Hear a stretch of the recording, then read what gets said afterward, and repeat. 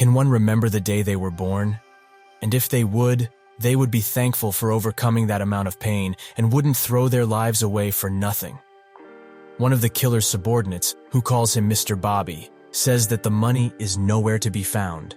He instantly kills the subordinate and urges the others to find it. If not, they will suffer the same fate. A surviving man gets asked by the system if he wants to go back and that all of his abilities will be reset.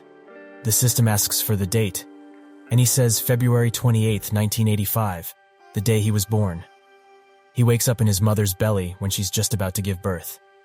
He thinks that this pain is something he has never felt before, as he's feeling like his head will pop at any second. He hears his mother's cries and pushes through, noting that she will be in danger if he doesn't. With that, he has obtained the Overcoming Adversity achievement, and he has obtained the Man Who Overcame Adversity trait. This trait activates the moment he's unable to fight, as all of his skills and stats will go up a rank, and all pain will be negated during activation. He notes that this trait is the one that made the first evil the strongest. It's a horrifying trait, able to turn the tide in mere seconds. His quest for becoming healthy begins, and the system rewards him amply when it is completed.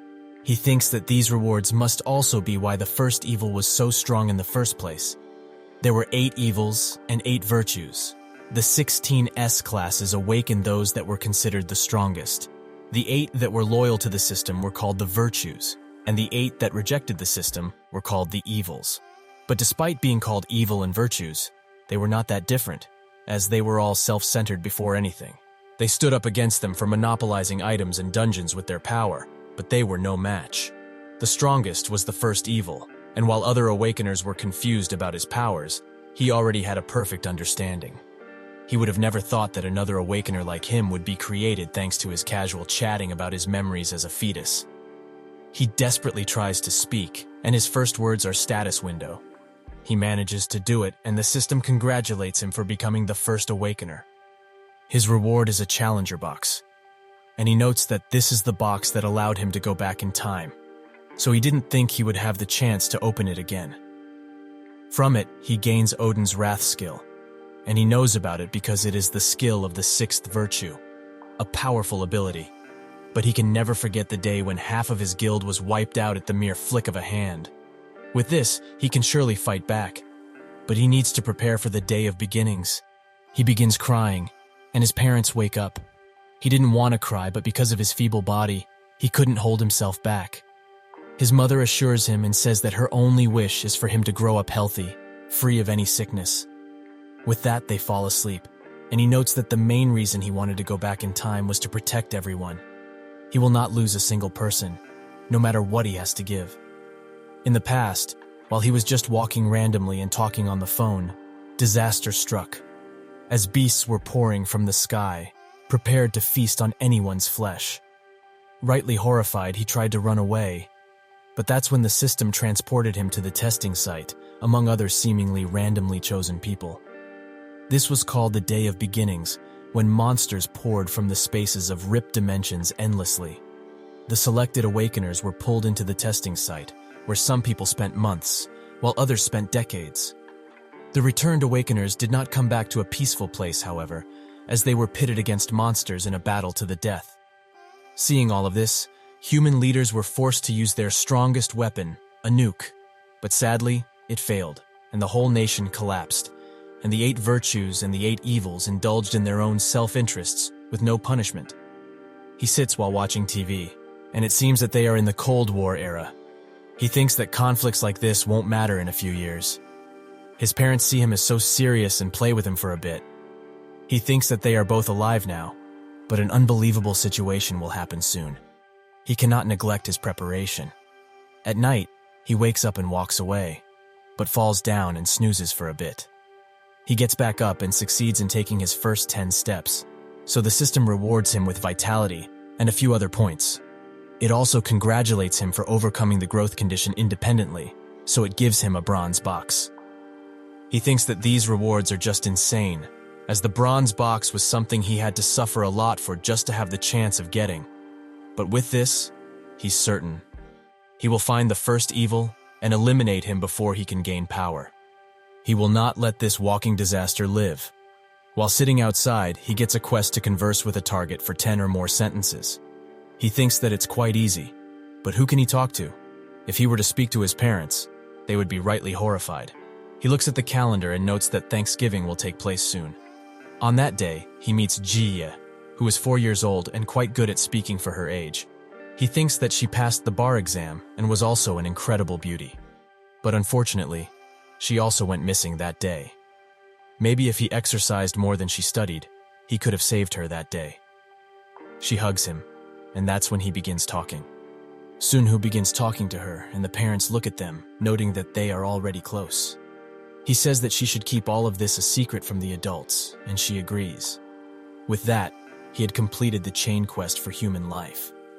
He has completed all the available quests in the tutorial, and this surprises him, as he didn't think this was just a tutorial. Now, he has the option of skipping the remaining tutorials, as there are no quests available for them. The system asks him if he wants to skip infancy and childhood. He thinks that he would love to spend more time with his parents, but there's a big chance he would do something surprising and scare them. He skips the tutorial and steels himself, as he must prepare for that eventful day. The year is 1997, and he starts fighting a buff person, which he easily takes out. This seems to be a pit fight, and the man who set it up notes that this guy wins every time, and he even destroyed the Mappo district. He congratulates Sunhoo for a job well done, but he is not interested in that. Instead, he wants more opponents. The man says that though it's kind of late, he's not meant for this, as his skills are those of a world-class pro. Sunhoo glares at him and says that he won't repeat himself. Either he finds him more people, or he will find someone else too. He opens his status window, and it seems that his stats have grown quite a bit, with 87 total points still waiting to be used. Sunhoo thinks that this body is already adult-like, and his strength as well as his perception are above those of most athletes. He takes his cap off and looks in a mirror, noting that due to him being an awakener, his wounds heal much faster. He used to be average height as a student, but now he stands at a giant 180 centimeters tall. He is quite certain that the stats he increased during the tutorial affected this, and while his physique is incredible for a 14-year-old, he still wouldn't pass the testing site, so he needs to raid some dungeons in order to level up. He already scouted a place on a small mountain located in Hwaseong City, as there's an F-rank dungeon there. There's a lot of stuff he needs to prepare for a raid. The first would be to buy the mountain and blockade it, as well as prepare defenses in case a monster somehow escapes.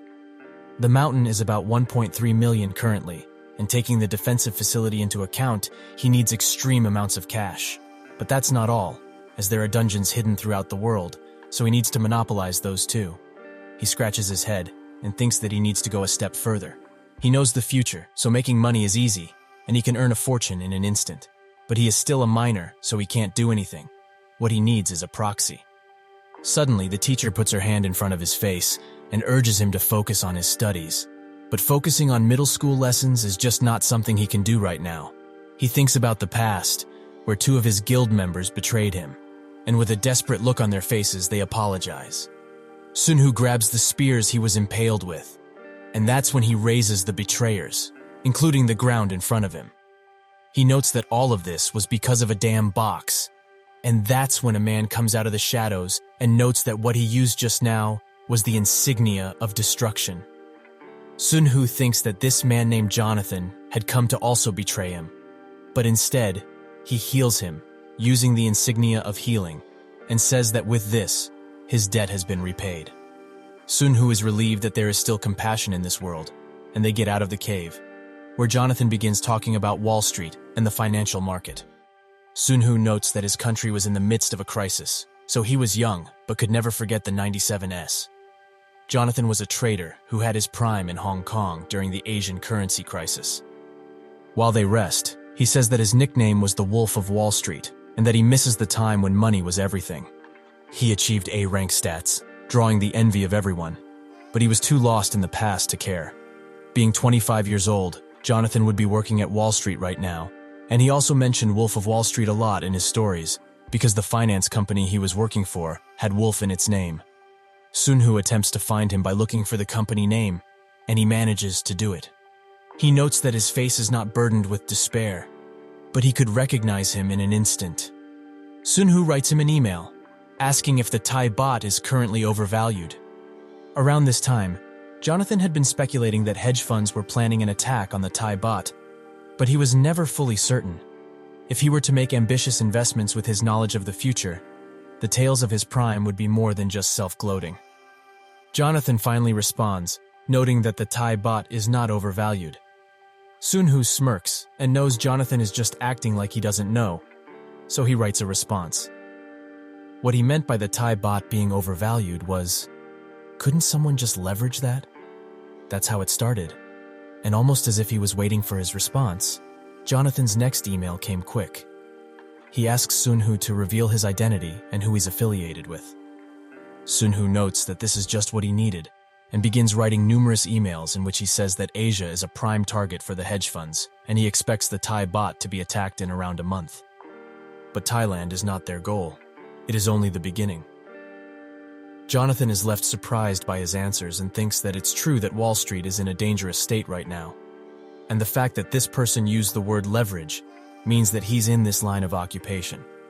He thinks of this as a test, and writes an email saying that his office is open anytime and also giving his contact information. Sunhoo thinks that he knew he would respond this way, and Jonathan wonders what this is, as this mysterious person is acting like they know all the answers and want him to guess. Sunhoo thinks that with his good senses, Jonathan will not pass this up, and soon enough, there is going to be a declaration of war in the financial market. In the month of April 1997, the hedge fund attack on the Thai bot began. In 1992, it took around 50 days for one hedge fund to destroy the UK pound. Due to this, all of Wall Street felt it was natural that Thailand would also collapse within 50 days. While training, Sunhoo thinks that the Thai bot did not fall that easily, and they strongly resisted, and even dealt a serious blow to the hedge funds. For over 3 months, but in the end, Thailand collapsed on July 2nd. After the attack on the bot had started, Jonathan sent him more than 10 emails, the subject being the investment goods obtained through betting on the fall of the bot in May.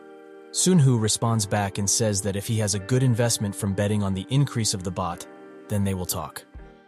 Jonathan thinks that the investment goods he sent were ones that would only be supplied by VPs. So how could the bot increase? On top of that, this guy wants 51% for an investment proposal.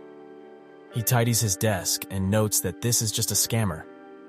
What could he expect in this day and age? He picks up the phone to contact other VIPs, but thinks for a second and puts it down. He asks Sunhoo how he came to the conclusion that the hedge funds would lose and gets a reply in seconds. Sunhoo notes that he doesn't mean that the hedge funds will lose, but the Thai banks have a myriad of methods to defend themselves. So his conclusion is that the bot will increase in the short term. Jonathan chokes on his drink while reading this. He thinks that Wall Street is betting on the bot falling in May, and since they are so confident, they are using this as an opportunity to grow connections with VIPs.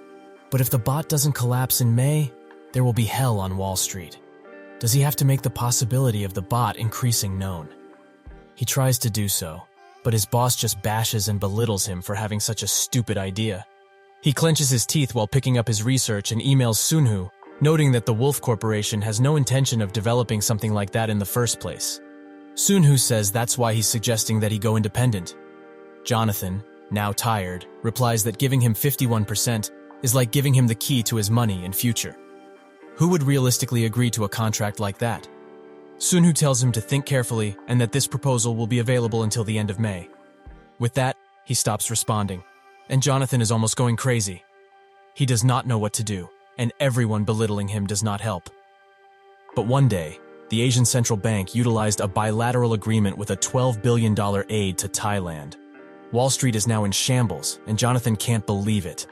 That guy was right. The bot really increased. He sheds a tear, and that's when the boss calls for him.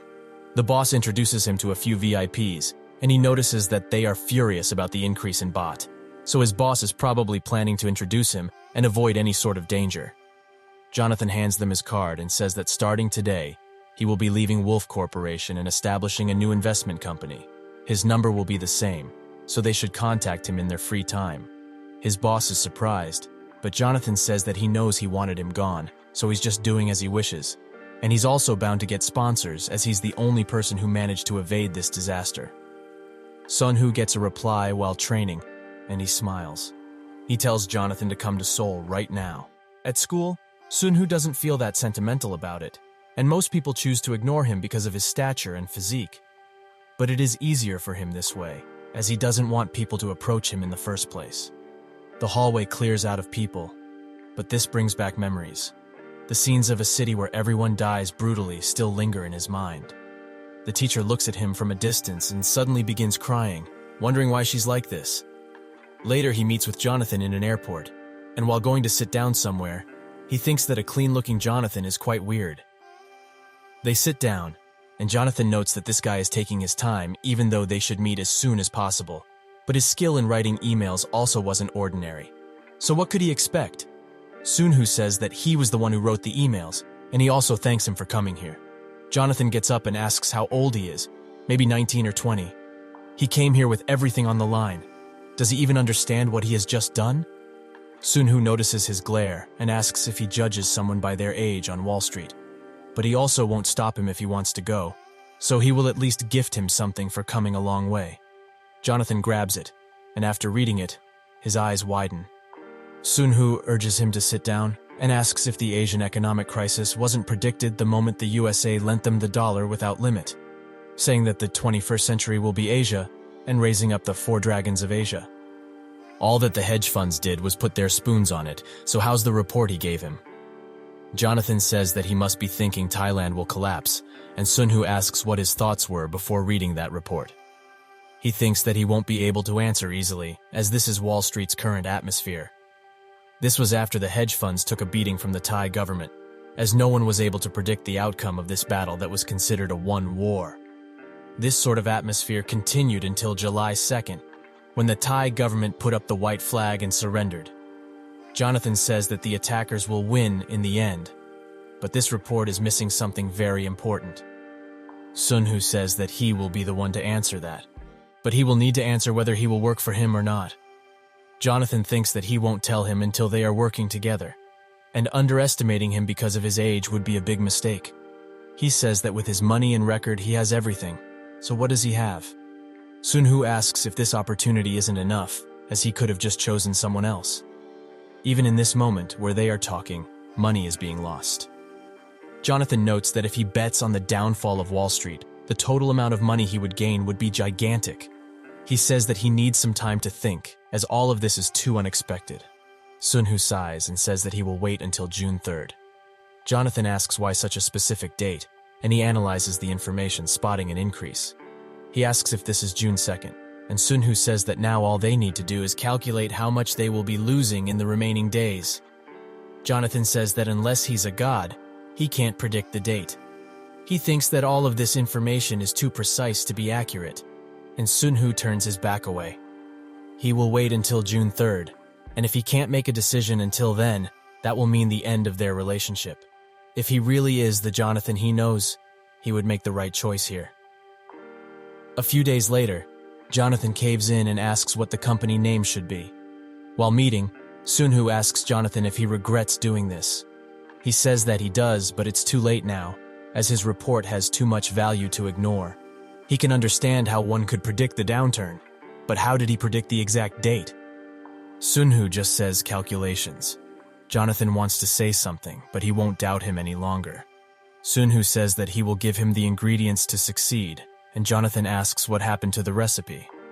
Sunhoo smirked, causing Jonathan to blush and give up, saying that he would trust him. He also asks him for his name, as he should at least know that from his business partner. Sunhoo replies, and Jonathan says that the company should be named Jonathan & Son Investment. Sunhoo asks to be left out of the name, and Jonathan says it's fine, and that he also has $400,000 in funds, all the money he has. Sunhoo thinks he's a bit sick in the head to give a stranger 51% of that, and Jonathan asks him if he has any money he can add in. Sunhoo says that he doesn't, as this is the reason he called him to Korea in the first place. Jonathan asks why he chose him specifically, and he says that he just found him on the company website. Sunhoo asks if he's disappointed, but he's not, as opportunities come in the strangest ways, but never when you ask for them. Sunhoo thinks that he heard those exact words from him before. He was originally going to save up his points until he could open a challenger box, But the reason he used his points to open a master box instead was because he intended to sell that item and finish life while surrendering to carnal desires. Yet he's got a skill that you'd only see in a challenger box. The probability of a box containing items of a higher rank than they are is nothing short of a miracle. But that miracle was given to a man who had already given up on everything. After that, he set off for revenge, despite Sunhoo's advice otherwise. That was his final memory of Jonathan, and he heard about his death sometime later. Jonathan asks why he's looking at him that way. Is it perhaps because he called him an opportunity? But since he has won, he should give him a godly calculation. Sunhoo asks if he will follow him, no questions asked. Jonathan agrees and urges him to sign these documents, also asking if he's brought his ID. Sunhoo pulls out a paper and says that this is the only way for him to identify himself now, and the 13 digits written on it are the equivalent of an American Social Security number. Jonathan reads the paper and finds out Sunhoo is only 13, leaving him quite shocked. Sunhoo says that there's no time to feel shocked about things, as they should start talking about the business. In the second week of June, from the 9th to the 13th, the market will fall by 10%.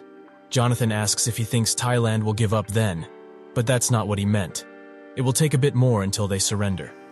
Sunhoo asks if he remembers what he told him earlier about Thailand being only the beginning. When the Thai market falls to 10%, fear will be felt across Asia, and the hedge funds attacking the baht will gain supporters. Jonathan thinks that their final goal will be Hong Kong, but he's wrong. It's actually Korea. Jonathan notes that foreign funds can't enter Korea without authorization, and Sunhoo says that he's right. But what attacks Korea won't be hedge funds. Instead, it will be fear. The fear that will make the foreign funds in Korea pull out. Jonathan says that something big is coming, so what does he plan to do to stop it? But no matter how genius he is, he can't stop that tide. Sunhoo says that he knows, but his only goal is money. This war will be waged by an alliance of hedge funds, but when the war is over, they will realize who really profited from it. Sunhoo notes that they will bet with 50x leverage, and this crashes Jonathan's whole world. Even if it decreases by 10%, the graph doesn't fall in a straight line. It goes up and down until a fear arises, and it plummets. That's why the higher the leverage, the more important trading techniques become. If your leverage is 50 times, just a 1% loss becomes a 50% loss, and at 2%, you lose everything. This is a risky venture, but as long as Jonathan trusts the data, he will have unimaginable results. Sunhoo says that he shouldn't doubt the trend, and that everything is in his hands now. Jonathan sits in his office, tired and hungry, but with an unshakable determination, he plans to see this plan through. Later, he arrives back in Korea, and Sunhoo sees him as handsome as in the past, but this time, he has brought back a grander prize. Sunhoo asks if he exchanged the money into dollars, and he confirms this, but also says that it's not just 700%. He shakes, and while crying, he notes that they 700 timed 400K. In the past week, they have made 280 million. They are filthy rich. From a hotel, Sunhoo calls his mother, noting that he will sleep at a friend's place. With that, he checks out what Jonathan did to get so much cash, and it's nothing short of incredible. Jonathan is celebrating to the max and says that he can't believe what they just did. They just went major in one try and are now a major hedge fund, made up of only 2 people. Sunhoo says that if he's not going to sleep, they should talk about their next strategy. Jonathan wonders what type of magic information he's going to get now, and Sunhoo says Thailand might implement a floating exchange rate system. So if they pick that as a sort of D-Day, they will use all of their funds and bet it to the max. There will be no rally during the crash that day. A one-directional decrease, nobody will really be buying the dip. Jonathan says that it's obvious because, with the implementation of the floating exchange system, Thailand is basically giving up. Sunhoo asks how much 200 million will become then, and Jonathan asks if he really wants to go all in with 200 million. Does he really think the hedge funds will sit still with this? If 200 million is bet on the fall of the baht, it will be chaos. Sunhoo says that they will leave them crumbs, and like he said before, they will be the ones really waging war. Jonathan notes that if his D-Day scenario is wrong, they will lose everything. It's crazy enough already that he wants to use all of the money. He can't do something like that, not unless he's a god or something. Sunhoo smirks and pats him on the shoulder, noting that there's data they need to put together starting tomorrow. They need to check what percentage of the Thai foreign exchange reserve they ransacked, among other things. Jonathan says that data of this magnitude is not easy to get, but can he even make calculations with it? Sunhoo thinks that he just needs it to compare with the situation on July 2nd, recorded in history. And just in case, they will lower the leverage rate and set it to July 1st. He tells Jonathan that $80 should be enough to create a point of contact with the head of the Central Bank of Thailand. Jonathan asks if he's really 13 years old, and Sunhoo says that he should go on a trip to Bangkok. Jonathan notes that if he makes a mistake, he might be gunned down at this point. Sunhoo says that Thailand knows their defeat is close, so they will have to take it to prepare for the aftermath. 1997 will become their payday, so they should go all in. The next day, Jonathan anxiously boards a plane, but his eyes looked like those of an awakener, ready to conquer a dungeon. While Jonathan goes into enemy territory and extracts information, Sunhoo prepares for other things. He goes to fight another street battle and breaks the arm of the guy he was fighting. The guy screams in pain, while the planner says that this guy is dangerous and that he warned him. The guy says that it is so and will not let any of this slide. Sunhoo smiles and says good, and that same night he meets with a lot of gang members. They are pretty spooked that this guy came willingly, knowing that he would be fighting multiple people. Sunhoo notes that it's too hard to raise stats with one-on-one combat, and it's about time he verified something. The gang begins their attack, and Sunhoo takes 3 down without taking a single hit. That's when one takes him by surprise and almost hits him, but Sunhoo swiftly pushes him away, and one still manages to hit him from behind. The man who hit him throws the weapon away, thinking that it's over, but it's not, as Sunhoo grabs him and drops him to the ground. Sunhoo notes that this is the feeling he wanted. He can see the openings amidst the attacks, and the system is almost shouting at him to use his abilities. But he can't use Odin's wrath here, not after what he saw it do. Some guy on a bike looks at them while smoking and notes that they are making a movie at this point. He revs up the bike and charges straight for Sunhoo.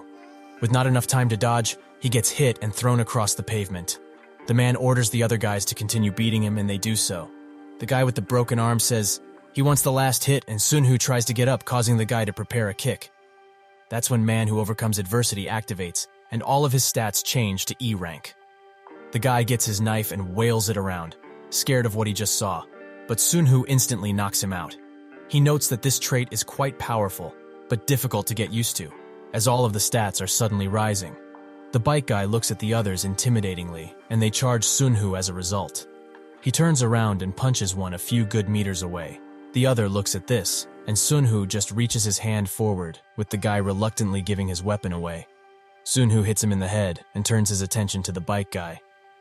He activates Odin's wrath, and the guy explodes in a flurry of lightning.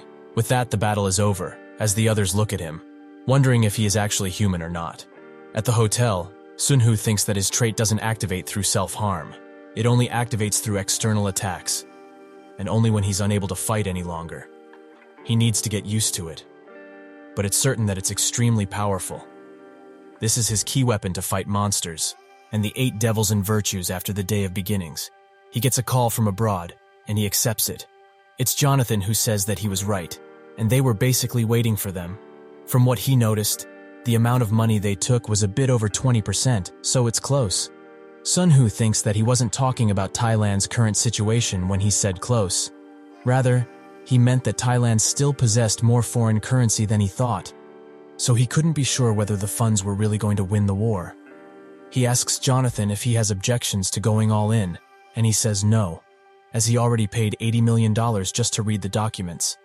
But regardless of the outcome, what he's doing now is just plain crazy. Sunhoo says that D-Day will be on July 2nd, and they will bet with maximum leverage. Jonas notes that he's going crazy, and if his calculations are correct, he already knows how hedge funds like Dragon will react. Sunhoo says that he does, and thinks that once a representative hedge fund like Dragon makes a move, others will naturally follow.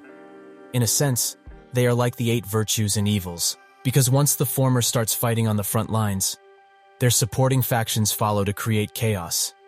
Jonathan notes that if he's correct, they will get all of the investment funds in the world with one single incident. Sunhoo says that he's stronger than he thinks, so he should stop worrying and prepare for the attack instead. July 1st was the day Hong Kong returned to China, and history seems to repeat itself as a modern version of the Opium War was being repeated in Asia. The Western investment fund shoved thousands of dollars in instead of opium to weaken their economic system and attacked by pouring in that country's currency instead of ships' cannonballs. The real reason a civil war broke out in Asia before the regression was because of an S-rank dungeon that was sealed in there, and it was led by one of the 8 virtues and his followers. Sunhoo constantly clicks to check his inbox and laments that pagers haven't been invented yet. The amount of foreign currency they can trade with the 200 million they own is about 10 billion.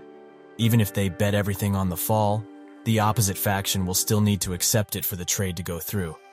But the bot market isn't that big. The amount of bot traded in the futures market for foreign currency is less than 10 billion per day, so he's slightly worried that there won't be enough funds to trade with. His inbox suddenly lights up and Jonathan tells him that attack preparations are complete. Sunhoo notes that this feels like he's going into a dungeon with a bag full of supplies.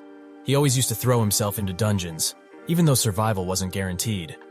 But now he's trembling for a whole different reason. He is now sure that the jackpot is coming without needing to risk his life this time.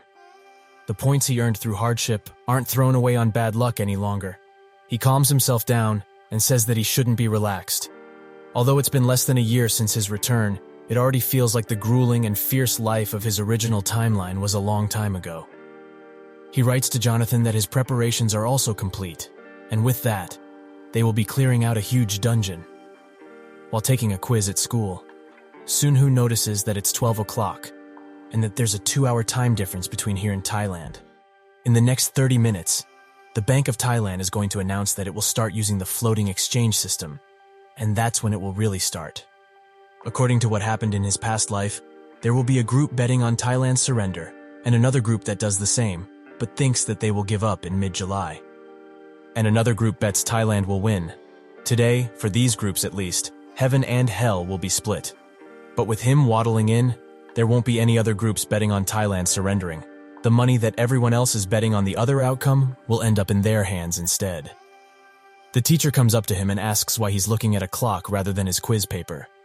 Sunhoo smiles and apologizes, saying that he will focus on the quiz from now on. The teacher walks away laughing, saying that he talks like an adult. Sunhoo scratches his head and notes that he doesn't remember her at all in his original timeline. The clock hits 12:30, and he swiftly gets up, noting that it's time to move. He goes to the teacher and says that he wants to go home early as he's feeling quite sick. She notes that this is not the first time he has done this, but how can a boy who grows so much like him feel sick? She notes that he also got 100% on the test, so he could leave early, right? He usually misses a few things to avoid getting full marks. She knows he's working hard, so he trusts him and sends him home. But while leaving, she asks if he's not being treated as an outcast, as he's always alone at school. Sunhoo says that it's in his nature to be alone. That's all there is to it. He thanks her for taking notice, and with that, he rushes back home. Most people realize that he's not normal, including his homeroom teacher, who lets him go home early without asking many questions, and his parents, who don't say anything about the $150 phone bill. He sits patiently and watches the computer screen, but laments these extremely slow internet speeds. Jonathan spots him online, and they begin talking about the situation. Sunhoo notes that the information site is frozen, but by now, there will still be some left over. Jonathan takes a while to respond, and he says that they have made it 300 times already before setting. In short, $60 billion, Sunhoo feels like he's just been shocked, and his heart rate skyrockets. Jonathan says that the opposition is growing in resistance, and it would be wise to take out this much profit. Sunhoo notes that he's acting like he's doing an analysis for their boss, probably because of the overflowing emotion. He also needs to start focusing, and says that they will settle when he chooses, as agreed, so he doesn't have to worry about resistance. With today's announcement, the tide will be completely turned. Jonathan reports the decrease, and Sunhoo can't help but shake at the amount of money being lost. But they need to push through. With that, he tells Jonathan to begin settling the profits.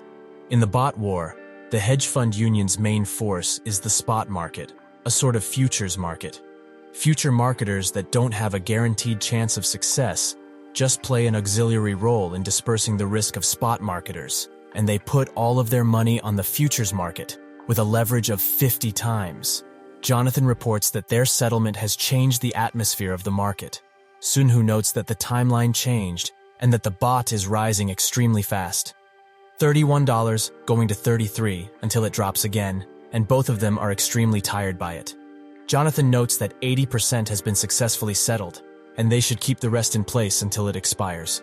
Sunhoo notes that it would be a wise move considering, but with what he knows, that can't happen. He tells Jonathan that the war is officially over, so he should clear all positions and come to Korea ASAP. While Jonathan arrives, the news spreads throughout the world as the bot has crashed to a record low, and it can be felt throughout Asia. Jonathan seems more dead than alive, and he sits down with Sunhoo. He notes that the expected return was reduced somewhat, but Sunhoo already anticipated this, so how much did they make? Jonathan puts his hand up and says, $50 billion. Sunhoo almost faints, and Jonathan says that he feels the same. He barely got here. Sunhoo says that they need to pull back and work together, as this is just the beginning of the Asian financial crisis. Malaysia and Indonesia will not take part, but Hong Kong sure will. Jonathan's face lights up when he hears this, and Sunhoo says that he needs a favor from him. To start, there is some land in Korea that they need to buy. While sleeping, Jonathan dreams of getting snatched by a giant Sunhoo, so he wakes up screaming. A steward is surprised by this and notes that they arrived at their destination, America. While taking a drive somewhere, Jonathan thinks that the dream he had was childish and thinks of what he talked about with Sunhoo. He asks why he would want to buy land. Is he perhaps going to get into the real estate business as well? Sunhoo says that real estate is just the start, and from this day forward, they will venture into many types of markets if it's something that can earn them good money. Jonathan wonders how this guy can be so chill, as 50 billion is no small number. He asks if nothing will happen to them, and Sunhoo urges him to eat, as he is very tense right now. First, he should use his share as collateral to split up the company, and if he wishes to also join in, he can insert however much he wants. Jonathan asks how many companies he wants to split into, and Sunhoo notes that the more complex the structure, the better. This is so that nobody could trace it back to the original owner. It has to be to the point that the people working for the company themselves don't even know what they are dealing with. Jonathan says that with him basically making a ton of ghost companies, it almost seems like he's conspiring to commit crimes. Sunhoo says that working alone must be difficult, so when they get to Hong Kong, he should prepare a team. Jonathan thanks him for appreciating him for working so hard, as he didn't have time to even go to the bathroom at one point. Sunhoo says that skills don't matter. They only care about trust and loyalty.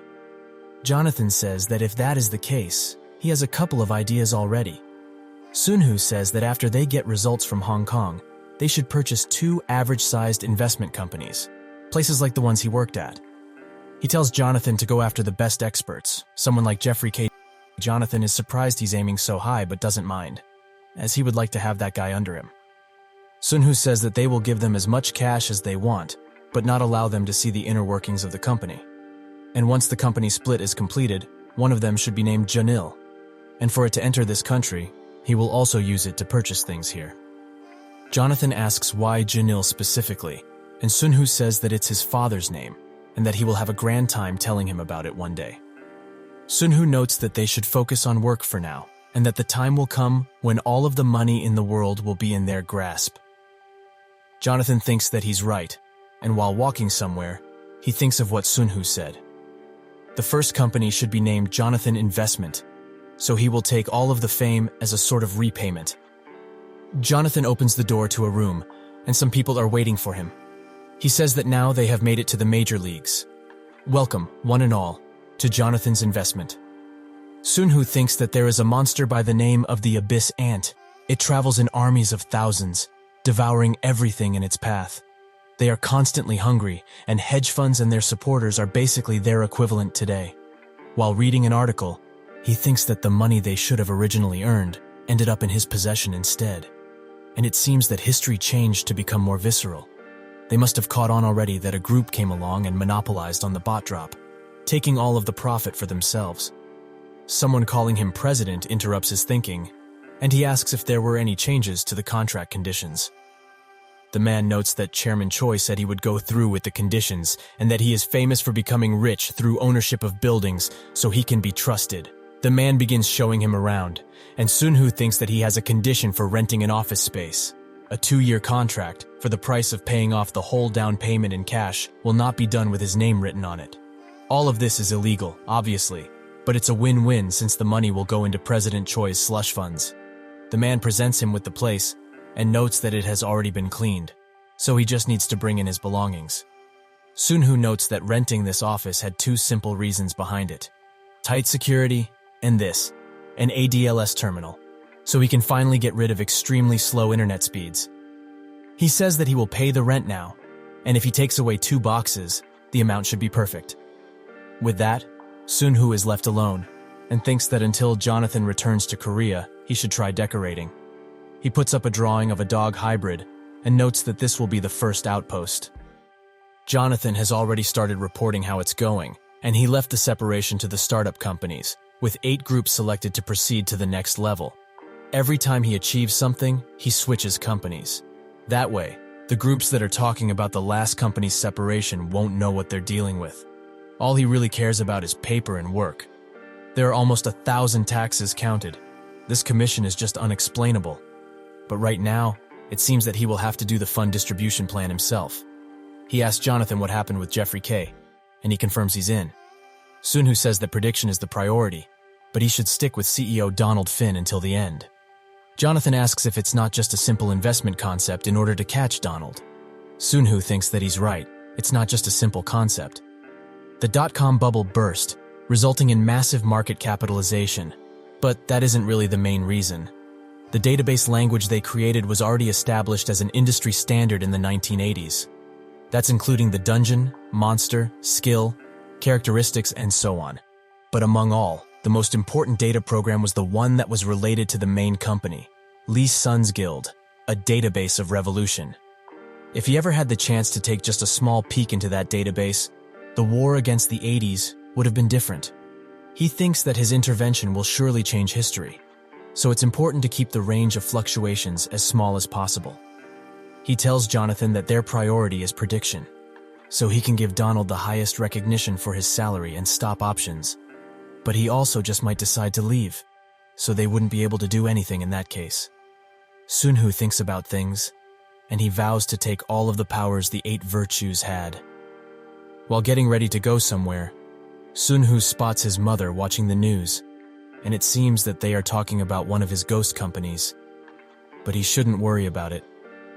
He says that he's leaving, and his mother says that he should bring this Jong-oh character here sometime, as he has heard of him many times but never seen him. Sunhoo fiddles with his hair and says that he will. The mother also asks if he's going to keep boxing, and he says that if she's worried, he can stop. She caresses his cheek and says that's not what she meant, as she's proud he's doing something hard, but he can do whatever he wants. With that, he leaves, noting that he needs to get some pocket money now. He goes to the building where he rented the floor and stops because some people from the public bank are also waiting for the elevator.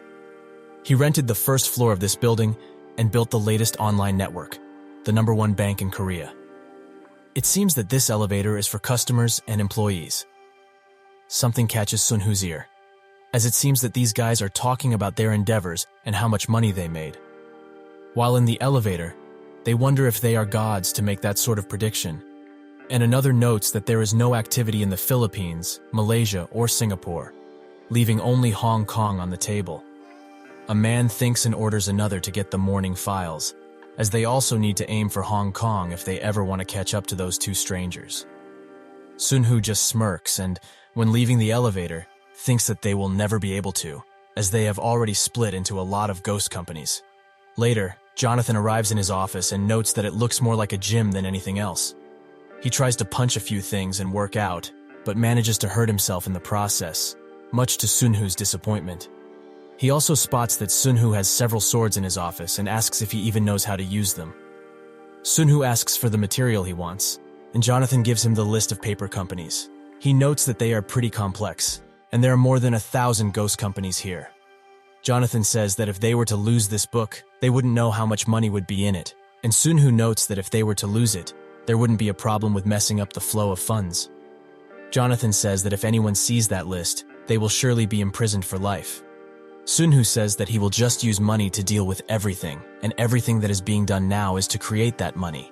He asks if he can keep the original list, and Jonathan agrees. Sunhoo opens up a vault and tells him that from now on, he should never use a corporate card and instead use only cash, like a true billionaire. Sunhoo tells him to rest, as they will see each other tomorrow morning. Jonathan asks why not this afternoon, and Sunhoo says that he can take it as a small vacation. That's when he spots the drawings behind Sunhoo and smiles, noting that these drawings prove that he's still a kid. At DP Crump, one of the big 4 banks in North America, Emily from Jonathan Investment meets with a representative from the bank to make a deal. He notes that this must be the new kind of swap transaction everyone must be talking about, and he will review it as well as the others, but he doesn't want to waste any time, as who would realistically accept this offer? Emily says that he should take a closer look, as Jonathan's investment is party B in it. The representative is shocked for a second before trying to hold in his laugh. He says that this deal is not for him to decide, and he will get the person in charge. Later, the guy in charge begins preparing the proposal, and notes that if they take this, Hong Kong's interest would skyrocket, while Jonathan Investment's revenue would start going downhill. He asks how much they want for it, and she says 500 million. The man also begins holding in his laugh, and she thinks that it is, in fact, really funny. It's crazy enough to raise the interest rate to 100%. How can one even make a profit that way? The man tidies up the papers and says that they will sign the contract, while thinking that he reviewed the contract multiple times. But there's no fraud, and 500 million is no small number. They shake hands, and both think that they should never meet again. Jonathan sits with Sunhoo and says that the attack preparation is complete, and he bets $5 billion, all in. Sunhoo says that when debenture is over, it will be his turn. 2 months ago, in October, Sunhoo arrived at Jonathan's office, looking worse for wear and with a lot of trash next to him. He asks how much he lost, and Jonathan says that he must already know and that he can't figure it out. With the different dates and sizes, betting on the global stock market without getting notices is quite difficult, and the stock market, excluding Asia, has maintained a slight upward trend. Sunhoo notes that even if he has to, it will be quite hard to watch the damage that will happen to the stock market. Jonathan looks at the screen with a depressive expression and thinks that he didn't expect to bet everything on Sunhoo's words.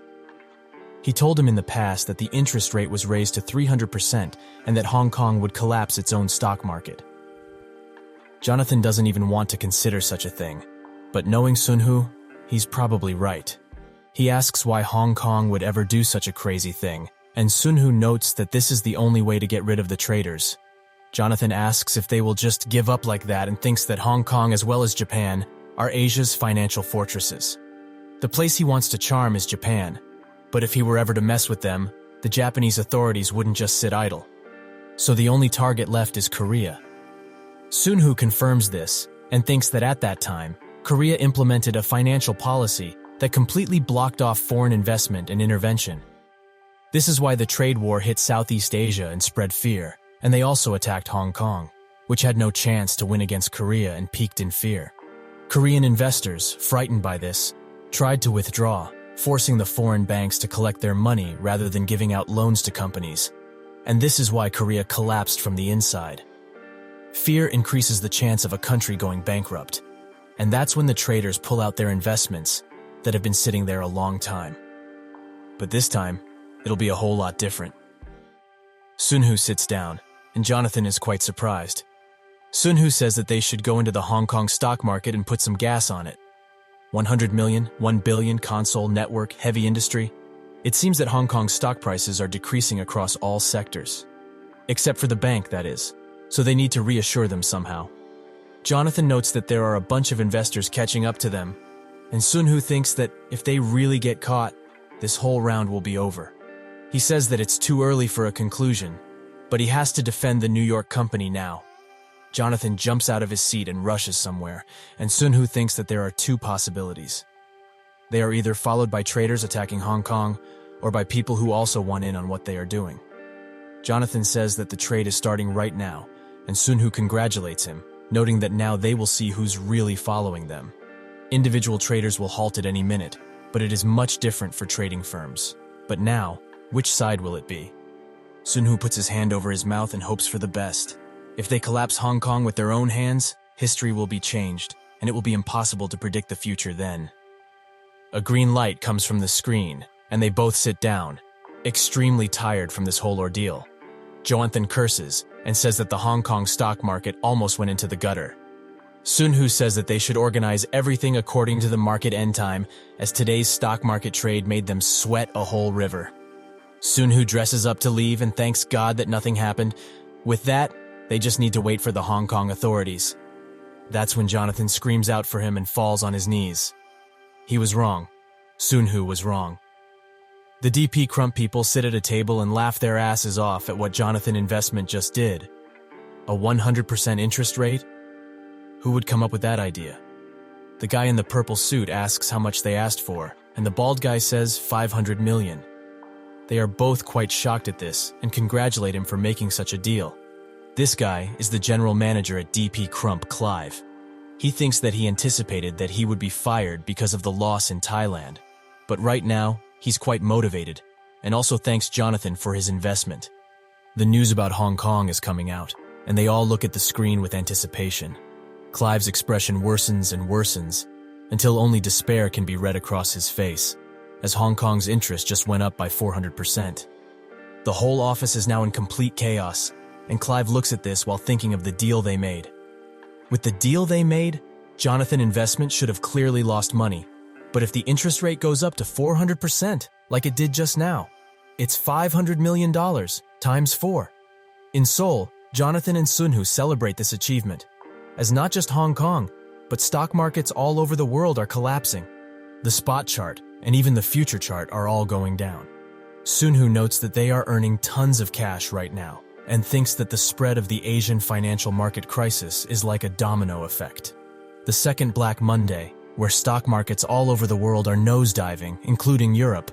So, once again, they have hit the jackpot. They both celebrate instantly, and in this era, the sword of adversity and fortune was called fraudulent, but the power of money they hold is much greater than that. Jonathan becomes an extremely popular figure in the trading business, and people are even calling him the god of investment. While training, Sunhoo gets called by Jonathan, who says that they got put on the billionaire list, where they can just write anything they want, but they almost guessed their real worth. Sunhoo asks if they are a part of the IRS, and notes that their identity needs to remain unknown. Jonathan says that it would be a travesty if they ever found out about him, but they only know that 51% of Jonathan Investment's stake is owned by an unknown person by the name of John Doe. Sunhoo asks if that means everyone in the wall knows about this, and Jonathan assures him that he will try his utmost to protect his identity, and he's already hired experts.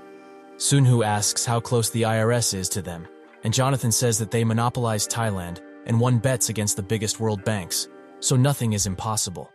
He calculated the New York company to be valued at around $22 billion, so currently John's wealth is $11.2 billion, while his is $10.7 billion. This puts them 18th and 20th in the billionaire rankings. Sunhoo says that the goddess of luck is really on their side, and Jonathan also notes that if they counted the money he's drained off ghost companies after inflation, they would be in first and second place, respectively. While walking on a street, Sunhoo spots the countless tired businessmen and thinks that a week after the Hong Kong situation, the Korean government asked the IMF for a bailout. This was also about 2 weeks earlier than the previous incident. He sighs and notes that the homeroom teacher was the only one to mention such a thing. But of course, none of the youngsters really listened. But he also used to be like that, so who's he to judge? While going into a building, a man wishes him a good morning and says that he looks a lot like his colleague. Sunhoo thinks that this must be one of the foreign exchange members from the People's Bank. He hasn't recognized Jonathan even though they've been running into each other these last few months, which is understandable considering how hectic things were. Sunhoo thinks that it's best not to get involved right now and outright ignores the guy, much to his distaste. In the building he walked into, a woman sits down to read a newspaper, with a few men taking glances at her while blushing. Sunhoo goes up to her, asking if she's Miss Jamie, and she in turn asks if he's the interviewer, as she's been waiting for him. They sit down at a table, and Sunhoo gives her a business card with the name Ethan written on it. She asks if it's her appearance, or is he perhaps in a position to care about his competitors. Sunhoo says that if this was just an interview, he wouldn't have given her his business card, as they have already decided to hire her. While she thinks on it, he says that her past doesn't matter in the slightest, as they've focused on her history and appearance in Wilshire land, as they need a beautiful Asian woman that's also quite good in real estate to present them. And she will soon understand why her appearance is such an important factor. Wilshire Land had previously used Jamie as the chief investment officer in Asia, a strategist and a bullet catcher, a person who can change the negative views towards the company into positive ones. But what's important here is that she was willing to make illegal transactions for her own success. Her crime record is extremely repulsive in the office, as she was a CEO and a major shareholder. But after sitting on the sidelines and stealing from her previous employers, she got caught and imprisoned for a while. He's been looking for someone just like her since August. She says that she hasn't heard the company's name yet, and he says Jonil. Jonil Investment. That's the name of her company. Much later, at a news outlet, a story about how the regime change between the government and opposition parties took place for the first time in history. It's a monumental event, yet the presidential candidate has a huge responsibility to bring their economy to life. The news about the press conference held at the Blue House came out, and the presidential candidate told Jonil Investment that she had attracted a large investment of up to $15 billion. Sunhoo watches with a smile and thinks that the presidential candidate basically invited them to overcome the foreign exchange crisis together.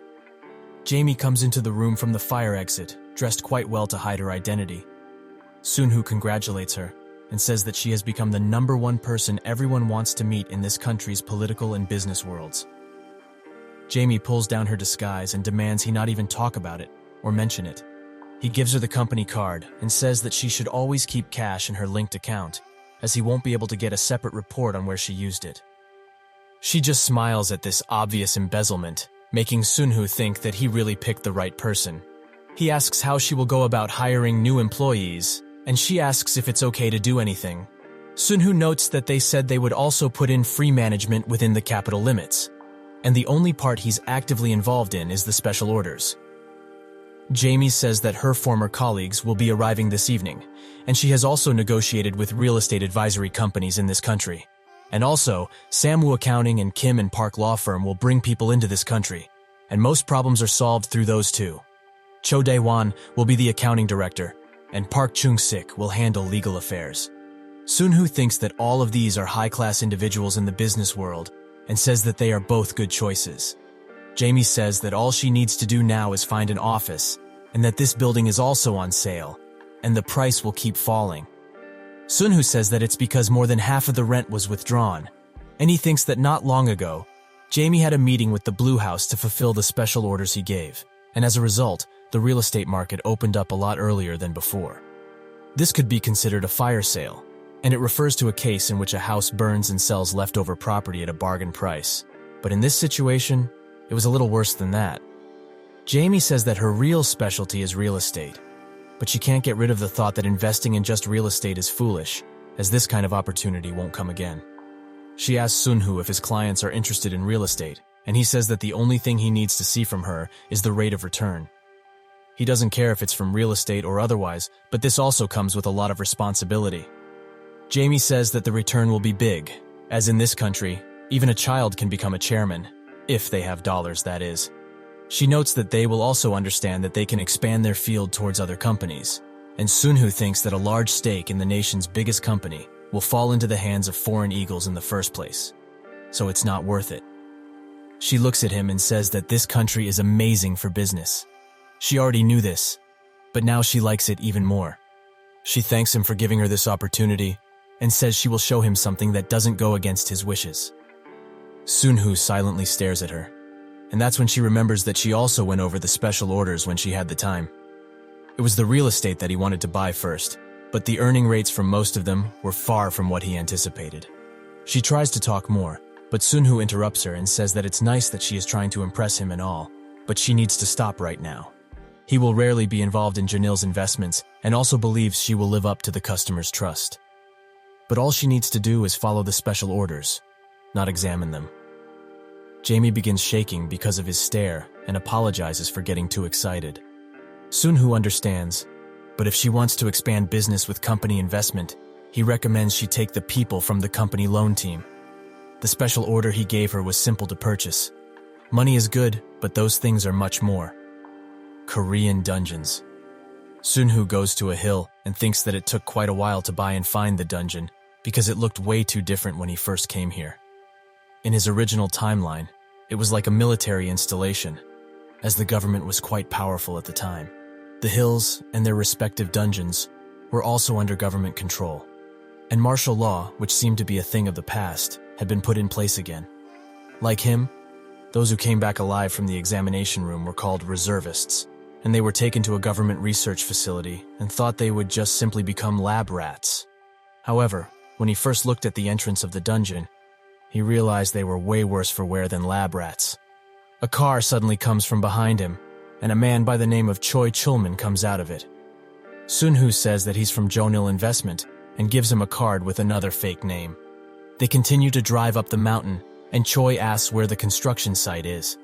Sunhoo says that from the entrance of the hill, this whole area is their work site. The construction should start at the entrance, and he wants the restoration work to be as original as it can be. Choi thinks that it's been 20 minutes since they came up to this place, and they get stuck as the truck can't climb any further. They get out of the car, and Sunhoo asks if he can also build buildings, with Choi responding that he can do anything as he's not picky. Sunhoo asks if he can also build a road, and if he can really do all of this, as work needs to start right away. But he knows it's winter, and the scale is quite big. Choi thinks about this.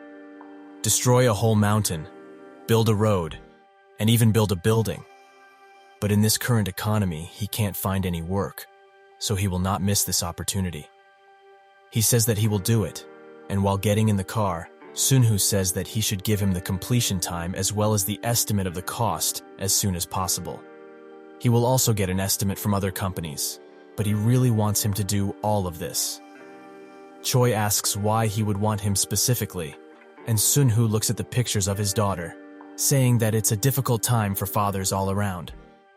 Choi begins tearing up and thanks Sunhoo for his kindness.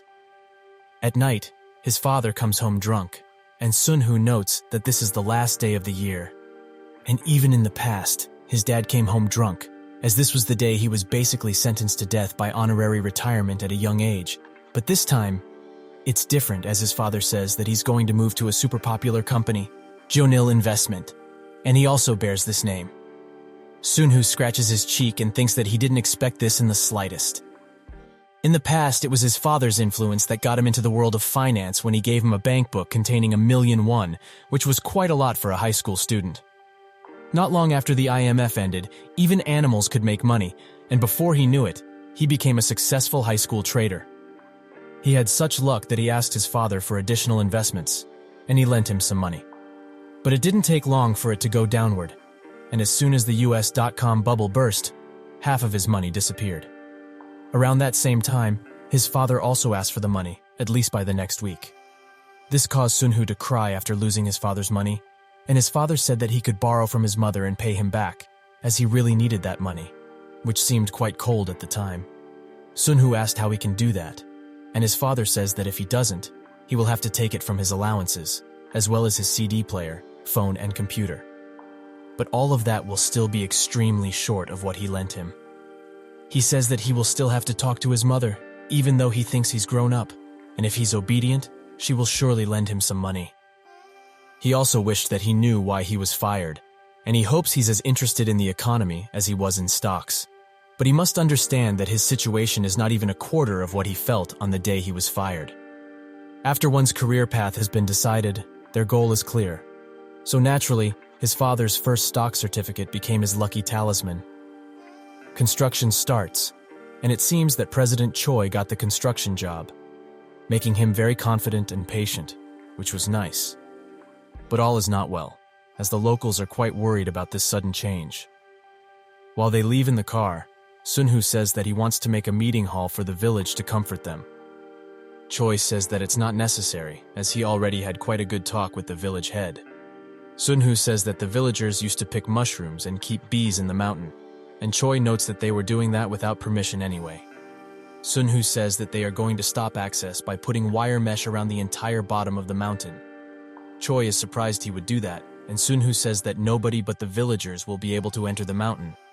This is just in case someone comes across the dungeon. He notes that the company is foreign, so there are some parts that aren't really flexible, so he asks Choi to handle the public sentiment of the village. Choi reluctantly agrees, and Sunhoo notes that when someone does something this big, it cannot be forced and needs to be greased up properly. At another place, Jonil Investments Accounting Director Jo Daewon and the Judicial Affairs Director Park Chung-shik share drinks while discussing the company's future and their place in it. Daewon says that they mustn't take breaks, and that he should have come directly to him if he were to go through with this. Park laughs, and Daewon says that they are in the same boat now, and Park also agrees. They cheer for their Jonil investment. Daewon notes that Kim Cheolmin is the chief, so it would be a waste to leave him as a card to throw away. Park says that the yellow hair brought by the late chick, the representative director, has been blocked, so can they not do it their way? So even if they drag Cheolmin into this, it's a high-risk, low-reward venture. If they were to wait just a little longer, they could give Cheolmin some results, and it's also going to be something that suits the tastes of the Westerners. Daewon looks at the key of the car and notes that if things go well, it could become something like that. Park asks if there were cases where that happened before, and Daewon says Daewoo. Did he not know that they are completely rotten on the inside? So there's nothing that they can really do in the first place. Even if the VIPs continue acting this way, they can curse as much as they wish, as he will give them one exemption. He will split the ball with the chief and stuff the Westerners' pockets with cash. They cheer once again and note that they should have all of this guaranteed by the next term. In the year 1998, in January, many companies went bankrupt, and the announcement of restructuring plans by large companies resulted in mass unemployment. Sunhoo thinks that stuff didn't change much, but the fine things did. For example, the DP Crump and German Bank didn't come in until the second quarter of this year. But it's obvious why, as these are all places where he lost the bets he made. They became desperate due to the amount lost, and they planned to come in the first quarter of the year and extract as much as they could because the entire country is on a bomb sale. He can predict this much, but he never thought he would succeed, and it seems that Daewoo's chairman has been arrested.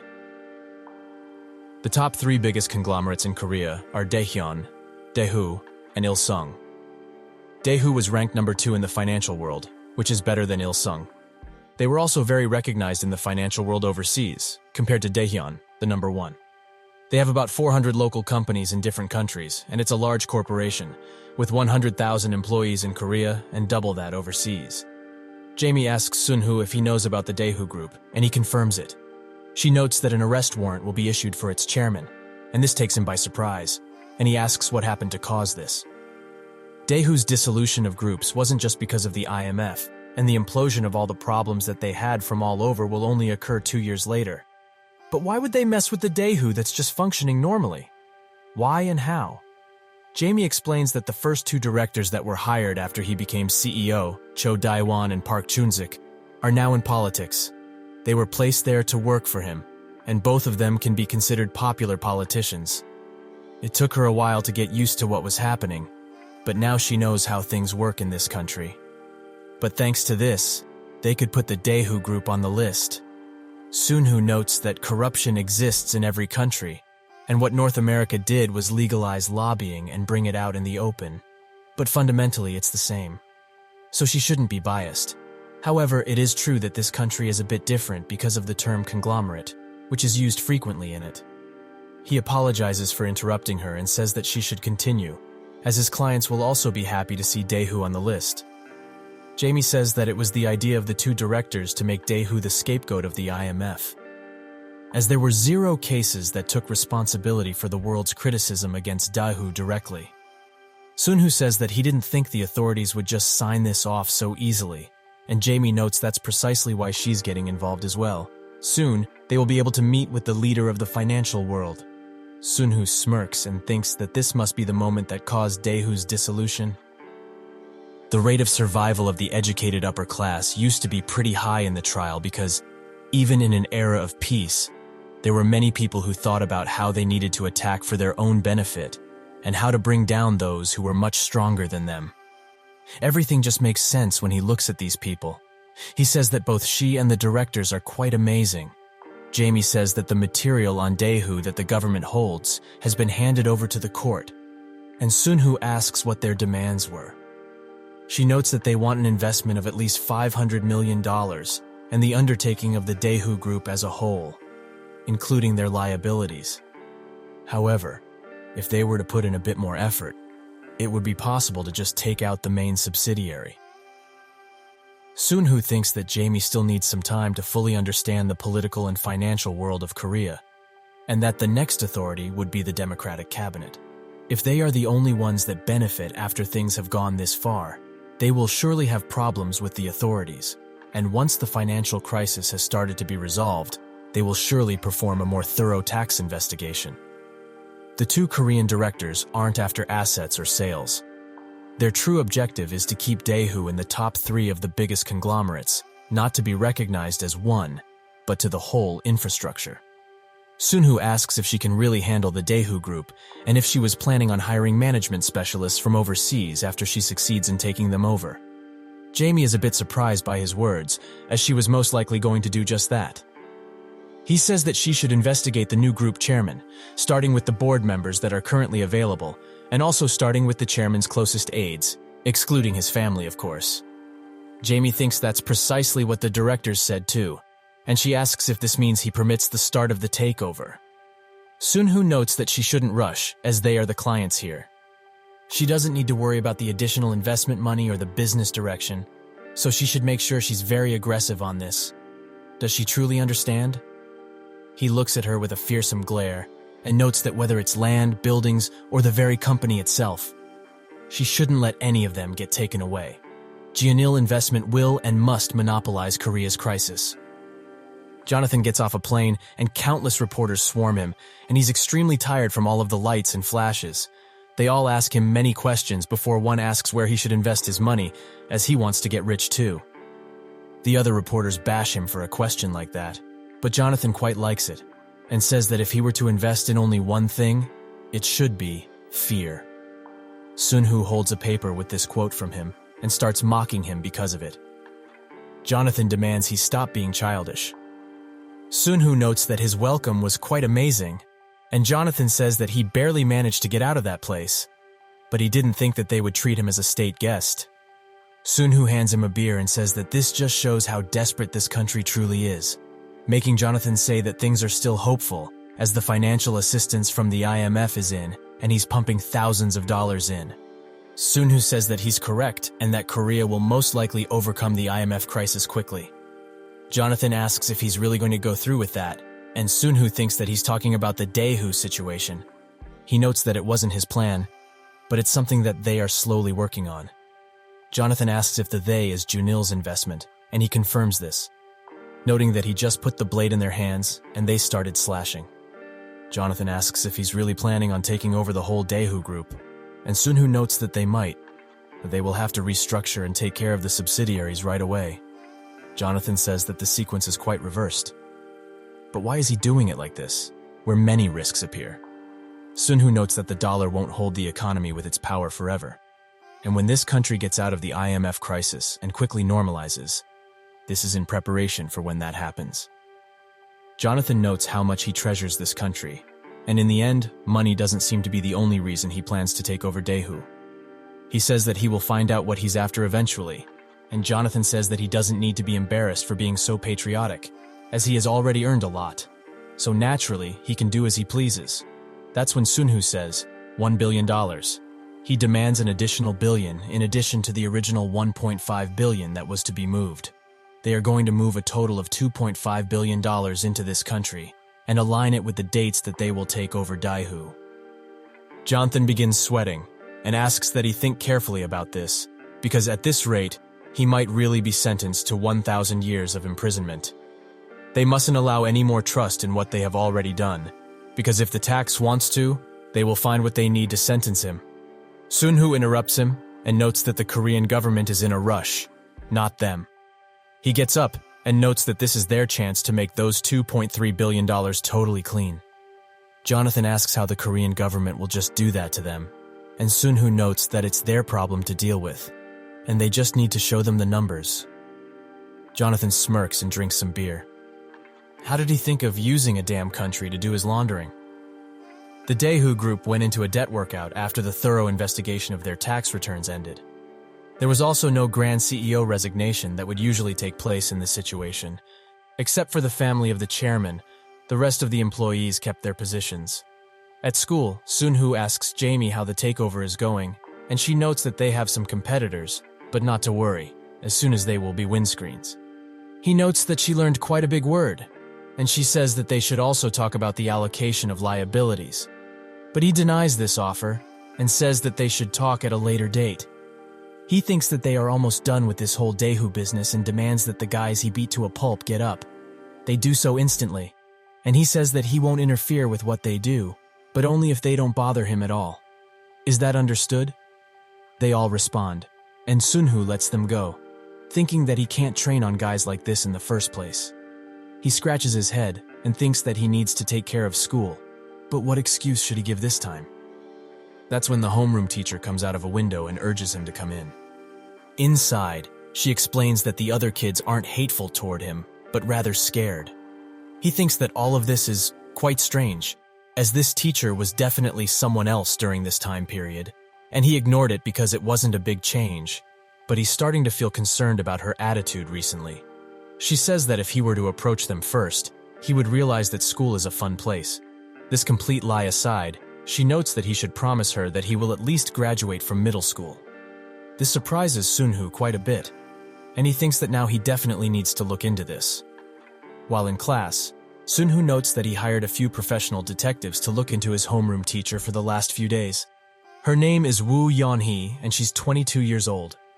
Born in Seoul, she's the eldest daughter of a rather plain family. She is also not interested in dressing up and doesn't have many social activities, to the point that she doesn't have a friend that she would contact on a regular basis. Up until this point, she just seemed like a regular old teacher who was also not that social. But there were 2 points that were quite interesting. The first would be that she already knew of him beforehand and was also suspiciously interested in seemingly random people. Although it's not that creepy, it's still quite eccentric. The real problem is that he's one of the people she has an interest in. She knew about him since she was a teacher. And after she passed the employment test, it seems she worked quite hard to become his homeroom teacher specifically. And secondly, she has a history of receiving psychiatric treatment. The prescription that she got was just general stuff, used to treat depression or anxiety, but she still complained of the same symptoms. And that's why she slowly lost contact with her family. The medicine she was prescribed wouldn't do anything, even if she were to keep consuming it, because her delusions and illusions, which are seemingly crazy talk, are actually real. Sunhoo didn't think he would meet an awakened person this way, and a rare mind healer at that. That night, he sits in his office and thinks that mind healers aren't rare just because of their abilities, but also because many don't survive after they awaken. They are able to influence another person's mind just with their abilities, which don't require talking. But after experiencing the trial, most were driven into a metaphorical corner, and they also experienced the tired minds of the awakened who survived. So naturally, they couldn't withstand any of this. In Yeonhee's case, it was much tougher due to her early awakening. He is also sure that there is a dark reason he didn't hear about her name in this era. That's when he gets a call from Jonathan, who notes that it's done and that he's a Texas man, so he must know how bullheaded he is. With that, they close the call, and Sunhoo thinks that he's glad Jonathan came through with this. A few days ago, Jonathan gave him some papers, which he wasn't too happy about, as it seemed to be more of a retirement plan than anything. Jonathan asks what's wrong with it, as they need to look at stable plans instead of charging aggressively right now. Sunhoo notes that investing in the Dow index isn't that bad of an idea, but it's not that great either.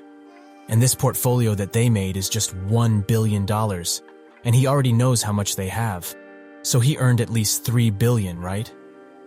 He was wondering what plan he came up with, since he said he wanted to split the shares and operate on his own.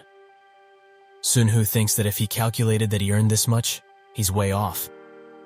Jonathan says that the total should be about $6.5 billion, and even if they stopped now and started spending it with no remorse, this money would just keep growing. Sunhoo wants to say something to him but stops himself, as he doesn't need to mention that person right now. Jonathan starts wondering if his real objective is the god of finance, with estimated assets up to $50 quadrillion. He also founded a country and is all around a legendary person who changed the direction of the world war. Sunhoo thinks that the reason he chose to regress into this time period wasn't because of the stats. If it were all about that, he wouldn't have needed to go that far in the past. He tells Jonathan that he doesn't have any objectives and is just hungry for more. He notes that hungry for more is a pretty cool line, and Sunhoo notes that he should store this away and use it for a client when the time comes.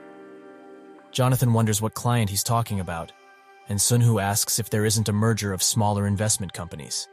Jonathan just sits in silence, and this makes Sunhoo scream at him, saying that he should reject all interviews or events, as if he overdoes it. He will be distracted. Jonathan says that he's not making an excuse, but he just doesn't like having people who are much better under him. And that's why he's also avoiding them, because he's afraid that they will come to realize this fact. He also demands Sunhoo be at the front, but he denies this, as he already knows why he can't do such a thing. He should just be confident in himself for once, as even if they hadn't met, he would have surely been successful. Jonathan notes that not on this level, and also apologizes as he's been stressed out recently, but he should know, right? Sunhoo notes that this is precisely why he told him to exercise, as his belly is much bigger, and that a healthy body brings a healthy mind. He shouldn't just cower any longer. He should use this opportunity to show others what he's really capable of. Sunhoo says that once the company expands, he will come to realize it. The beast that he holds within Jonathan still feels sorry for himself though, so it will take quite a bit longer. Sunhoo asks if he knows that the most important people at Bluestone are in Korea, and Jonathan thinks about that company, which is the biggest private placement investment company in the whole world. He asks if he also plans to take them over, but Sunhoo denies it, as if they were ever to take a hit from them when the Asian financial crisis occurred. Things would have been fine, but now there's an opening. Bluestone Capital Partners, BCP3 Fund. Jonathan says that he must be a genie to know everything and confirms that Bluestone is putting everything and anything into growing their product. Sunhoo notes that without the members that came into Korea, Bluestone's new fund product would be plain useless, so he should start shaking their foundations from the bottom, and he can surely do it. With that, they ended up joining Jonathan. While the Bluestone group in itself is quite attractive, what he wants the most is their subsidiary company, Blue Rock. 20 years from now, Kim Chung-soo, Gillen, and Jessica will work together and make this plain asset management company grow into something beautiful. In their prime days, they will also manage funds that surpass $4 trillion. Sunhoo smirks and notes that Blue Rock is now a nobody and will continue to be so because the owners of the shadow bank that influences the world's economy from the dark will be occupied by someone else entirely. While on a plane, he thinks that his parents are thinking he went to Bible school, but he's actually using this as an excuse to go over to America and take care of some affairs. Firstly, to recruit Gillen and Jessica before they join Blue Rock, and secondly, to search for the analyst genius, Kim Chung-soo, who is beginning to be suppressed and buried. At a private investigation firm named Zopi, Sunhoo meets with the investigator in charge, John Clark. They shake hands, and Sunhoo hides his real name with a fake one, Eden. They sit down, and John says that he heard that he's the manager of a trust fund and is looking for a beneficiary. Sunhoo confirms this and thinks that if he wants to look into missing people, he needs to prove that he's related to the person he's looking for by blood. And if he wants to pursue a wanted person, he needs to prove that he's somehow related to the case. But it's also not that hard to find a beneficiary for the trust fund. He thinks that it would be best to keep it legal for now, and notes that the person he's looking for is Bobby, born in Brooklyn and around 12 to 15 years old, who is also most likely living in New York now. John asks if he has any additional information he can give them, and Sunhoo says that he does have some information on how he looks, but all other information was lost. John notes that all of this is quite limited, and it would take a lot of time and money with only this little information. He also says that he's basically requesting the whole of North America. Sunhoo knows that he knows all too well, but money is no object in this. The money given to the beneficiary will also be more than enough to cover the costs, so he shouldn't worry too much about money and use as much manpower as needed. He clenches his fists and thinks that he needs to find that guy at all costs. The leader of the 8 evils, the man who will be called the first evil in New York. At Jonathan Investment, Sunhoo presents Gillen to him and says that he will entrust some offshore funds to him, around $1.5 billion. Jonathan thinks that this is quite unexpected. Even if he's from a good group, he must be amazing, right? Sunhoo notes that he will see for himself soon enough that he's qualified enough to lead the front lines. He also hands him a laptop and says that this is just a present. Jonathan looks at the screen and notes that this is an autobiography, but also has some investment study materials. He's shocked and thinks that the process that has helped analyze all of their investments so far is here. He asks Sunhoo if he has a doctorate or something of the sort. He thinks that it's only natural for Jonathan to be shocked, as he's packaged some of the theories that aren't available in this world just yet. He says that he's not the author, and also left the introduction empty on purpose. If he gets a book published in his name, then nobody will be able to doubt his abilities ever again. Jonathan is surprised and doesn't know what to say, but gives in, noting that he will enjoy the fame that will be received from this. However, he also wants him to stop speaking so formally, as age doesn't matter and they are no longer just partners. So, they should be friends, both of them. Sunhoo is a bit surprised, and thinks that there is no room for friendship between the awakened. Jonathan shared loot and points with him because they were colleagues. But this Jonathan is different from the one he once knew. And it's okay for him to have at least one friend, right? They fist bump each other, and so begins their friendship. Much later at school, a teacher informs everyone in Sunhoo's class that Yeonhee will be taking a break due to personal reasons. Sunhoo thinks that after the spring holiday ended, there was some disturbance with her. Her own mother came to the school to complain about them hiring a mentally ill person, and he had to postpone his plans to confirm whether she really is awakened or not. And today is a very important day, as it is the only place he can increase his stats before the trial opens, and he needs to prepare to enter it. He arrives at the building he constructed and thinks that in this gated place is the entrance of the dungeon. A perfect defense facility that's disguised as a mental hospital. While entering, he notes that Choi did a great job, and at the rate he's going, he could turn the company into Ilju Construction. If he makes it back alive, that is. He enters a room, and a portal appears in front of him. The system asks if he really wishes to enter, and he thinks that even though this is a low-tier dungeon, he's going in without a single stamp of escape, which is nothing short of suicidal. But this is the only real way to increase his stats, so he presses yes, and a staircase appears, which descends into the ground. He gets a flashlight and points it at the entrance, and sure enough, the light seemingly stops, as electronic or firearms have no functionality in there.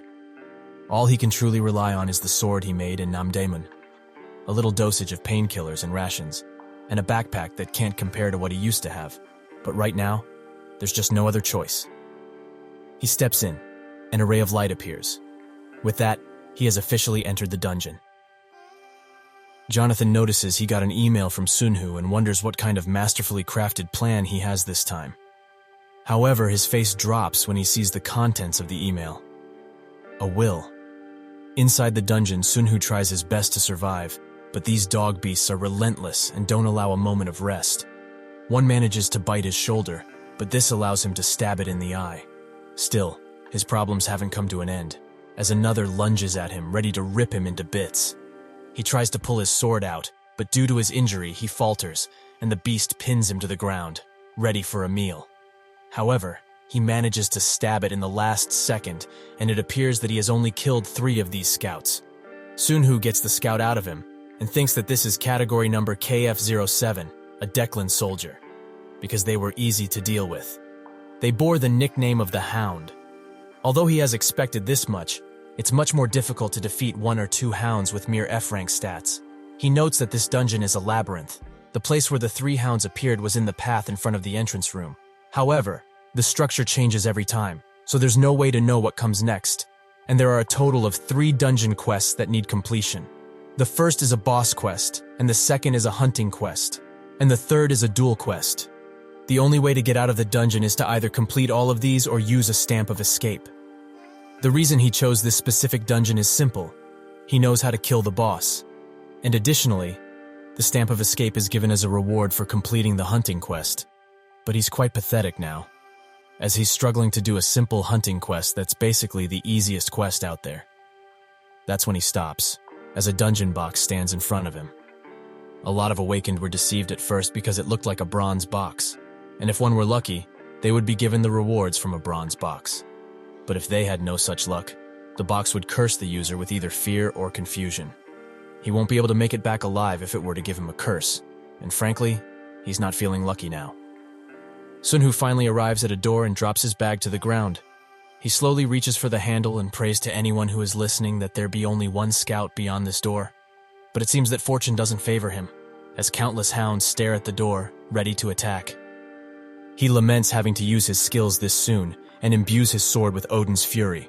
With that, he breaks down the door and valiantly charges in, while the countless hounds start making their way to him.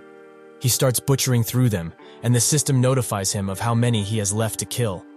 However, one manages to grab his sword, and he notes that with F-rank strength, he can't do much of anything.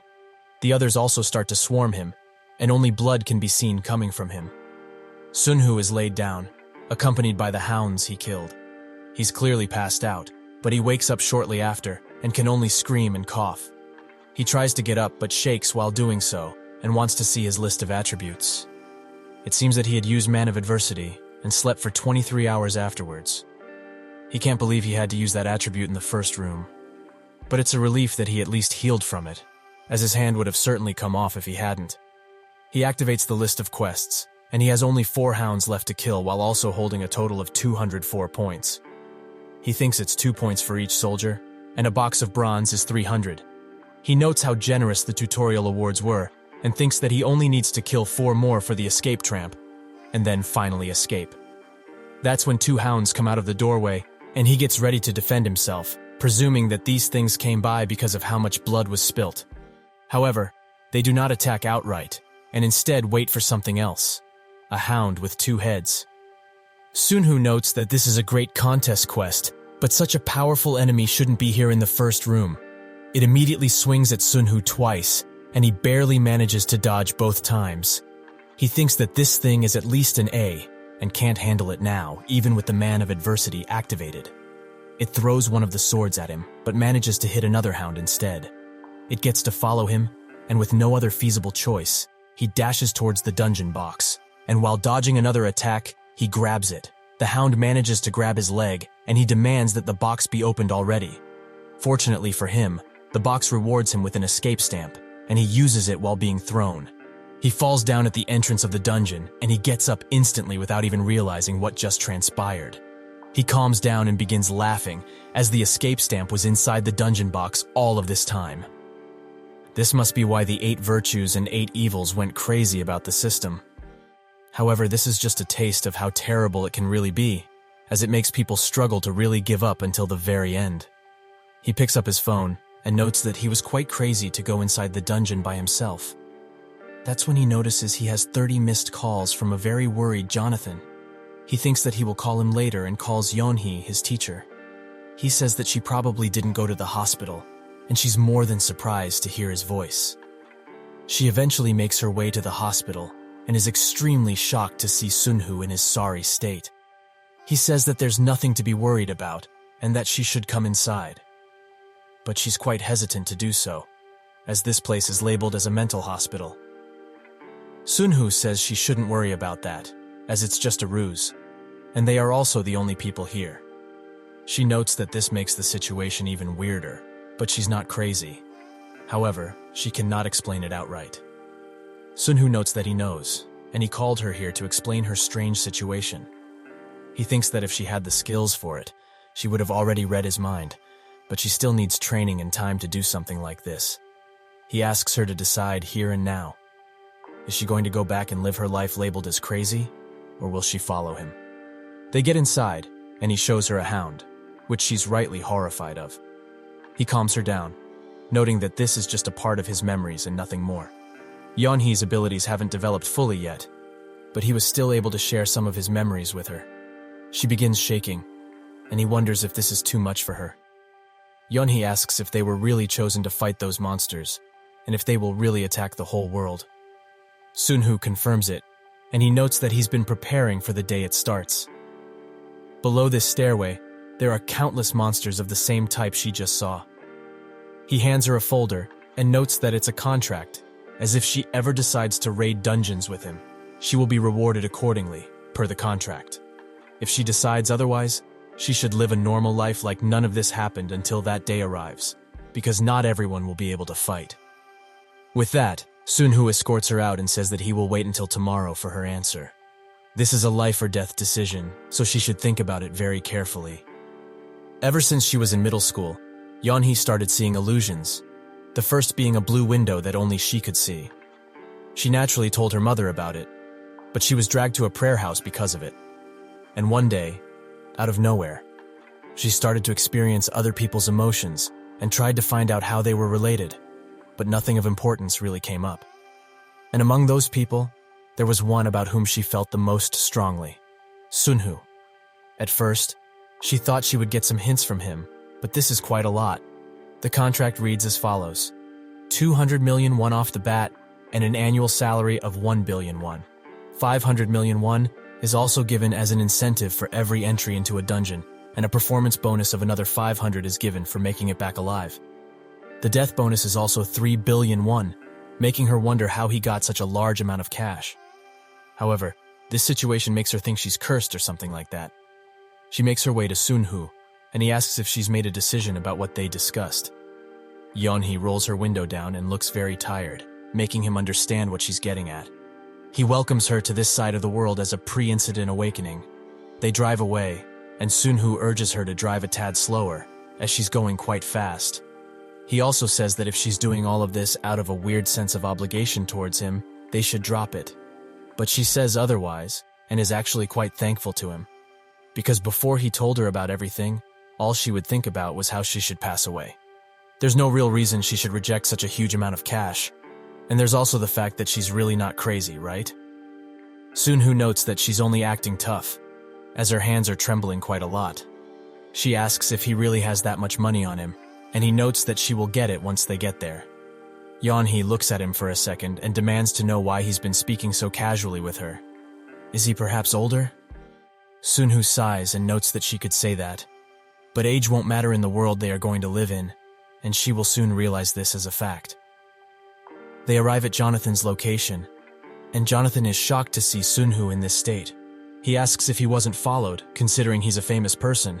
Jonathan notes that this isn't the important thing now, but knows that arguing further is futile, so he stops.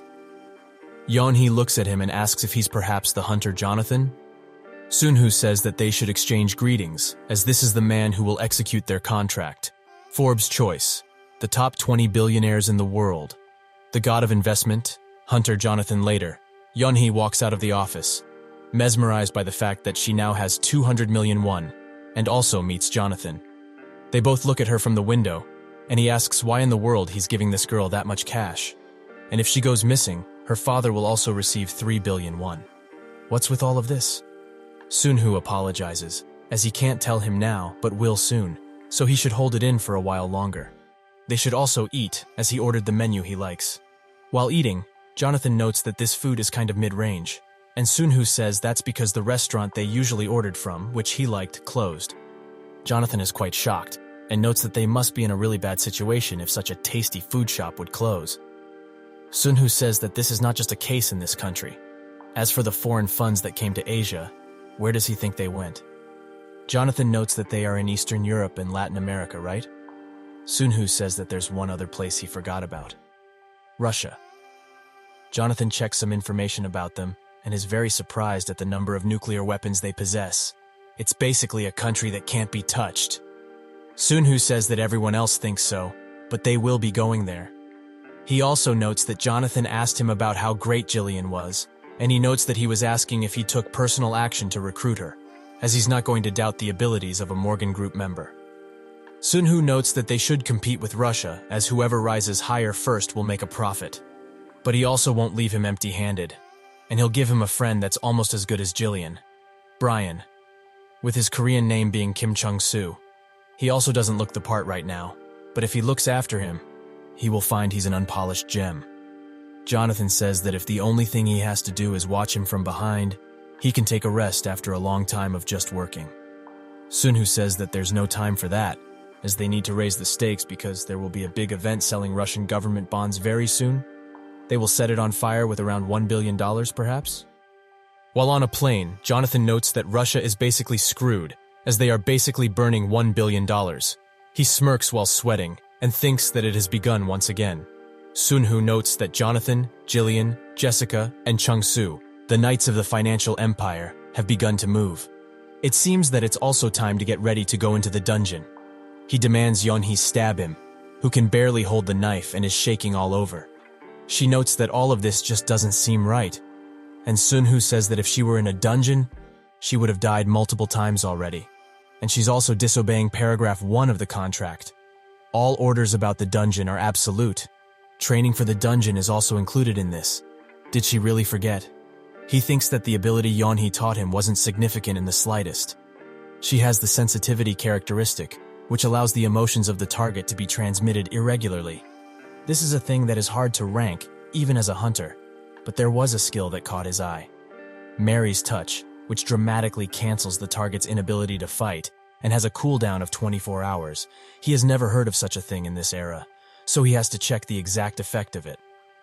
This is a skill that most likely brings the target's injury to oneself, as right now Yeonhee is stabbing with her knife while also training to be stabbed herself. He says that this training is harsh, but there's no time left. If she were to hesitate like this inside a dungeon, they would both die. So what is she waiting for? Try and stab already. She does so, and after the adversary stops the excessive bleeding, Mary's touch activates. The adversary makes him forget about the pain, but the wound itself still remains. However, with Mary's touch, the wound dissipated, making the adversary trait even stronger. However, Yeonhee suffers greatly because of this. Sunhoo looks at her struggling with the pain and thinks that with a small body like hers, she will be experiencing near death. Will she really be able to use Mary's touch in the dungeon without hesitation? After a long while, she wakes up and asks how long she was passed out for. Sunhoo notes that she slept for 12 hours, and she says that at first she thought that she was going to die, but it was easier than anticipated. Sunhoo notes that she should be careful for the next few days, as she's not feeling anything now because of the painkillers administered. He puts on his clothes and notes that he will be going out but will come back, so she should make herself at home and most importantly, focus on recovery. Yeonhee looks at him and says that she will, because orders relating to the dungeon are absolute, right? Sunhoo arrives at Geonil Investment and says that he's here to visit his father. The father talks with somebody while walking, and that's when he spots his son, so he naturally presents him. The man notes that he has quite a handsome son and also asks which university he goes to. The father notes that he looks mature but is still a middle school student. This surprised the man quite a bit, noting that he must be happy to have such a reliable son. He gives Sunhoo some pocket money. He is the literal boss of the company, but he graciously accepts it. The father and Sunhoo walk down a street, and he notes that he wanted to show him the company at least once, as well as have to talk about something with him. He was promoted twice, and he's keeping it secret because he's going to surprise his mother this very evening. He will also start working here tomorrow, the foreign exchange bank, leaving Sunhoo quite surprised. The father notes that he pushed hard but doesn't know if he did well. He taps Sunhoo on the shoulder and says that this company is a foreign one. But why did their country get to this point?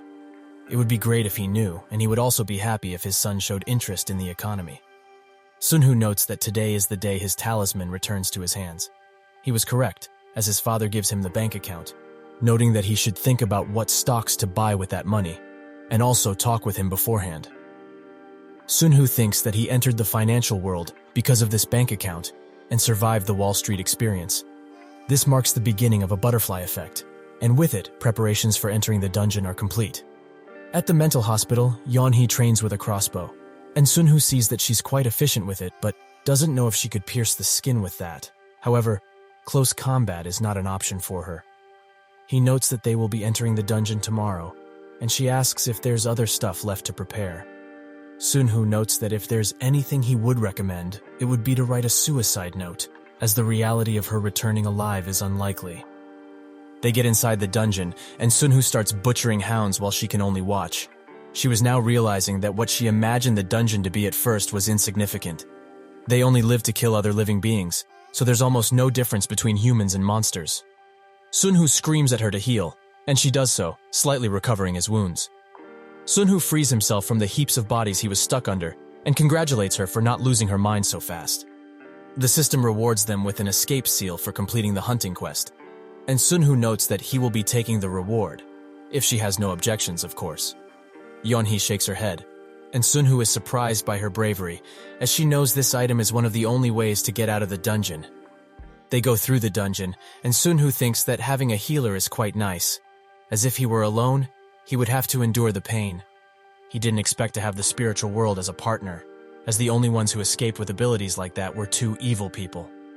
An ability user who can use surprising attacks whenever and in whatever shape they like is quite horrifying. That's when Yeonhee uses phobia treatment on him, and she begins shaking because of it. Sunhoo notes that this is how they will do it, and as expected, the spiritual world makes him quite sensitive. But he was fine, as he was just thinking of the past. Nothing major. Yeonhee apologizes and asks if they should wait for him to calm down. He denies this, as she's doing just as he taught her. If she has the smallest suspicion, she shouldn't hesitate. They open the door to the second room, and Sunhoo is surprised by what he finds inside. He urges Yeonhee not to forget about the instructions he gave her about two-headed monsters. Sunhoo begins fighting it, but he's outclassed in every way and thrown around like a puppet. Yeonhee can only look, as she isn't allowed to use healing or Mary's touch, and she also can't provoke it in any way.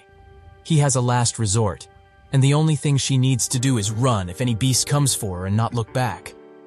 She does so while hoping Sunhoo is not dead yet, and with her awful stamina, she feels that her heart is ready to burst. But she still can't use Mary's touch. So what does she have to do to survive? That's when the system notes that she fulfilled the diary quest, and that she should decide upon the agreement of the first and runner-up players. She smiles, and with a beast ready to attack from behind, she says that Sunhoo wins. Sunhoo has defeated the two-headed dog using his skills and attributes, but countless hounds still swarm him.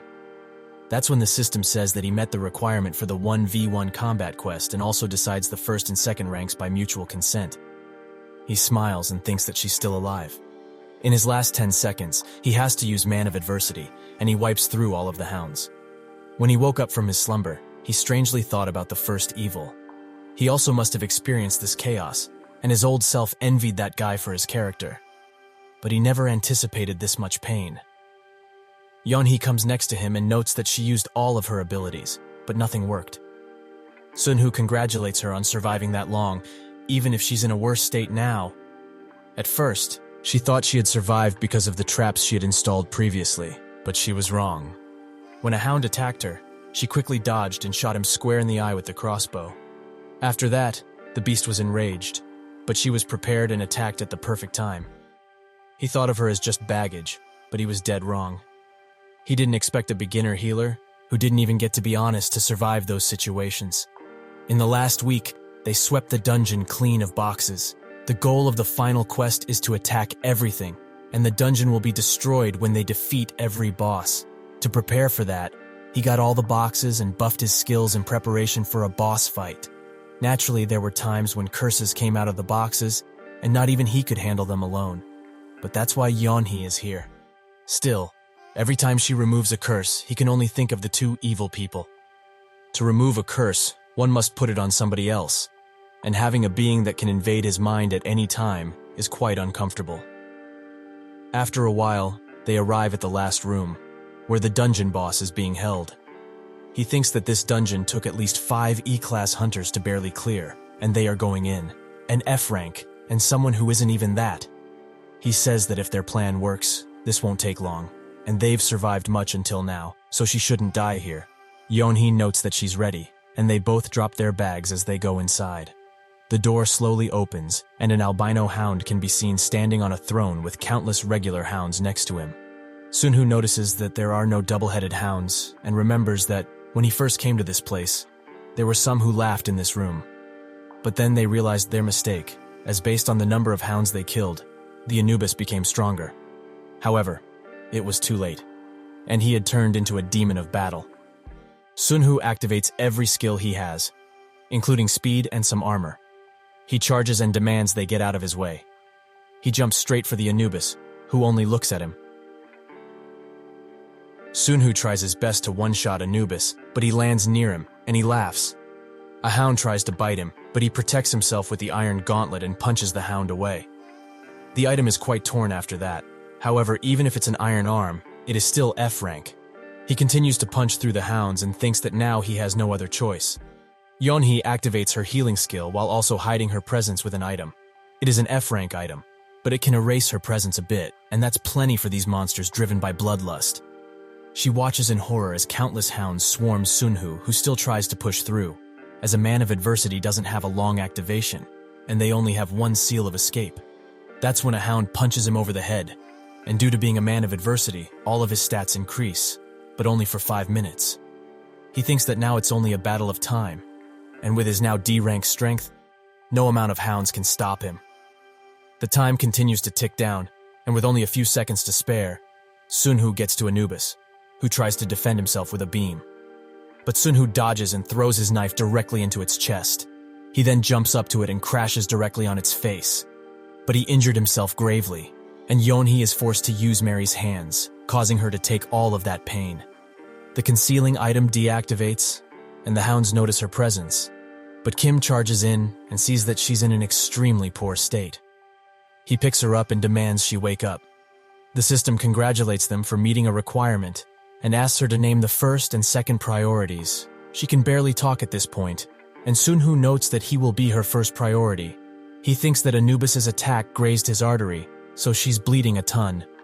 However, he won't give up, and will try to save her from this hellhole. Later, he makes his way out of the dungeon but can't remember how or why, only that he barely got out.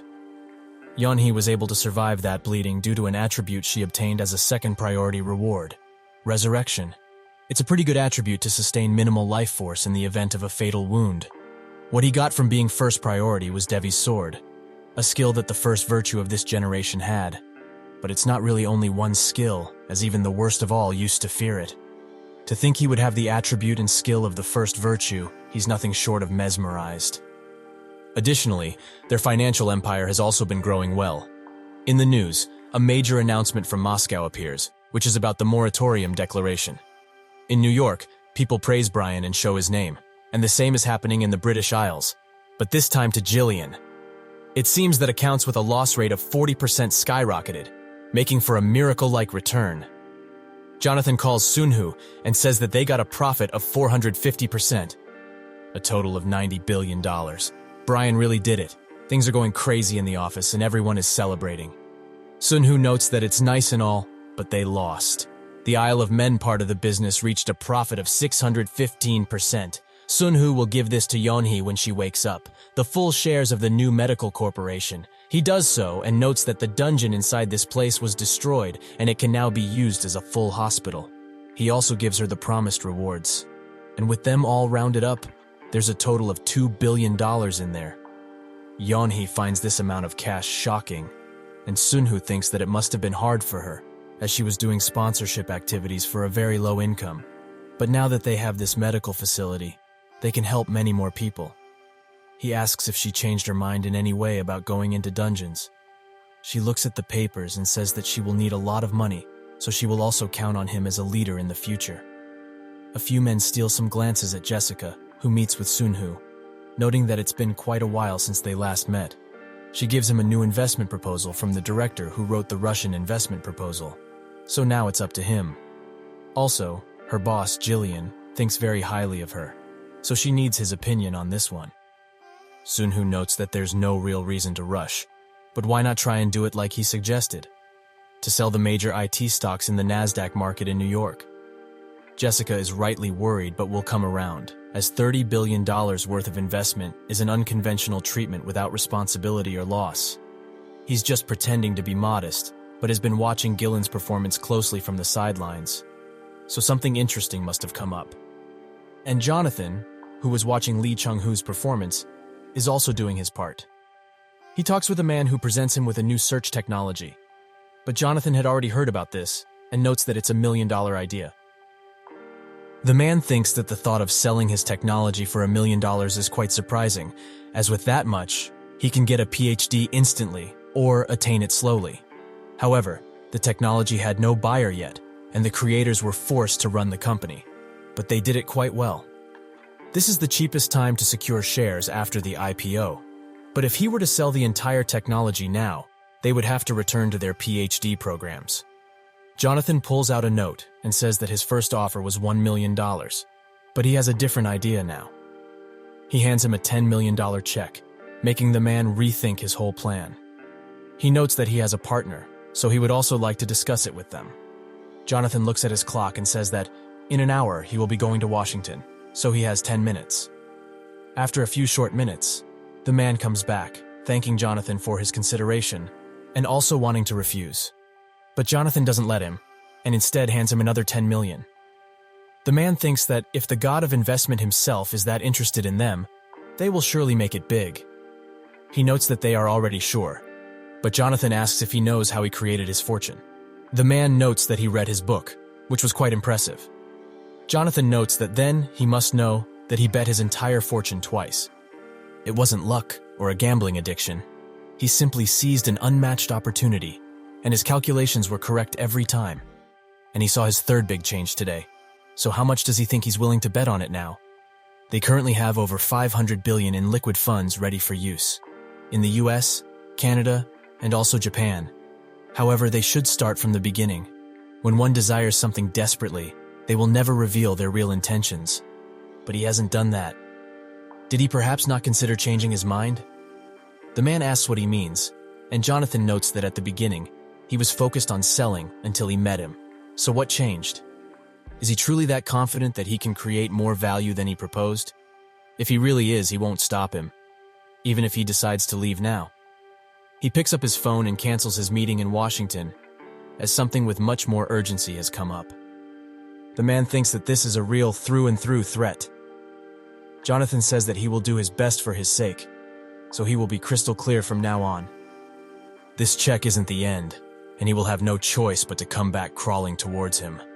The man shakes and sweats, wondering why he would go this far in the first place. He picks up the checks and clenches them while saying that he will consider the situation as seriously as a man could. But he wants 50 of the shares, and those 50 should be guaranteed management rights. If he's truly that passionate about them and their technology, he should at least guarantee that. Jonathan looks at him for a second, smiles, and apologizes for the apparent threats from before.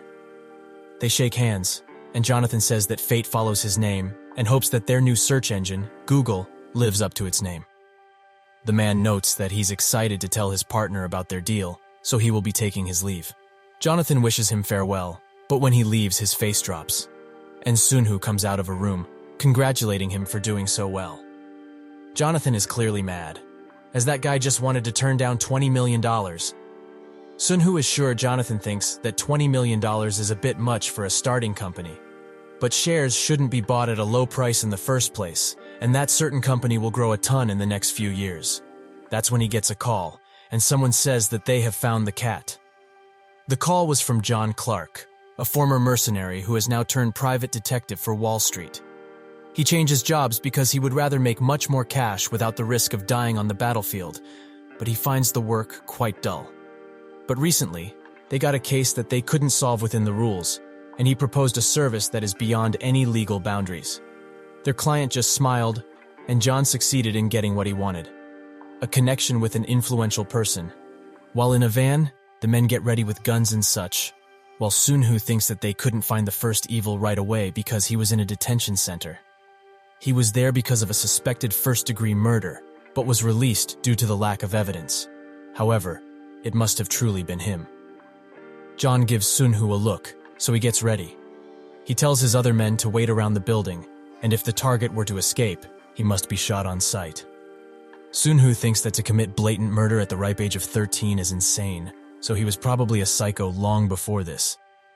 Sunhoo says that he, John, and their new guy T-Boy will be going as a group of 3, but they should not in any way underestimate their target because of how young he is, as that will surely lead to their doom. The payment for success is $1 billion, so they don't care why he wants to hunt down a 13-year-old, but they still find it quite weird. The operation begins, and everyone makes their way into positions. They arrive at the door, and Sunhoo hears water coming from the bathroom, so he must have not noticed them quite yet. But that's when the door opens, and he immediately knocks out T-Bone and John with skill. Sunhoo spots the opportunity to shoot at him, but manages to dodge every bullet that's coming for him. Sunhoo urges the knocked out people to come to their senses, as they should all be shooting. They do so, but Bobby blocks every attack with a magic barrier around him. Sunhoo notices this as a damage-absorbing seal, so this guy must be at least a C grade by now. The other men continue to shoot, and they are extremely shocked that the bullets aren't going in. That's when Sunhoo strikes with Devi's sword, and his attack goes through, sending him crashing into a wall. He rushes in using Odin's Fury and uses a shackle metal on Bobby, hoping that he can end this once and for all. But his attack gets blocked, and the shackle fails, giving him the opportunity to strike back at Sunhoo, but he dodges and punches him as hard as he possibly can. Bobby falls down and Sunhoo notices that his punches go through. He continues to absolutely wail on Bobby while John and T-Boy watch. But that's when he grabs his arm and holds it back, as Bobby also has the Man of Adversity trait. He headbutts Sunhoo, and the others try to shoot at him, but he instantly disappears using teleportation. Sunhoo screams that the range is about 24 meters, so he is still nearby. He orders one to go on the roof and one to go to the basement while he checks the streets. They do so, and that's when Sunhoo notices the knife that was inside of him all of this time.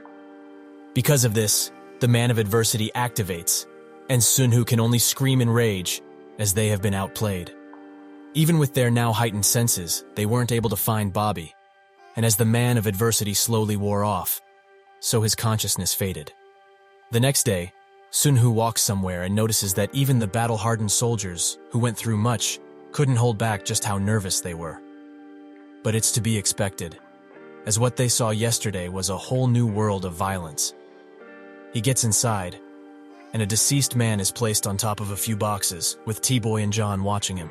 Sunhoo notes that he died because of a poison-related skill, so if it was directed at him to make him faint, a mere man like that would probably have his intestines melted from the inside out. He asks what his name was, and John notes that it was Brown.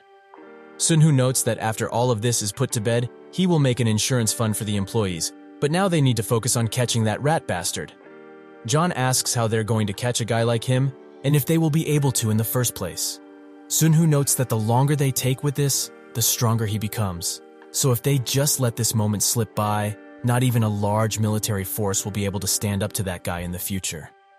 John thinks that if what he says is true, this is no longer just a simple job, and he says that he understands. Later, John made a report on what Bobby had done. His victim was a 28-year-old male that he met on an online messaging board. As the murder weapon couldn't be found, he was released, as the evidence was too lacking. Even the letter that he wrote last night in order to plead his innocence was sent to the prosecutor in charge of his case. Quite a clever act. Sunhoo looks at all of this information and comes to the conclusion that this bastard is hunting for potential awakeners. He calls Jonathan and asks how many gold online shares they have. The message board used was called Goal, which was serviced by Gold Online. For the sake of carrying out an investigation of a major crime related to them, and also being Jonathan's majority shareholder, Goal gave them access to their server logs. Through them, Sunhoo found that Bobby used different aliases to lure potential awakeners in and eliminate them. He gives John the files of a couple of people Bobby talked with and says that they should put surveillance on these people. John asks if these people are related to that bastard, and Sunhoo confirms this, but they should only observe them from a distance, as there's a chance their target will make contact with any of them. He should also take charge of at least one of those squads, as they need to be more organized if they are to catch this guy. He asks John if he needs any advice for this task, but he denies this, but they should talk about the cost. Sunhoo puts his hand on a container door and says that the cost shouldn't be an issue. He opens it, and a gigantic sum of cash is inside. He has already prepared this with the trust company, so everything is fine now, right? With that, his business in America has ended. While on the plane, he reads about the latest gross earnings rankings, with Jonathan at first and Jillian at 7th. Sunhoo thinks that first place doesn't feel so bad. A pension fund was created, which has influence over politics in America. The assets of billionaires all over the world go into the groups in New York, the shadow bank, which controls the world's economy behind the curtain, such a title wouldn't be far off. His thinking gets interrupted by a drunk man who demands more booze from a waitress. She apologizes profusely, and Sunhoo can only watch this mess. The man notices and laughs, noting that even though they are both in first class, they are on whole different levels. He grabs Sunhoo's shirt and notes that he's great, but he doesn't get to finish, as Sunhoo zaps him with Odin's Rage, which he learned to control when he saved Yeonhee from the dungeon. It was supposed to be used as a SA defibrillator, but it seems that it also has another use. At the airport, Yeonhee waits for him, who decided to trade the 11 points she gained from the dungeon for 11 bronze boxes. She waited for him, however, so that they could open them together. This was because she didn't want to cause any misunderstandings since she was contracted to hand over any items she gained to him. Inside the car, she wonders what kind of item she will get, and Sunhoo can't help but smirk a bit. Inside his office, she opens one and gains a basic health boost, which she's quite happy with, much to Sunhoo's surprise. She opens another one, but this time she gains an item, the dagger of the clown. She asks if this is any good, and Sunhoo can only stare in shock, as he knows this item very well, and its ability to inflict a random negative effect on whoever it damages. Sunhoo notes that it's the same as the 3 one-of-a-kind weapons, but was it perhaps strengthened? Is this really a bronze box item? This was the secret curse that he applied in the spirit world, random negative effects. But if the strengthening were to fail, the item would be destroyed, and the 3 one-of-a-kind weapons are the only ones who were successfully strengthened to S tier. The original owner was someone who never stopped digging whenever he was into something, but he didn't imagine he would have gone that far. At another place, Director Park meets with the chairman, who calls him president, as he's become quite an influential man recently. That's when Park's face drops, and the chairman notices, saying that they should have a drink as punishment. While they do so, Park notes that he's the CEO, but it doesn't really suit him. However, all of his assets are under his fingers, right? The chairman smirks and notes that his eyes can't lie, as at today's meeting, nobody could stand in front of him, like a bunch of scared children. So he came here today to ask for a favor. Could he release the shares that went to the Junil group? Of course he will be rewarded with 100 big ones, or rather, 1,000. How does that sound to him? This is the equity in the Hanshil group that's in charge of controlling shares in the Hanshil group. The Daehyun group made a proposal of 200 billion won just recently. Park chugs his drink and notes that with his assets, he can also do that. He gets dressed and notes that he has to go to work, while the chairman urges him to sit down and accept the offer, as he needs money in his pockets to feel full, right? Park says that he already listened very carefully, so he should be wise, like the old man he is, and rethink the offer. The chairman tries to get his attention, but it's too late, and Park gets into the car while sighing heavily. He can't believe he just refused 100 or even 200 billion in his own pockets. But if he's honest, it felt damn good, and he's glad he's a part of Janil. That's when someone calls him and says that the meeting will be postponed until tomorrow. Park says that he will be there, is surprised that the meeting got cancelled, and also wonders what happened to that woman who refused the Blue House invitation. At Sunhoo's office, Jamie looks at all the battle equipment he has, making her wonder if he's going to war or something. Sunhoo notes that all of this is just a collection of sorts, so she shouldn't worry about it.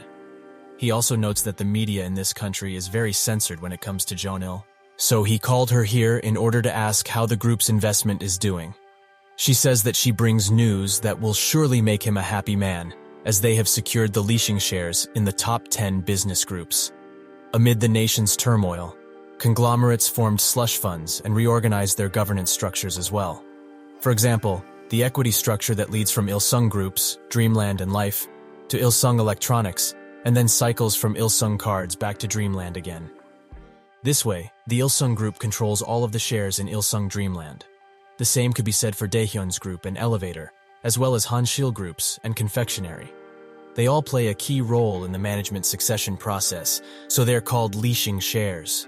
Jamie notes that it will be good for investors to see this country as a Geonil republic, both in name and in reality.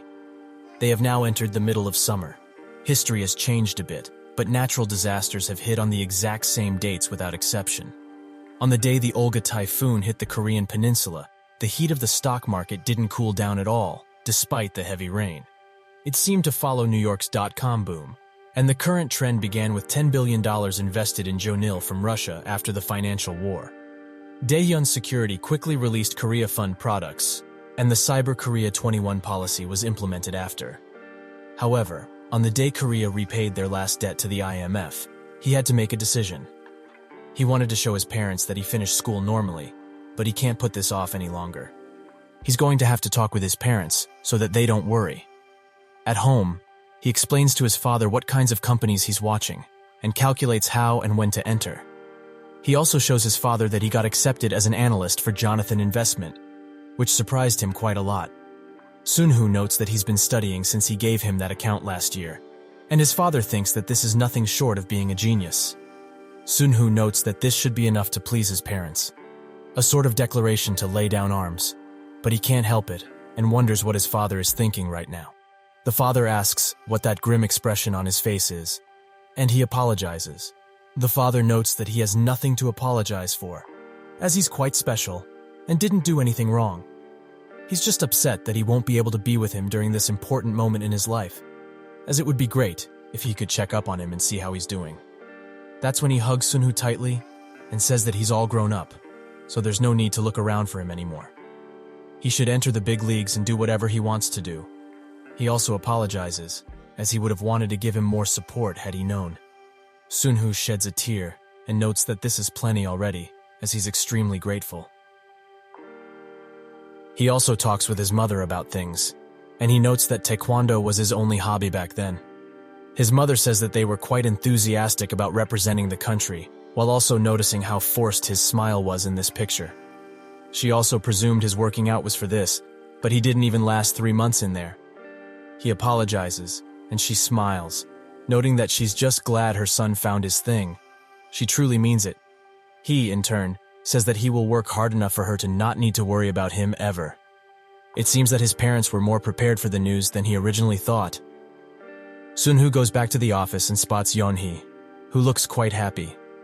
He immediately thinks she's using one of her skills to be so, but she notices his glare and swears she didn't use any type of skill to boost her mood. Sunhoo notes that her words make him feel at ease and asks how their research is going. She says that the explorer wasn't hard to find.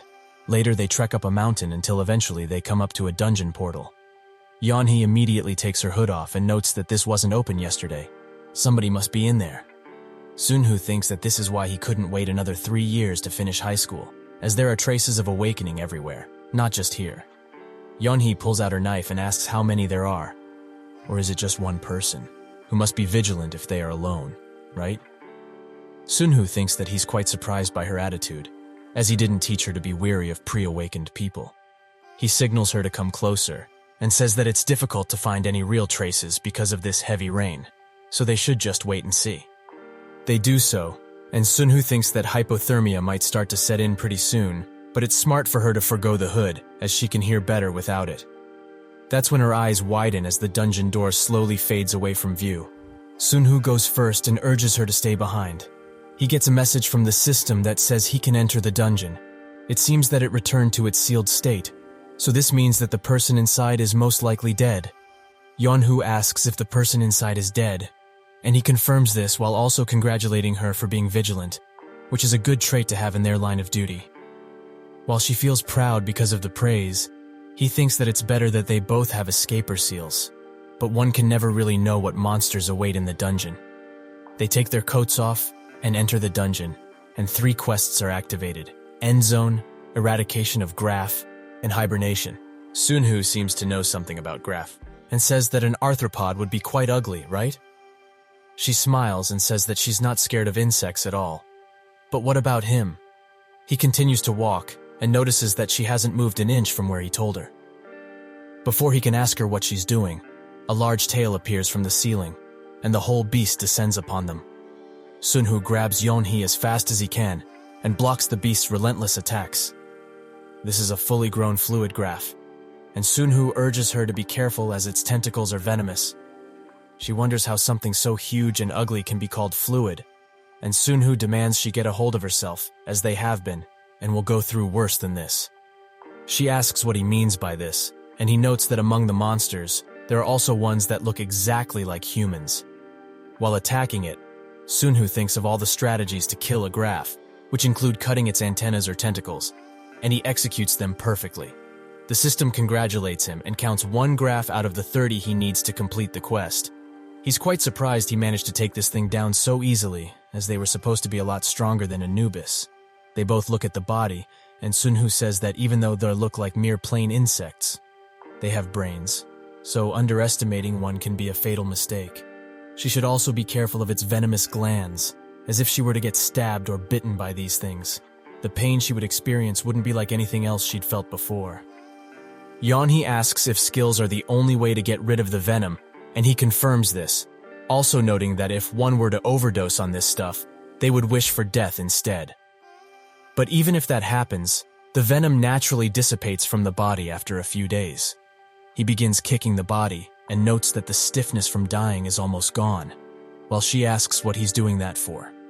He says that up until now, the situation hasn't been that great or fruitful, but now they have access to some quality stuff. He rips open the carapace of the beast and plunges his hand inside its still warm flesh. She's quite shocked at his actions, and shortly afterwards, Sunhoo finds a glowing blue gem. She asks what it is, and he notes that it's a magic stone, which might be useless now, but in the future, it will be worth much more than gold ever was. But it seems that it wasn't just a coincidence that the first enemy was killed so easily. Gaia's will activates, and countless enemies are now watching closely as they hear the calling. Sunhoo activates a seismic wave and uses the momentum created by it to slice through a few with Devi's sword. The extermination quota rises and he kills the ones who lost their antennas and are now rushing at him with his knife. He thinks that he's fought a lot of graphs before, but he's only received any injuries from all the high-frequency attacks. He feels that as he gets closer to the E grade, his old senses are slowly coming back. He underwent the countless combat experiences of an A-rank hunter, and he fought with the maximum power ever. It seems that his current state is much more powerful than the system can assess. He notes that they should finish things here quickly, as they don't have to wait long for them to attack. But something nobody would expect happened, as more than 100 graphs attacked them. He slowly wakes up and thinks that it's been 5 days since he was poisoned by their venom. He tries to remember what really happened, but everything is blurry, and the only thing he can really remember is how Yeonhee activated her bravery skill on him. He thinks that this must be the reason he can't remember much, as it's not like him to battle to the death with such a huge swarm. He didn't exactly use his skills expecting this to happen, but what's done is done. He pours some water into Yeonhee's mouth, which wakes her up, and he asks if she's okay. She in turn asks what happened, and Sunhoo explains that they got cornered by a ton of them, and thanks to that, they cleared everything except the boss quest. After they got back on their feet and were ready to go, they distributed their rewards. Yeonhee has 2 dealing skills, hatred and confusion. Those skills will make her indistinguishable from the enemy. He's quite scared that she keeps getting such evil-sounding skills, but she does need at least a few secret moves, right? Among the ones he got, one attribute stands out from the rest. Natural-born person, which activates when another attribute activates and gives the activated attribute a low chance of being raised by a single grade. With this, he wonders if he can make a man of adversity go from S to SS. They grabbed the rest of the dungeon boxes and headed straight for the boss, while also sorting out his worries with Yeonhee. Sunhoo thinks that first they must get better, as healers are a must if they are to venture into higher-tier dungeons.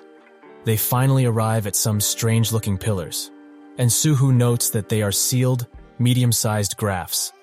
And the boss depends on these things. The main body is not a threat, so if they can break this shell, it won't be hard to deal with these things one by one. He tries to punch it open, but it's much sturdier than it looks, and Yeonhee uses a healing ability on him. It seems that he's going to have to try Man of Adversity to check the abilities he's got this time. He turns to Yeonhee, who laments what's about to transpire. The secret of Diva's Knife has been unveiled, as its skill grade has risen to manhood in the face of adversity. Its description of a fraudulent skill that's one of many seems to be true. This ability can also be converted into Shiva's knife, and Sunhoo thinks that this skill was used by one of the 7 evils and was quite powerful at that. It seems that this is why even Bobby was scared of the person carrying this skill, as it's possible to convert it to another skill that holds the name of a deity. He can't help but think of this as an absolute cheat. He tells Yeonhee to step back and activates Shiva's knife, which comes in the form of a fireball. He aims it at the ceiling, and it evenly spreads out to cover all of the sealed grafts.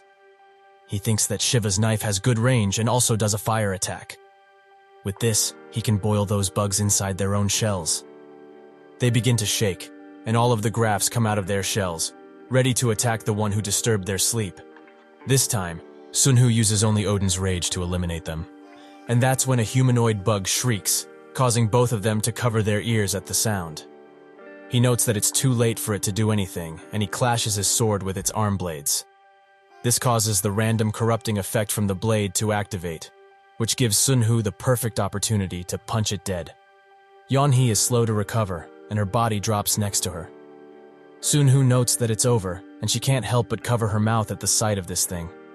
Sunhoo thinks that her sensory levels must be rising, so she probably noticed that a certain something is mixed with the grafts. She begins shaking, and Sunhoo notes that only the dungeon boss remains, so she should get ready. He told her previously that she would see ugly things, right? So she should get used to it already. They successfully take down the boss, and the system asks them to decide the first and second candidates. Naturally, the first candidate is Sunhoo, but Yeonhee was also given a good reward for being the second highest awakener to kill the dungeon boss. What came out of the given challenger box was Yi-Jise's gaze, a skill used by this era's first evil. This skill was something that everyone, including himself, had to avoid, as it could control minds and manipulate them. Now that Yeonhee has this extremely dangerous skill, he can only do one thing: maintain an undefeatable state of mind that can't be taken over or manipulated, ever. Later, Yeonhee's senses skills rose to E, and unlike physical and muscle strength, improving the senses is not easy to adapt to in the slightest. Light pokes constantly at the eyes, breathing starts to sound like screaming, and even the slightest smell is like that from a gutter. He says that there's some food in the fridge and to not open the curtains or turn on the lights. She asks if he's leaving, and he notes that his being here will be of no help, so she should call him when she's fine. She urges him to stay beside her, but he tells her to get used to it, as soon she will become an incredible existence. In the United States, in Arizona, at a hotel that goes through Route 66, a few mercenaries meet up, and the man who hired them, a blonde guy with black glasses, says that from now on, they have to return the items that have an assumed identity. A man there thinks that he acts like a cyborg and has a much different air around him than the special forces. Another man notes that people who work at Langley are like this guy, the type of people who run the second they face danger. The man wonders if by Langley he meant the CIA, and the blonde man says that new agents are expected to follow grade 2 agents. They should keep their ears peeled, as he only wants 2 things from them: reports and secrecy. If they cannot follow these basic instructions, they should return now, as they will take care of the transportation fees. A man asks what they have to do in the first place, and the blonde man says that they simply have to catch a cat. Later they get into positions, and the guy with the glasses thinks that it's been hours since those guys went inside, so should he just run away?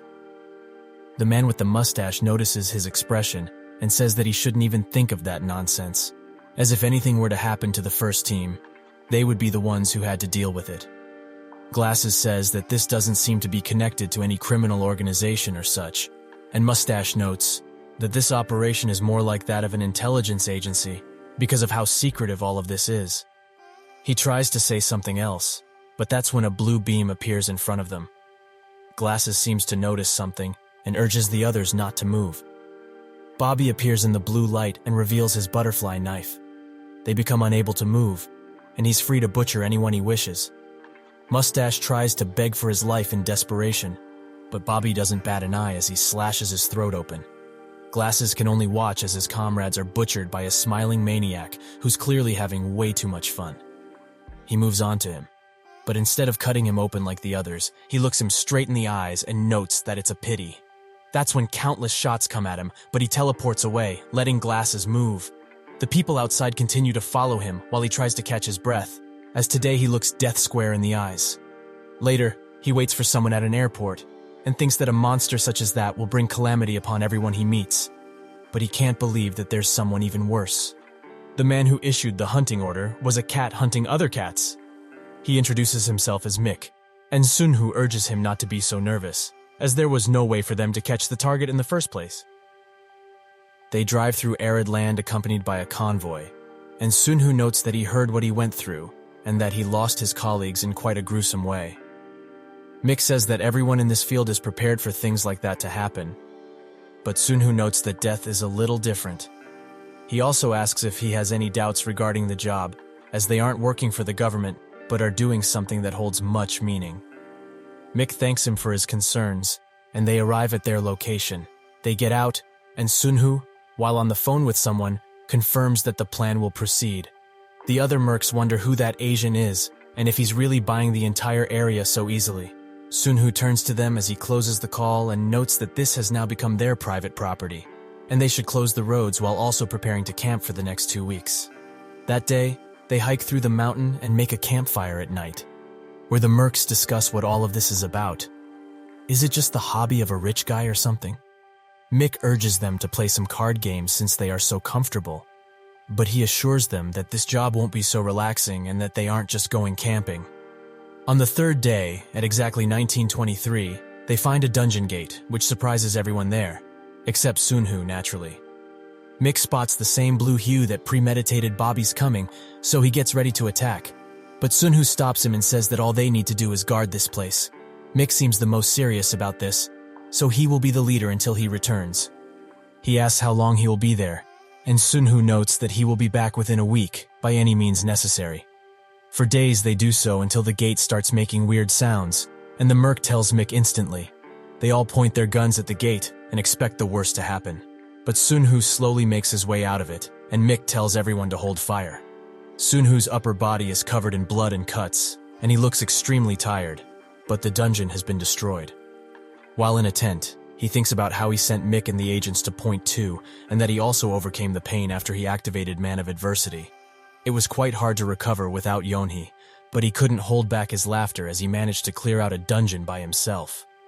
Vajrapani's guarding glove turned out to be of great help, as he wasn't affected by the boss monster's magic, and it absorbed quite a lot of damage. However, the brass ring broke in the process. Instead, he received the shadow ring, which he used because it has a secret skill. It's also quite great that his senses became stronger and will reach D rank soon enough. Later, he calls for Mick and urges him to sit down. He notes that he will be the executive from now on, which Mick finds surprising.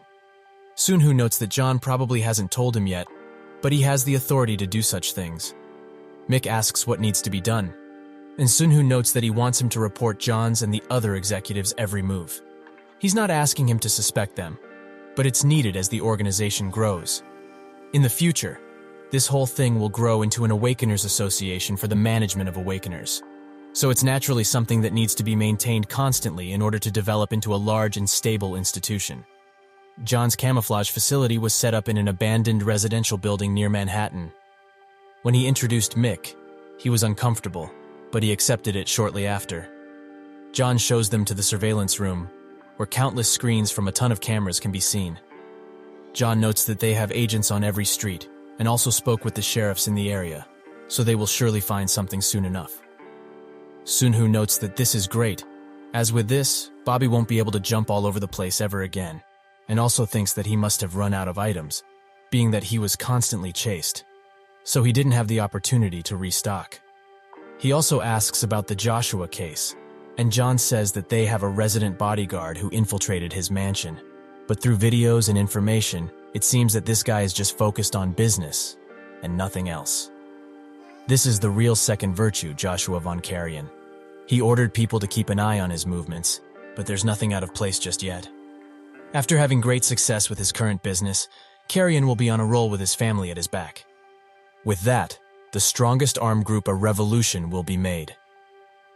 Mick drives Sunhoo to a building, and while getting out, he says that this organization will continue to grow and grow. That's why his role is very important. Mick looks at him while he walks away and notices that he just walked into Jonathan's apartment. He thinks that he should stop inquiring further, as it's already hard enough to focus on the things ahead of him. Inside Jonathan's office, he asks Sunhoo to let him know when he's going into hiding, as he's been writing mail for him.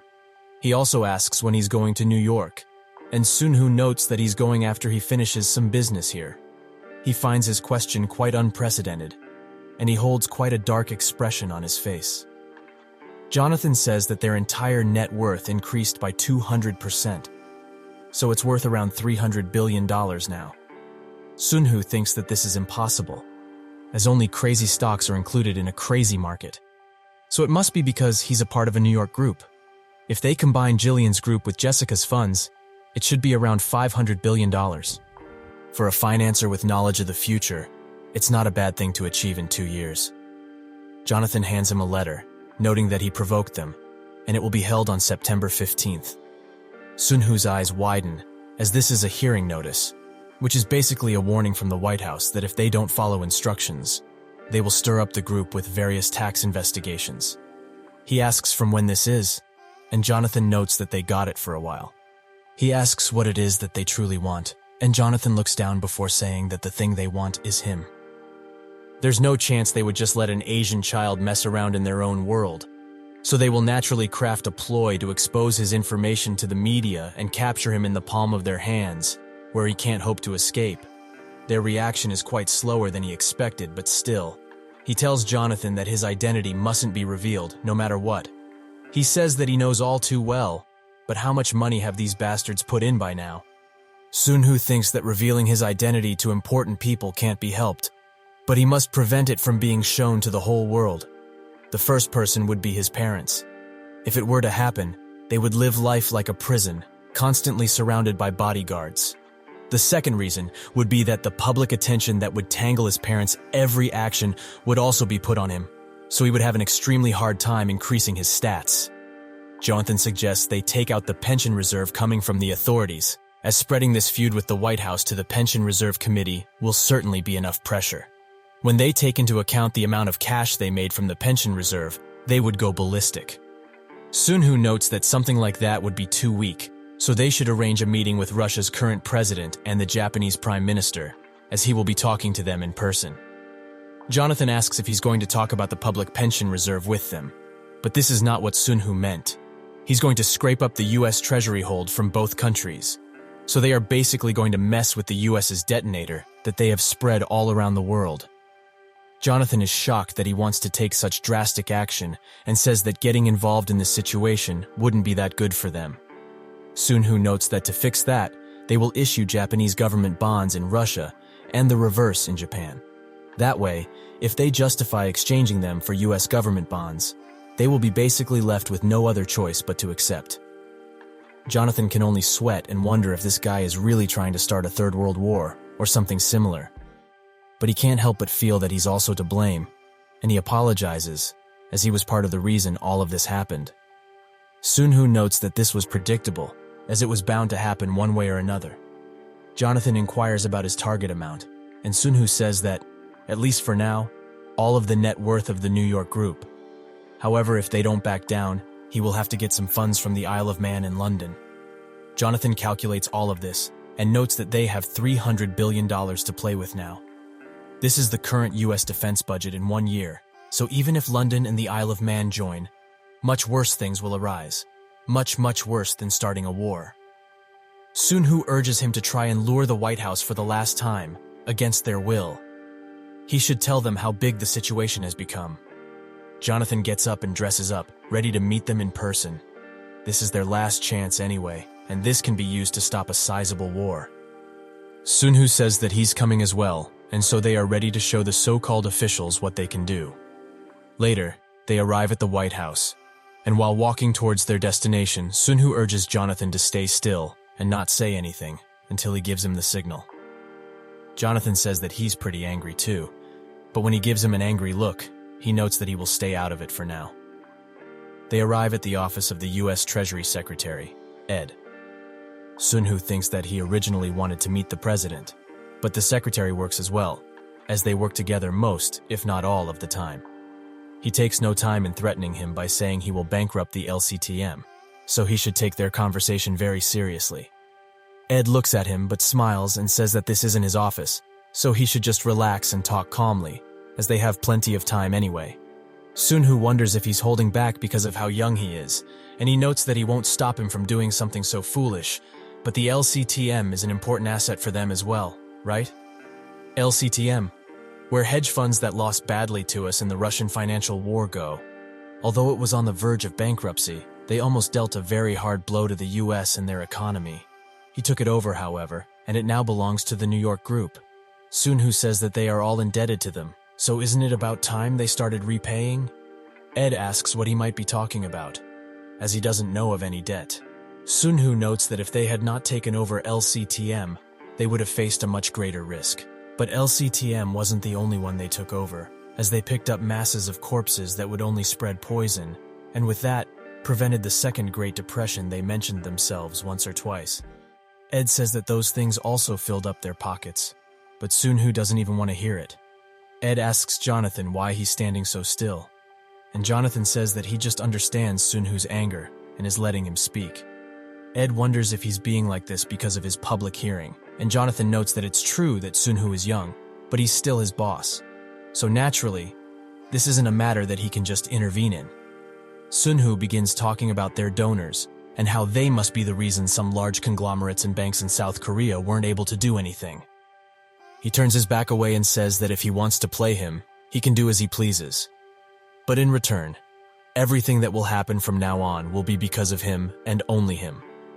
He would have lived in a world where death penalty notifications were issued while laughing. Speaking in economic terms, though, it would be a world that hides a blade of astronomical size and amount. He's never really encountered such a direct and aggressive attitude. He smashes the table with his fist and asks how a mere child is daring enough to tell him off like this. Sunhoo turns to see him and notes that the same could be said for himself. What's the deal with him letting the situation extend to this? And if he were in his shoes, he wouldn't raise his voice. Ed sweats profusely while he shakes and asks what he's even talking about. Sunhoo notes that he's of course talking about Japan's block, as some young kid would have to stop before playing a joke, right? But no. If he blocks the bonds, he may even risk the target of the yen. Ed knows what this means, and Sunhoo says that he doesn't know if Japan will ever be as cooperative with him ever again because of the dukes they did in the early 90s. He's still struggling with the recession. There are also many people who think that Russia is still in the Cold War, so he wouldn't know anything about that, right?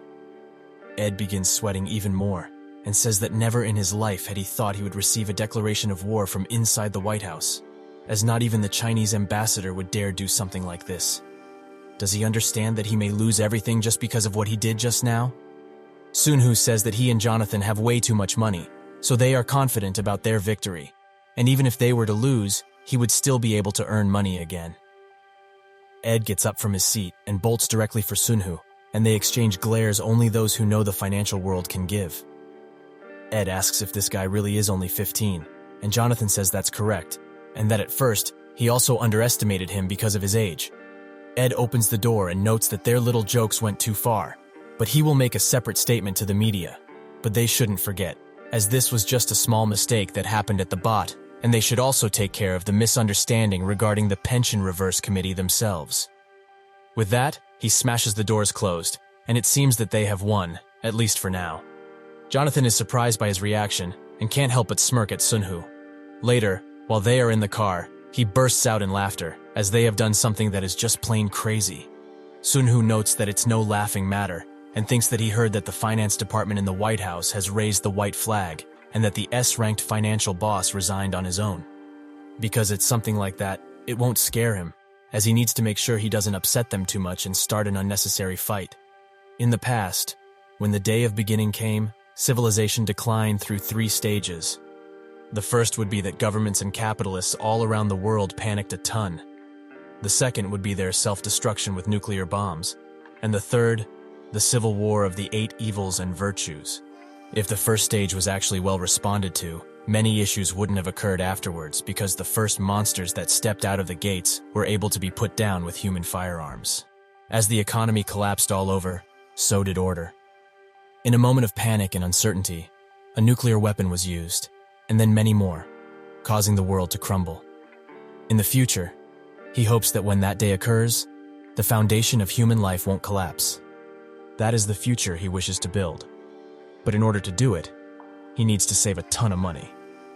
Jonathan talks with someone over the phone, and when he finishes, he tells Sunhoo that Gold Online just flopped. Originally, The highest point of the dot-com bubble was in March of the year 2000, when the Nasdaq index exceeded the 5,000-point mark. And until October of 2002, it went below 1,000, and 80% of it just vanished. Sunhoo asks him how high the index was yesterday, and Jonathan notes that it was 5,339. So how far is it going to drop? Sunhoo thinks that this is a higher figure than he remembered, but a little change is to be expected. He says that it will most likely drop below 1,000. The subprime situation in 2008 was the middle bridge of the Great Recession in the world economy. He says that it started with the Asian financial crisis, more specifically with the attack on Korea. Jonathan notes that it was during the dot-com bubble, so what happened then? Sunhoo says that because of the financial crisis that was affecting everyone globally, Mexico and Russia's interest rates went down, and a lot of money was lost as a result. The millennium's rosy fantasy also needs to be taken into account, and with all of this combined, the dot-com bubble burst. But he didn't mean to talk about this, and instead, they will continue to lower the benchmark interest rate at the Fed to ease the subsequent stock market fallout. Jonathan notes that they will do as he says, but when should they stop? Sunhoo says that the metaphorical ingredients will be available from today until 2001. They will see the benchmark interest rate hit below the 1% mark and keep watching until they cook it after 2008. Jonathan smiles and notes that if they were to do so, it would be real estate. Sunhoo finds it natural that the real estate would go up. But the real problem is the poison that will build up, as between 2007 and 2009, the biggest bomb ever will explode. An explosion beyond anyone's wildest imagination. Jonathan finds his words quite worrying and asks if it's just a rough assumption. Sunhoo looks out of the window and notes that the world's economy, and the financial system with it, will be paralyzed. South Korea's IMF, the dot-com myth and its eventual collapse, the terror of war, and the great oil era accompanied by real estate myths. And the final piece is the subprime mortgage crisis at its sad end. This is simple cause and effect, and in an economy that unites the world, there are no results that would go without a win-win situation. He alone has to calculate the shock from Hong Kong, which will certainly increase the game, and the Russian financial war, which they must be alert to at all times. He tells Jonathan that this is a long-term revision, so he will send him a draft as soon as he gets back to Seoul. Later, he gets there but doesn't know what to write, as it's quite hard. The reason is that there's nothing that can be proved with data. 9.11 and the Iraq War will soon commence, and if he has to deal with something like that in January of the year 2000, it's not a matter of a tax audit or something similar. The unfortunate event that will happen this year will become a rebellion against the world. And it's like the day of the beginning, but much more severe, as a devastating attack that destroyed the symbol of the world economy at once will occur. But come to think of it, he wonders why just low-level monsters came out of the gates at first. As if the 7 demon emperors came at once. They would have taken humanity out in a second. Anyway, he mustn't let history unfold itself like it has previously. So he has to write a draft that would convince the geniuses.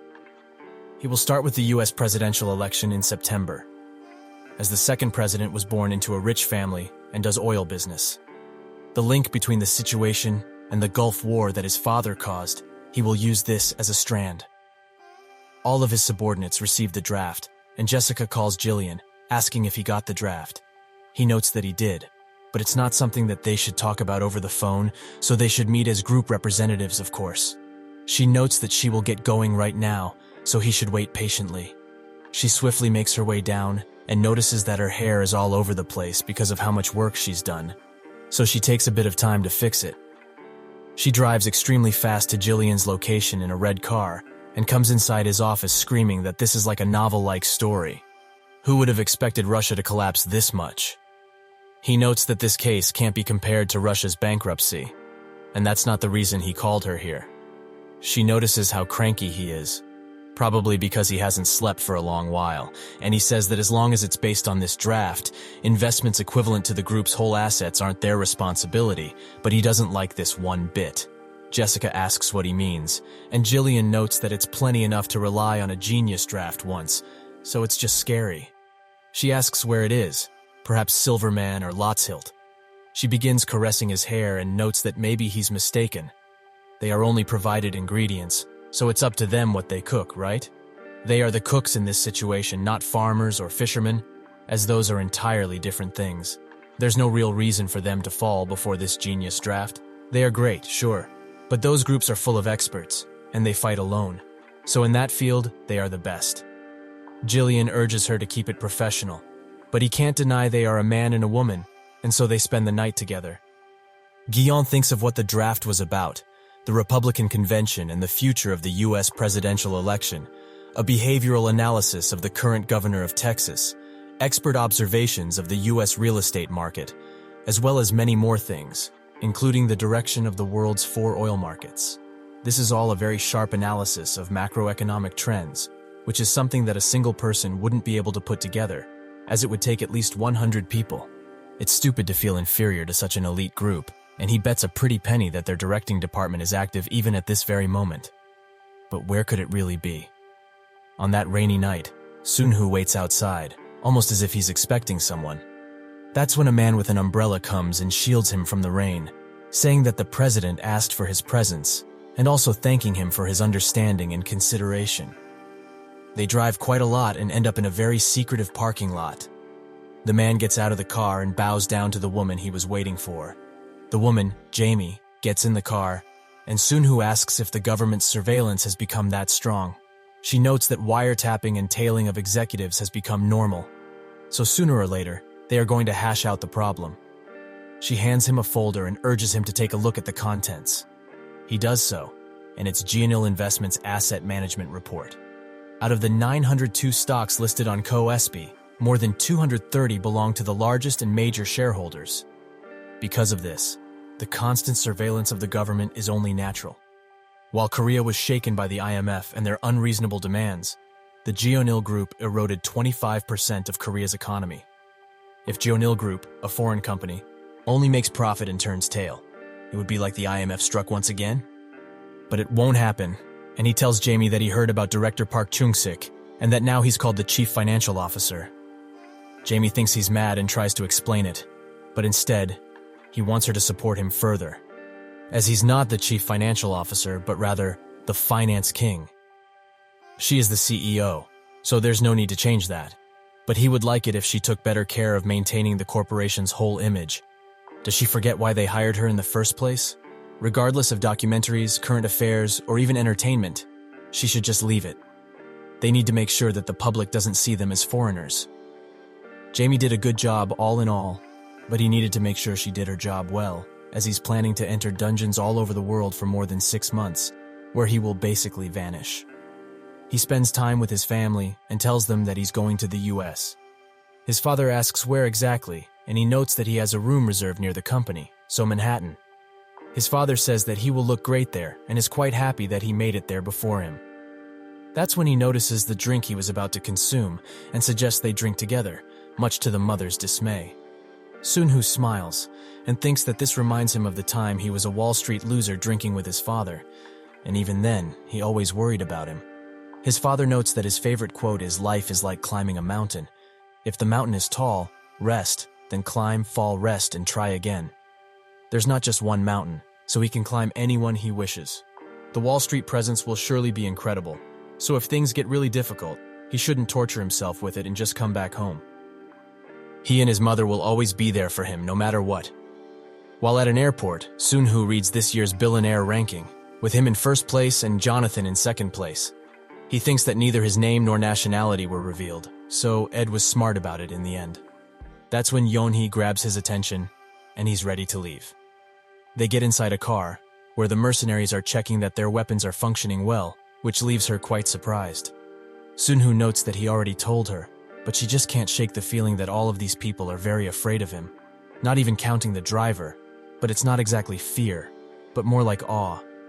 Sunhoo says that they worked together once and thinks that her skills have become stronger, so she's definitely changed. Later, they arrive at a gate that is high in some snowy mountains.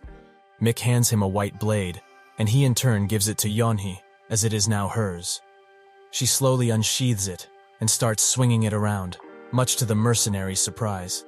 She finally stops and notes that it's worse than what they received from the dungeon, but it will have to do for now. Sunhoo finds this quite surprising, as even though she's not using a single skill, none of these guys could hope to beat her currently. He tells Mick that he will trust him with the rest, and he asks how long they will be gone for. Sunhoo just smiles, and while going through the gate, notes that they will be back in 5 days, at most. Yeonhee waves them goodbye, and so begins their dungeon crawl. When they enter, they get the quest to eliminate Xiphos and another named Common Whipping. Sunhoo seems to know his name, and Yeonhee looks up, almost as if anticipating something.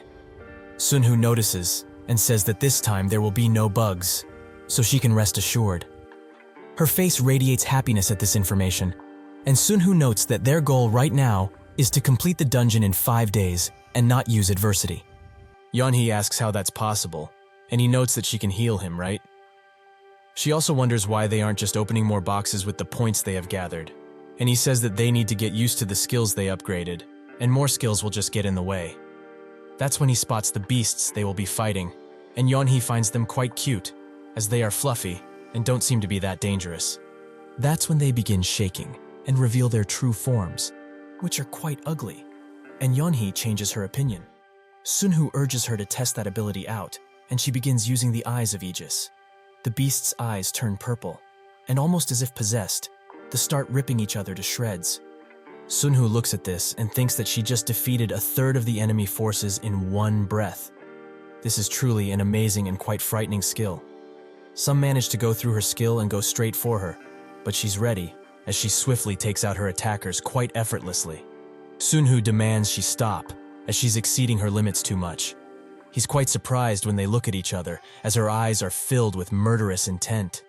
He thinks that it must be because she desires to control Xiphos, which seems to have consumed her.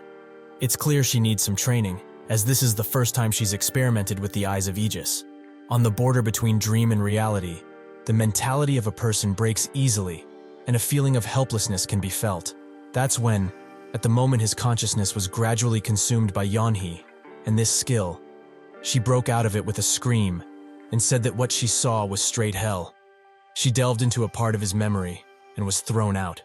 She saw the 7 devil emperors, and even though she's already a member of this strange world, and is also earning some cash from it, she experienced fear that would simply break unsuspecting minds.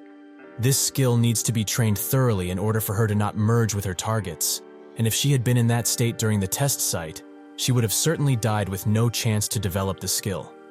The second evil was able to gain notoriety and reputation with the eyes of Aegis.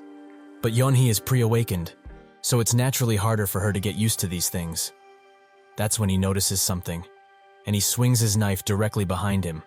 Before the beast could do much, he managed to slay it, and the quest Common Whipping has been completed as a result, giving him 1,500 points and a golden box. Sunhoo catches his breath and thinks that 5 days of not using Man of Adversity might not be possible, as it's only been 3 days and he's already pretty tired and overworked. If it weren't for the dungeon box and skill charging time, he would have been forced to use it much earlier. While Yeonhee heals him, he notes that her healing ability has improved and thinks that even after finding out about the 7 devil emperors, she seems to have steeled herself once again. This rookie and her mentality keep growing stronger by the day. Him as well, as he's trying to overcome her overwhelming growth and the dangers that come with it. In the process of monopolizing the dungeons, he memorized the locations of the F-class dungeons, which didn't garner that much interest for him. However, if they take all of this, they will be at a completely different starting point than the others at the test site. He says that next time, they should aim to do a dungeon in just 1 day. Yeonhee is hesitant to answer, but finds the courage to agree, and so the monopolization of the dungeons began. They complete quest after quest and confirm that the F-graded dungeons were not a threat, so it wasn't that dangerous to farm in them. But just from an F-graded dungeon, Yeonhee's stats increased to the next level, including her abilities. While she was adjusting to her newly raised abilities, Sunhoo went into the dungeon by himself, as he didn't want to dwarf his growth. While they drive to their next location, Sunhoo notes that he has 53200 points and asks her how much she has. 47310 is the number, and Sunhoo thinks that if they collect just a bit more, they could open a diamond box with just those. He's also quite shocked that they managed to clear 15 dungeons within 2 months, meaning 1 dungeon every 4 days, including the time for maintenance and travel. While sleeping, Yeonhee says the names of her skills, which he finds quite impressive. Most of the people in the van are sleeping, and Sunhoo finds it nice to see everyone's faces. He tells Mick to take Highway 115, as they will be going to a hotel. Yeonhee, who is still groggy from sleeping, asks why they are going to one. Are there perhaps dungeons inside of hotels too? Sunhoo tells everyone to stow their weapons away, as they will be taking a short rest in Las Vegas. Everyone's expression widens, and they cheer for him while also hoping he doesn't change his mind suddenly. In the city of Vegas, where everyone gambles and is having fun, the party arrives, ready to have some fun after such a long time. They drink, eat, and gamble like no other, with the people looking at them, wondering if they were kept prisoner or something to act this way. Sunhoo finds the way they act a bit embarrassing, but after so much work, it's deserved. He puts his hand on Yeonhee's shoulder and says that they should go to a quiet place for just a second. She blushes and agrees, clearly expecting something.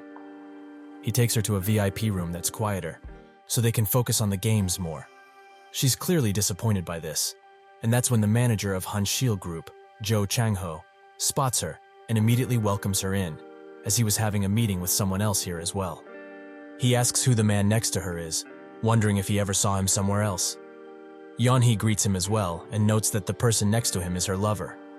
Chang-ho tries his best to contain his anger, and Yeonhee tells Sunhoo that he's one of the sponsors of their hospital and that he's quite annoying, so she asks him to play along for now. He invites them to play a game or two, as they are in Vegas, and that's only natural, right? Sunhoo wonders if this guy is from the Hansel group, and Yeonhee asks if he knows about him. He thinks that the New Hope Medical Corporation he gave to Yeonhee was gaining some fame due to its various stories, and a certain story drew even more attention to the IMF's gloomy image. Thanks to that, many unpleasant individuals got involved in the group, and the Hanshil group was criticized for being the second generation of troublemakers. Chang-ho thinks that this hillbilly and unclassy-looking woman could never hope to afford such expensive games, so he will play around with that plain guy sitting next to her, and with his poker face that was recognized by even pro players, he's sure to win.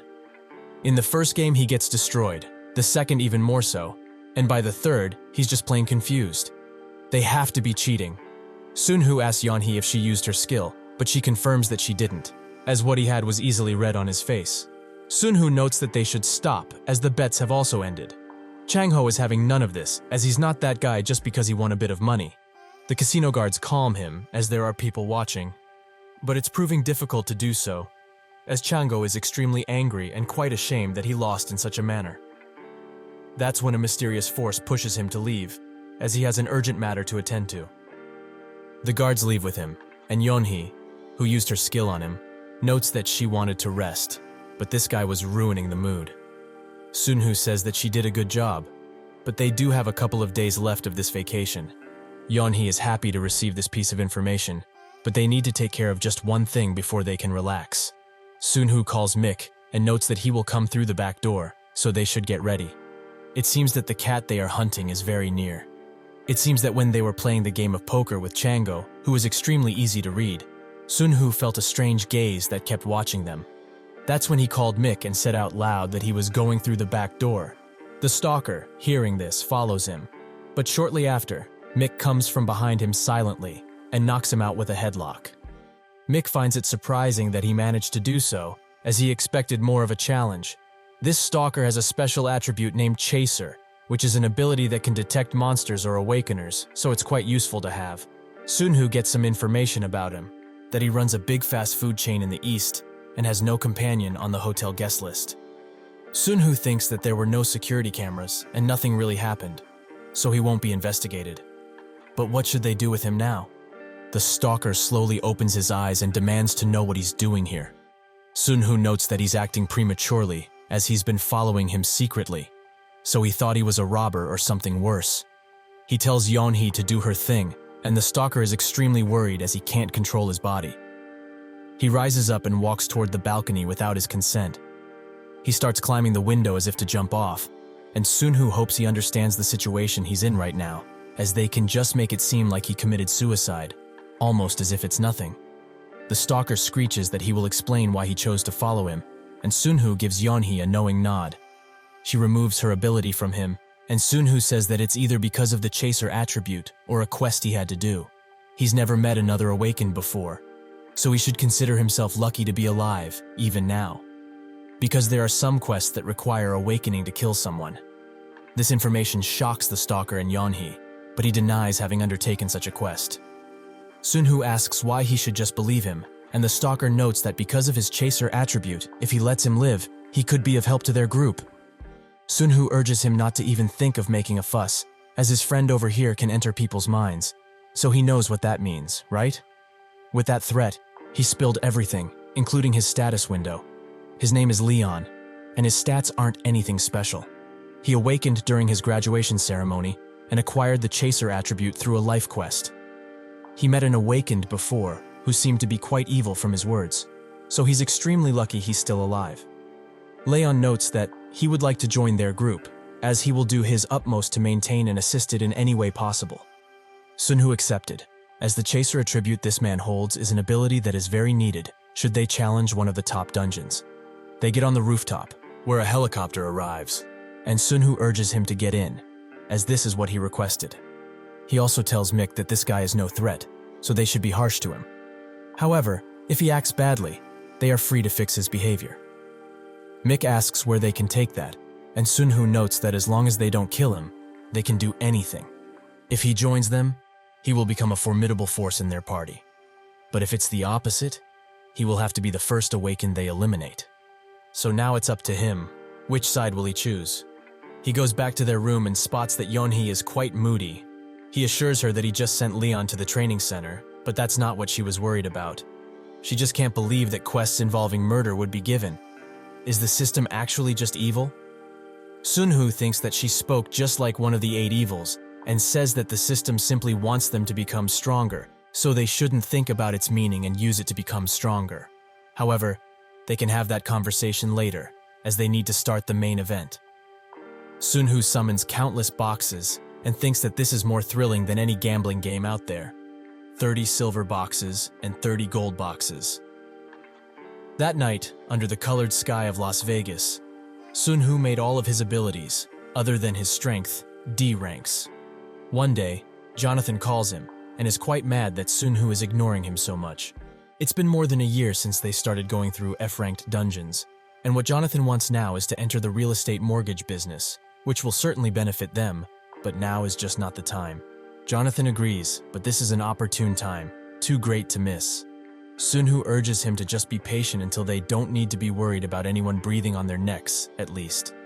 Jonathan wonders what he's talking about, and Sunhoo says that he should just focus on the short-term draft for now.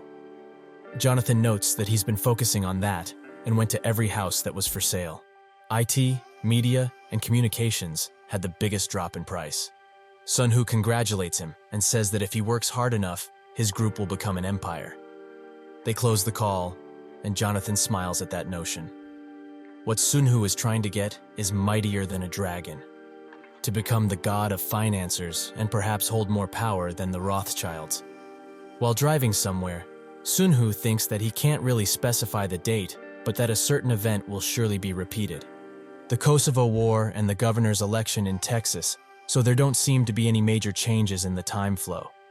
After that day, they will be above them and do anything they want, right in their living room. 4 months later, in the year 2001, in England, Sunhoo and Yeonhee arrive at a salon.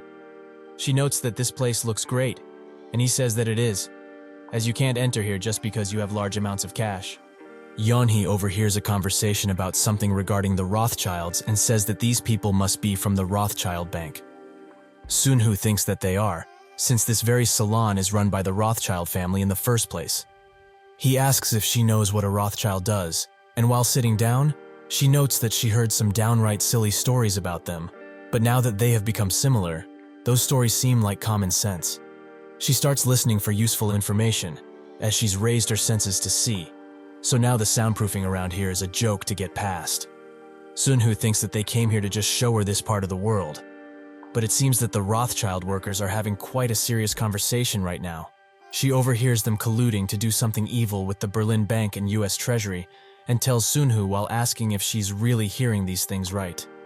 Sunhoo notes that if they are doing that, they must be trying to boost the gold market, so she should invest in some gold once they return to Seoul. She asks how two people can decide stuff like this that could destroy lives. And Sunhoo notes that reality is much more evil than the dungeons, so she shouldn't think that they are the only ones living in a different world. The clock chimes, and in that second, Yeonhee hears countless voices and sounds. Among them is the news that a plane crashed into the World Trade Center. It seems that it has begun. Shortly after, the news confirmed that at exactly 8:46 a.m. local time, a passenger plane crashed into the World Trade Center, and the building soon became a pillar of flame and tragedy. Wall Street is in shambles, as stocks and trades are falling and rising left and right, creating pure and utter chaos everywhere. Sunhoo calls Jonathan and tells him to get rid of their gift positions, no matter if they lose money or not. While texting, he thinks that this situation that caused a tragedy felt throughout the world was not a simple accident, but the market has yet to realize that. He texts 3 people that they need to clear all positions right now and will not accept any sort of objection. Those 3 texts were sent to Jillian, who's in the same kind of hell now, Jessica, who is near the Isle of Man, and Daniel, who recently gained independence from the Isle of Man group. Sunhoo looks at his clock and thinks that 9.11 became 8.11, but the time did not change. What nobody has realized is that in about 5 minutes, there will be a second crash.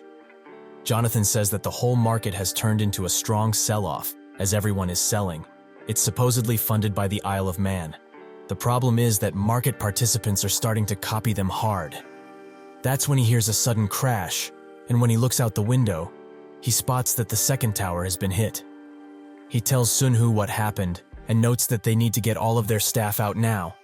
The 2 largest mountains of global finance, Wall Street in New York and the City of London, got the brunt of it. Sure, New York was the one directly attacked, but the shock of the CT was no different. It was like a war just started, and the people who could stay calm now can't even be calculated. Among them, those who move quickly are fewer, but fortunately, he's among them. He urges Yeonhee to go back to the house, and he leaves. Now the true master of the world is about to change. An amateur group of 4 university students decided to proceed with their well-thought-out investment plan, and on September 11th, they hit the jackpot. But their luck would slowly become something they wouldn't want as the American authorities initiated an investigation into them. This case, which raised human rights violations, was the beginning of a newly enacted Patriot Act. There was a clear reason why a student of Arab ethnicity was among the 4 unidentified students. The Arab terror forces were behind the attack, and the outflow of oil money from the US market was valued at a gigantic $200 billion USD. Attracting that money and engulfing the oil market and even real estate is when the long-term draft begins to make moves. He meets with Jillian, who apologizes for keeping him waiting, as this whole situation was plain disastrous. Sunhoo notes that it is, as not even the directing department could hope to predict something like this. But did he receive his message? Jillian says that he did, and they managed to handle a portion of it before the terror attacks were officially confirmed. They didn't have time to close all of the positions, but it could have definitely resulted in an even bigger loss. Sunhoo reads the papers and notes that it was beyond their control in the first place, so nobody is responsible. But what's really important begins now. The long-term draft did predict the interest rate cut and the Iraq War. Jillian thinks about this and says that all of this will serve as a trigger. Sunhoo asks if there isn't any oil money in the funds he invested in, and if there is, he should meet them as soon as possible. While watching the president's statement on all of this, Jillian thinks that all of this time, he's been cultivating relationships with billionaires, hoping to one day bring them into the Jonathan group. Among them are Prince Walalmun, the first in line of succession of the Saudi royal family, and Prince Eleceed, his henchman and warehouse manager. These 2 men alone have the power to influence the Arab investment funds dramatically. All of the preparations he has made up until now have not fit perfectly, almost as if put in place deliberately. So is that guy thinking about taking America's oil money out of the country while the terror attacks are under investigation? He's been mysterious even since he met him. When they lost to the Jonathan group in Thailand and Hong Kong, when he was just about to get kicked out of Morgan, he got a call that someone had come to meet him. A young Asian, who was difficult to read, came with quite the unconventional proposal. As long as he moves on the basis of the directing department's draft, He will not be responsible for any damages caused. But now that he thinks about it, what can the directing department be? He picks up his phone and tells someone to track down a certain person. Asian man in his early 20s, who goes by the alias Ethan. The guy he called notes that he will start searching right now, and Jillian looks for any security camera footage to send to the investigator.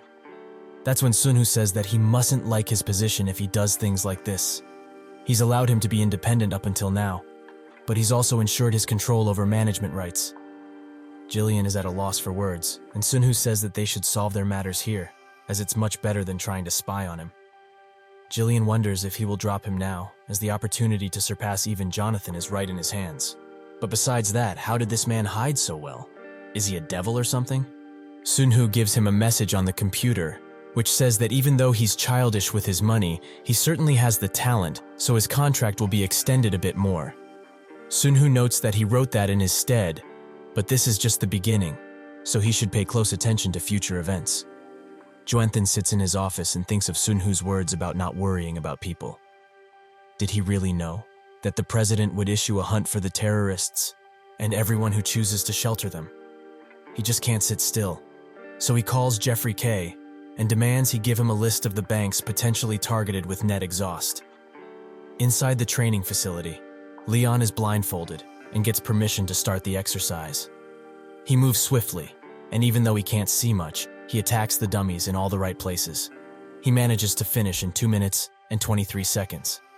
Mick shows Sunhoo and Yeonhee this, and notes that he's quite skilled, but what does he think? Sunhoo notes that his movements aren't that great, but he's usable enough. Leon, or he should rather be named their casino chip. Leon walks towards Sunhoo and wants to ask one simple question. Is this organization involved in the recent terrorist attacks? Mick punches him in the chest instantly as to shut him up, and Sunhoo notes that they shouldn't talk about that, as they are facing a much bigger threat than that, so they should get going. They lead him to a dungeon, and he asks if this is really a gate for one. Yeonhee confirms this while also calling him Casino Chip. She is called Mari, and the leader, Sunhoo, is Odin. These codenames were put in place to hide their identities, but also for Yeonhee's sake. After all, relationships between awakeners should be very different from relationships in the outside world. They slowly make their way into the dungeon, and the Declan extermination appears. Yeonhee whispers to Sunhoo that it's been quite some time since they've been here, and Leon spots that behind that door, there is a beast. Sunhoo urges him to enter and watch carefully.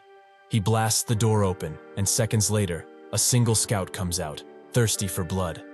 Yeonhee gets on top of it, while it focuses on Leon, and impales it with the random effects dagger, giving it the bind effect. The beast is now paralyzed, and Sunhoo urges Leon to go and finish the job. He's still quite shocked, and Sunhoo says that it poses no danger to him, so he should just kill it. Leon notes that it's still alive, but Sunhoo has none of it. If he continues acting like this, he will meet a tragic fate, so he should wake up to reality already. There are only two choices in this world: killed or be killed. While breathing heavily, he slowly makes his way towards the beast, and Yeonhee thinks of what Sunhoo said. They need to adjust their level to his F-grade stats and should not use any skills in the next dungeon, because this is like Leon's final exam. She asks what will happen if he does not pass, and Sunhoo notes that then he would have no use for him.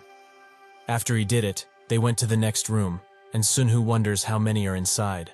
Leon notes that he feels there are more than 10, and Sunhoo explains that he's the tanker, Yeonhee the healer, and he's the damage dealer.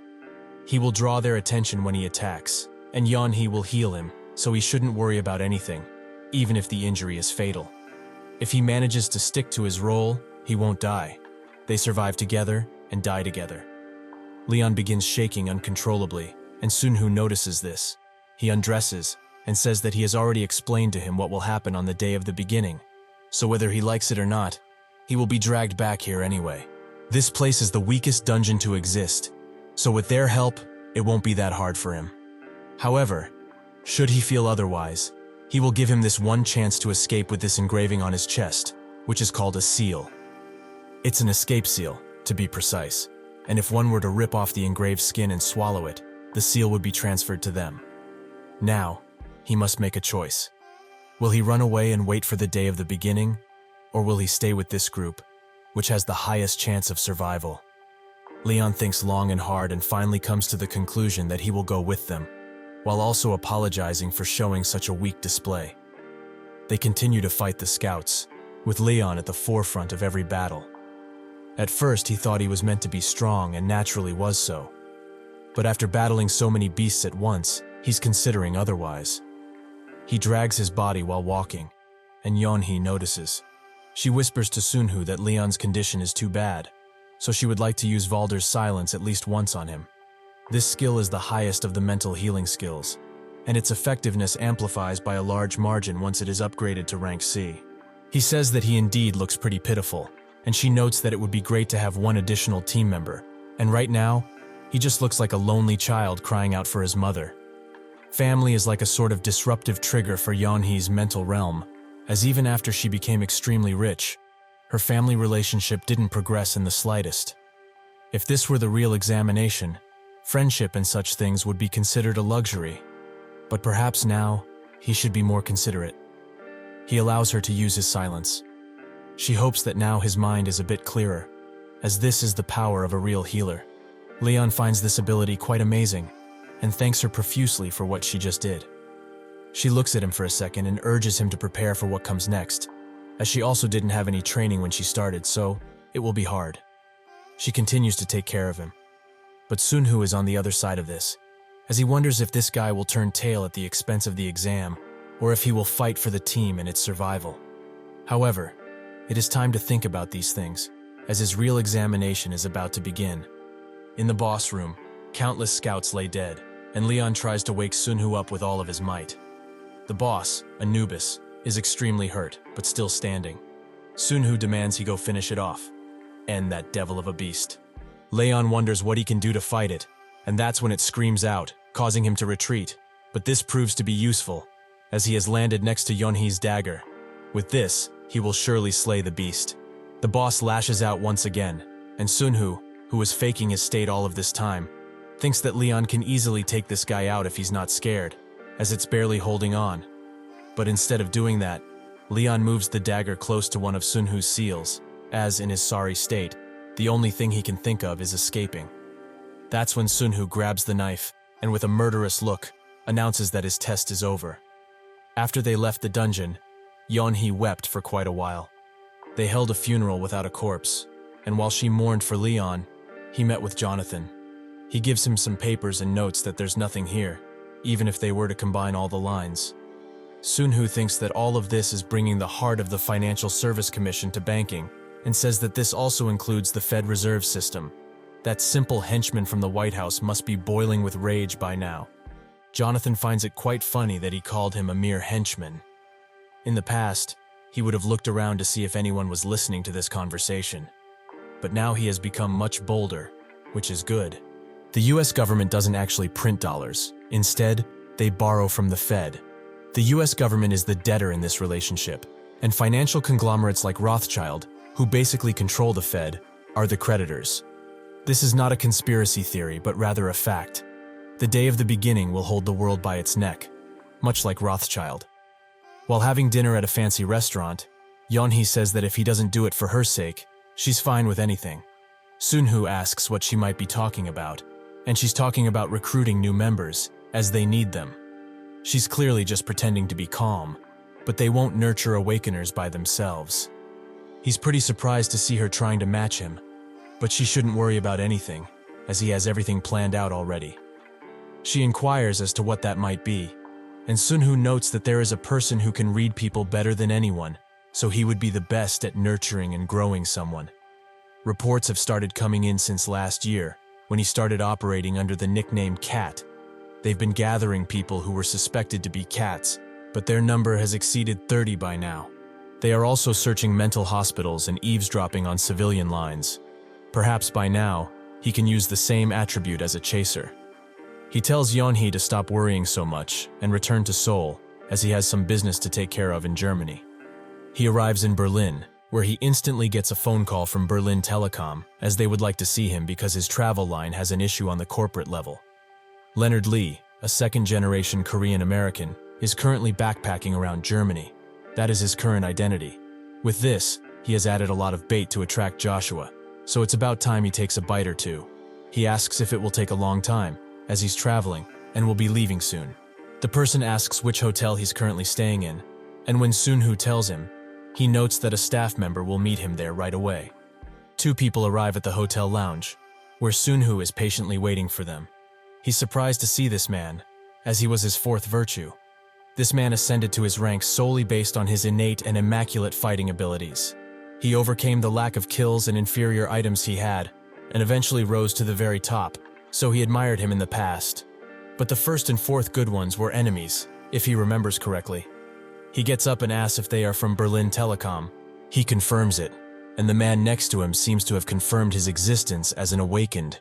He's clearly signaling something using his head, a characteristic often found in chasers. He thinks that their organization seems to be quite well put together, so they should be worth waiting for.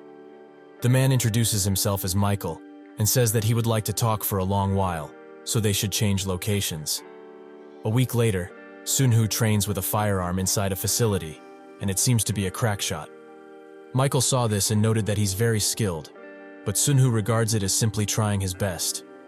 This is a training camp built by renovating the interior of a mansion, and the fact that this organization is focusing on gun training shows that they have never encountered a dungeon before.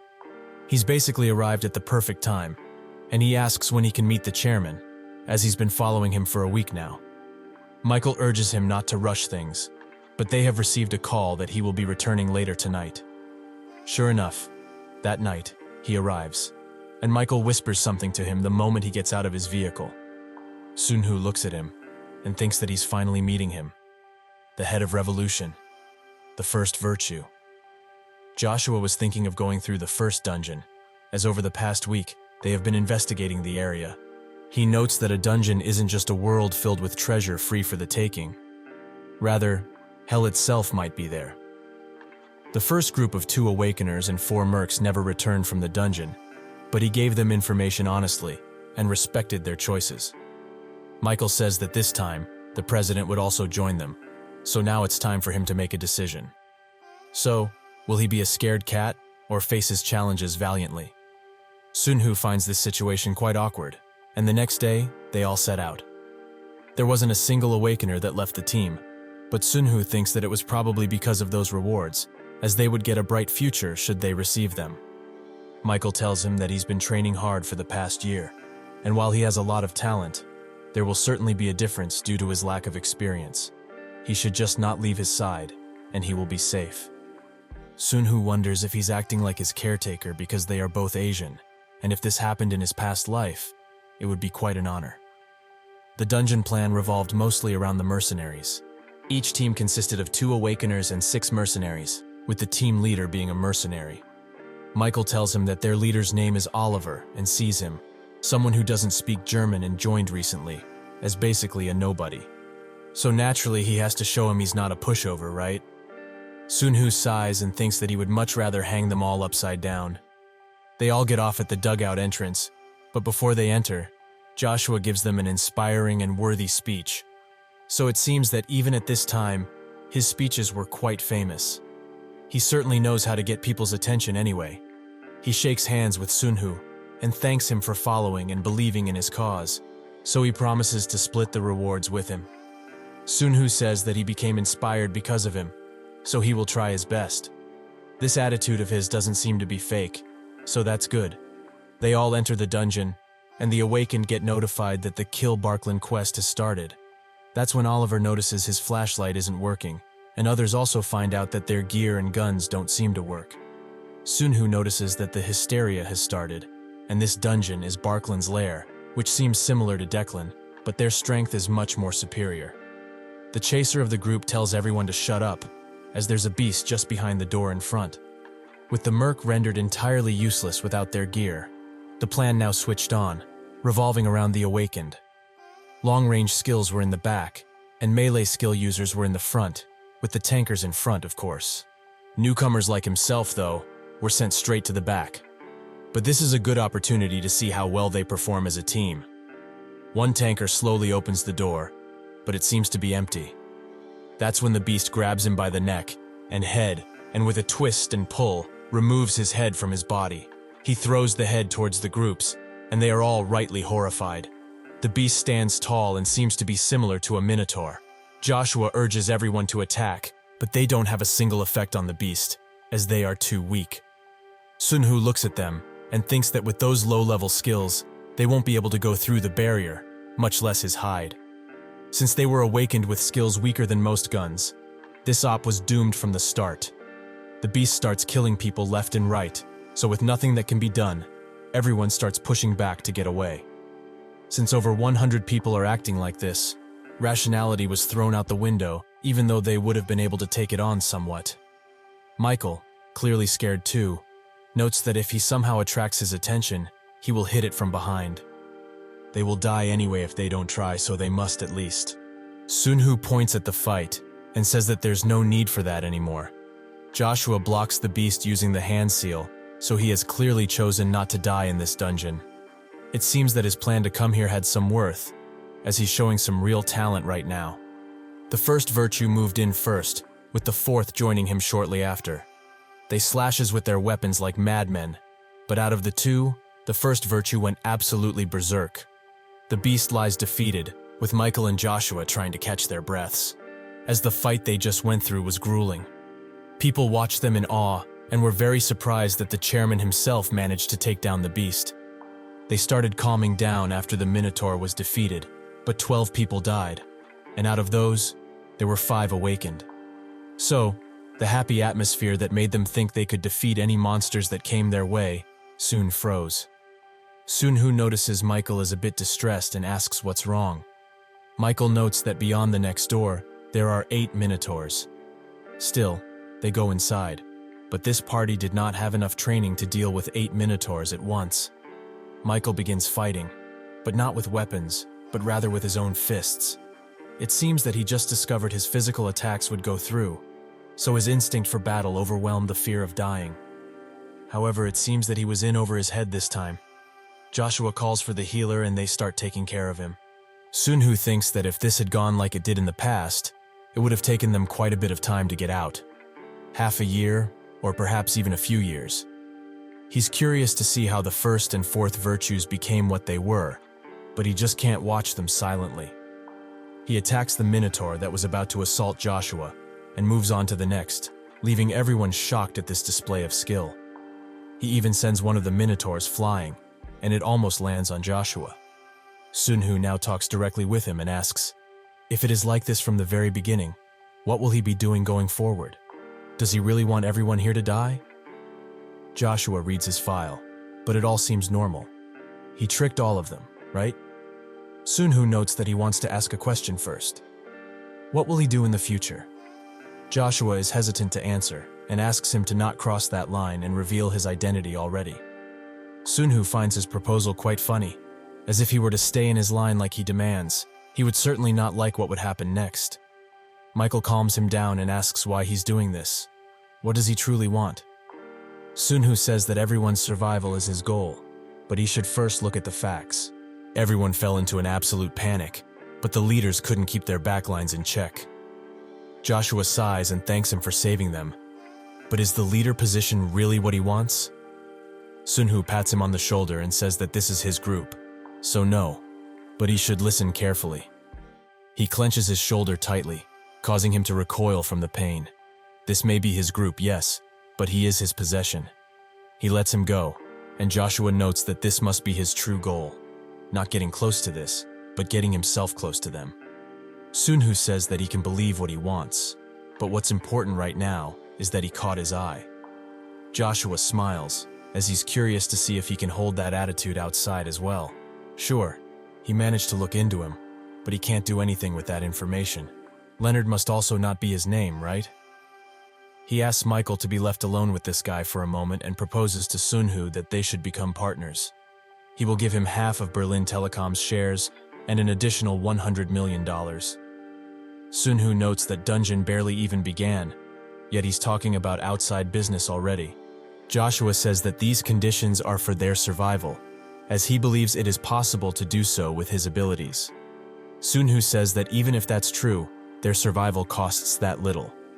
Joshua notes that this would not be the end of his rewards, as he's connected with a group that he probably hasn't heard about, the Bilderbug Club.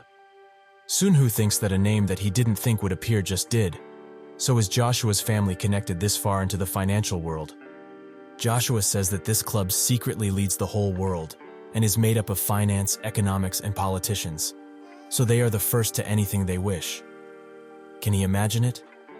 With his strength and his mind combined together, they would be able to take control of the entire world. Sunhoo says that is precisely why he can't let him escape his grasp, because of those world domination ideas. Joshua asks what he's thinking about, and Sunhoo urges him to think about things slowly, as he will only be teaching him the basics. He's still a child in this world, so he naturally needs someone to help him. Joshua gets extremely mad at this comment and notes that this time, he's really pushing his luck. When 5 parties of 5 people join together, one can create an attack unit, and when the 5 party leaders elect a unity leader through agreement, the group will be given the attack unity buff. Fortunately for them, they had exactly 25 awakeners remaining, so creating one was very easy, with the system also rewarding them with a golden box. Sunhoo was anticipating a platinum box, or perhaps something even better, but this reward is just plain underwhelming for him right now. The system is usually generous with people doing something first, so now it's basically telling him to stop expecting much from it. They all receive the blessing of tenacity, which gives minor resistance to crowd control effects. Sunhoo explains to Joshua how the basics of creating an attack unit so that he will be able to do it from now on. After electing him as the new unit leader, they remade the attack unity, and even though Michael was given the position of party leader for his respective party, everyone still looked at him. There is an outsider who got control of their group in seconds, and the mercenaries, who are now basically useless. How will the leader of revolution solve these? With the party leaders as the command group, they have decided to go with their original plan. Michael tells Sunhoo that the vote of the president, who is the unit leader, will naturally be worth 4 points, and the party leaders will be 2 points. With party members only being able to give 1 point, that's how things are decided. Sunhoo thinks that this system they put together is the same as London's The City. It might be because they took note that one person holding all the authority would be quite difficult, but this system would become the main one within the revolution. The first thing the revolution voted on was what to do with their mercenaries, who are now just being dragged behind. 1 would be to use them as porters, 2, prioritize awakeners when distributing food and weapons, and 3, restrain them to stop a potential riot. The third one was decided upon, and in a sense, they will basically be used as human shields, even though nobody had the guts to say it out loud. Michael watches how the mercs are being captured while scratching his head, as this whole situation is plain uncomfortable, if nothing else. Resistance from the mercenaries was controlled forcibly, and if this was the original timeline, none of them would have been able to leave from here with their lives. Sunhoo thinks that this is the reason the first and fourth virtue became enemies, as the fourth virtue would have formed friendship with the mercenaries he trained. He tells Joshua that he doesn't know how this will change anything, but he will surely increase confusion among the group. Joshua asks if he's voting against it, and he notes that he plainly abstained from voting, while laughing in his face. But at the rate he's going, his group will end up coming to him, and that's something neither of them really want, right? Joshua looks at him with an envious expression and says that he should step down if he wants to make sure that doesn't happen. Sunhoo says that if he wants to, he can leave right now. But does he really want that to happen? His eyes turn red, and he urges Joshua to calm down his glare towards him and towards the team. He should just smile like the leader he is, and if he ever sees him making that expression towards him again, the next topic of discussion will be about his life. They go into the next part of the dungeon, and when the fighting began, everyone there hoped that Sunhoo would clean everything up. But he kept his interference at a minimum. The mercs, who could now only run helplessly with their hands tied, exploded in rage and asked to be killed already. Fights between awakeners had also started to appear, but Sunhoo still doesn't interact in any important way.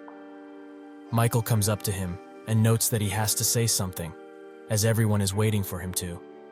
At this rate, the president himself won't be able to keep the group together, so he must something at least. Sunhoo says that he will only give out his votes, as he has given plenty of advice as it is. The vote to use the mercs as a resource comes at a crossroad, and everyone looks at Sunhoo. He tells Joshua to go with what he voted for and urges Michael to translate this for him. He completely trusts the unit leader's choice. They proceed to make a written vote without any abstention, so that they can get somewhere with this. There could be errors, but right now, this seems to be the best method. Sunhoo finds his actions quite pleasant, as he's removing his influence from the group, as he knew that it will impact everyone's choices. This is how you lead, so he's quite proud, in a sense. With the written votes everyone had to do, they proved that they had at least a shred of humanity left in them, as they have decided to release the mercenaries and leave the miscellaneous work to them. And should the awakeners break formation, the mercs will also be joining the fight using hand-to-hand combat. Joshua has reached this agreement by offering them much larger pay than previously established. They go to the next part of the dungeon, where it seems that they are being pushed back quite quickly. Joshua asks Sunhoo for help, but he doesn't move an inch, and instead screams at them. Is he dumb? How long will he rely on him? Huh? He needs to make everyone see what a good leader can really do, and make them rely on him. Joshua looks at him and begs, at least, let there be no casualties, as he will deal with the rest later. Sunhoo noticed that look in his eyes, as it's cold-hearted, but sometimes merciful, even to the worst of enemies. He is slowly becoming a man who could embrace anything, if it means victory. They all turn to him for directions, and he tells them to not back down and kill every single one that blocks their path. Sunhoo activates Odin's wrath on his dagger as to improve his image. Now, he has become the embodiment of revolution and freedom itself. The guards waiting outside are tired of waiting, as it has been days since they entered the dungeon. Fortunately for them, the dungeon starts glistening as everyone is coming out. But one of them is quite shocked, as the mercenaries are shells of what they used to be. They are clearly shell-shocked to think these guys who were called the Skull Gang of the Balkans during the Bosnian War became like this. What could have happened in there? Joshua notes that he will escort Sunhoo to the mansion, but he only wants a car, as he will go to the Wilson Hotel. They do so, and Joshua thinks that when they got to the boss room, as he took Michael and him to defeat the boss, he thought something entirely different would happen during that fight, but the way he fought was nothing short of amazing. He remembers his words. For now, he's only a child who requires his guidance, or rather, this is a competition. One where the loser is assimilated into the winner's group. While driving away, he tells one of his subordinates to move Lee, Sunhoo's undercover name, to the penthouse suite, and thinks that if this fight uses the world's rules, he can't possibly lose. The subordinate tells him that there's already someone with the same name staying in there, for an entire month in fact. That room costs $70,000 per night, and it's usually used by the German government to keep quests. So where does he have all this money from? He tells the subordinate that he needs a full report on that guy tomorrow morning. The next day, Joshua slams the investigation papers around. As these are filled with false information, there's nothing true about this guy. After erasing his whole existence, he's just chilling in the best suite room possible. He's most definitely trying to win their fight. But he won't give up, as he will dismantle him piece by piece if need be. After receiving help from the main family, he was able to obtain files from the US Department of Commerce and the Department of Treasury. Money always leaves traces, no matter how secretive one is. So there must be some cash flow for Lee to fake his whole identity and past. He finds some leads and comes to the conclusion that the money came from the Cayman Islands. Over 100 million was used through layers and layers of front organizations to create Lee and his fake family. With all of this combined, he's certain he will be able to find out his real identity. His greatest dream was to enter the main family's board of directors and become a member of the Bilderbergs Club himself, but not anymore. If he's somehow able to obtain this man, then the next step would be revolution, the breaking of the existing order. The money trail is followed until they find out that Lee's safe name was the corporation Hello Joshua. He doesn't know what to think about this, and that's when a subordinate rushes in, as his main family has just been attacked. This shocks Joshua, but what the subordinate meant by attack was that someone is attacking their stocks, not their lives. Joshua is relieved it is so, but was this somehow started by Lee? However, it must be a coincidence, as this is impossible. At the Carrion family main residence, the family head, Aaron von Carrion, meets with John Doe, Sunhoo's trading name, and would like to talk with him about someone who attacked the Bank of England. After doing so, that man was able to obtain fame and wealth. However, Most do not know about the 14 grueling years of lawsuit he had to go through, as most people who know also think that it happened because of what took place with France in '88. Is he not curious to find out the truth? Sunhoo notes that he told him before, and Eren urges him to stop the attack, as he will give him the money he lost and more out of his own pocket. Sunhoo says that he's misunderstanding something, as even though LTCM is a part of Jonathan Investment Group, the investment this time. But he doesn't get to finish, as Eren screams that this is no investment, but rather a plane attack. Silence falls in the room for a second, and Sunhoo still insists. The investment was done solely by LTCM, and not just that, but all the hedge funds under their group. Eren tries to say something, but he's at a loss for breath, so his butler says it for him. If the hedge funds under his group are moving individually, as he hinted at, then why did he come to them? Sunhoo notes that this is just a misunderstanding, as he came to meet a friend. Joshua arrives, and gets the news that John Doe himself is waiting for him, as he told them they are quite good friends. The butler escorts him to the location, and says that it doesn't matter if they are really friends or not, as this is a golden opportunity. If they wait any longer, the front line will extend, and neither side will be able to turn back down. If he stops the attacks, the main family will pay for the losses. Joshua asks why they would do that before fighting in the first place, and the butler notes that if Jonathan himself moves, and the countless forces he has moved with him, they will cause a ton of damage. The entirety of Europe will be forced into a currency war, and this is something that can never, ever happen. Joshua says that if the situation is so dire, they should get that person on their side, as he's the only one who could stand up to Jonathan's group. The butler says that the elders are meeting with him as they speak in London, but they must do anything they can, so he should convince this friend of his. Joshua's eyes widen when he sees who he's talking with, and Sunhoo welcomes him in German. Joshua just sits in silence for a few good seconds, and wonders if this man is really Lee. Perhaps they just look similar, as it's hard to differentiate between Asians anyways. But if it's true, this man was above him in their game from the start, so he will have to face him until the end. At least, what he needs to do has become crystal clear. Eren asks how they know each other, and Joshua notes that they met last year in Vancouver. Sunhoo confirms that they in fact did, but can he take this as him having won their bet now?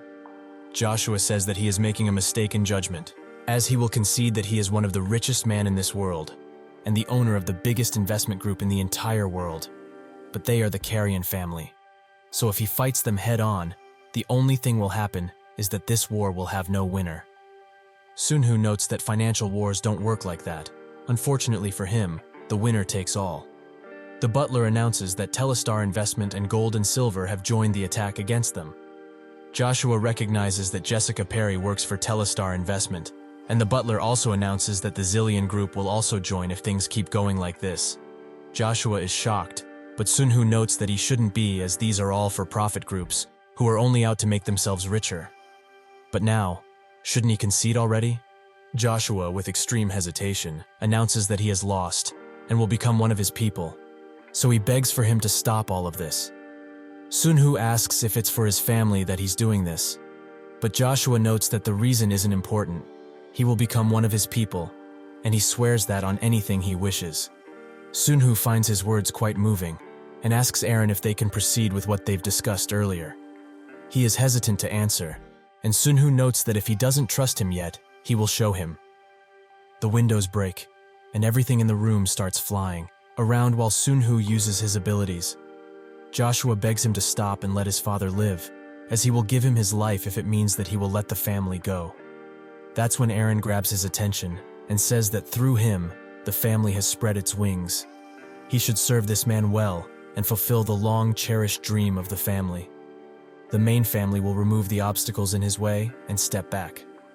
The butler, who is also quite shocked, announces that the attacks on their stocks have stopped. Eren tells Sunhoo to guide his son well, as he will certainly not disappoint. Sunhoo notes that's why he chose him in the first place, and with that, the butler grabs Eren and they walk away. Joshua asks what he should call him from now on, and Sunhoo reaches his hand forwards. Odin, and he will now enter his order. Joshua looks at him and grabs his hand. Now, he has fully accepted Sunhoo as his master. Eventually, Bobby is captured, the menace that would become the first evil. John presents him to Sunhoo, who immediately takes off his head, so as not to have any surprises. This takes John by surprise, but Sunhoo assures him. They lost him in the winter of 98, 3.5 years from now. Since he was followed constantly by a dangerous organization, the difference between their growth is as distant as the sky and the earth. Maybe that is why he doesn't feel a thing now. He asks if the other agents are okay, and John wonders why he would ask that, but he thinks that he would have resisted pretty hard when he knew his end was coming. John notes that indeed he did, but he wasn't able to do anything about being sniped, and this time, they tried their best to not let him go. Sunhoo notes that he will give him $1 billion as promised, and John asks if his safety will be guaranteed if he were to accept it. Sunhoo hears their plans, as someone close yet far away talks about how they are going to take him out, as to ensure their safety. But they are hesitating somewhat. Sunhoo says that he will be safe and with $1 billion in his bank account, so he shouldn't worry, even if this was a secretive operation. There are countless things that need doing in the future, so they won't change. The funds they invested and the private military company that they made, which is worth over $1 billion already, that's what they are after, as John probably thought that if he just took care of him and Yeonhee, he could take all of it for himself. John offers him a smoke, but Sunhoo refuses. John lights up his cigarette and shakes constantly, as he knows what's about to happen. Sunhoo's eyes glisten, and he instantly kills John with a single thunderstrike. The snipers panic and think of what to do, but Sunhoo just points at each of them, signaling them to keep their mouths shut. With that, he's free to leave, as they can't hope to do anything against him. Somewhere in Iraq, Oliver welcomes a man by the name of Cheney, who seems to have a good track record. He thinks that he will have to fight in another battlefield, but if it's for his kids' medical bills, he will do anything. Oliver's gives him the contract, which only tells him that he needs to handle some dangerous goods, but he will know more detail once he signs the contract. Oliver opens a warehouse with eye recognition, and Cheney says that with how secure this place is, he thought it would be a drug warehouse. Oliver notes that he thought the same, but the things inside are much more dangerous. He warns him now that he should only look, and if he touches anything, they can cover him up pretty quickly. In the warehouse, there are countless dungeon items, who in Cheney's eyes seem quite valuable. He asks where they got all of these from, and Oliver notes that he will know once his security level rises, but he's actually better off not knowing. In a D-rank dungeon named Barbacore Research Center, Yeonhee uses the child who abhors pestilence, and a strange wisp appears. Sunhoo thinks that after the 7th day of entering this dungeon, they used the quest item, but just looks at the appearance of this thing. It's like a fairy straight from fantasy, but he knows what it truly is. It immediately flies away, and Sunhoo notes that it did that because of the item she has equipped, so she shouldn't feel that sad about it. Suddenly he grabs something that was about to attack her, an invisible rat. He rips out its neck, and notes that these invisible bastards are becoming quite annoying. The fairy congratulates them, seeming to Sunhoo that it was testing them. He tells Yeonhee that they will follow it, but she shouldn't let her guard down, because this quest is S rank, and connected to the Doom Enterguasto. It was a huge shock to everyone when they found out there were things above the S rank monsters, as the day one of the 7 demon kings, Doom Kaso, came through the gate. The 8 virtues and evils joined hands for the first time, but they could only push him back, and not defeat him. They didn't bear the word Doom in their names for nothing. One of the items they stumbled upon the dungeon they are in held the power of one of the 7 demon kings, Doom Enterguasto. They receive the quest to disrupt Barba's corpse, with a lot of things that they need to kill and destroy it in order to complete it. This quest is S rank, and related to Doom Enterguasto, with its difficulty being very absurd. This plague research that will turn everything into the land of death is probably troublesome for the system too. Yeonhee is horrified by the appearances of the enemies, but Sunhoo tells her to stay focused, as they are like bombs. Being used as meat for experimentation, such is the fate of those who lost against them. He tells her to find the plague crafter among the, and uses the gifted one trait. With it, he slashes through them with ease, and shows them the real meaning of solo hunting. That's when a giant fist appears, which he manages to dodge. This came from a giant abomination, but it starts acting strange, as Yeonhee is successfully controlling it. Even thought it has the strength of a low-ranked dungeon boss monster.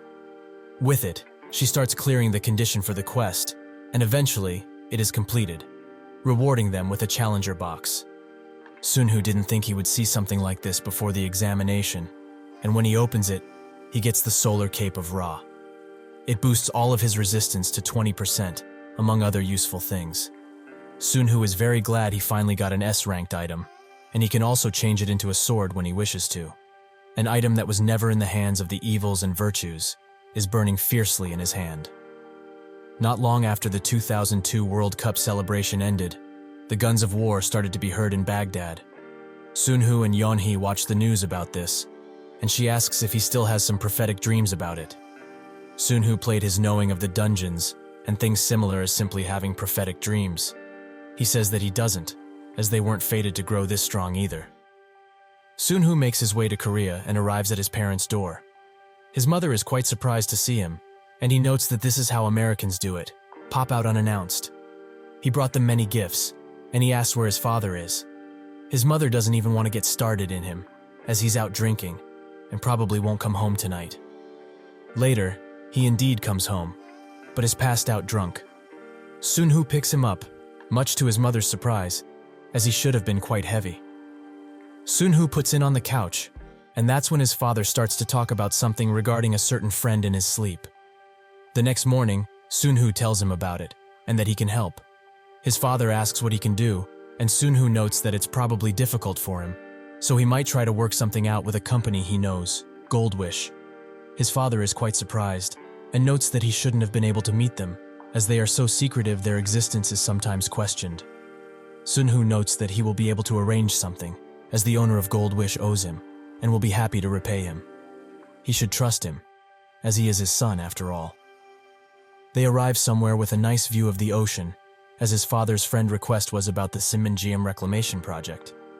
Due to political goes and such, a national project was opened and closed constantly, so considering the business value, there's no real reason for them to step in. Earlier, he went to Jamie with his idea, who said that even if they adjust the plan to use the place for faming as the industrial complex, things do not seem appealing. Sunhoo urges her to continue supporting it, as this is the only place that can be cleaned up without causing problems. She asks what his plan is, and he notes that he wants to create a world-class resort in this country, with a strong defensive wall around it, and a bunker which is able to withstand a nuclear explosion. Jamie asks if it's because of North Korea, and he notes that it's mostly for their employees to feel safe, and to not withdraw their group from this country. She only needs to make the government understand this, and push them completely. He thinks that this will elevate his father's image, so there's no reason for him to not do this. Even thought there's little over 10 years until the day of beginnings starts. The obstructor trait suddenly activates, and the system warns him that a quest where 100 awakeners will aim for him will be created in a minute, but he can stop it with 250 contribution points. Contribution points are extremely hard to come by, and he could pay for this, but this scenario is too unfair. This is just too much, even for the system. He asks what the quest contents are, and it's a simple assassination quest, where a position locator will be provided for the awakeners to chase him. Sunhoo thinks about what to do, but decided to let it play out, and Yeonhee also gets the notification for the quest. The system is rough, as even though he helped it with the plague, it's now targeting him restlessly. Are there perhaps two systems at play here? Yeonhee is quite shocked by this quest, and Sunhoo notes that for everyone getting the quest to kill him, he also gets quests to kill them.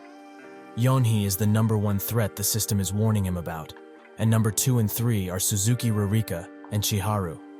He needs to decide a place to lure them in, and also he needs to protect his family, so he has no choice but to call Jamie. She has a meeting, and that's when she gets the call, so she excuses herself.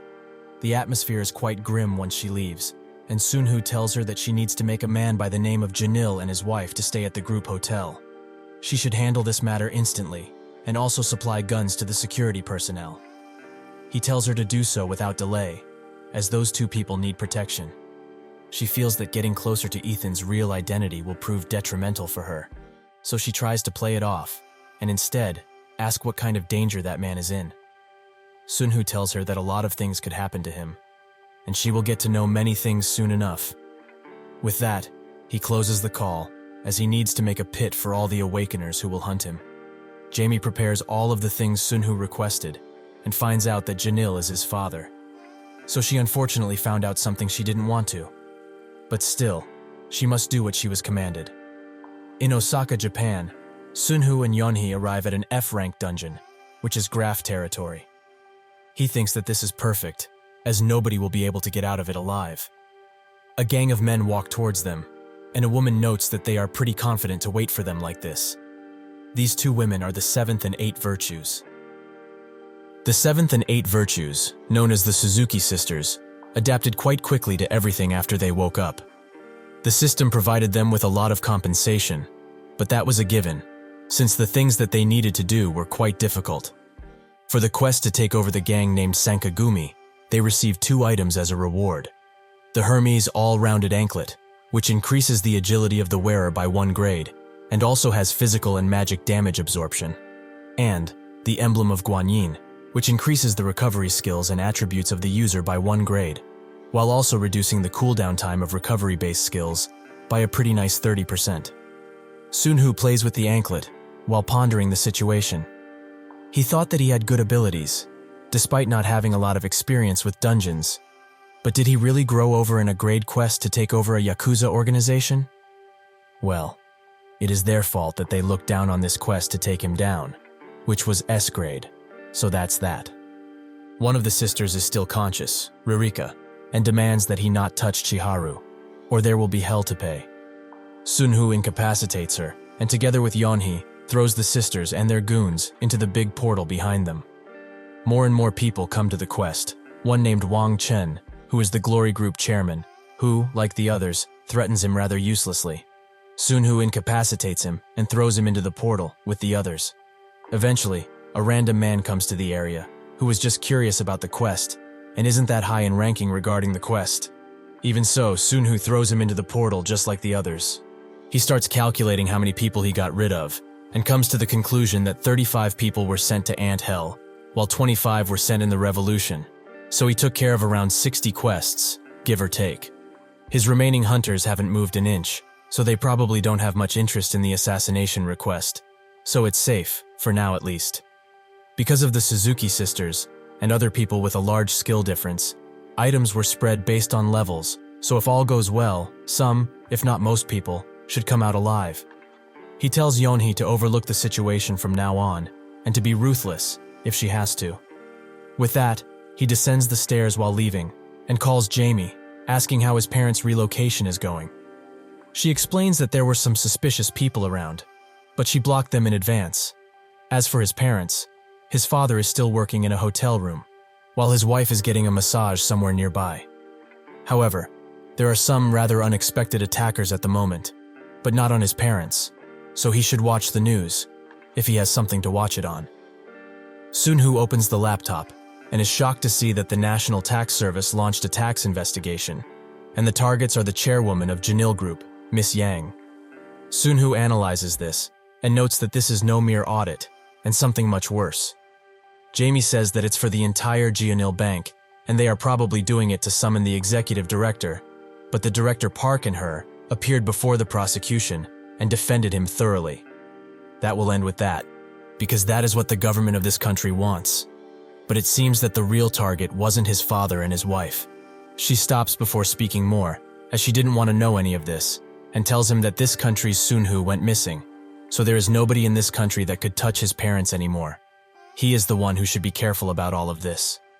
While doing some research, Sunhoo thinks that they are attacking him, even though they know he is in Japan. Are they perhaps testing the system or the waters? The only reason they targeted his father was because he is the father of the Sunhoo. But for precisely that reason, he has become powerful enough to move the Korean government and the entire country with it. He asks Jamie how many people have the same name, and she explains that it's only 9, with 5 of them missing, and 3 are from their side.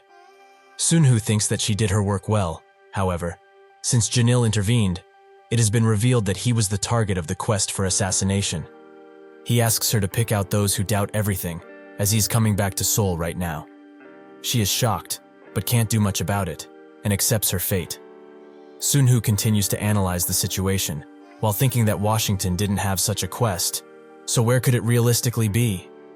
He gets on the call with Mick, and tells him to confirm if the email he sent went through, and also keep track on the 40 people on the list, not leaving out the smallest detail if something happens. In France, at the Trianon Palace Hotel, some big-name players of the Bilderberg Club are arguing about the US and about how it was attacked. The verdict is split between two groups who bicker relentlessly between each other.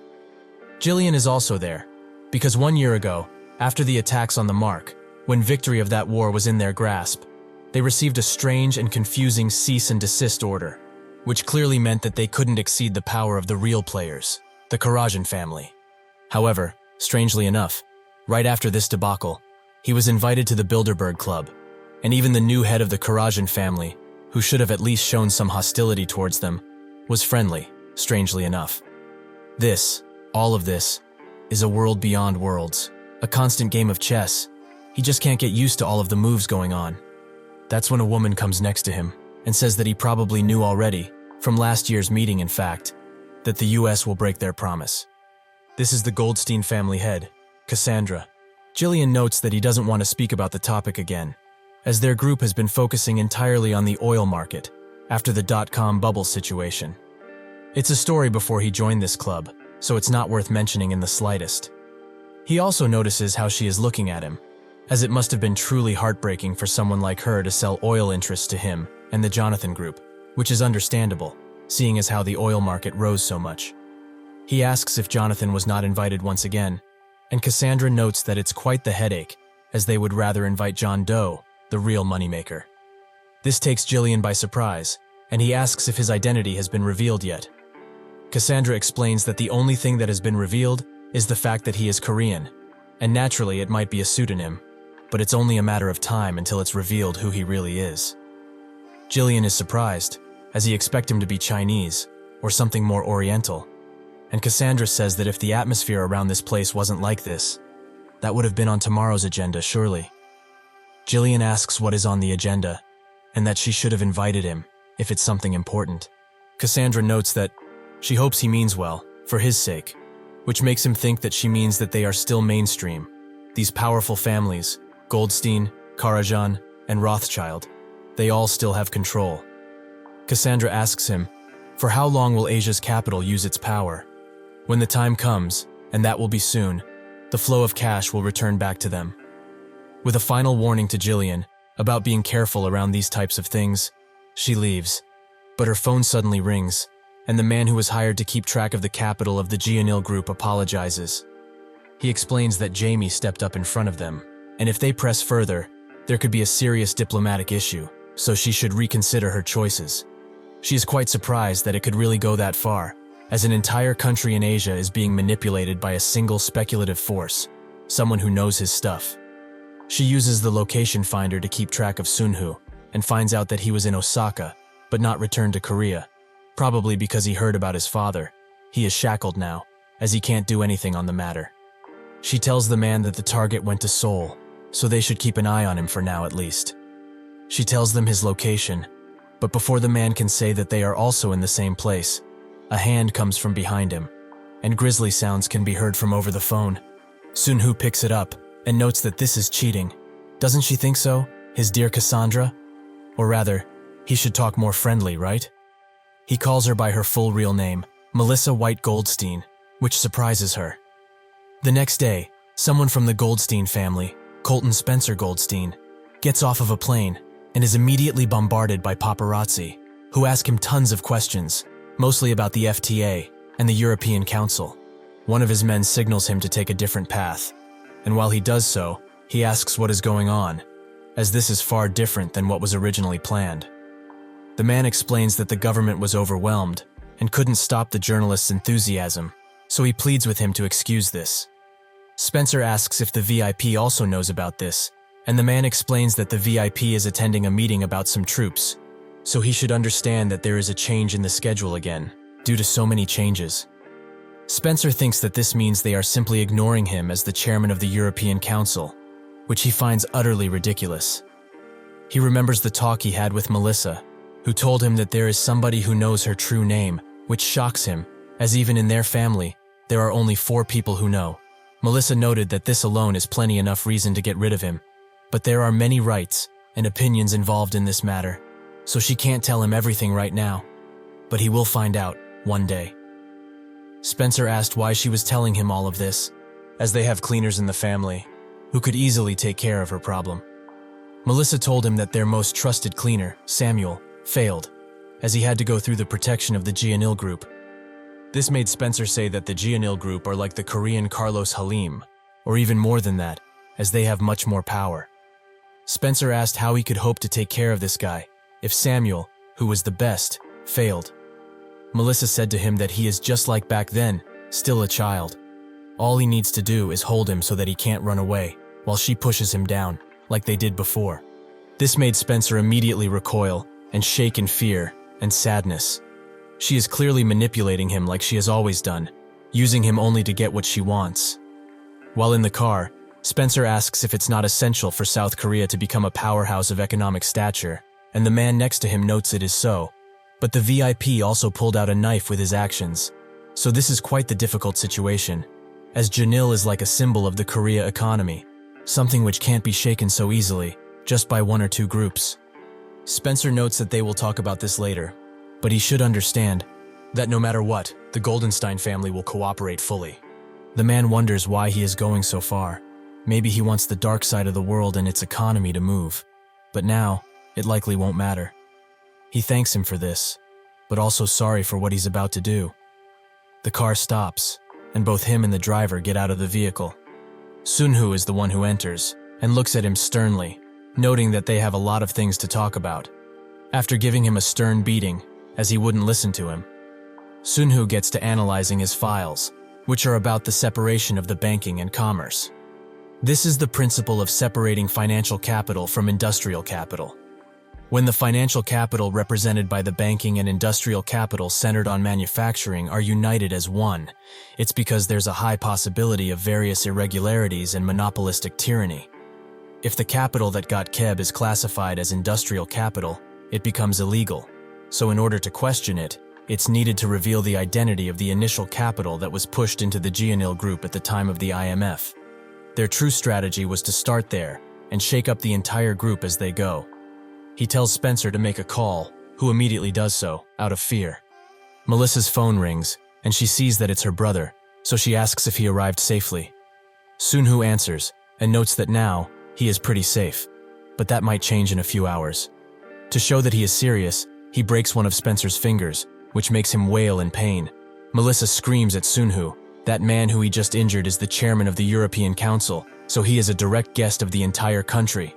How does he dare to put his hand on such an important person?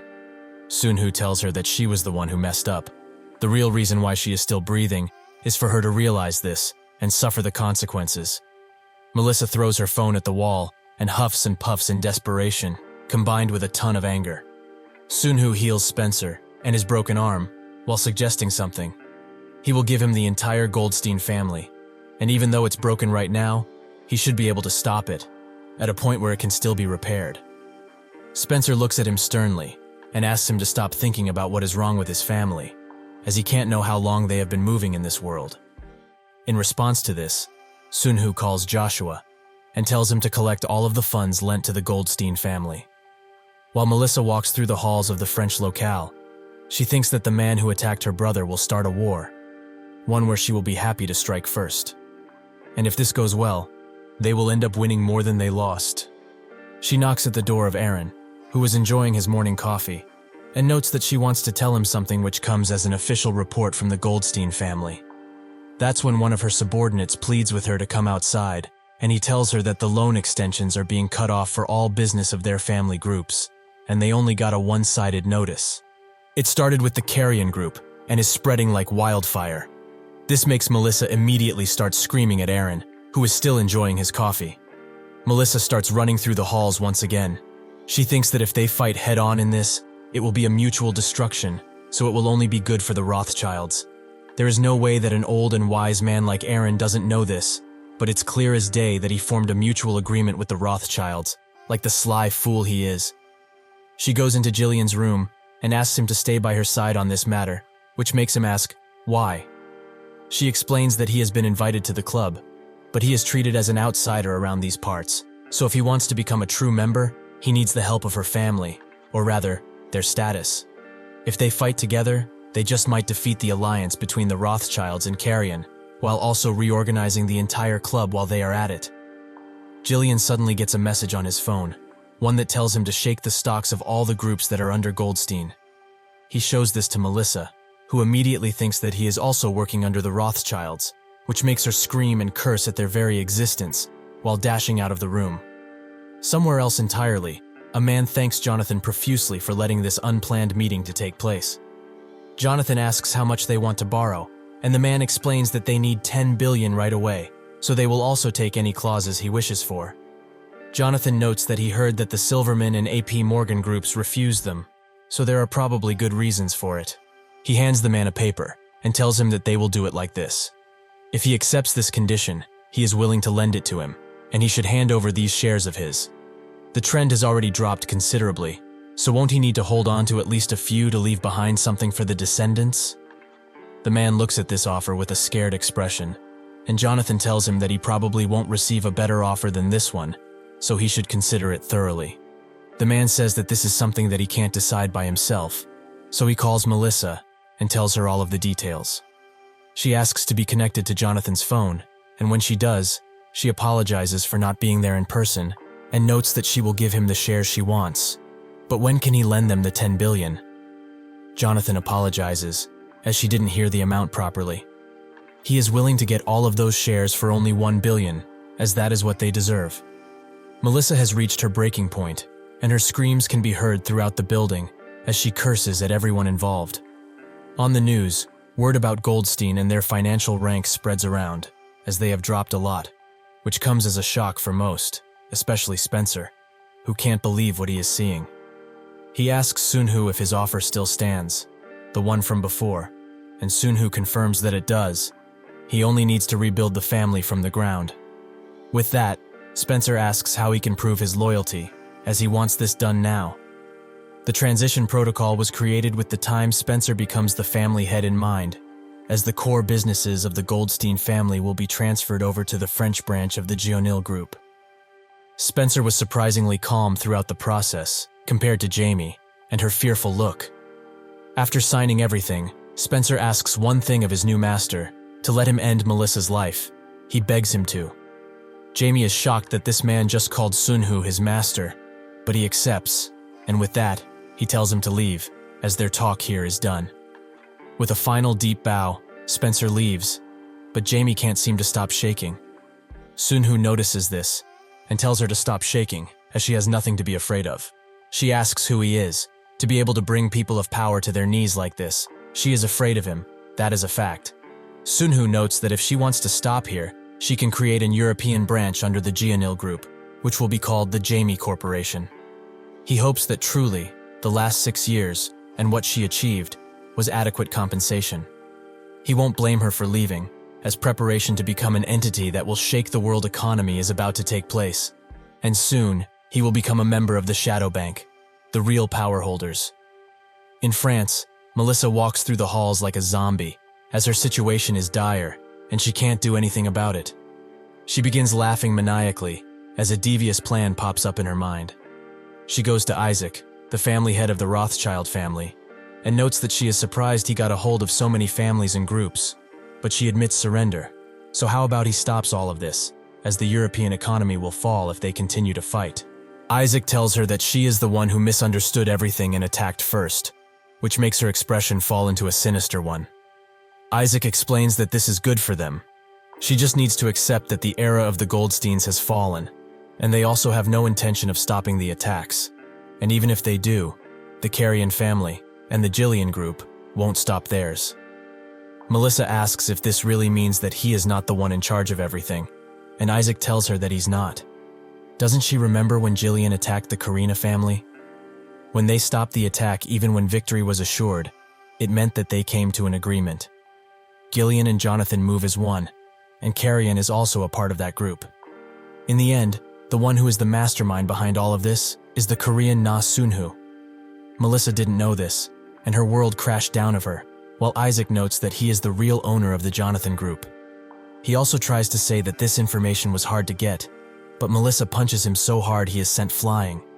She tells him to shut up and listen, as she could kill him now, without even breaking a sweat. People go crazy, at least once in their lives, and she is in that state right now. He just tried to assault her, as he was aiming for the broken heart of the female head of a crashing family. She starts beating him further because of her manic state, but that's when the young master of the Carrion family pops up in the room and sees what she is doing. Joshua asks what she's trying to do to that poor man, but that's when she changes her expression and tries to tell the both of them that it was this man who tried to do something to her. She notices, however, that the man she is trying to deceive is Joshua, who notes that this meeting is probably the worst meeting in history. Melissa, thinking that this guy probably saw more than necessary, charges in and tries to take Joshua's head clean off with a mighty punch. However, he simply dodges, and his assistant gut punches her so hard she is sent flying. Joshua explains that it's not yet time for people like them to start revealing their powers. She just almost ruined everything. Such a waste. He starts laughing, as he is quite speechless at how much nonsense this situation has. However, she should be grateful that the master is not here with them to see what she has done. Somewhere else in this mansion, the chairman of the Bilderberg Club, Derek Schumacher, notes that from the ferocious decision of the North American club members regarding the Desert War, to the sudden and rather unexpected attack of the Carrion family, one of the most prestigious families in this club, it seems that the harmony of this entire club has been shattered. Before they can even start to worry about if the annual meeting will take place, he is more worried about this meeting. Will it have to stop here or not? Joshua explains that he feels insulted about being interrogated like this over it. The club existence is solely to draw out agreements between members, not to coerce them into things. Derek apologizes if he truly feels this way about the situation, but he is trying to mediate the issue, nothing else. The financial system of the French has become stuck in just 2 days. Is there no way they could withdraw their attacks even now? Jillian notes that the financial danger this incident would cause for the Eurozone was not in their calculations. So, unfortunately for him, if he really wants this to stop, there is realistically one way to do it. He will have to give them their losses, or better put, to give their predicted gains. This surprises Derek, although he doesn't show it. These two members are just snorting like little children, while the rest of the group is desperately trying to mediate the scandal between the Goldsteins and Rothschilds. He tells them with a ragged tone, if this is the stance they will take, it seems that they will have to dismiss this year's meeting. With that, he tells them to leave, and Jillian asks Joshua, why did he do things like this? The Carrions attacking the Goldsteins seems to be only a self-destructive act that could potentially destroy both families. Joshua notes that sometimes one cannot afford to calculate the gains and losses when doing something like this, and he thinks to himself that this command is absolute, and it cannot be avoided, even if his entire family is to fall into dust. Jillian says that he is extremely certain that they are both following the exact same commands, and Jonathan too, now that he thinks about it. But who is giving the orders? The Korean John Doe? Or is it another shadow figure behind him? He should know already. How long will he need to feel like this? Like a disposable chess piece? Joshua remains calm and tells him to relax. Does he truly think that he knows anything about the person who gave orders? They are basically in the same position, and to let him into a little secret, a new order is being formed. He should not doubt it, but instead accept it, as he is also trying his utmost to do just that. In another place, Sunhoo gets the news that the Bilderberg meeting of this year has been ended abruptly, and that Melissa is moving towards her residence with a lot of guards. Sunhoo notes that he will be going personally to her residence. Later that night in France at the front of the Goldstein mansion, the hired guards look at the mansion and talk about how beautiful it is, and that they also heard some maniac is trying to mess with the Goldstein family, which is not good for them. One of them notes that it's likely just the paranoia of a rich family, as the more money one has, the more stressed they become about losing it, so these guys must be extremely tired by now. That's when he feels something strange, and looks behind, where Sunhoo is carrying Melissa out of the residence, but they cannot see him, as he is using the shadow ring, so what the guard felt was only a light breeze. Sunhoo puts her somewhere deep into the woods, and when she wakes up, she sees Sunhoo standing over her as the moonlight glistens on his back. She asks what he is waiting for. Does he not have enough metal to kill a defenseless woman? She demands that he say something, but he keeps silent until her brother arrives with a large bag and demands that she take it, as this is all that he can do for her. Suddenly, a dungeon door appears below her, and Sunhoo explains that this is a lower-ranked dungeon, which will be an opportunity for her, an opportunity to save her own life. She should take the bag while she still can. Without much to do, she reluctantly takes it, and Sunhoo thinks that her strength must be at least E rank. But in this place, it doesn't matter. Melissa smiles and tells him to wait here, as even if this place is going to send her to the darkest pit of hell, she will be back. The brother asks if he really is not going to mess with her if she comes back, and Sunhoo notes that it will be so. He will keep his word. He thinks that it will never happen, as this dungeon is D rank. Sunhoo gets the news that the gang members coming to find the Suzuki sisters are increasing in number, and at this rate, the dungeon will certainly be exposed. Well, he had nothing to do anyways, so it's about time he sorts out this quest made for beggars. In a traditional Japanese home, a businessman tells someone that, as of now, the Goldstein Group has come up with some swift countermeasures. European stock prices have begun to stabilize, and German banks have also lifted their restrictions, so there is nothing more to worry about. The man he is talking with is Sankai Gumi, Ryusei's group leader, Takeuchi Ryusei. He notes that he heard the group chairman went missing from his own home, but the businessman changes the subject as that is an entirely different matter. Has he even considered what he said? Takeuchi says that he will be waiting for Congressman Takeda for some advice, but the businessman tells him that this is not an issue he can solve, as the US government is on the move to impose sanctions and such on violent groups. Takeuchi thinks that groups like Camorra from Italy or Los Jetas from Mexico have already started to fall out as they are being sanctioned. So soon, it will also be Sankagumi's turn. He asks what a good action would be for them in this situation, and the businessman explains that it would be wise to start investing in the Jonathan Group, or even the Jillian Group. But it is difficult to get into them, because they are unlisted groups. However, there is a chance, as an IT company named Google will be going public very soon, and it's not only Jonathan's semi-joint company, Wall Street and Citi have also started to sink their claws in. Takeuchi thinks that if he's funding from organizations worth more than 3 trillion yen, he is set. These elite groups are also in need to launder and roll cash that has been earned in unfair ways, so this will be perfect for someone like him. While drinking, he thinks that ghost people are only sitting in the chairman's seat, so it's not easy to find out where they will send contracts. But this is perfect for him, and he's actually quite nervous that it's working so well. Suddenly, a paralysis seal is used on him, and his whole body contracts as Sunhoo appears. Takeuchi spots him and says that if he's here to meet the chairman, he got the wrong address, as this isn't it. Sunhoo explains that he is here for him, the financial manager of Sankagumi, Takeuchi Ryusei. He asks if his guards are dead, but Sunhoo tells him to not worry about them, as if he does what he commands, he will give him the entire organization. He promises that it will not be any different than how it was, so this is quite easy for him. Without much thinking, Takeuchi accepts the deal, but Sunhoo wasn't looking for this answer, as this isn't a deal, but an order. With that, he crushes his shoulder, and his screams can be heard throughout the home. Sunhoo and Yonhee get back to the dungeon they threw people in, as it is time for them to come out. From the 30 he threw in, only 7 survived, and the Suzuki sisters were not among them. Aoki Yuria was recognized as the leader of this group, and he heard that she succeeded in attacking viciously, while also commanding everyone like chess pieces. He wanted somebody like her to come out of the dungeon, someone reliable, and who knows how to multitask. While in his office, he tells her everything about the day of beginning, and that they are preparing for that day. She should come under him, as she is now a valuable asset. Yuria asks if she has a choice in the matter, but Sunhoo notes that of course she has, but she should look at the conditions herself. When she does, her eyes widen. Somewhere else, a man by the name of Mr. Camille goes to a psychiatrist, who asks if he still knows the location of Sunhoo. Camille sighs and begs him to stop. Now he is tired of hearing about his delusions. After all of these years, all he can talk about are delusions?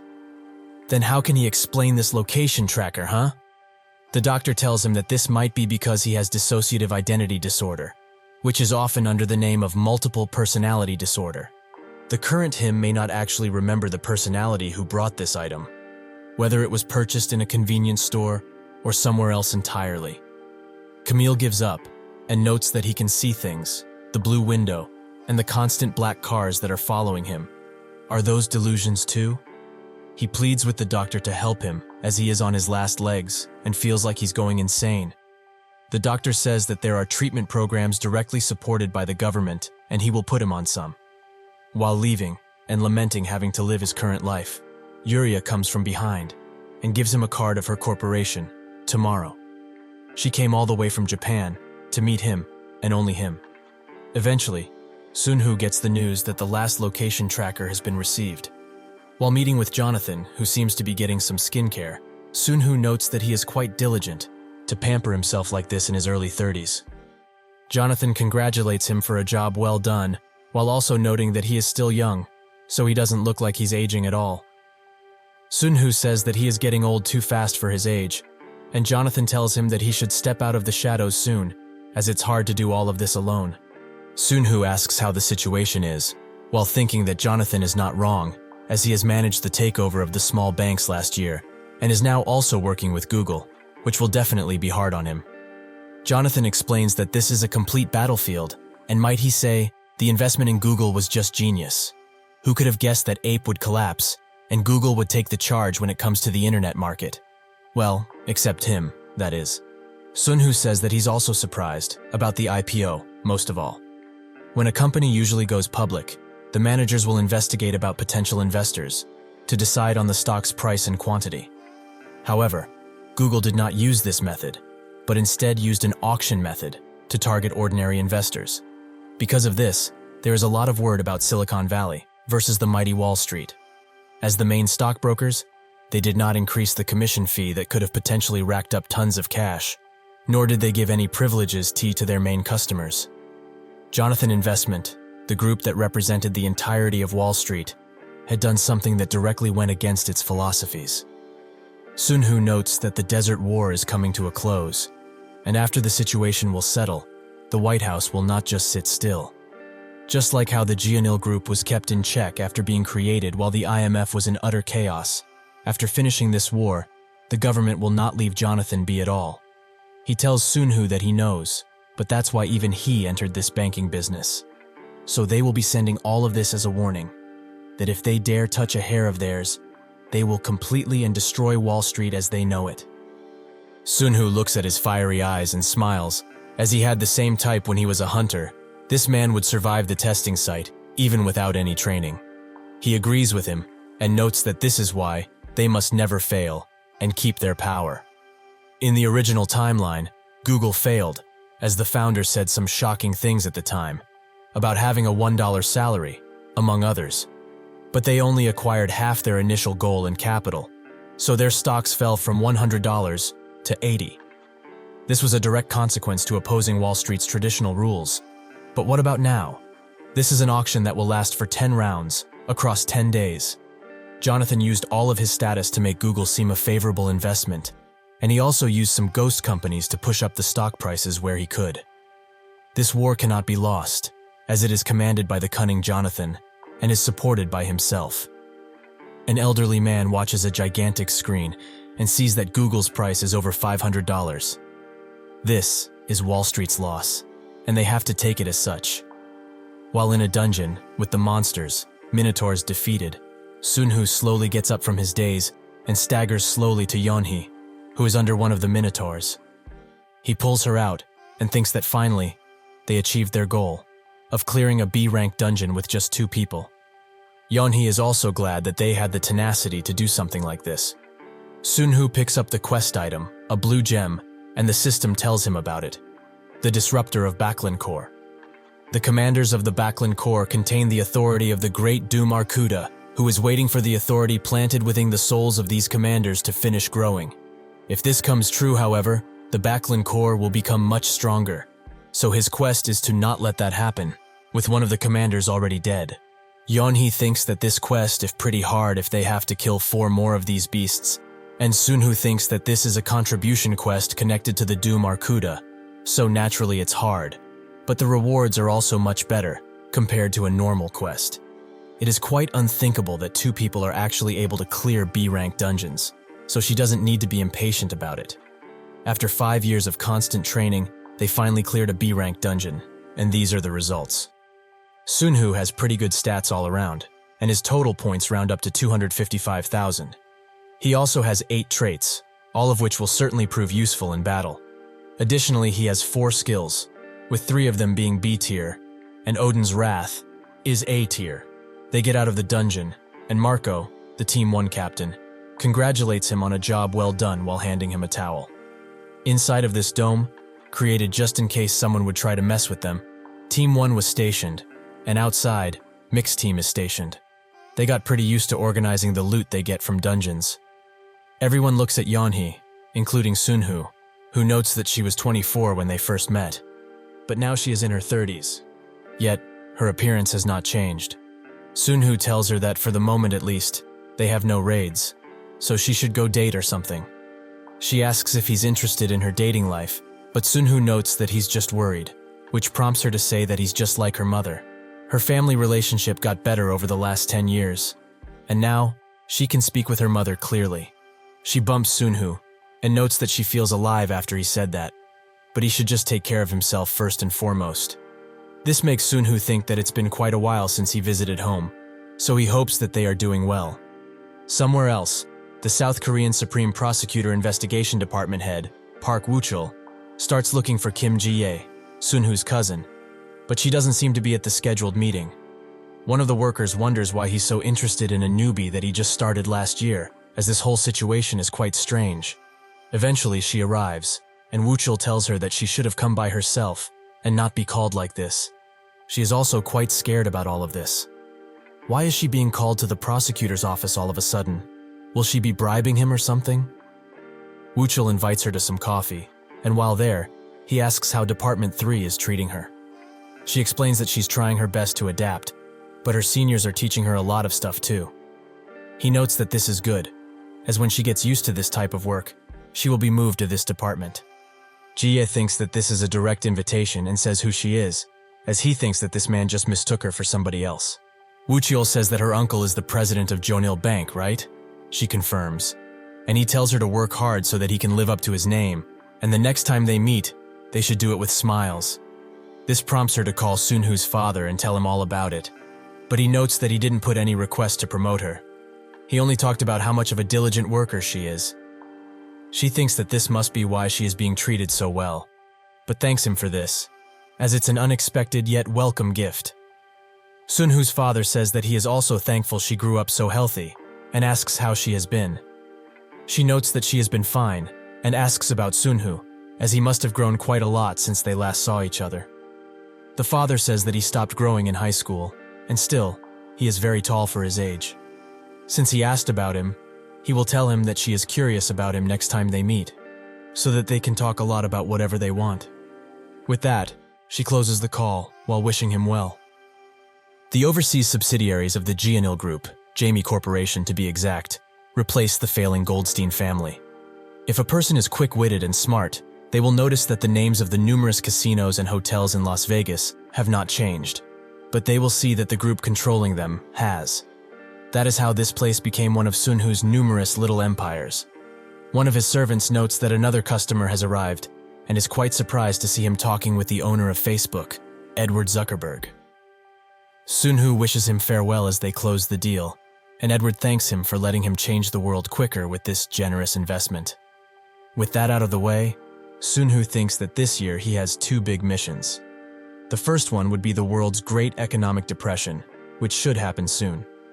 The subprime mortgage crisis, which even Jonathan profited from and basically printed money from, will break really soon, and the decline of the bond index will be pointed out by the economic experts. The warning sirens everywhere will just be ignored as a one-time thing for profit margins, despite them blaring right in front of their races. However, on this day, when a giant nuclear bomb is set on the economic world, that will be the day his financial power will enter its final stage. The second goal would be the Destiny Group, a group of scientists who appear this year and succeed in the conversion of the energy of the magic stones into energy. Thanks to them, electricity will be able to exist even in the soon-to-be ruined world, and with the addition of a seal of strengthening, equipment can be easily upgraded, and civilians can also defend themselves now. That certain Destiny Group leader, who goes by the name Steven, has arrived just now. He explains that there is a reason they all remain anonymous, so him exposing them was very rude. Indeed, he answered his invitation, but that was only because he did this. In the future, the Destiny Group succeeded in converting the magic stones into energy, but they didn't have any other interest. They were nicknamed the heretical children of the academics, who studied pseudoscience as assistants to a professor at a university. Until the magic stone research was a success, their thesis was nothing more than a laughingstock for the others. So naturally, they were not a group who had ambitions, like Google or FaceNote. However, if they join him, their story will be very different. He tells Steven that he understands this being quite harsh, but right now, there is no other way. Steven notes that he knows them very well, but the opposite can't be said. But at least they know that he has tons of cash and influence all over, including the academic world. Sunhoo explains that his name is Ethan, and that this is the only thing he can divulge. Anything past this point would cause a risk. Steven again notes that this is very rude, as this doesn't tell him anything about why he summoned him to just boast about his status and money. Sunhoo puts a bag on the table and tells him that this is why he called him. He has the suspicion that this is a new material that hasn't been presented to the academic world up until now. So if it really is a completely new, unheard of material, this will be a huge problem. Steven is extremely surprised by what he sees and asks where he got this from. Sunhoo allows him to touch it if he wants to, and explains that if he follows the rules he puts in place, he will support his research and give him ample time to study this material. Steven asks what kind of rules, and Sunhoo says that he will tell him once they put everything in place, but he should think about it and talk with his colleagues if need be. Steven thinks for a second and asks if he can get some of his colleagues here, with only some simple equipment, of course. Sunhoo allows them, but is quite surprised by the amount of little equipment they bring, thinking that if they brought more, this place would have turned into a damn laboratory. Steven calls him over and explains that this item is not a mineral, but rather something like a living thing. This is an amazing discovery, but where in the hell did he find such a thing? Sunhoo notes that he cannot tell them, but he can provide as much as they need for their research and also give them the best treatment in the research industry, while also opening up the way for them to become billionaires, based on their performance, of course. However, he will be allowed to get all of the research results whenever he wants. Those are the conditions. Steven's colleagues scream behind him at just how complex this thing is, and Sunhoo explains that when this material is released into the world, he will be putting their names at the very top. He promises at least this. The fact that the West is more free-spirited and free-willed than the East is one of the biggest misunderstandings. As if Park Chung-sik is the president of South Korea, Jonathan is the president of the entire world, and naturally, he is greeted like a king. The hotel's main butler asks him what brings him to this hotel, and Jonathan explains that he's here to see Ethan, something that shocks the butler, as that man previously met with Edward Zuckerberg, and now with the god of investment? Just what is he planning? Jonathan opens the doors wide as he enters the VIP room, and is glad to see Sunhoo enjoying himself, who notes that he looks like he's having tons of fun. He drops the newspaper he was reading on the table, and it can be seen that it's about how Prey Alpha has collapsed, and Jonathan's solid financial empire is falling apart. Jonathan explains that he just can't stop laughing, as even if they wanted to ruin everything, they didn't even touch his toes. What a bunch of idiots. He also thought of something weird. They lost an entire billion to raise the stakes in the Russian financial war. Sunhoo tells him that it's similar but quite different too, as this is only a show to get out of the big arena. This situation is only a stage he worked on for a long time, and the timing of the investment was very important, but the timing of getting out is just as important. Crude oil futures prices have already passed their highest point yet. They are now $120 per barrel, compared to the $15 it was during the dot-com bubble. Jonathan Jillian, and naturally, the Rothschilds are dominating the $2 trillion annual crude oil market. If Jonathan and Jillian wanted to pull out, the market wouldn't allow it so easily. So even if they somehow forced themselves out, they would have to split the profits, and that isn't a good idea. However, if they keep passing the ever-ticking bomb to each other, that 5 years of hard work on the crude oil and mortgage markets will just be passed down to one member of the Jonathan group, one that cannot pass it back, the Prey group. For all of this, they needed to select a hedge fund that had a lot of reputation, like LTCM, but wasn't as big as them. Thus, under that criteria, they chose the hedge fund Prey, as it was fitting. After switching out the board of directors, they proceeded to enact an operation to create a portfolio that would minimize the after effects of the bankruptcy as soon as it came. And over a period of 5 years, after the hedge fund Prey grew into the Prey Group, they hit it. At a news outlet, a specialist talks about the incident, saying that the Prey Group is one of the core groups in the Jonathan Investment name, because it's built almost entirely on the capital of the Jonathan Investment Group. So, that Prey Group could have also been Jonathan's and John Doe's personal safe, so they might have actually both lost tons of money in this unfortunate event. Jonathan and Sunhoo laugh their asses off while watching this, as the amount they invested in the Prey Group doesn't even touch a fingernail of what they really have. Another man notes that if this crisis has started, from the Prey Group starts to creep up toward their entirety, Jonathan Investment Finance Group would be facing some real problems. This is precisely why they need information about the Prey Group's internal affairs, which have been hidden from them and need to be released into the public no matter what, as if they are in danger. The whole world economy could also be considered to be in danger too. They both urge Jonathan Hunter to do so, if he is watching the program, that is.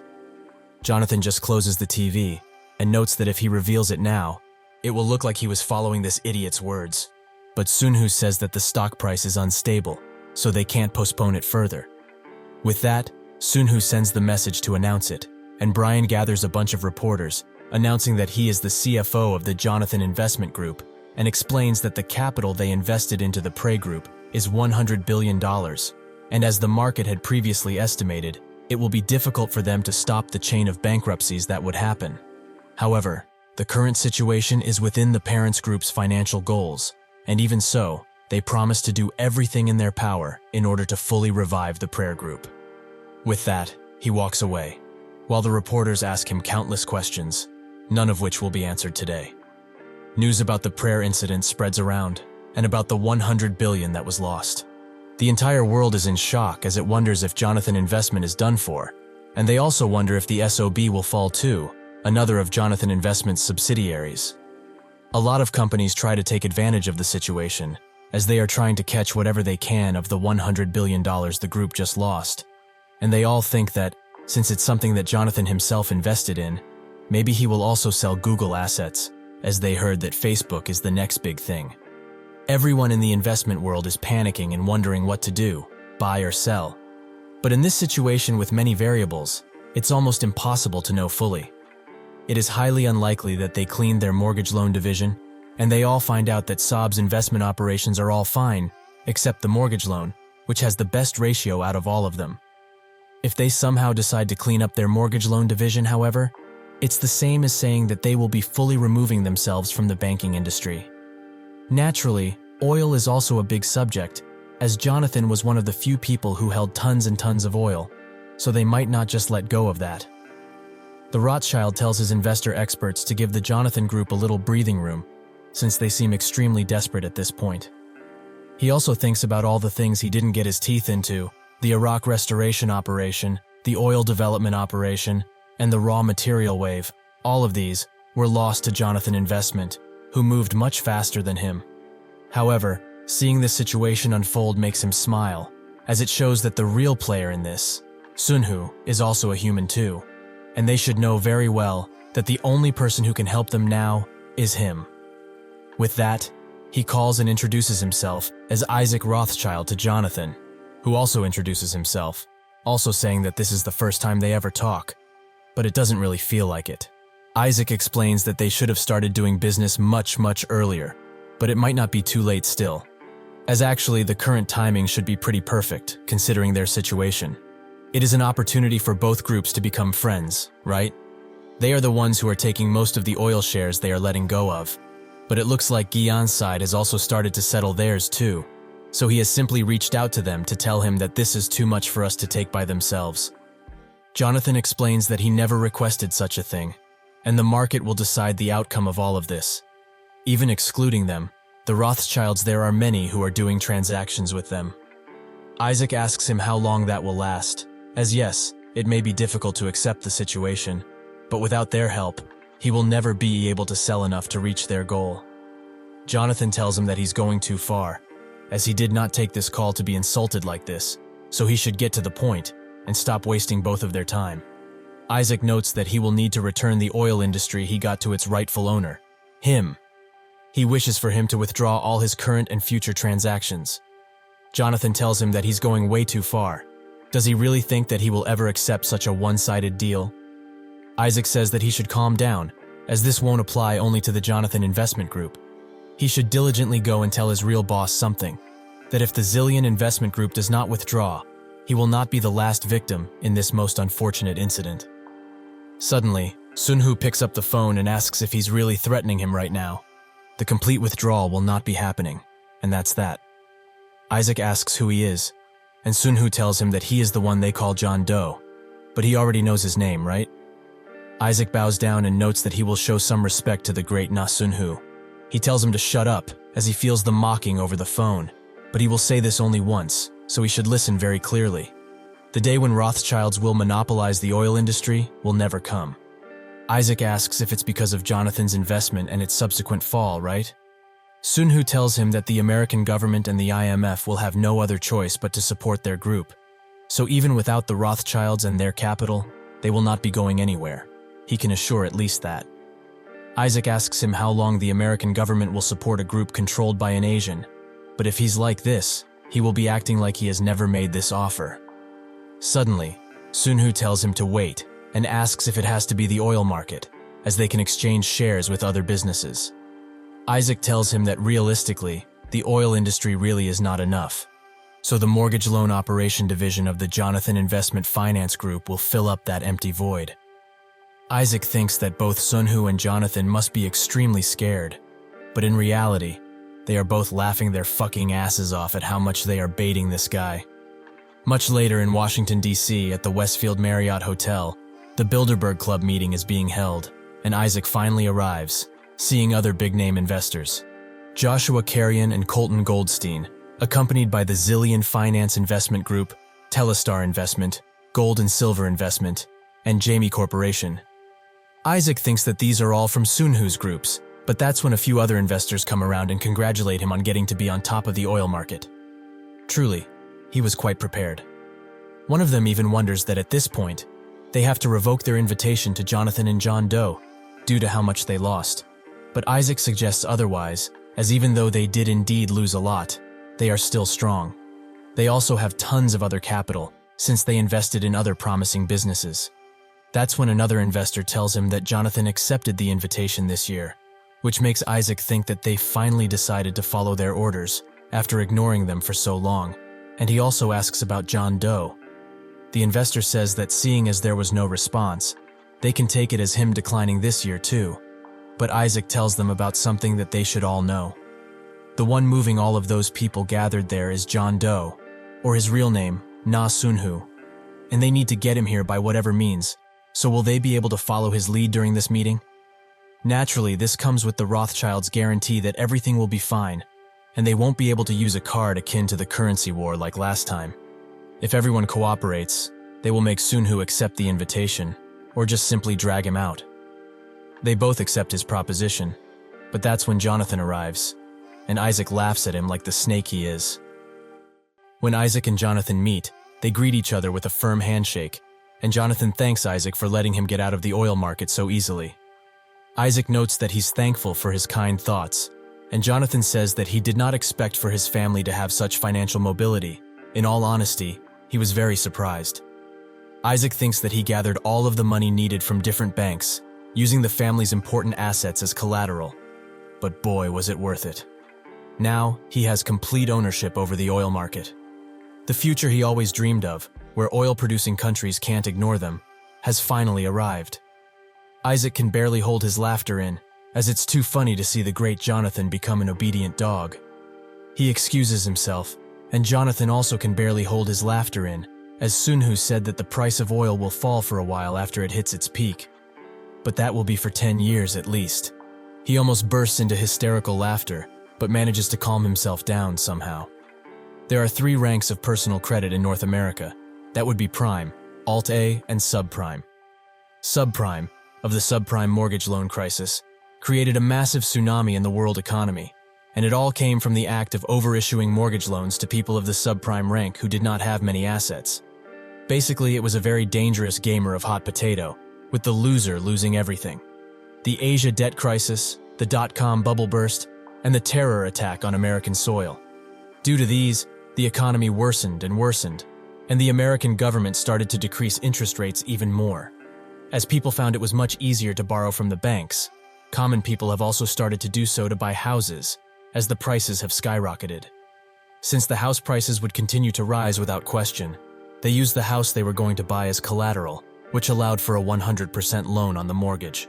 This was a magical idea, where one could buy a house without having a single cent to his name. This was stage one of the fall. After providing too many of these loans, which most found extreme, the banks started to run out of cash, and so they sold the houses they used as collateral as a security gain to investors. And when the cash was secured and in their hands, they issued tons of loans again. This was stage two. This was all a masterpiece in the eyes of the banks, who were too blind from the potential interest of these loans, and the common people, who were blinded by the real estate situation. As stage 1 and 2 continued to repeat one after another, the weight of this enlarged market was pushed into the subprime rank. The moment interest rates increased, however, the people of the subprime rank could not hold on any longer. So a cycle began where they would lose their house and then lose everything else in it as a collateral. The structure of the financial system was tied up overcomplicatedly, so nothing seemed wrong on the top, but at the bottom, it was already rotting. This also stands true for the mortgage loan business they sold to the Rothschilds. To them, it probably looks like a golden egg-laying goose, a magical dream, but more than half of that capital is connected to the subprime rank. While he is in his room, Jonathan laughs so hard that he rolls onto the bed. Isaac is a dumbass who can't see that he's basically holding 2 armed nuclear bombs, and he's holding them with pride, at that. While he still laughs with tears in eyes, someone knocks at the door, Zillion, who asks if he has some time. Jonathan notes that it's the first time they meet face to face, but they already know each other, and additionally, he came at the right time. He was ordered to give him this letter once they meet, and as for the contents, it's something to thank him for following through every difficulty he has been put through. He asks him to check it, and when he does, he says that he's the first one they invited. Zillion reads it carefully, and there's only a date, 5th of May, 2009, place, Janil Hotel, and that this event is sponsored by Sunhoo. Jonathan explains that Sunhoo is the elusive John Doe, but he must already know that. Something he's sure he didn't know, however, is that he's known him for a long, long time, under the name of Ethan. In the future, he will also know him under another name, Odin. When they are done talking, Zillion stumbles out of his room, and right next to Jessica, who sees his condition, and asks if Jonathan told him anything about the directing department. Jonathan told him that the directing department never existed. It was all Sunhoo's vision, or rather, Odin's vision. Zillion tells Jessica that there might be a new world order, and he was invited, which is why he feels overjoyed. However, what would such a genius feel after looking at him? Is it just like how they look at ants on the sidewalk? Jessica tells him to stop with his blabbering, as she's already bored of it. Zillion comes back from his manic state and apologizes, as they should talk about that later. Jessica grabs his hand and tells him that if he knows he should be sorry, they should make it so that he should never be sorry again. They should just get married, as she will accept all of his complaints and worry when they are in bed. With that, she drags him away, and it seems that they have a long night ahead of them. In the conference room, the chair of the Federal Reserve, Jaden Powell, and Isaac bicker about when to sell, and about some kind of data, which Jonathan just watches. Isaac leaves the room angry, and asks what would happen if the interest rates increased. His assistant explains that the loans from the subprime mortgage would decrease. Isaac already knows he was just asking about how much of the CDO is based on the MBS of the subprimes.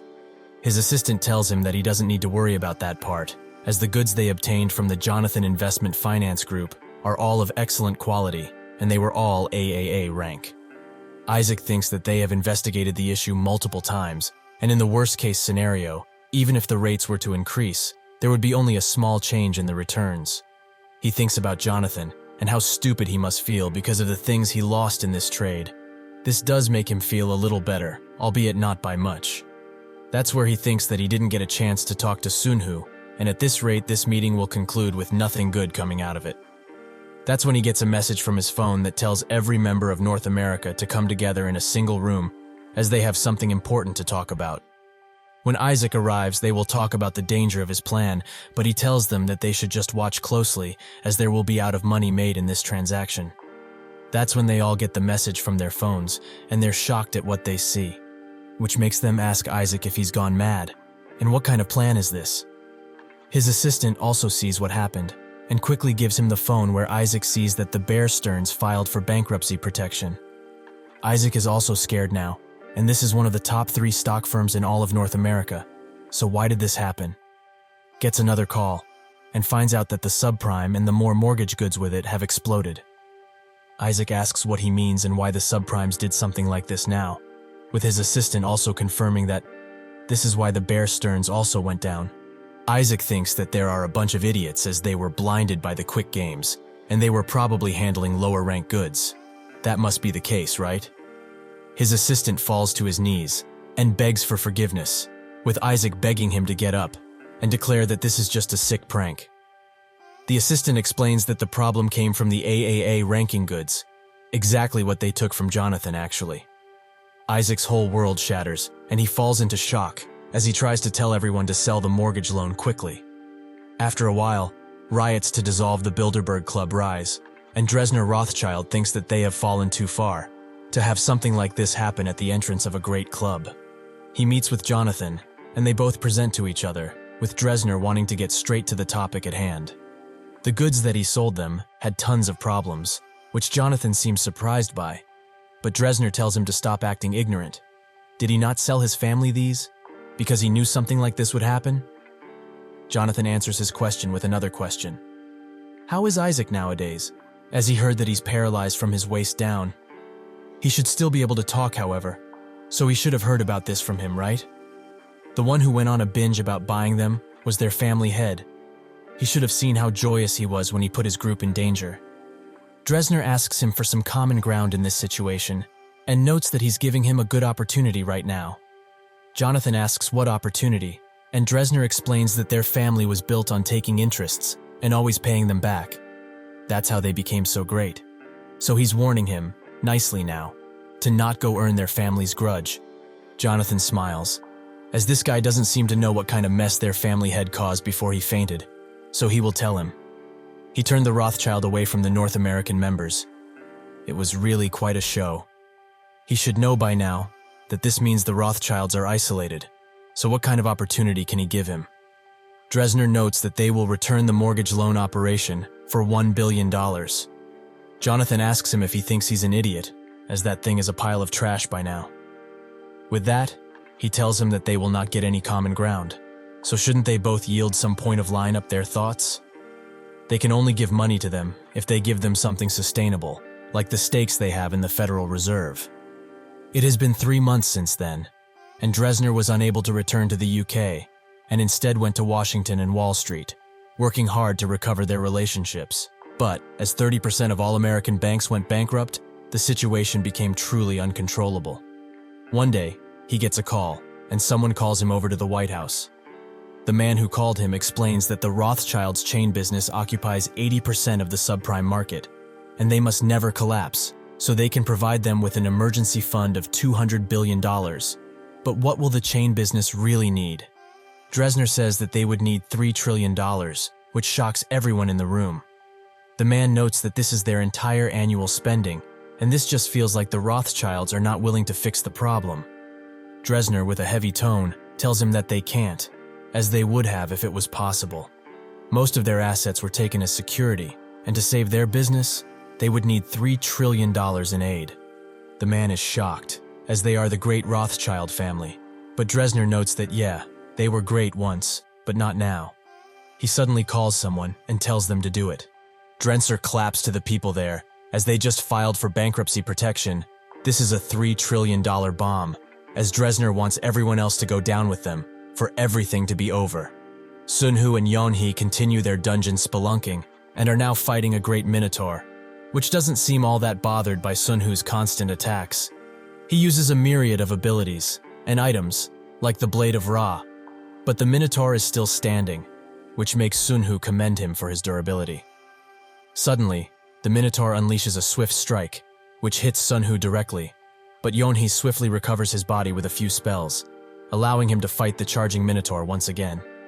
Sunhoo uses Odin's Wrath on his sword and charges directly into the Minotaur, with the attack landing directly in its chest. Having no other option, as his leg has been cut clean off, Sunhoo unleashes every single ounce of power that he has, creating an explosion that also hits him, but the Minotaur even more. Yonhee rushes in to check if he's alive, and he miraculously is, saying that he will leave the rest to her from this point forward. This was a part of the Backlund Corps quest, and this was a commander, with only 3 left. Sunhoo's body could recover from everything within a single day, but after a month of life and death fights, they both needed a good rest, which they happily took. While they spent a whole week sleeping and eating in a Las Vegas hotel, they saw the news about the Rothschilds. While indulging herself with a meal, Yonhee wonders how such a prominent family could fail in such a short time. Weren't they worth like 5 trillion or something? Sunhoo notes that 5 trillion is too much, but still, they only survived like this because they are the Rothschilds. Yonhee also asks if something is wrong with him, as his expression has turned dark. Sunhoo thinks that he can't hide himself from an empath, and thinks about what happened when he leveled up.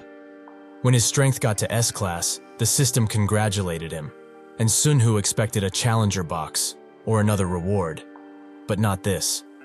The system offered him the second try special privilege, which is only given to the first 10 people who manage to get S rank.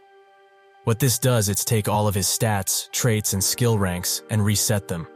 However, the growth limit for everything will be increased to SS rank, and the possession limit of skills, traits, and items will also be increased by 10. Sunhoo never expected something like this to exist, but he knows this at least, that even if the system offers the first 10 people this offer, only he will be able to try. He would have given up too, however. He isn't alone. Not at all. He tells Yonhee that there are only 10 years left until the Day of Beginnings. As it will happen in 2018, she is probably bored of hearing about it constantly, but there is one more thing she must know.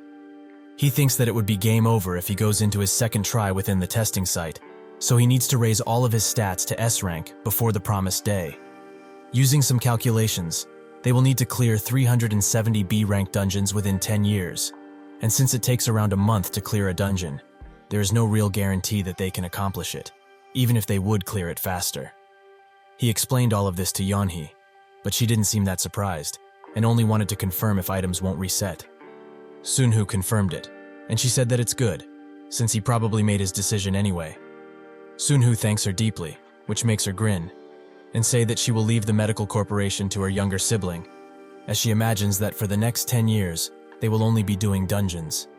Sunhoo tells her that once a stat rank increases, they can take a short break to alleviate the mental stress they will be put through. After they settle everything, they both toast, and Yonhee promises to help rebuild him once he goes to his second try. At the White House, the representative meets with Jonathan and notes that he's here to tell him about what the administration decided. The president himself is quite worried about the monopoly his group has, but Jonathan hears this tons of times from lots of people, so he asks him to continue. The representative notes that, even though the subprime crisis blew in the face of the Rothschilds, it's something that they have caused. If they keep doing this, while ignoring the requests of the administration, bad things will happen. Jonathan smirks and asks if he's really serious when saying that his group created this crisis. It's quite funny though, as not even a newbie economics major would say such a dumb thing. They should cut out all the unnecessary parts and get to the point already, as they both don't have time for this. The representative explains that there already is a fund with the exact same purpose as the group he created. Is there really a need for 2 of these monsters to exist? That fund is called the International Environment Fund, and it's one that opposes the Environmental Protection Fund directly, which was created by the Rothschilds and other financial powers. Publicly, it was created to protect the environment of developing countries, but in reality, it was created to buy the environment and the land with it. The Environment Protection Fund would lend a small amount of cash to developing countries and take the land as collateral. The amount of land that was taken away up until now is over 30% of all land on this planet. Jonathan thinks that this includes Amazon, and he's right. There's no need for both of these funds to exist, but it doesn't matter, as soon they will belong to them. He tells the representative to defund that Environment Protection Fund and start with a new one, called the International Environment Fund. They can cooperate on this, as this is really what he wants. The representative starts blabbering about the president, but Jonathan doesn't care anymore, as if he doesn't want to. He can forget about the upcoming re-election. He doesn't want to complicate matters anyway, so he should just put him on, as he would like to talk with him. The American president gets the call, and Jonathan asks him one thing, as they are both quite busy. Did he get a call from the Rothschilds already? The president confirms that he did, and Jonathan hands over the phone to the representative.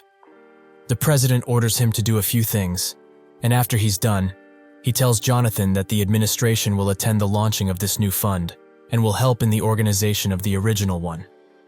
Jonathan is satisfied with this and urges him to hand this to the president, as he has recommended him as the next chairman of the Federation. The representative is extremely scared at this point and asks him, just in case, what is his share of the Federal Bank Reserve? Jonathan just smiles and asks him, how much does he want the dollar to be worth? The day after Zillion was given the first invitation, Jonathan went around again to hand an invitation to the Gianil Club, to the members of the now disbanded Bilderberg Club. Including Dresner, all of the members expressed their malice and anger against Jonathan.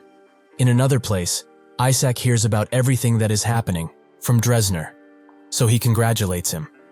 He also hands him an invitation, as it was the same one that Jonathan gave him, the one that he stomped with rage. He did everything he could, including backing the International Environment Fund. So now, it's his turn.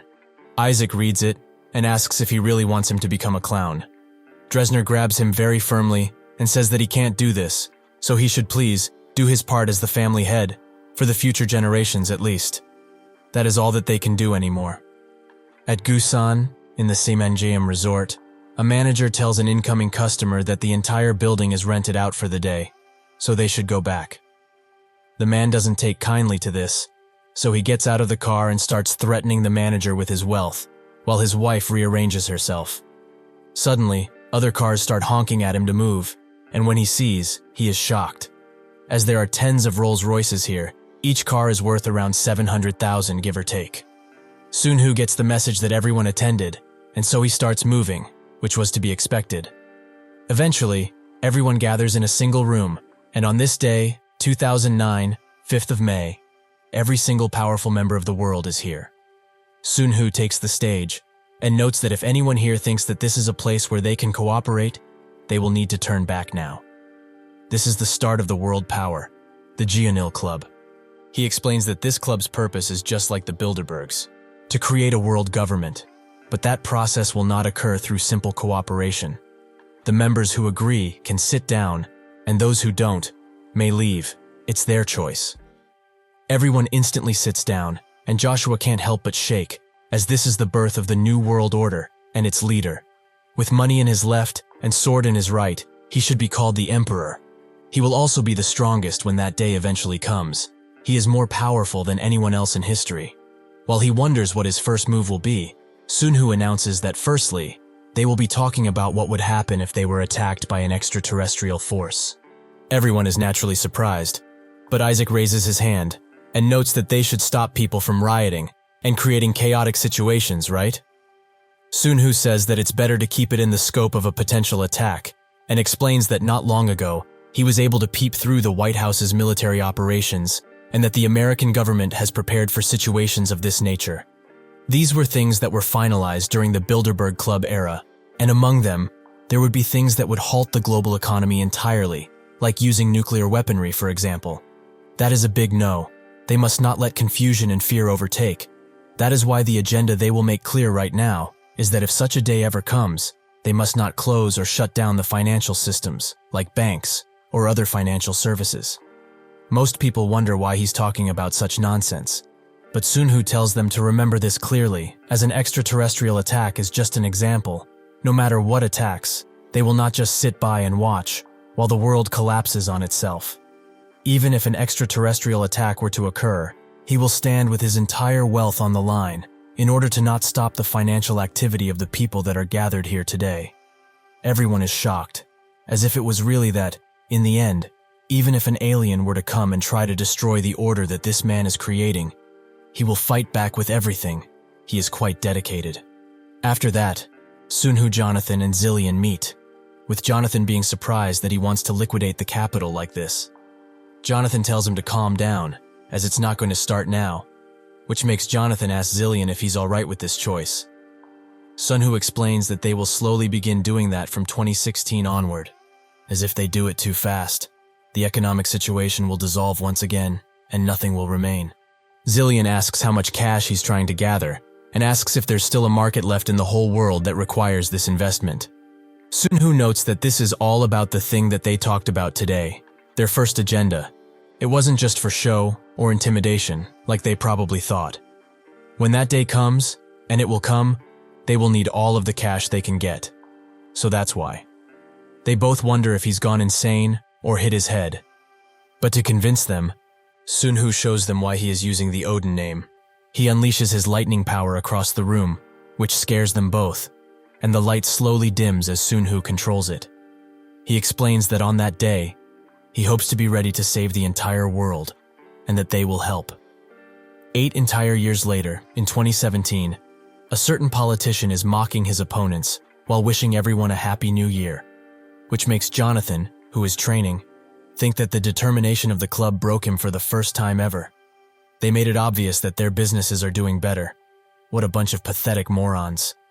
He continues training until his opponent comes in and throws him to the ground, something which makes Jonathan give up, as he can't compete against him. The man thinks that he's matching him exactly, but the problem is that he has lived his entire life on the battlefield. How can one of the richest people in the world do something like this? Jonathan tells him to take a break and goes downstairs, where he wipes all of the sweat off. Suddenly, Sunhoo pops up behind him and notes that he has gotten better. Yeonhee is there as well, and Jonathan says that he's quite jealous of her, as she hasn't aged a year. She notes that she should be the jealous one, as she and Sunhoo will never experience the wonders of the middle age. Sunhoo hands him another present, something small, so as to not attract attention, and Jonathan asks if he will be back on time. Sunhoo hopes so, but still, no matter what, today will be the last day they see each other, face to face, like this. Jonathan notes that time flies too fast, as he still remembers the day he told them about everything like it was yesterday. Sunhoo puts his fist forwards and tells him to survive, no matter what he must do. Jonathan explains that he will try his best for his sake, and with that, they will see each other in the new world. In another dungeon, Yeonhee swiftly takes care of the dangerous critters, but she does it all alone, as Sunhoo has activated his second try, and his stats have been reset. Yeonhee apologizes for not doing better, as this is only a D-rank dungeon, and its reward isn't that great. Sunhoo reassures her that this is plenty, as with the items and other stuff he has, he's safe for the moment. Yeonhee still cries, as she didn't raise a single stat to D rank for him. Sunhoo hugs her and tells her not to worry, as they will both survive, no matter what. Sunhoo's father, Jonil, thinks that most people wish they could return to the past and attempt to do life again, but not him, as he has social status, wealth, and a loving family. With an amazing son, life couldn't be better if he wanted it to be. But it's time for him to retire, as his body has aged, so he must do it. He goes to hang up his hat, but the woman that he does not know much about notes that if it's his choice, it can't be helped. But he should accept this. It's his last duty after all. These are 100-day VIP lodging tickets. This is given as thanks for all that he's done, so he should visit with family, as he has already done enough for this company. Additionally, the group will do their best in resolving any issues he has while he stays at this 5-star resort. He has worked hard until now, but this is his last assignment, one that he must fulfill. Janil goes to his wife with this news, noting that it's quite a big gift, but he couldn't just deny the gift, as it was given out of kindness. The wife notes that Sunhoo should come too, otherwise it wouldn't feel like a vacation, but that's when he suddenly pops up, almost as if everything has been planned. Eventually they arrive at the resort, and it's quite big, but there are awakeners here too, who seem nervous that the day of beginnings is basically upon them already. The Destiny research team is also enjoying this vacation, while still working, of course. After a while, Sunhoo escorts Yeonhee to a cab, and she thanks him for also taking care of her family like this. Sunhoo notes that he would naturally do it, and apologizes for putting her on such a tedious mission. Yeonhee will stay in the United States until the testing site eventually opens up. Through the club's work, they have stopped the use of nuclear weapons no matter what. But the current president is quite unpredictable, so they will have to be careful. With that, they wish each other farewell, and Sunhoo promises that they will see each other at the testing site. 3 days after this, Sunhoo just sat in his room and talked with Zillion and Jonathan, who promised that Wall Street, along with the entire city, will not close no matter what. All that there is left to do is just wait, as everything has been manipulated to the banks, to the stock markets. Naturally, some independent leaders couldn't be controlled, but mostly everything is put in place. Suddenly, Jonathan screams that it started, and they all receive a phone notification, warning them to stay inside. His father runs in and says that some foreigners with heavy weaponry got it, and they need to get out, as they were talking about monsters and stuff. Sunhoo calms him down, as those are the people who will protect them, and he knows full well how confusing this is, but this place is currently the safest place in the world.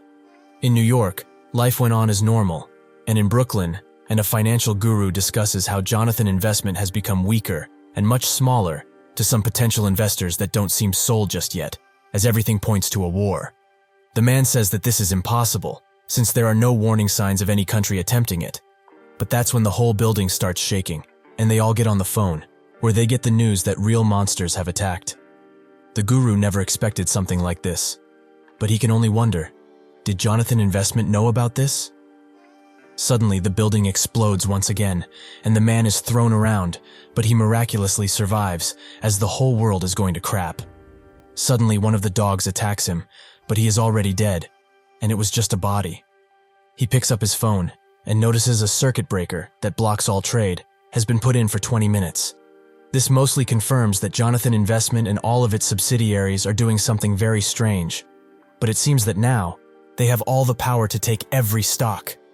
He attempts to call someone, and a woman picks up, who is crying about the end of the world. He tells her to stop whining and not dispose of their capital no matter what. They will use it to catch the good flowing out right now. With that, he closes the call and picks up a piece of rebar, as he will not die like this, not when profit can be made. Suddenly, the army pops up, and it appears that he was saved. Jonathan is bombarded with ideas, mostly about how they should just cash out everything. But he denies these, as if they do that, they will be going back to the Stone Age. They should all understand that this is the last stronghold of civilization, and although it will be difficult, they must do what is possible for the betterment of humanity. Later, he gets on a call with Sunhoo and tells him about how the executives have reacted. But even then, the Silverman and AP Morgan groups are selling everything, despite agreeing not to at the club. What a bunch of snakes. Sunhoo orders him to send the authority of the 3rd and 4th programs, as Japan is about to collapse, and they should focus on the London side, where the future market will be opened. Isaac watches all of this, and notes that Odin is stopping the whole collapse of the world. Sunhoo suddenly calls him, and tells him that now, of all times, he needs to make the right choice, and this is the only chance he has. Isaac sits silently, and talks with Dresner about it, about the warning that Odin gave him. With that, Isaac relinquishes the title of family head to Dresner, as he has hogged the position for far too long, and it's time to change. Sunhoo notices that the Rothschilds are not selling anymore, and it seems that throughout the world, fear begins to subside as the monsters are being dealt with. They both work as fast as possible to keep the world going, and Sunhoo thinks that, right about now, everyone with money is going back to their offices and will try to sell as fast as possible. But they will do the exact opposite. They will buy, until they buy the entire world. Jonathan, Zillion, and Sunhoo work tirelessly to keep the stock market up and running during this disaster, as they have probably not slept for days due to how much work they need to do. However, disaster strikes as they hear on the news that Russia's nuclear bomber has begun moving, and its target is the gate that has appeared out of nowhere in the northern province of Moscow. Sunhoo thinks that their agent has failed, but this shouldn't have happened. With one bomb, 3 more will follow, and the world will be sent back to the Stone Age once again.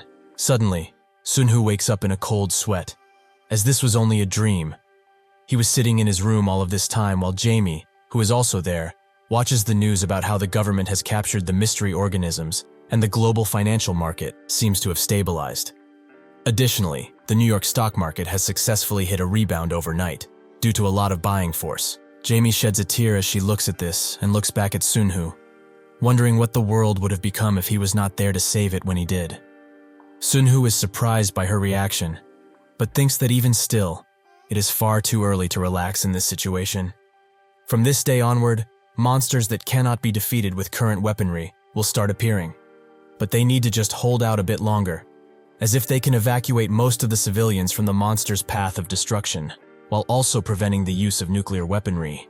The awakeners that survived the testing site can return and fix the situation fast. He asks Jamie if the press conference is prepared, and she confirms that it's almost done. Joshua, who is in another room, thinks that they have been preparing for this situation for too long, but he never thought that they would actually manage to make it. Truly unbelievable, as it was the power of one single person that stopped the spread of terror created by the attack of the unknown. However, over this past week, Odin and his forces had bought up every single good that the world threw in their direction, and now the market is stabilized enough to operate, with Odin's interference, naturally. Even with all of this, he cannot stop shaking. But why? Because of fear? Or is it joy? Jamie interrupts his thinking by saying that the press conference is prepared, so he should go. Joshua remembers what Sunhoo said to him, to deal with this with his main team and Team 1, and most importantly, to not let anyone doubt that they cannot control this situation. Joshua at the time asked if it was really fine for him to be the one that is talking about such an important matter to the press. But Sunhoo soothed his worries, as he said that he is someone he can trust to use his built reputation of being the association's leader. There are only a mere few hours before the testing site opens, so he should think of this as a gift, as it is the last thing that he can give him for now. Joshua has regained his confidence by remembering this, and thanks his master from the bottom of his heart.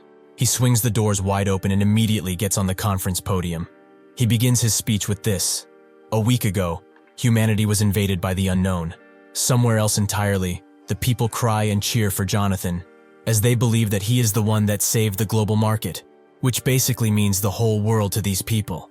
Jonathan knows what they think, and finds it kind of sad that again, there is nobody who will cheer for Sunhoo. He tells Brian, who was next to him, that he will tell him something that he should already know. People will now thank them for saving the entire world, but soon they will approach them with another view, as they use this danger as an opportunity. The moment the holding of stocks is revealed to these people, everyone will start condemning them. That's just how human nature is. Brian understands and notes that they should spread out their shares as far as possible. He also thinks that through cross-trading, they will fragmentize into the ghost companies and erase any transaction record there is. The New York Stock Exchange isn't a government institution, so it should not be that difficult to do what they want. Jonathan says that in a few hours, the rate of how many monsters spawn will be on a whole different level, to the point where even the military will not be able to stop them, so they need to do this then, as it's the perfect window. Brian is quite spooked by this, and wonders if rather than manipulating the shares, they should escape with the others. Jonathan tells him to relax and opens the TV. The higher-ranking monsters are not for the military to deal with.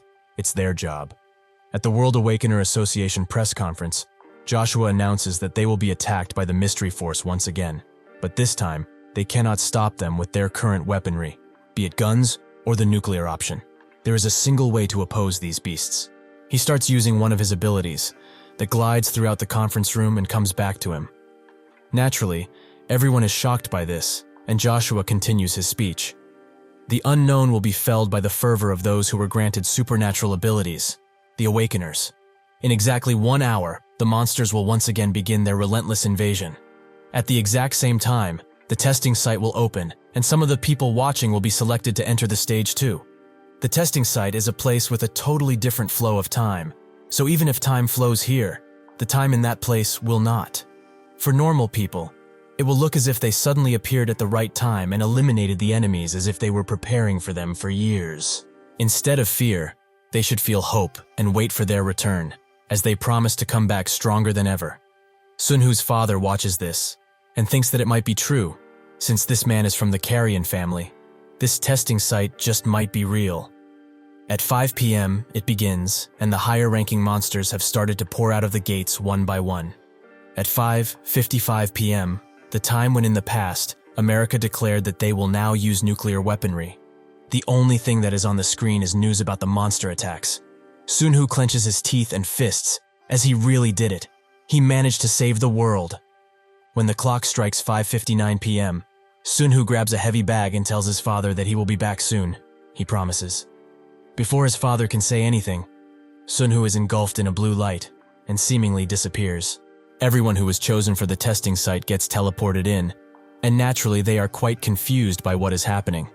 They all get a system pop-up, congratulating them for being chosen, and a guide pops up, explaining that he will be the one that operates Act 1, Scene 1. They all must be quite confused, but it will try to explain as much as possible.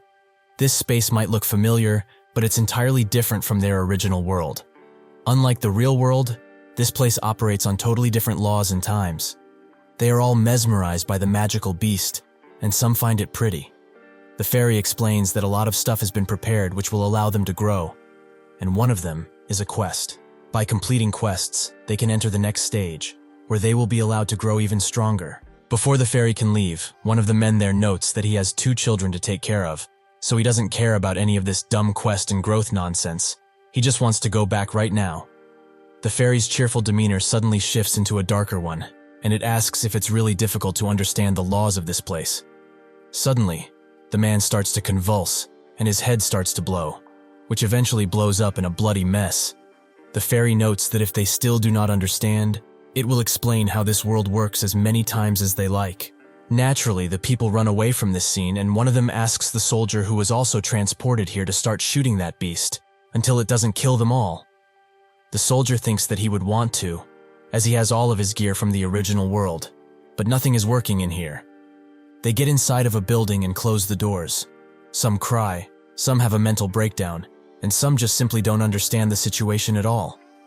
The soldier sees how hopeless these people are, and thinks that he should hide the fact that he cannot use a gun, as he needs a way to control the situation. He tells everyone to be quiet, and announces that he is Lieutenant Lee Gyubum of the 34D Infantry Division White Skull Search Team. From now on, they will follow his orders only. He knows that the situation is dire, but they should calm down and work together in order to find a way back to their world. He calls those who are in the military to step forward, and then asks them to attempt turning on their phones. One of them tells them to stop, as if they were listening to the guide. They would have heard that this is a different world, so electronics wouldn't work. The soldier tells him that from now on, he should announce who he is before he opens his mouth. The man identifies himself as Kwon Sung-gil, and he only said what he said because he doesn't seem to understand, not because he wanted to insult him. If he really wants people to follow him, he should know the situation first. He tries to make the soldier say status window, as something interesting will happen, but the soldier doesn't want to, as he thinks this guy will only create confusion amongst the group. Suddenly, Sung-gil pulls out a knife and tells them to try it, as they get this weapon if they do. The soldier aims the weapon at him and tells him not to move, as from now on, he is considered a threat. One of the people there tries to say status window, and sure enough, the man was right, as they all will get something called an awakening reward. The soldier tries to reinstate his dominion over the group, but everyone is ignoring him now, as he was wrong multiple times. Seeing that this group isn't worth its salt, Sung-gil just decides to leave, but that's when he notices a hooded figure and runs up to it. When he gets close, he introduces himself, but the hooded figure only asks if he's really going to keep following him. Sung-gil asks if he can, as if they stay together, surely they will be better off. The hooded figure tells him to do as he pleases, but he should know that there is a high chance that he will die if he continues to follow him. The fairy comes back and tells everyone that they should not be scared of it, as it's only thinking of them and their well-being. Seeing that there are 99 players left, since one person decided to drop out, it will now consider that everyone understands the basic system and move on to the next stage. With that, the first quest, Wave, is created, and they have only 24 hours to prepare. The fairy guide wishes all of them luck, as they will surely need it. Sung-gil wonders what that little creep is talking about, and spots that the hooded figure just walked into an ominous red barrier, somewhere where he will not follow, even if that guy is powerful. He calls over the soldier with the group while explaining what happened. The soldier probes the barrier with his gun, noticing that all sides are blocked off, but this thing seems to be connected to another place. The soldier asks Sunhoo if the guy who went inside was a friend, but he notes that he just met him. However, he seemed like someone important. Without much choice, they all go back and gear up, taking anything useful with them in some heavy-duty backpacks. The fairy likes their determined stance, while Sunhoo just chooses to hover around these guys for a bit, as he has nothing better to do. Suddenly, everyone gets a notification that the wave quest was completed, and it awards everyone alive with a silver box. Naturally, this was done by the hooded figure, who is actually Sunhoo. While the others analyze what skills they got, the fairy starts to geek out. As the quest was completed very fast, it is truly impressed by their determination. The soldier seems to have gotten a healing skill, which he thinks is kind of useless on him, so he asks the guide if they can exchange skills, or if it can. The fairy explains that it does not have the authority to edit the system, only the challenger has that power. If any one of them fulfill every condition, they too can become the challenger. However, it will not be easy at all. The soldier asks what these conditions might be, but the guide refuses to tell him, as everything is part of a secret they must figure out themselves. Even telling them this much should be considered a bonus gift for completing the quest this quickly. The soldier thanks it and notes that now they are going into Act 1, Scene 2, right? The guide's expression contorts once again as it explains that the preparations for it are not done, but if they do not want to rest, he can give all of them a fun activity to do, another quest. Everyone is shocked to see what this quest is about, as it tells them to choose a dropout among the survivors. The people from the group who were placed to watch the barrier also get the quest notification and are quite confused by the condition. Suddenly, Sunhoo gets out of the barrier and they tell him to please follow martial law, as they will call the platoon leader here now. All he needs to do is wait. When the soldier arrives, he asks Sunhoo if he was the one that completed the quest, and also asks him to explain what exactly happened if he really was. Sunhoo says that he was just able to deal with it on his own. That is everything they need to know. The soldier notes that, even so, it was far too quick and a problem appeared because of how fast he did it. He should have seen the new quest as well, right? Sunhoo tells him to get used to things like this, as those little creatures will do whatever they like, whenever they like. The soldier asks if he's a member of the World Awakener Association, as he looks the part, and Sunhoo confirms it, but says that he should listen carefully to what he is about to say. They will need to decide on how to select who they sacrifice, but they shouldn't be idiots and interfere with what he's trying to achieve. If they all want his help, it will be better for them to bow down their heads a little more and obey. The soldier thinks that he cannot allow such a thing to happen. Sunhoo arrives, quite angry at the soldier's needless interrogation, as this was the man that told him about the Awakening Award. They should all be extremely thankful, instead of talking about nonsense. Sunhoo begins smiling, as it seems that he wants him to take responsibility for this quest, since he thinks that it happened because of what he did, as expected of the platoon leader, but it seems that he doesn't see how they were able to survive because of him. The platoon leader says that it's not like he thinks it is, and pleads with him to wait until the situation has calmed down, while Sunhoo thinks that the guide is just messing with them and is trying to confuse them in order to get more fun out of the situation. The soldier and his group leave to rethink their plans. Sunhoo asks if he's not going with them, but Sunhoo explains that in most cases, humans are much scarier than monsters, as he doesn't know what will happen to him if he were to go with them. They will naturally think only of themselves from this point forward, which will eventually cause them to go mad. He warns Sunhoo about them too, because as soon as that platoon leader changes his mind, he will be in their sights once again. Sunhoo can't seem to understand why he's siding with him, as if he's a targeted man like he is saying, "Doesn't that mean he will also be targeted with him?" Sunhoo laughs, as his girl left him because she couldn't understand him either, but he believes that everyone should live their lives and say the things they want to say no matter what. Sunhoo asks what skills he got from the boxes, and Sunhoo notes that he got an item and an insignia, but it was all taken by the soldier and his little group. However, compared to everyone in the group, he has the highest strength, which is the best thing a man can have. Sunhoo finds him pretty amusing, and asks if he said his name was Sunhoo, who wonders if he's going to tell him his name now, as he paid quite a lot for knowing it. Sunhoo notes that his name is much more expensive than he can imagine, but he asks him again, will he really keep following him? His life will be under constant danger if he does so. Sunhoo finds his words pretty scary, but he still decides to follow him, as he can trust him more than those guys. He also sheepishly apologizes for running away earlier. Sunhoo tells him to not worry, as it would have been a problem if he was reckless enough to follow him into that. He feels he has earned an introduction from him, which might seem a bit too grand, but he should call him Odin from now on. Eventually, the no-name quest is completed, and the soldier walks towards Sunhoo with a very tired expression, while the others behind him grieve. Sunhoo finds his willpower quite amazing, as he must have been the one that chose who to execute. The soldier says that he wants his cooperation with something, to leave the next wave to them, as they need to experience the fight too. Sunhoo says what he said before, that they will not interfere with each other. About the fighting, he shouldn't worry about it, as they will have their fill soon enough. Suddenly, the guide appears once again and asks if they had a nice rest. Although they didn't do much in the first wave, they will have plenty of time to prepare again. However, this time the wave will come from 2 directions. Another quest wave is created, and they have 19 hours to prepare. Sunhoo tells the soldier that he will leave the south side to them and wishes them luck, as they will need tons of it. With that, the soldier orders everyone to form barricades and keep defending them like their lives depend on it, because they do. After the wave hits, they have managed to overcome it, but few from the group are still alive, and even those who are alive are at their weakest. Sunhoo and Sugal get back too, with Sugal noticing that the soldier did not make it, which makes him sad as he lived a rigid life but died like this. Truly awful. The third wave quest is created, and the 2 leave the group to grieve for their fallen.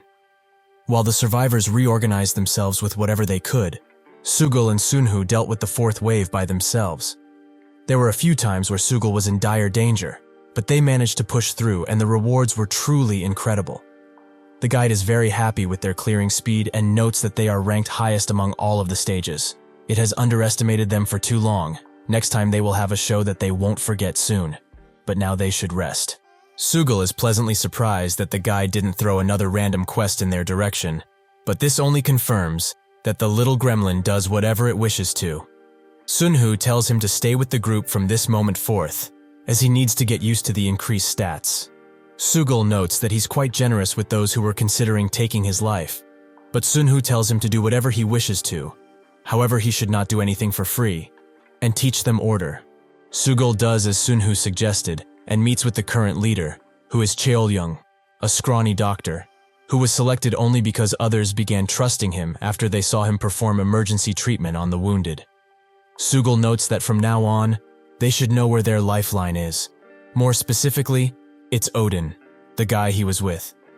He was the one who suggested they help out, but they should know that nothing in this world is free. Cheol-young understands and promises to gather every valuable thing and give it to them once they get out of this place. However, Sugal refuses, as he only needs the stones they get from cutting open the monsters, which are called magic stones. As the magic stones become valuable and get used as currency, order will also come with it. Since big ones are difficult to move around, banks that will hold them for others will also appear, and the economy will bring forth a kind of society. Still, everyone's main priority will be to eat and survive in order to become stronger. That is what everyone will be aiming for in the end. Water and meat could be acquired in the cleared regions, and even though nothing looked that tasty, the important thing is that it was edible. As Sugal enjoys his food, a bunch of fish, he thinks that it would be nice to find an edible monster too, but he doesn't want to risk putting something dangerous in his stomach. He also notices that 2 people from the group are watching him, so he says that he will give them 1 fish for 2 magic stones. There is tons of food here, so they only need to bring him the stones and they will be able to enjoy it too. Since Wave 3 and 4 stopped at their entry points basically, the magic stones that arrived in the town diminished. This is why now, the townspeople say that they don't want to hunt the monsters, and that he should show some mercy, as they are living together after all. Sugal asks where their shame went, as this entitled attitude won't work on him. If they are that scared to cross the boundary, they should just wait for the next wave to arrive. He doesn't like saying this once again, but weaklings like them need to fight monsters together, even if they are scared to. Cheol-young comes behind them and says that he is correct. They cannot rely only on him constantly. They need to make a hunting party and feed the group in order to survive.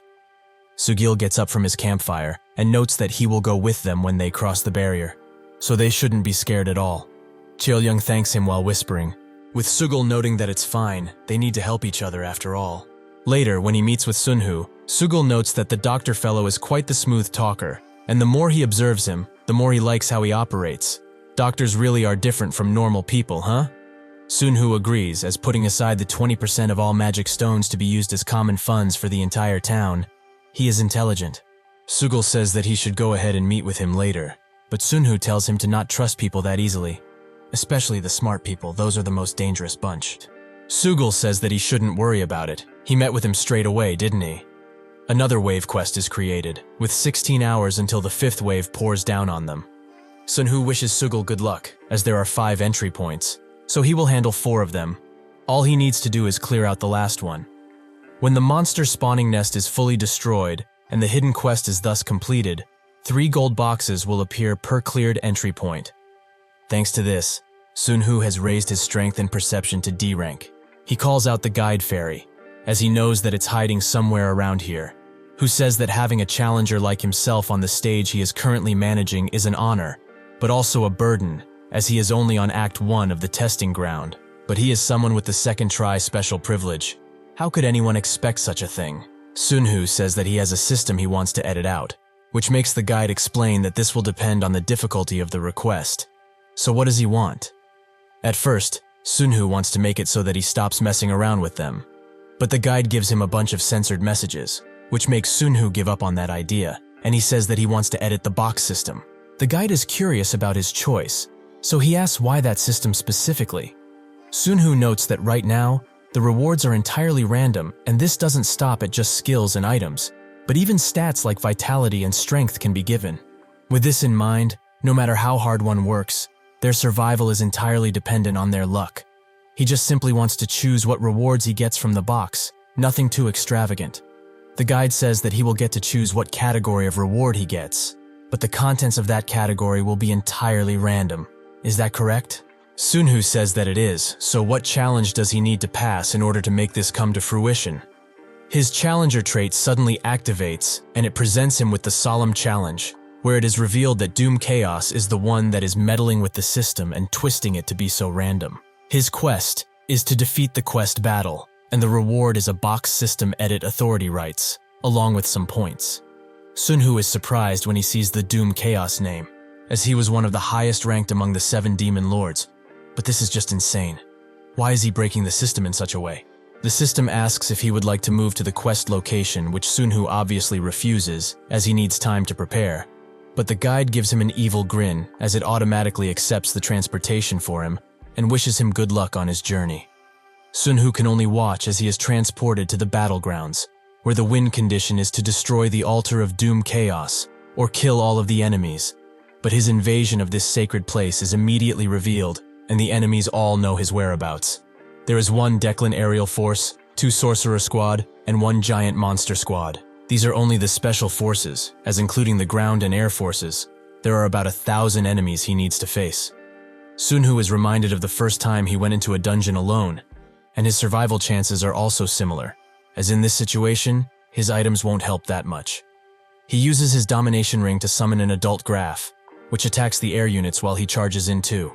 Time passes until there are 2 hours left until the 5th wave arrives, which makes Cheol-young ask Sugul why Odin isn't here yet. He explains that he's most likely just blocking the entry points. He told him that he would handle 4 of them, so there's nothing to worry about. Even with this confident talk, he also finds it weird that he didn't come out, as it's been 10 entire hours. This is the first time he is taking so long. Cheol-young wonders if something went wrong, but Sugul notes that he's thinking that way because he doesn't know about Odin. There is no way that something could happen to him. Cheol-young thinks that he's right. He needs to line up behind that guy, as if he had noticed that Odin dealt with the first wave, or rather, if he had known that the financial system would stay intact when the monsters first invaded, things would have been different.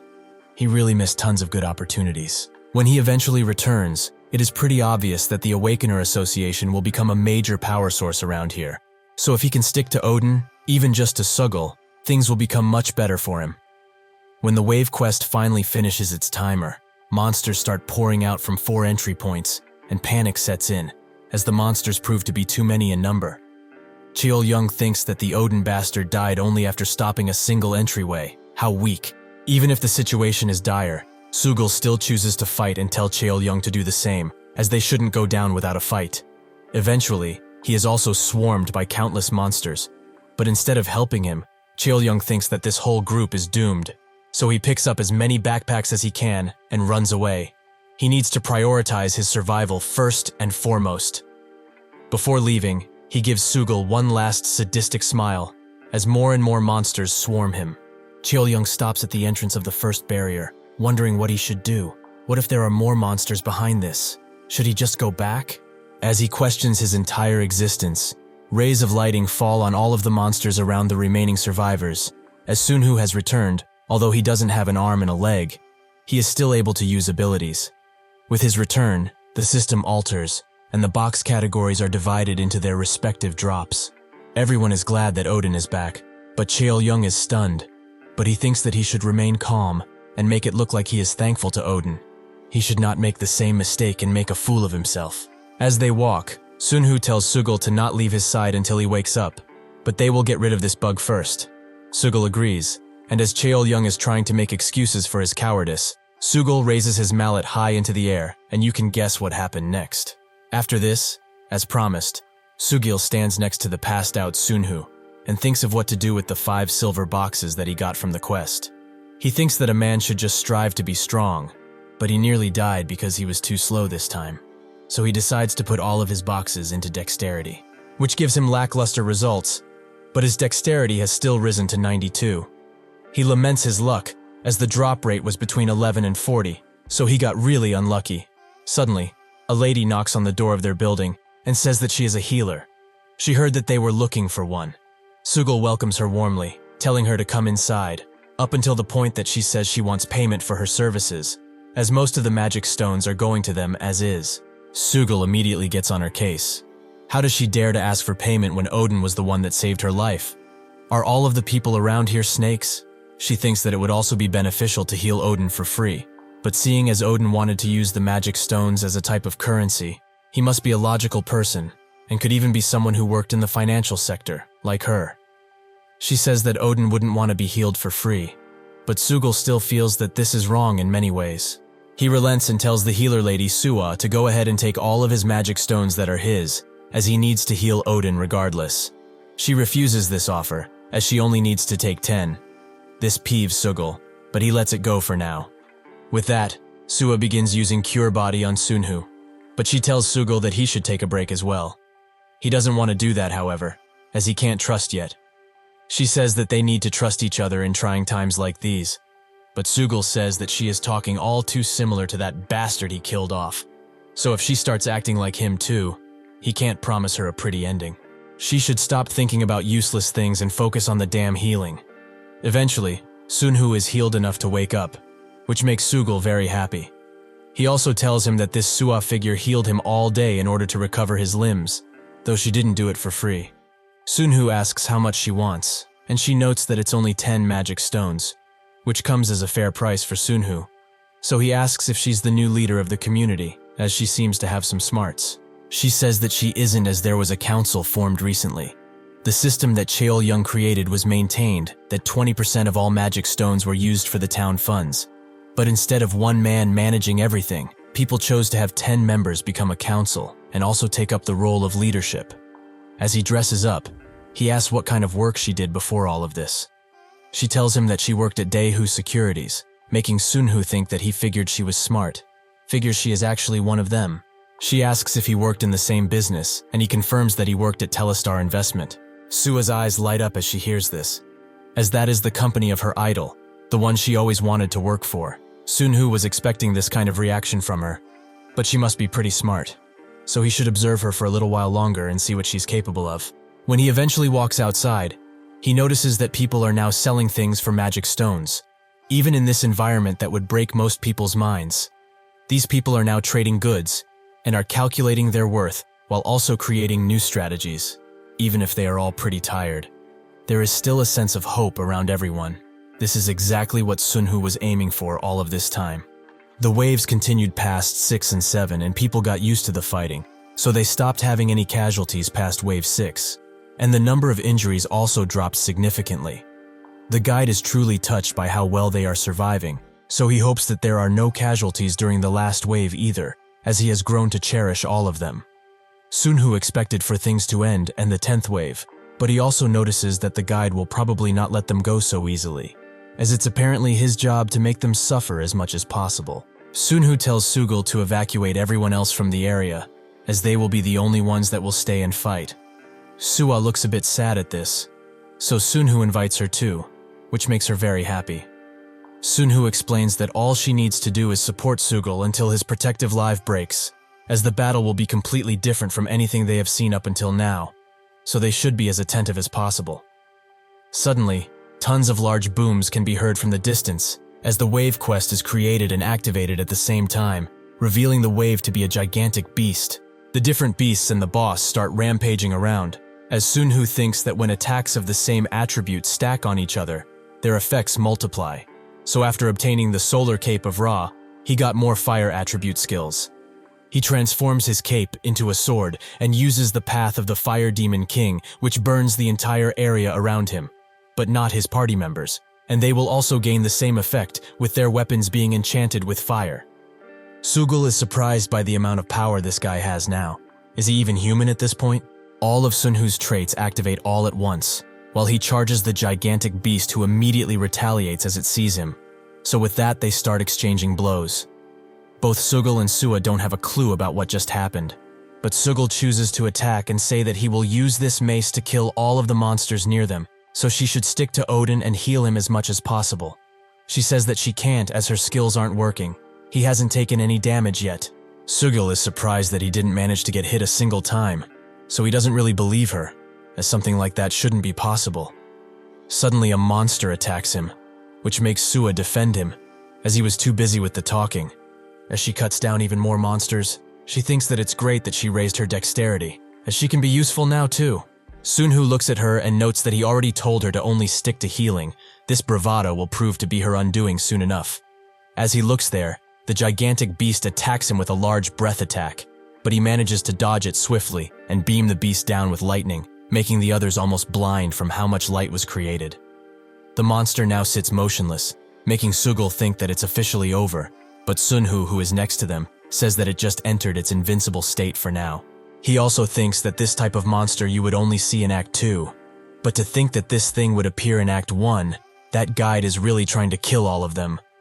The two next to him will need to put their lives on the line, but he can't let them just enjoy the benefits without any risk either, so if they do manage to survive this encounter, they will prove their worth as party members.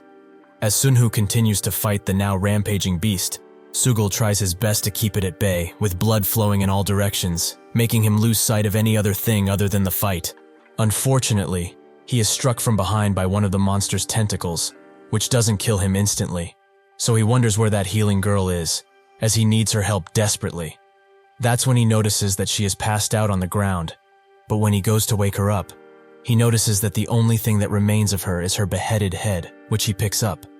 Suddenly, his life flashes before his eyes, with his wife saying that she doesn't want to live with him anymore, and that she is taking their son. He falls to the ground, lamenting that he has to die like this. He doesn't really care for that woman anymore, since she was the one who left him, but he wanted to see his son at least one last time. Even so, Odin will most certainly save the world, so his son will be fine in the future, which he is glad about. That's when a boy resembling his son starts to crawl towards him, as the tentacles rampage around and uses a healing skill on him, with Sugal remembering that he was one of the first people in the group. Sugal gets up and tells him to wait right here, as he will finish this fight and come back.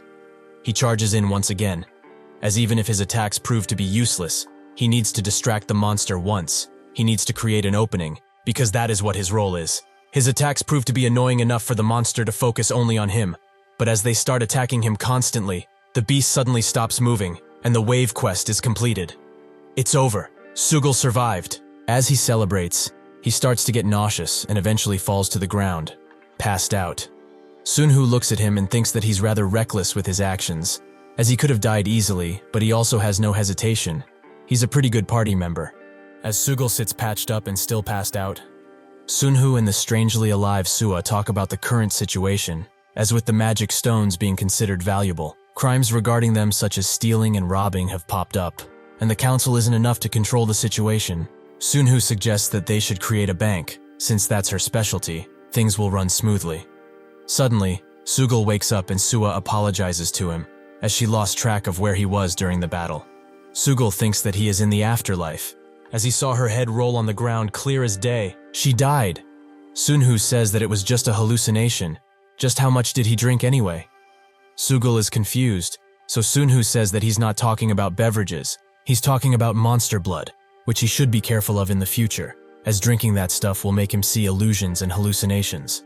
Since the blood was everywhere, some must have gotten into his mouth. Sunhoo asks him to describe everything that he saw, which Sugal does in great detail in fact. But Sunhoo comes to the conclusion that only Sua being dead was an illusion. Everything else was actually reality. Sugal asks about the kid that saved him when he was on the brink, which Sunhoo confirms that he was real. He did actually save him. Also, his reward was already separated and put on the side, so he can sleep more as even though they healed him. He should rest to make sure that nothing bad happens. As the kid who saved him sits down and looks at his status window, Sunhoo comes around and asks for his name, which he says is Jasung. Sunhoo asks him why he came out of hiding when he told them to stay hidden. But Jae-sung explains that if they were to die, it would have been their turn next. Sunhoo thinks that this is no regular child, but he is also dangerous as he might go down the wrong path, becoming someone like the sixth virtue. To assure that won't happen, he gives him a protective ring of the Wind Warrior, which gives him some nice stats, but he can't tell anyone about it. Additionally, he should come to him if he has any problems in the near future. The kid is very happy with this gift, but Sunhoo also gives him a bank check of 100 stones, which he should give to Sua whenever he wants to cash it out. Sua lines people up to open up bank accounts, with signatures and everything. She explains that this will be their bank book, and more pages will be added once it's required. The man who made his first bank account asks what happens if it gets stolen, which Sua assures him that the thief won't be able to use the stones since they know everyone's faces, but he should be careful with it as their numbers will increase, so when that happens they can't help him with it. A while later, a strange man accompanied by another man notes that it seems he was right. There are other goods beyond the boundaries set in stone, but what is with the mood around this place? Are they out for a picnic or something? This is Hwang Guanho, a criminal who built his wealth through gambling sites, drugs, and loans, and as the most brutal one in his criminal organization, he was given the title of director. The man next to him is Sukju, his right-hand man, who notes that there are at least 50 people around this place, with them only having 34 people. Guanho says that their leader must be pretty skilled to reach these numbers, but this makes it better, as when he defeats their leader, the rest will easily follow after him. In total, they have 34 survivors. These are the people who survived after the weaklings all died. There is no way these losers will be able to compete with them. As two women walk around and talk about how they are glad to have a bank, as they never expected for things like that to pop up, they are suddenly captured by Guanho, who immediately stabs one of them, noting that the healer will save them, but only if they answer their questions. They kill the other woman, with only one remaining. He asks how many people there are in total, with her answering 80. Guanho asks who their leader is, but when she tries to explain that they don't have one, he stabs her in her thigh and says that she has only one chance left to answer. She explains that there is one man named Odin, and when Sukju asks about more information on him, she explains that he is the strongest among them. That's all she knows. He asks how strong he is exactly, so she explains what he did to the gigantic monster that appeared. He killed it all on his own, with ease. Guanho chooses to cut her head off, as the woman was spouting nonsense, since he already spotted the leader of this place, that fat ass who is walking around all smug. Guanho wasn't exaggerating when he was saying that the 34 people remaining survived because of him, as his battle prowess is amazing, but his hunting senses are also excellent for a man of the modern age. Unfortunately, he chose the wrong guy to fight with, as Sugal is now throwing him around the place, with the other subordinates of his also being knocked out with simple movements. Sugal asks who they are to attack him. They are all dead for trying something like this. None of the magic attacks they used worked on this guy. It's like they are facing a boss monster. Even if Guanho used all of the signals and got all of the bonus rewards from everyone, he doesn't have a chance against Sugal, who notices that he's trying to heal himself, so he deduces that he is the healer of the group, if he has that much stuff on him. He chooses to crush his leg entirely, as healing won't stop him from being injured. As Guanho screams out in pain, he wonders how this guy managed to get this powerful, but it's only natural, as Sugal was one of 2 people who took all of the quests, including the hidden ones up to the 4th wave, and he also received a rank reward on the last wave. Additionally, as compensation for the wave's difficulty being increased by a lot. The rewards were better than the other stages, so right now, the only ones that could fight against Sugil would be people from the Awakener Association, who awakened earlier. Jae-sung starts signaling for Sua to come here as Sugil is fighting right now, making Guanho's men lament having ever come here. In his awful state, Guanho musters up the strength to ask Odin to spare him, but Sugil says that he's not Odin, but where did he hear that name anyway? Eventually Sua arrives, but she says that she only managed to rescue one of the women that were attacked by that guy, the other one was past salvation. This makes Sugil extremely mad, and he swiftly takes care of him. They undress all of the other goons that Guanho had and interrogate them, with Sukju saying that they had no choice but to obey his orders in order to survive. Sua notes that if this is true, they are the same, but they should await their punishment now, as they will have to discuss it first. Sukju thinks that he knows of this woman. He met her somewhere before, he is sure of it. That's when he remembers that they met during the Geonil Members' Night last year, so he tells her a sight. The Geonil Members' Night is an event that gathers all of the team members and above to discuss different things. Sua also remembers him now. He was an arrogant bastard that ignored her only because she was a subsidiary company team leader. He even openly mocked her. Now she remembers. She remembers him quite well. Excluding the members who attacked Sugil, including Guanho, the other 27 members were exalted back in their underwear. Eventually, the guide also comes back, noting that thanks to them, he was also selected to continue being their guide going forward. So Act 1 Scene 2 will operate differently, since it has 5 stages combined into one. Since they delivered the best performance, they will be the center with the 4 other states on their side.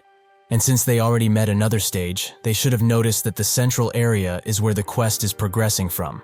So they will be given a bonus for this, 1 silver box for each.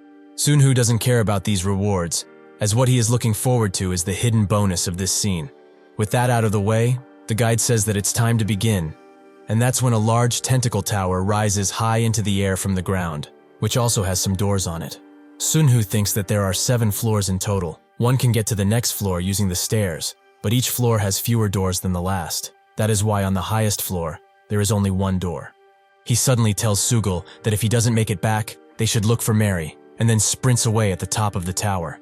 The 8 evils and virtues were good in all aspects, but they each had a special main ability. First evil, trait, man who overcomes adversity. Second evil skill, gaze of Isis. Third evil item, skeleton dragon worshipped even by the undying. Fourth evil item, Zeus's lighting spear. Fifth evil skill, form of the Jinn. Sixth evil skill, Set's wave of death. Seventh evil skill, Shiva's sword. 8 evil item, Queen Mother of the West's millennium spider. First virtue skill, Devi's sword. Second virtue skill, Osiris's domain. Third virtue item, Dagger of the Clown. Fourth virtue skill, Hera's madness. Fifth virtue trait, Passionate one. Sixth virtue skill, Odin's wrath. Seventh virtue item, Lakshmi's lucky dagger, and finally 8th virtue skill, Buddha's palm. The point is that among them, there is only one that was obtained through the testing site, that being the skeleton dragon worshipped by the undying. The strongest monster one can obtain is at the top of this tower, which is now retaliating against him as he should complete the tower in order, but he pushes forward still. Sugil expected him to do something like this, as he is of the sort, but what did he mean when he said that? Is that thing that dangerous? As he arrives on the 7th floor, the guide says that he's doing something weird again, but Sunhoo doesn't care. This is just how things are, so he should open the door already. The guide smiles and does as he wants to, wishing him good luck. As he enters, the top of the tower explodes completely, making Sugil's face turn into horror, just what happened to Odin. As Sunhoo enters the tower, it starts to crack and convulse in an instant, and a gigantic draconic entity appears out of nowhere. Sugil thinks that the worst has transpired since this happened. Did Sunhoo really lose against that thing? The dragon starts to roar and flap its wings around as it descends on the ground, making Sugil think that he cannot know what this is. But one thing he knows for sure is that he has never seen something like this ever. He knows that he needs to fight these large monsters, but his body isn't listening to him at all, as it's completely stuck. The dragon slowly starts to approach, making Sugil stricken with even more fear, but also with confidence also, as he promises to get at least one good hit in before this thing kills him. That's when the dragon opens his mouth, and a man with really long hair and a few scars appears, with the dragon starting to go into the man's pendant, with this man actually being an older Sunhoo. Needless to say, Sugil is extremely confused, but fortunately, he also recognizes this strange man as Odin. Outside of the group's city area, another group appears, and as a large man beats some drums, another calls over the leader of the area, as he wants to fight in order to decide who will command the next scene. Sunhoo doesn't pay them any mind as he looks at the item he got, the skeleton dragon worshipped even by the Undying, which summons the dragon upon use. He cannot know how much time passed since he entered, but judging by his large hair, it must have been at least 3 years. He fought countless worshippers of Doom enter Guasto. Even liches and undeads showed up there. Originally, the top of the spire led to the Temple of the Dead, but he was sent to the Land of the Dead and started to fight endlessly in that hellscape. After the assassination quest failed to take him down a notch, the system continues to try and find every opportunity to eliminate him, which means that as long as the influence of Doom Chaos is still in the system, things like this will keep happening again and again. Now he cannot even imagine the situations he will have to face if he doesn't edit the system to what he wants. Suddenly Sugal interrupts his deep thoughts, and is glad that he woke up so early. He also asks if he's fine.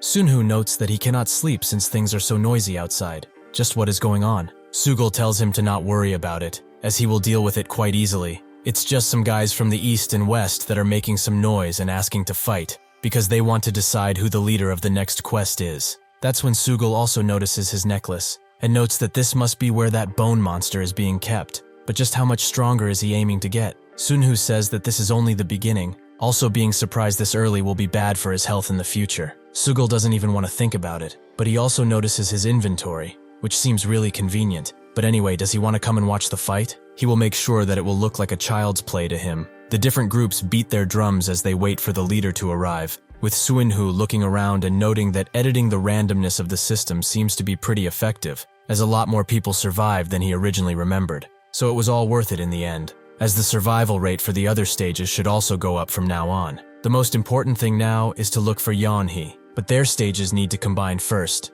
as then she will immediately start looking for him. As he walks by, a familiar person recognizes him and notes that they were in the same class before, which he remembers because he looks almost identical to what he used to look, and he is quiet as always too. The man also notices that he has no items on him. He was a big shot back in high school, but now it seems that he is not that great. Sunhoo finally remembers that he was one of the bullies he trained to be obedient to him way back then. The bully looks at Sunhoo's face and thinks that he's flustered, which makes him think that he's a nobody now, since he has not a single item on his body. Should he make him pay back for what he did in the past now? He decides not to. However, as kids like him cannot fight when they are young, and a mighty awakener like him shouldn't bully others. The bully hugs him and says that it's nice to see a classmate here, and Sunhoo asks what direction he came from, with the bully noting that he came from the west, which he should consider lucky, as their boss, Chae-young, will most likely take the initiative for this quest. Sunhoo asks if he's really that strong, which the bully confirms. There's not a more powerful person in the entire world,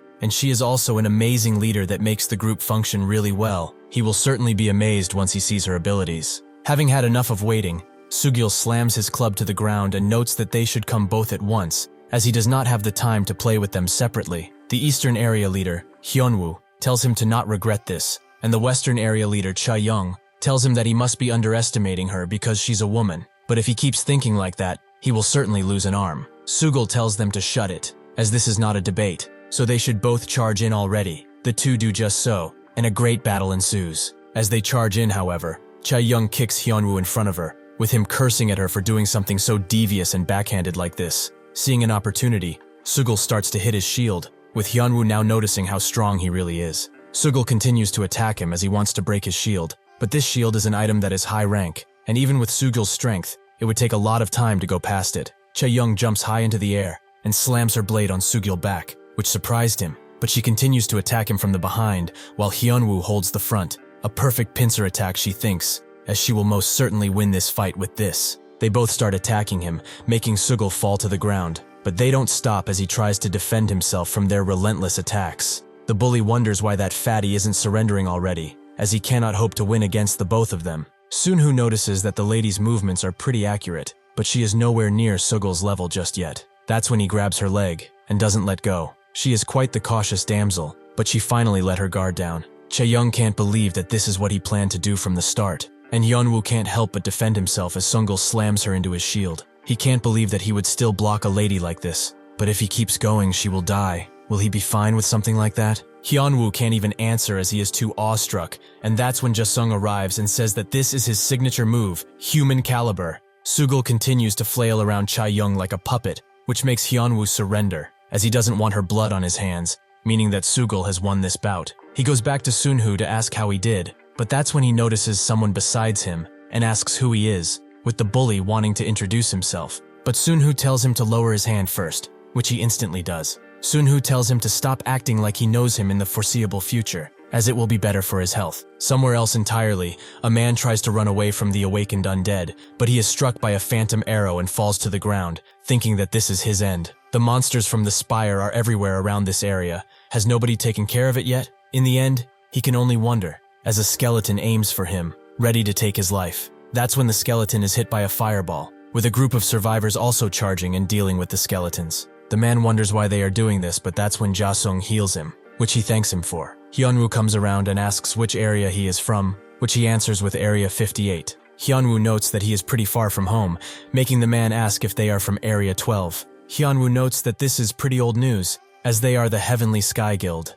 The man is happy to hear this, as they were just a rumor before, but this shows that they are real. A lot of areas failed to clear the spire, which made monsters from the spire to flow out constantly and dominate their respective area, with the remaining survivors running away and gathering in areas that succeeded in clearing the spire. Among these, the Heavenly Sky Guild created in Area 12 was rumored to possess the strongest force out of every area and became a ray of hope for the unfortunate. The man starts begging Hyunwoo to let him join his force, as he will do anything. He came all of the way here, putting his life on the line throughout, only to find the Heavenly Sky Guild, and even though he knows that he looks pitiful right now, he just wants a chance to prove that he can be useful. Hyunwoo notes that small fries don't survive the journey he did, so he accepts to test him. With that, the man starts to follow them, hopeful that things will take a turn the better. Somewhere else, an entire party is defeated, and a single man stands, as he cannot believe that their guild, who succeeded in clearing the spire, was defeated by only 2 people, or rather just 1 person. Sugul tells him that he doesn't want to tire himself any more than he has to. All he wants from him is the name of his leader. Is it Mary or not? The man fights with great confidence in himself and proves himself to be body able, as he takes down skeletons with ease. But he wonders why they have to gather these crystals in the first place, as they aren't that useful. Hyunwoo comes around and calls him by his name, Jing-yu, noting that he did pretty good. So with this, he is now an official member of their attack force. He also puts a mark on his shield, and notes that the moment he receives it, it marks him as one of them. The square represents their shield raid force, and the lighting marks their Heavenly Sky Guild. He will not have any trouble going into town now that he is one of them, but he must abide by one rule that cannot be broken ever. That is, to not try and learn anything about the name Odin. Jing-yu asks if he's the leader of the town, with Hyunwoo noting that he is not, and he isn't even in town right now, with him also never seeing him personally either. He is just warning him about it, because the guildmaster gave them that order. Jing-yu asks who the guildmaster is, and Hyunwoo explains that it's a woman named Lee Sua. She is the guildmaster, gold raid leader, bank president, and also the chairwoman of commerce. She is basically the president of the town, as she has the power to do anything. Jing-yu is surprised that they have a bank, which also surprised Hyunwoo at first, but he will know more once they make it to town. Sugul asks the last remaining member again if their leader is named Mary or not, which he confirms. But what do they even want with her? Sugul is glad that they finally found her after so long, but Sunhoo feels and knows that this bastard is lying. The man tells them that Mary will be back in a few hours, so they should follow him to camp. Sunhoo thinks that this is the place where the people from Area 100 should be. The only reason they came all of the way here is because they heard a rumor about a Korean female, a member of the Awakener Association who seemingly united the 10 areas around her with ease. He asked for her name just in case, but now he knows that she isn't that person. As Yeonhee would have no real reason to talk about the Awakener Association, and considering that she might be impersonating Mary, it seems like their leader also isn't a part of the Awakener Association either. When they arrive, the man serves them some ramen, which Sugul is stunned by, as he hasn't had real food in ages. He congratulates Sunhoo, as his woman seems to be amazing. Not even 100 magic stones would be enough for this ramen. Sunhoo tells him to enjoy it while he can, but also tells the guy to bring them some soju too, as he knows that they have some. Sugul finds him even more amazing, but after their meal and drink, the woman comes around, with the man explaining that he put enough in their food and drink to knock out an elephant, so they should both be fast asleep. The woman tells the others to tie them up properly so as to not let them make a single move, but Sunhoo is actually awake, and notices that she must be their leader, so he suddenly uses Odin's wrath to zap the others to sleep. As he slowly gets up, the woman asks him how he's still awake. Did that fat guy eat his portion too? Sunhoo says that he also ate, He just used an insignia to protect himself. Can't pass up ramen after all. Sunhoo says that she looks pretty strong, but considering how careful she is, it seems that she has fought someone from the Awakener Association previously. The woman asks if he's that curious about his ally, with Sunhoo noting that he's probably dead. But the woman starts screaming, as there is no way they could let a bastard like that live. He was not that twisted from the start, as he had a sense of justice and lost sleep when he needed to kill people for the greater good. However, at a certain point, he suddenly turned for the worse. He started killing people for even the smallest inconveniences they would cause, and did all sorts of terrible things, in the name of peace and leadership. It was so bad that on the day when he died, the crowd cheered very loud and festivities carried on for days on end. But something that he said once still bothers her even now. He said that he is a part of Tomorrow, one of the World Awakener Associations. Since they have kept this a secret for a long time, the bonds between their allies are stronger than ever. So when their areas eventually become connected, they will meet again. The woman thinks that if this man is a part of that organization, he won't even listen to her, so she must kill him before he does it first. She summons the 12 faceless stone statues, which rise from the ground in grandiose fashion. Sunhoo notes that this area must have been connected to the Temple of the Dead, as these were the things that were guarding the final boss. But his skeleton dragon is a divine relic that was being protected by the boss, so these things are like toys to him. He uses Tale of Hanuman to get rid of the statues in an instant, but he notices that the woman still has not given up even after this show of power. So it must be true that she was the one that united the 10 areas by herself. He asks why she killed that guy, which he doesn't find important, but Sunhoo says that he doesn't accept just anyone in their team. The woman grits her teeth and tells him that he was like the devil incarnate, and the World Awakener Association he made was supposed to take care of the weak and strengthen the powerful in order for them to survive. But it seems that this is not what he was aiming for. Sunhoo apologizes for this, as he cannot know what every single person is thinking, but the woman refuses to take up his act, as she knows that their bonds are strong. That's when the idea of him not being from Tomorrow pops up. Sunhoo doesn't answer, and instead says that there's a quest that needs completing that doesn't give boxes, but gives 500,000 points at a minimum, enough to open a master box. She would have enjoyed tons of things after obtaining power and authority, but she is still only at the level of a child. Even the things she has now can be taken from her in a second, should he encounter someone with much greater power, like what happened to him in the past. However, she can reach a world incomparable to where she is right now, a world where she will face God. Is she not curious about how to reach it? The edit of the reward system did manage to increase the number of survivors, but it also created an unexpected problem, as people have become complacent in the economic system that was created. These people avoided fighting entirely, and lived lives that normal people would live. What Sunhoo needs is a strong army that is motivated enough to face the 7 demon kings and their endless forces. He must now edit the system once again,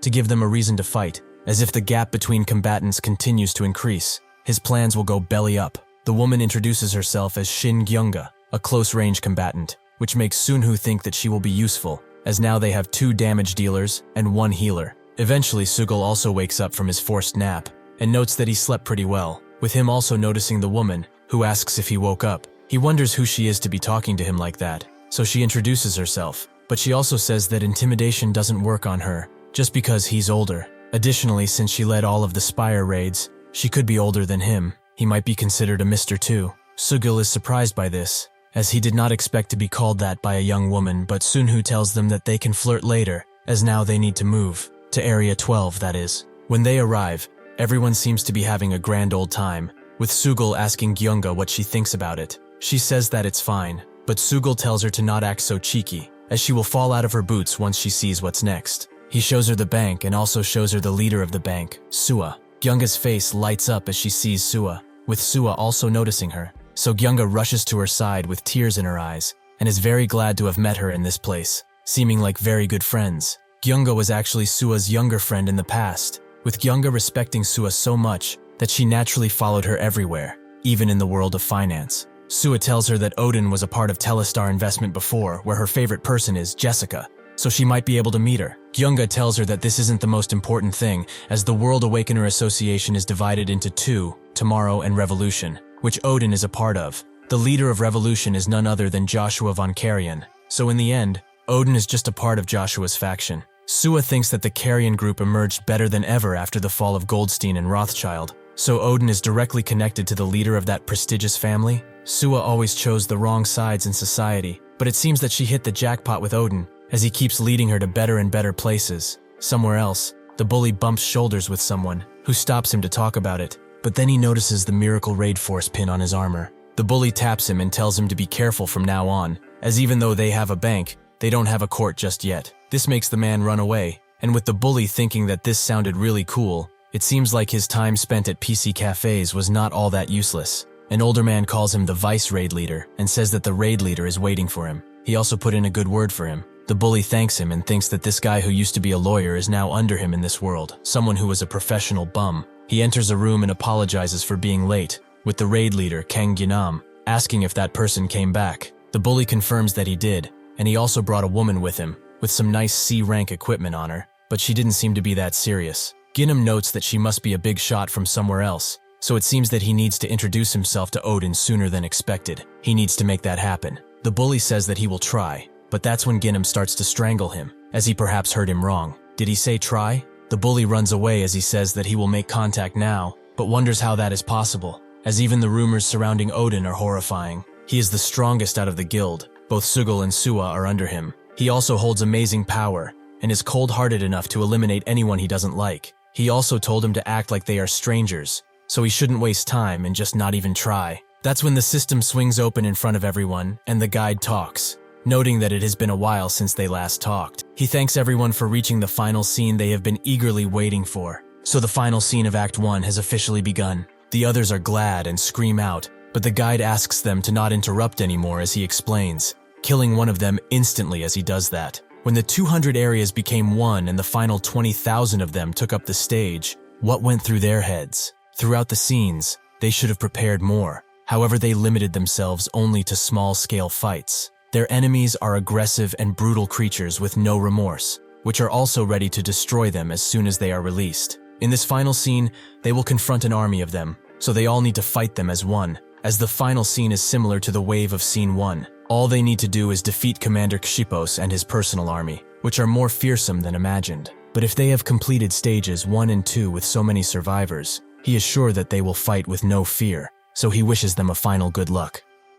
As the final scene of Act 1 begins, Sunhoo thinks that the testing site is divided into 3 acts. Each act is structured like a scene, so there are 3 scenes, and the final one is the stage where they must fight entire armies. His Explorer trait activates, and he detects 23 gates, so he starts looking through them in order to find out which one will spawn the commander, and he eventually finds it. He tells everyone that he will be managing Gate 2, but defending the other 22 remaining gates will not be easy at all, so they should have 5 raid units per gate, the bare minimum. They will be created around the elite forces, and he also tells Sua and Gyunga to aim for the first and ranking bonuses. Sugal asks what he should do, and Sunhoo tells him that there's a hidden item ready to be taken during the final scene of Act 1. He should go and clear that. Gyunga suddenly tells him to wait, as she was supposed to go with him all of the time. Sugal tells her to just shut her mouth and follow his orders, as Odin doesn't like it when people talk back. She tells him that this isn't related to how he does it. She joined this group to work with him only. Sunhoo agrees that he made that promise,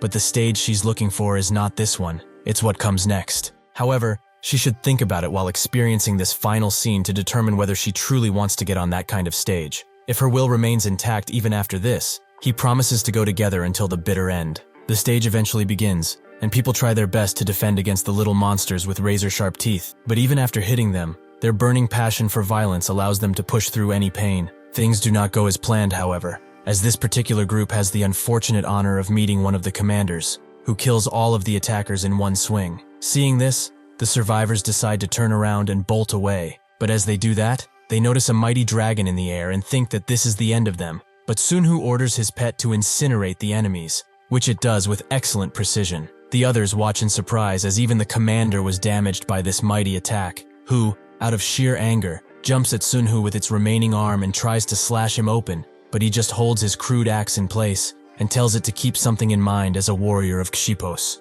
The ones who will make his race extinct are none other than humans. With that, Sunhoo has completed his commander quest, which makes the strength and morale of the demonic army fall by quite a significant amount. He screams at the others to stop faltering and deal with the runaways. Sunhoo thinks that the challenger box he received is good and all, but there's something more important that needs doing. He also wonders if Sugal is done with his mission. He only hopes that the information he gave him was correct, but even if it is right, things shouldn't have been easy. He eventually arrives at where Sugal should be, and he does find him there, with an arm and leg fully taken off, but he has succeeded, and got the divine artifact of the Xipos item, which can set a return destination. Sunhoo decides to pick him up and go back to the others, and even though these two were tired from the battle, they did not change their minds. He has to do something else. He tells the fairy to come out, as he wants to change the rank system they have now into a level system. In the current system, from F rank to S rank, one needs to raise each rank by 100 before going to the next. Since they do need to raise 4 stats in such a manner, it's too much to keep track of, while also considering what items to get. This is why he plans to change every 5 points into one level. For example, the stats that are displayed like this will be shown as such. Since the 5 stat points are not difficult to obtain, everyone will continue to level up constantly, and the continued chain of level messages and rewards will motivate them further. Additionally, he wishes to implement proficiency into skills and traits, meaning a natural growth for using or activating them regularly and well. Basically, nothing major will change. It's just how it's displayed and what the system is giving them. The fairy thinks about it and notes that he's worried that after this edit, the awakeners will not be as thankful to the system. They will treat this as power they should obtain because they worked hard. Sunhoo is tired of this little brat, as one should be able to obtain their powers with hard work. It's not the system who is out here fighting, right? He asks the fairy something. Is the system only thinking of how to increase its devotion, or was it made to prevent humanity from going extinct? The fairy just smiles and says that proficiency can be implemented if the growth rate matches their point increase. With that, the Challenger trait is activated once again, as the Solemn Challenge 2 quest is created. In this one, Sunhoo must assassinate the Backland King. He knows that this won't be easy at all, as the Backland King is extremely powerful, but the fairy instantly moves them to the quest area, while he thinks that they should be fine with a party of 4. But the notification he sees next shocks him, as Wu Yanhee has joined the party. As soon as he is transported to the quest area, Yanhee also teleports right next to him. She is the one who would be the most helpful to have around, and the one he tried looking for up until now, but for some reason, this made him angry, as he didn't want her to get involved in such a dangerous quest. He asks how she did it while she hugs him tightly, and she explains that she got a quest that was connected to him and was accepted immediately. Eventually, the others arrive in the area too, and Sugul thinks that she must be Mary. He has heard quite a lot about her. He tries to handshake her, but she just looks at him with deadly eyes and notes that he must be favored by him. He can just call her Mary, and only that. Next, she moves on to the other two and says that she will be watching them diligently, and she also smirks at something called the best lifeline, giving Suwa chills. Sunhoo tells them to wait here while he talks with Mary about something, but Sugul notes that this is truly Odin's girl. He didn't expect anything else. Gyunga is in a state of complete shock, so to help her, Sugul pummels her head with his fist. They shouldn't worry though, as he didn't put any strength into it. This seems to have worked, as Gyunga says that there's something wrong with that woman. Suwa asks Sugul how he knows she's Odin's woman, as she has never heard of her. Does he know anything else? Sugul doesn't know much, as he got spooked by her too. Suwa notes that since she will be a part of their team from now on, they need to know as much as possible. Sugul laughs at the notion of them being on the same team, as he can just tell by looking at her that the 3 of them will be on a single team, as there's a huge gap between their powers. As they walk, Yanhee says that Sugul is fine, but the 2 women aren't. Sunhoo patiently waited for her to become a person like this, but after seeing her change so much, he's kind of afraid. He asks how she joined the party once again, and she explains that it's because of the reason she approached him in the first place. This is because in primary school, she received a life quest to help the one designated by the system. Sunhoo told her to get rid of that quest, as its reward was too vague, but she refused to. She also nearly forgot she had it, but a chain quest telling her to help him appeared out of nowhere. There's also something off about the system, as it feels like someone is slowly molding it into something else. Sunhoo notes that he's the one who's doing that. The quest they are on now is also a part of this. Yanhee isn't that surprised that he did it, and it's true that many more awakeners survived because of the changes, but something in her wonders if making them stronger and letting them survive is a good thing. People change a lot when they gain power. Some become a lot more different than they were before. She suddenly gets out of her daze when she sees Sunhoo getting very angry, as he knows that she must have had a hard time because of those fucking traitors. He will lynch them if she hasn't already. She apologizes and says that she gets why he has tested those people so harshly all of the time now. Sunhoo notes that she must have seen a lot of trash up until now. The world is filled with people like this, but they cannot make it with just the 2 of them. That is why they created the Awakened Association to control the people. Even though they might make mistakes,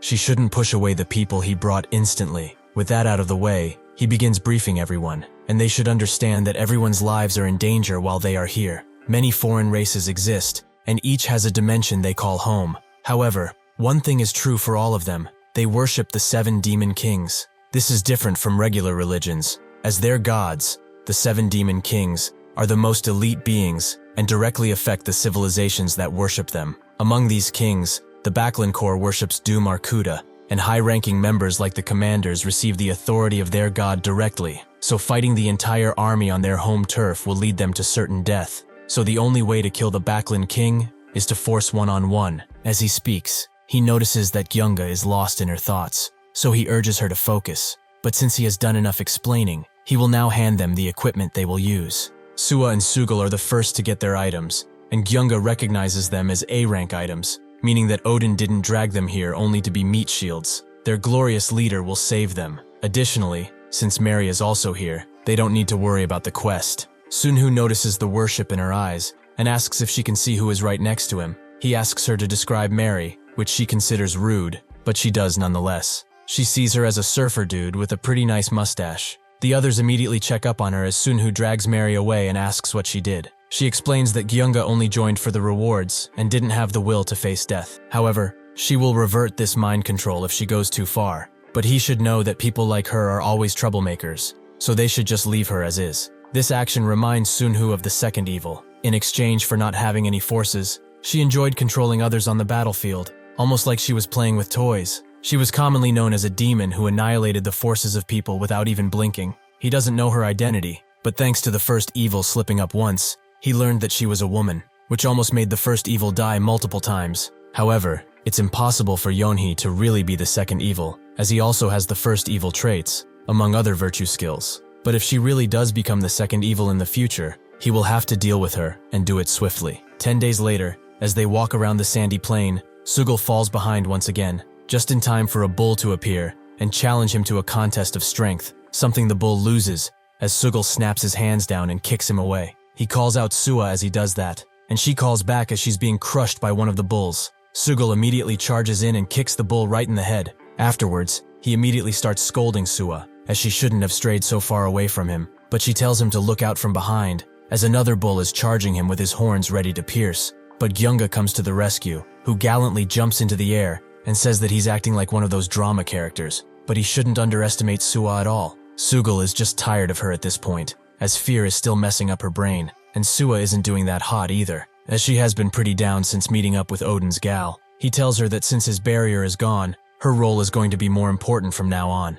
Suwa suddenly speaks, and asks if Mary is a healer like her. Sugal confirms it, but why is she asking? Didn't she see how she attached his hand back? Suwa asked, because she couldn't believe what was going on in front of her, making Sugal look too. Sure enough, she is fighting bull after bull on the ground, while Sunhoo supports her with lightning magic. Sugal finally gets it. They are not falling behind, they are just bait, as expected of those two. He is also quite worried about Suwa's mental state, so he grabs her and tells her something wise. If a sparrow tries to walk like a stork, it will only break its legs, so she shouldn't look over there and focus on now, as he will protect her. She asks what he's doing, but he notes that she should just try her best to stay by his side. With that, they charge in once again. For 2 months, they continued to battle while moving over 1,500 kilometers, or 932 miles. Sunhoo's stats started to reach the level he was at before his reset, which Yeonhee was quite proud of, but the others were exhausted, so he decided to have a maintenance break, as it had been 5 days since they did. The others are also experiencing a lot of growth, and they will become even more useful by the time they reach their final destination, where the king resides.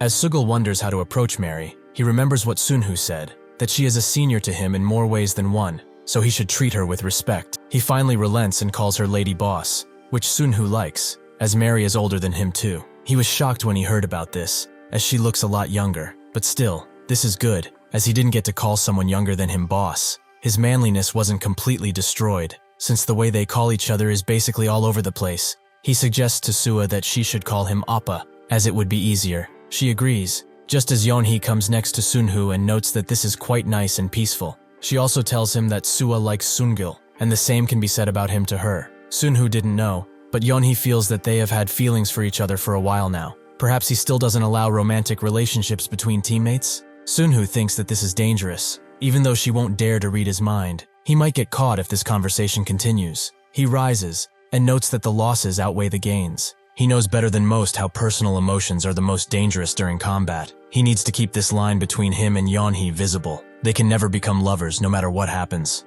Eventually, they arrive at the spot they wanted too, a large city built by the bulls. Sunhoo explains that the Backland King should be at the center. They need to drag him out of there. Yeonhee notes that she can go in, but that is their last resort. So Sunhoo tells the others that they will be a distraction from all of the way here. Entering is prohibited, and should they go in, the last thing they need to do is be surrounded. In 1997, when Hong Kong raised the interest rate by 400% overnight, Seoul crumbled from within. And just like then, what they need now is fear of the other. The fear created on the outskirts will be enough to drag the king down here too, since in their culture the king is also the greatest warrior. If he doesn't arrive, the return stone will be used to engage in guerrilla warfare. Suddenly, a large eye appears in the sky, and Sunhoo recognizes it. It's the gaze of Doom Arcuda. As soon as it completely manifests, they are all hit by a psychological attack, and a new quest appears, the Worship Doom Arcuda quest. If they stay sane until the Backlands finish the ritual, the quest will be completed.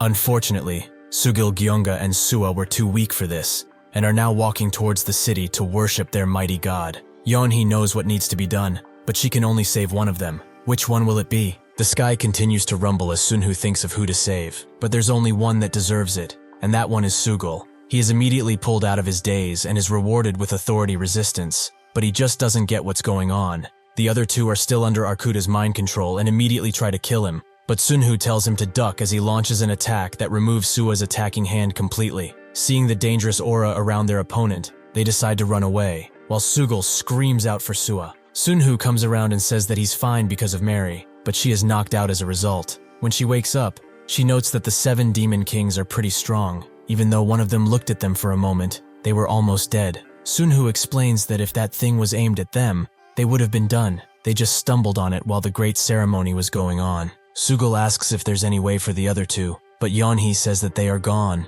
as their minds are fully taken over. He barely survived too. Sunhoo gets very mad at this, as they lost 2 teammates just because one of the gods looked at them. There is still such a huge difference in power. However, there's no need to despair. They must focus on the facts. Gyeonga is the most dangerous, as she could return as a true monster because of her potential. He tells Sugil that, as such, those two will return as enemies, so he should keep in mind that hesitation is defeat. But now they will start to drag the king out of his mighty castle. The 5th Virtue and his group were quite peculiar, as they did not progress on quests with nice rewards. Instead, they went around hunting enemies. They were mad with bloodlust. He talked a lot about how he was only watching out for safety, but at some point, he grew so much that he was able to fight any of the 8 evils or virtues. Here, and in the land of the dead, Sunhoo finally understood how he was able to grow so quickly. When he completed the Endless Fighting Spirit quest, he was rewarded with the Passionate trait, something that becomes stronger as one fights. Depending on the time spent in battle, he gains bonuses like regeneration speed, physical defense, and other things. With this addition, Sunhoo fulfilled his 10-trait limit. This is how the 5th Virtue managed to show amazing performances during big battles. From here on out, men who overcomes adversity and are passionate will have the traits that instill complete fear in the Backlands. As he charges in with the dragon, Sugil tells Mary that he doesn't mind being used as a combat doll, but even if she doesn't like him much, he hopes that one day she will see him in a good light. If she looks favorably at him, he can trust her with everything he's got, right? Mary finds him quite funny, as he's not scared of death in the slightest, and his heart is also filled with the thought of survival for himself and everyone else. In the past, she was sensitive to the killing intent the monsters let out, but she will play around, but only for a little bit. She agrees with him and asks if he's ready, which gives him more confidence to continue on. The Backlands go on their normal routines until something looms over them, that being Sunhoo's bone dragon, which crashes on the ground and makes the others let out horns to signal an invasion, before the dragon kills them too. After this, Sunhoo calls the bone dragon back, and since the king will have an item of similar power, he will save him up until then. The Backlands get ready with tons of different units, Wyvern Knights, elite troops, and even high-ranking sorcerers. With this, he can consider this an S-rank dungeon. Not the worst, but not the best either. As the mages unleash their powers on him, he activates the Passionate trait and Sensitive trait, along with the Gifted one, to give his abilities a tier up. With his dexterity at SS rank, he can feel that the entire world is out for his head, but he uses Devi's sword to cut up the Wyvern's head, and Odin's Wrath to kill some of the S-rank core. He will do everything alone, without any items or other traits. He will become a true monster in order to face this race. Yeonhee uses her mind control abilities to control some of the bulls, and use them against each other, while also cutting through them with great control, something that Sugil finds to be amazing. Suddenly, however, he is met by Sua, who has completely different clothing and auras. He can't lie, he likes the design, but this is far too much. She charges in without a second thought, until he puts her to the ground and attempts to pummel her, but he stops himself at the last second, as he still believes that they can still save her and work as a team. Sua does not even recognize him, however, and even if he keeps getting attacked, Sugul can't bring himself to end her, so he submits to his fate. But that's when Yeonhee saves his life by cutting Sura's dagger hand, and says that no matter how hard he tries, she is like a rabid dog, with the only instinct left being that to kill. Sunhoo continues to kill the bulls while being under the effects of numerous poisons and effects, but the passionate one allows him to resist them. A single wyvern is left, and that wyvern charges him, which he blocks, but only by using monstrous strength, which is not activated at full power because of the binding roots of the death effect. He cannot hope to dodge the remaining bull as he is stuck under the drake, so he is hit by the full brunt of the attack, which allows a man who overcomes adversity to activate, and he uses it to get up and let out a huge lightning strike that the king notices. The others come around too, with Sugul barely being able to walk at this point, but Yeonhee wonders if the king will even come out. Sugul also tells them that he has a trait called Fist Destroyer, which sounds pretty cool to him at least. Sunhoo sees the king coming, and when the challenge quest appears, they will not jump in, no matter what. The king of the species and the greatest warrior of the species appears, the highest priest of Doom Arkuda, who has 210,000 physical defenses and 300 magical defenses. He is riding the dragon, which cuts through the Great Plains, a gigantic S-rank beast with good defense skills. With their appearance, the Prove Hidden quest appears. The king has been waiting for a mighty opponent to appear, and the conditions are to kill him. The reward is the Chain quest and the birth of Doom Man, and if they fail, the king will receive the birth of Doom Baklin. Sunhoo wonders what all of this nonsense is about, while Arkuda watches with great interest, and above him, the omnipotent Doom Chaos also observes this legendary battle. The king and Sunhoo immediately punch each other's fist, which creates a shockwave big enough to almost carry everyone away, and it also completely ruptures Sunhoo's muscle structure. Fortunately, he has a regenerative skill, allowing him to continue fighting like a beast. The king is surprised by this, allowing Sunhoo to charge a mighty flaming punch and go right through the king's hand. After the attack lands, an explosion the size of a nuke appears. Somewhere else, Hyunwoo gets a notification about the system being edited. Due to this, some items were deleted, like the rank system and the boxes, but a few items were also added, like proficiency, item level, and skill rank. Now, the power of their skills will be shown as skill ranks, and successful skill uses will increase their proficiency with that skill. Hyunwoo thinks that the skills he got from the bronze and gold boxes started to be different the longer he trained them, but since everything starts at F rank, he always wondered what to train first. He opens one of the skill stats, showing him what it will do if he actually uses it more, which is very intuitive for the user, and a nice change all throughout. Gin comes around and says that the display is not the only thing that has undergone change, which Hyunwoo knows about, as the ranks of skills and traits are different now, and with them, they can raise their level much better than before. Gin is kind of fearful, because they will have a lot of dangerous competition, but Hyunwoo refuses to lose. He orders Gin to get everyone organized and ready to move out. When he looks at his stats, he can only smirk, as he thinks that there are probably very few people like him right now. Sunhoo finishes his mighty battle, and with it, he also completes the Solemn Challenge quest and the Hidden quest, Prove. His stats are more than double those of Hyunwoo, and with these skills, he is probably at least 10 times stronger. Even if he is extremely tired from what just happened, the system gives him no rest, as it gives him another quest instantly, the Birth of Doom Man. A path has opened for him, and if he completes the expectations of Doom Chaos to prove his worth, he can be lifted to the same level as the ones who were raised by his greatness. The quest is to reach level 561, and the reward is the second part of this quest. Sunhoo can only laugh. Now he gets why the Challenger quest was so hard, because this bastard is trying to recruit him as the 8th Demon King. The system allows Sunhoo to cancel the quest, but it will cost him a whole 10,000 contribution points. Naturally, he doesn't have that, as all of his contribution was reset when he entered his second try, and even if he did have that much contribution, he wouldn't cancel the quest, since he can stop the invasion of the 7 Demon Kings. However, he will play their game for now, and become this Doom Man and the 8th Demon King. As he walks to Sugul, he tries to contact Yeonhee through telepathy, something only high-level awakeners can do. And since Sunhoo has a pretty high level, the transmission distance is far, but there is no response from her. Sunhoo knows full well that they put their return point stones here, but only he and Sugul were transported. Is the system at fault? Before he can think of anything else, Man Who Overcomes Adversity finally ends, and Sunhoo immediately falls unconscious from the pain. When he awakens again, Sugal is right next to him. The system announces that the 2 mind-dominated women have been removed from the party.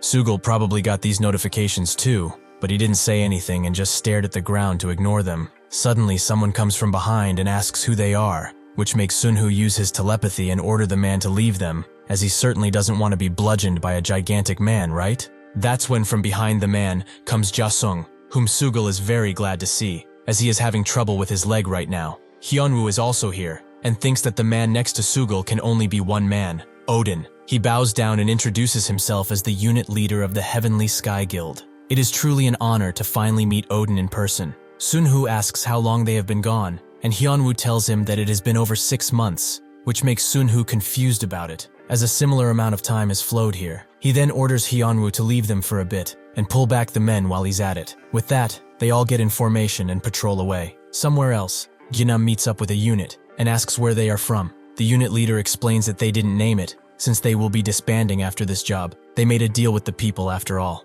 The bully explains to Jinam that among the 25 people in this unit, 20 are clients, and they wanted to gather the small number of magic stones they had previously. Hearing this, Jinam instantly orders his group to arrest them. When he goes back to the city, he starts lecturing everyone about what just happened. This is why he suggested that they restrict the units from using the hunting grounds without permission. Yet a few of the oh-so-noble souls in here kept opposing it. This is the Heavenly Sky meeting, where the 10 unit leaders meet. Ginam asks all of them, what should they even do now? Those who should have lived while doing the odd job here and there have gone utterly mad and are trying to level up.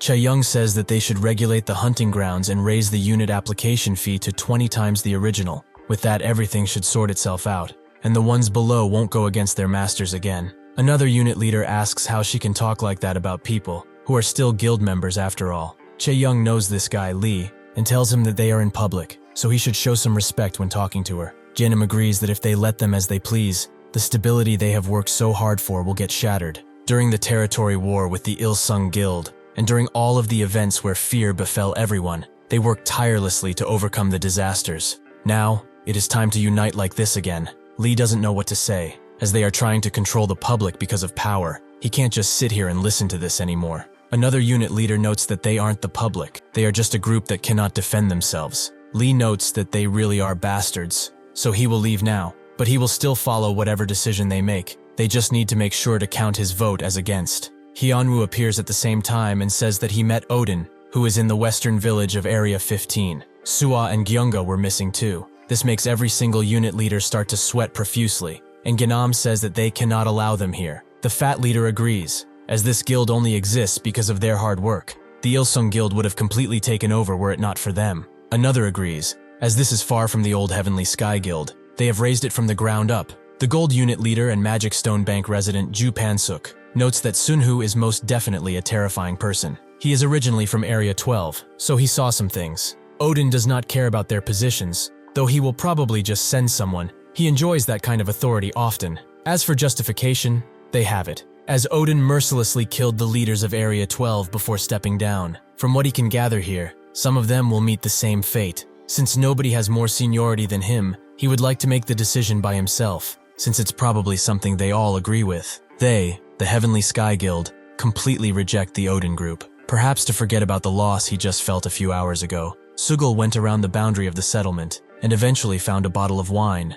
which he is very happy about. Even if Sugal is only thinking about the drink, which to him is quite weak, Sunhoo is more interested in the fist-destroyed trait, so he would like him to talk about it. Sugal notes that he can just look at it, but Sunhoo would like to respect his privacy. Sugal doesn't mind, so he shows him everything, including his stats and the Fist Destroyer trait, which is S rank and increases unarmed damage. Sunhoo notes that this is quite the trait, which will probably allow him to only fight with his fist from now on. Sugal notes that he's going to have to get used to it, but he is also very worried about Yeonhee, as he wants to know what happened. How long will they be waiting here anyway? Sunhoo says that they will be staying until tomorrow. So with that information, Sugal goes to gather some magic stones, as he doesn't want to go back to the village empty-handed. As he treks the land to hopefully find more booze, he notices a bunch of men in formation, almost looking like they are going to war. Sugal just approaches and calls Pansuk over, as he's very glad to see him climb the ranks like this. He must be the gold unit leader, right? Pansuk notes that it just happened, but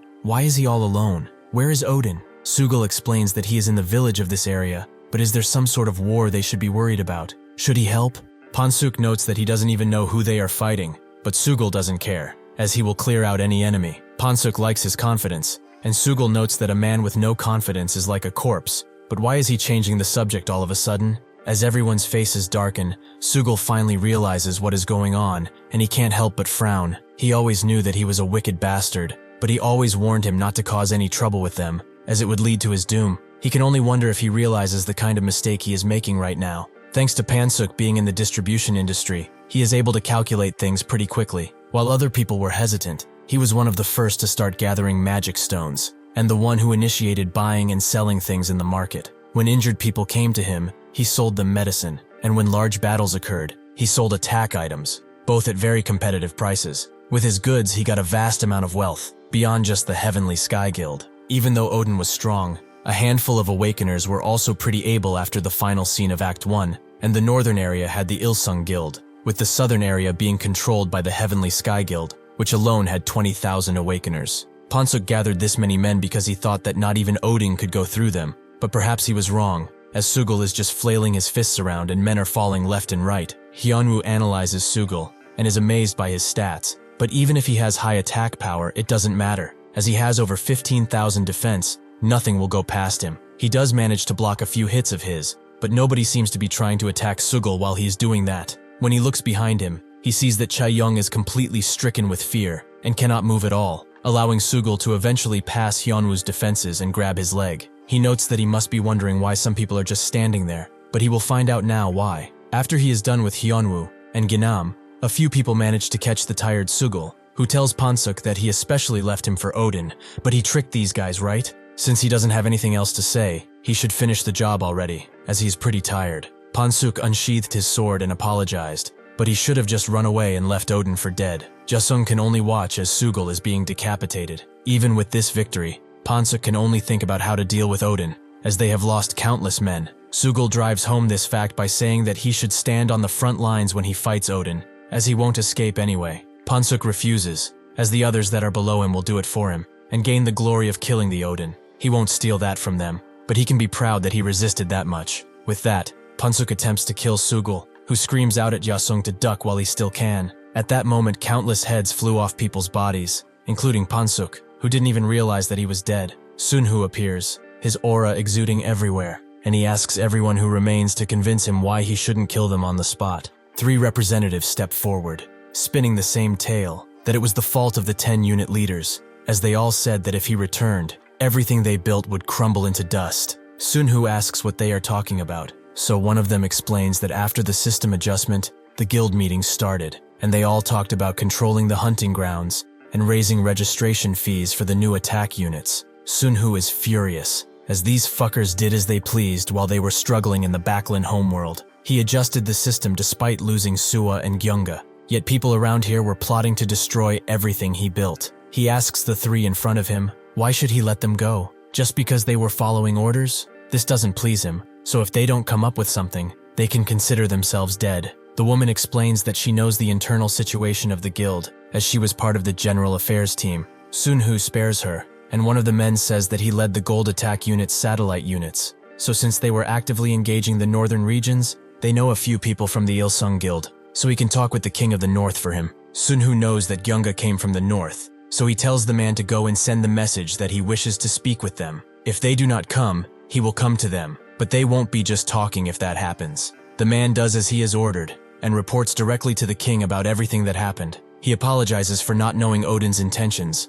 as this is everything he said. The king breaks part of his throne in a fit of rage, as Odin doesn't know who he's dealing with. The king recognizes the man as Kim Yunchul. From what he remembers, he used to have a cafe around the city. Before the man can even ask how he knows, the king says that they have eyes everywhere, like everyone should. He takes off his helmet and asks Yunchul if he recognizes him. He thinks that there isn't a Korean who wouldn't be able to name him. He is the wealthiest person in Korea, the young leader of the Ilsung group, Lee Taehan. He knows full well that this place won't last an eternity. At some point, they will have to go back to the outside world, so he asks for his help, as he will give him much more than what Odin can offer him. Yunchul instantly refuses, as he doesn't want to be dragged to hell like the others. Taehan didn't even finish explaining everything to him, but he doesn't care, as he has not experienced Odin's wrath yet. Before him, thousands of warriors fell in an instant. The 10-unit leaders all died at the same time, all with the same expression of confusion on their faces. "He will not work against that man ever again." Taehan laughs, as he misunderstood what he was saying. He told him already about the spies.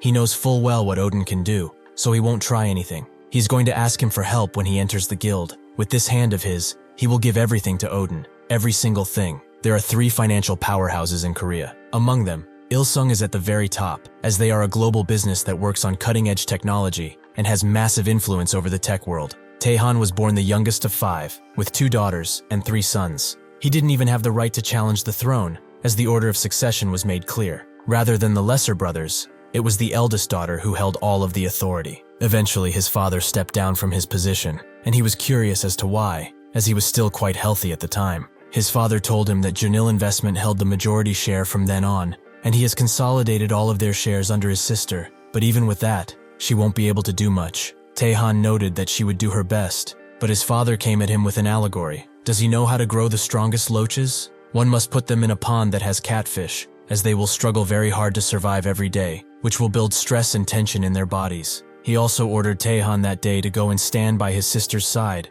no matter what. He didn't understand the allegory or his father's intentions. He still doesn't, but Ilsung eventually ended up in his hands. The road he trekked to get to Odin reminded him of the first time he entered the secretary's office, but now he will see just who the catfish is. Sunhoo notes that he has quite the grand name, which Taehan excuses by saying that it's much easier to run things with a name like this. Before he can even introduce himself fully, Sunhoo tells him the 2 conditions he has. The first would be to not mess with the magic stone economy, and the second would be to not stop the growth of the lower area awakeners through restrictions. If he is able to follow this, the guild will also be his. Taehan introduces himself still, and Sunhoo walks away while warning him not to ignore these rules, as he will end up like the other executives they had. With this set, they will be able to start Act 2 with an even stronger economy. Sunhoo leaves Taehan with one final message, to not bother him with every little thing that is happening around. Taehan is shocked to see that he knew who he was, and still acted the way he did. Just who is this man? Taehan meets up with the bully after the chat, who was pretty nervous about the whole ordeal, but is very glad to see him healthy. Taehan says that he should be promoted from vice to unit leader, since they don't have any, so he will call him Unit Leader Kim from now on. He asks him to say everything he found out about Odin. Kim starts doing just that. His full name is Na Sunhoo. He is a part of the World Awakener Association, meaning that he has ties with the Carrion family. His father held a high-ranking position in the Jeonil Bank. His name is Na Jeonil. Taehan recognizes him as Jeonil's former bank president, Na Jeonil. He is sure that he heard about his only son, who ended up joining Jonathan's investment finance group, and now it has been revealed that he is also a part of the Carrion family. If he connects all of these things, it only leads back to one group, the Bilderberg Club. Taehan can't help but laugh, as now he understands why the world economy didn't shatter when the Day of Beginnings happened. Odin is their pupil, the one they nurtured as their sole weapon against the Day of Beginnings. This is much bigger than he could ever expect, so he tells Kim to stop all investigations on him. Taehan's plan was to use this power to regain the majority shares of Ilsung, but he won't mess with this side of the world he knows nothing about anymore. Since Odin has entrusted the guild to him entirely, from this moment forth, they shall focus solely on the unification of the Heavenly Sky Guild and Ilsung. Thank you for watching. See you next time.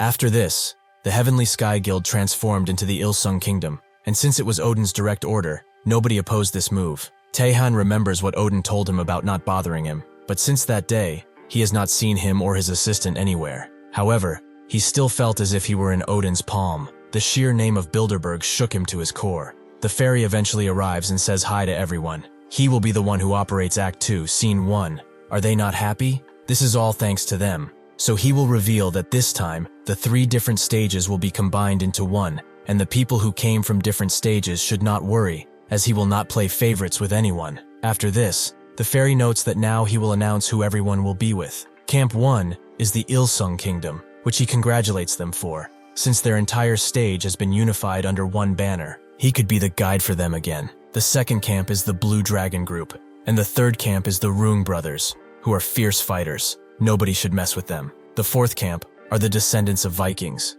The fifth is Revolution 12, a place very similar to the Ilsung Kingdom in terms of unification. Once again, since they survived so much, he would like to congratulate them. Sunhoo and Sugal also get a notification, and Sunhoo notes that this is a welcome name, but they were not able to unite their own stage. Perhaps these are low-ranking members of Revolution. The fairy explains that since the Chipos army they have faced before is pretty weak, This time they will have to face opponents at the Backlund core level at least. Sugal can't believe that he's reuniting with those cowheads like this, and the fairy notes that he will give them time to get closer and share among each other, so they should socialize and make friends while they wait. However, he has not forsaken the shy ones, and has prepared a delectable gift for them. Everyone receives the potential danger quest, which says that everyone knows other awakeners are dangerous, but is it only those in the other camps that are so? The objective is to eliminate awakeners, and based on the amount they kill, they get experience in boxes, to the point where they can even get a challenger box after 1,000 people. The experience will also increase significantly,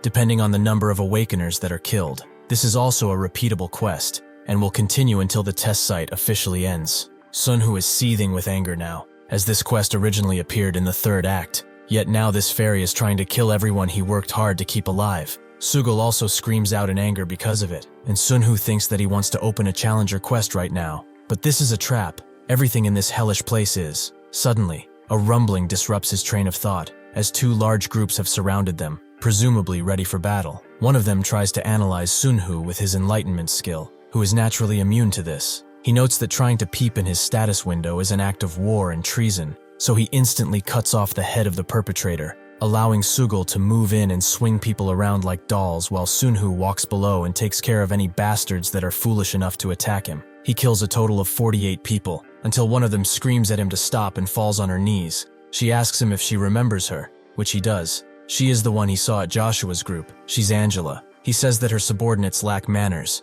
and points at Sugal and a stranger having a manly fistfight, up until Angela screams at Gunnarsson to stop. He does just that, and Angela explains that this guy joined late, so he does not know the situation. She apologizes on his behalf. Sugal tells Sunhoo that this guy is at least level 330, and tries to say something in another language, so Angela translates for him. He wants to see the fight he was in come to an end, which surprises Sunhoo, as he didn't expect anyone to be this dumb after the power he showed. To give him an example, he activates his power, and beats Gunnarsson within an inch of his life. Afterwards, he notes that he will not die, so healing will not be required. He's not a monster after all. When they go back, Sugal partakes in some candy and acts like a little kid after eating it, as it has been a long while since he has had any, and he wonders how many times Sunhoo hit that guy, as he couldn't follow it with his eyes at all. They kind of deserve it for being so dumb. They were also part of that revolution, weren't they? Sunhoo didn't expect him to know, but Sugal says that Gyunga told him about it, since she was involved with revolution before, and was excited to join it.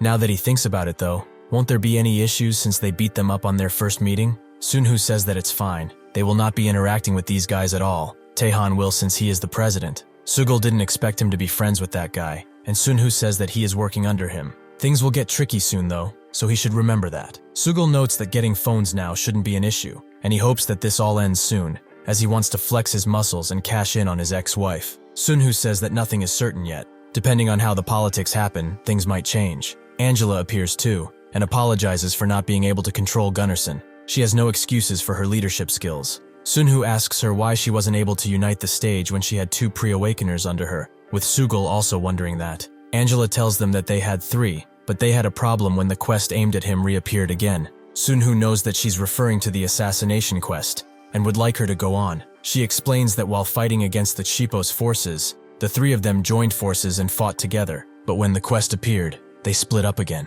Lindegard was the one who messed up everything. He betrayed them, and made a mess of the stage. If he wills it so, she will be happy to kill him. Sunhoo tells her to go and find Taehan. She should leave that bastard to him. Angela does as she is told, and immediately goes to Taehan. She came under the name of Revolution. Taehan can't believe that Odin got in touch with the Revolution, and he also remembers this woman. She was with Joshua in the Berlin telecom office. He understands Odin's intention, but wants to know something. He feels that the root of the World Awakener Association is the Bilderberg Club. Is she also connected to them? Angela is surprised that he doesn't know. The Bilderberg Club has disbanded for a while now, and is under the control of the Jeonil Club. This realization strikes Taehan's mind like thunder, and he asks if she's talking about Jeonil. Angela confirms it. Their first meeting took place in the Jeonil Resort private hotel. Taehan can't believe that everything goes back to Jeonil. It's the shadow government that rules the world. But just how has it come to this? Angela says that she is his senior in Revolution, but their stations will be equal. This is what Odin ordered. From what Taehan can gather, Odin must be at a similar level to Joshua Carrion at least, perhaps even above him. And even if it's unbelievable, he can see that Odin keeps giving him chances, so he will not disappoint him. Shortly after this, everyone enters Act 2 of the testing site. The stage is reformed, the corp and guild systems are unlocked, and the Pillar of Light is created. A guild is created under Revolution 12, and the guidemaster is Taehan, with over 72,000 people in the guild. Sunhoo thinks that almost everyone is united under one flag, but one single quest threatens this stability and power. Everyone received it, and to complete it they have to kill the guildmaster to gain the title and experience. Taehan swiftly chooses Angela and Gunnarsson as vice guildmasters, with Sugal being surprised that he's so busy, but nobody will be dumb enough to go after his position now. The fairy announces that Revolution 12 is the best guild for now, so they should keep doing well in the future. He will now tell them about their next quest, which relates to that beautiful tower of light behind him. This pillar is not made for them, but rather for their enemy, as it makes them stronger. Their objective in this act is to destroy that light pillar as quickly as possible. Sunhoo remembers everything about this. Stage 1 of this light pillar is stat weakening, Stage 2 is item nullification, and at Stage 4, everything will become useless, and they will be annihilated. Besides this, there will be ambushes every night. This place has become a circle. The red zone is where the Pillar of Light is, the black zone is where the ambushes arrive from, and the blue zones are basically safe zones. They have to attack the red zone during the day and defend the blue zone during the night, because if a city is destroyed, the pillar will gain power, so they need to be careful. On top of this, they even have internal enemies to deal with, and people will soon realize this too. Right below the pillar, a faction has risen up under Lindegard, the Great System Guild, who aim to protect this pillar no matter what, as it's a test from the Great System. As he does his speech, Sunhoo crashes into Lindegard with full force, making him instantly incapacitated. Sunhoo asks what the hell they are thinking about worshipping the tower, but Lindegard is waiting for him. Does he really think a man-made organization is better than the system? Although it was long ago, he remembers those words like they were yesterday. An existence that is a threat to everyone is growing rapidly. They failed at the time, and they were punished. Revolution was also a huge mistake, so the test will continue to become more brutal. The system will not let an organization led by the threat of humanity prosper. It will deny it. He continues screaming like a maniac, making Sunhoo kill him, as he has had enough of him. He asks if anyone else around here wants to give their lives to their system, and Sugal tells them to leave, as this is Odin's territory. As Taehan organizes everything, he notices that they are given points whenever a quest is completed within the city area, and they can use these points to construct and strengthen defenses. It is basically telling them to prepare for the ambushes, and since he doesn't know how many monsters will be attacking them, he should invest now. Sugal also designates the city of the Great System as Do Not Enter, which Taehan understands. Sugal asks Sunhoo if they can't just go and destroy the light pillar, as he turned that cow king into roast beef. This shouldn't be that difficult. Sunhoo notes that they could, but they definitely shouldn't. The fact that the system can be altered by Doom Chaos, and he could use the Challenger quest to modify it, means that it's not omnipotent, and as the testing site began, many quests were given out. These are not just to grow awakeners. The goal is to distribute the limited resources of the system to those worthy enough. Because the rank system was changed into levels, and proficiency was implemented, the system became worried about awakeners obtaining power through effort. Knowing all of this, it was understandable that the system wanted the awakeners to feel thankful. To Sunhoo, though, forcing them into a war is unacceptable, so he tells Sugal to not be hasty. They have to monopolize the rewards. Taking the long route is better. Right now, they will disband the party and depend on themselves for growth from now on. Sugal knows that he was carried up to this point, but he shouldn't worry, as he will repay his debt to him no matter what. Things will not end with a simple thanks. Sunhoo says that even with the team disbanded, they still move together, so they should go and do the quest. They go to the fairy, who wonders why everyone left such a great city, and Sunhoo asks if they should be leaving too. This seems to be a new fairy, Lua, who was assigned by the guide to this place. Sugal finds its name quite strange, which makes Lua try to explain it, but Sunhoo doesn't care for his explanation. He just wants the quests. Lua tells him that the quests are within the barrier, so he advises that he listen to this explanation, but Sunhoo only wants as many quests as he can take. Lua didn't expect him to be so impatient, but currently there are 12 quests he can do within the barrier and 9 during the ambush. He advises that he take the quests appropriate to his level, but Sugal tells him to stop talking and hand over the quests already. Lua has had enough of them, and gives them all of the quests, with one of them in particular catching their eye. Queen, my queen. The first Baklan queen is about to be reborn. They must kill 200 queen worshippers for their rewards. Sunhoo gets serious and says that nothing has been confirmed yet. They will know soon enough. Taehan receives the notification that 2 unaffiliated awakeners entered Area 8, which does not enter, meaning that Odin has begun moving. A subordinate comes and says that it's impossible to move through the barriers by physical means,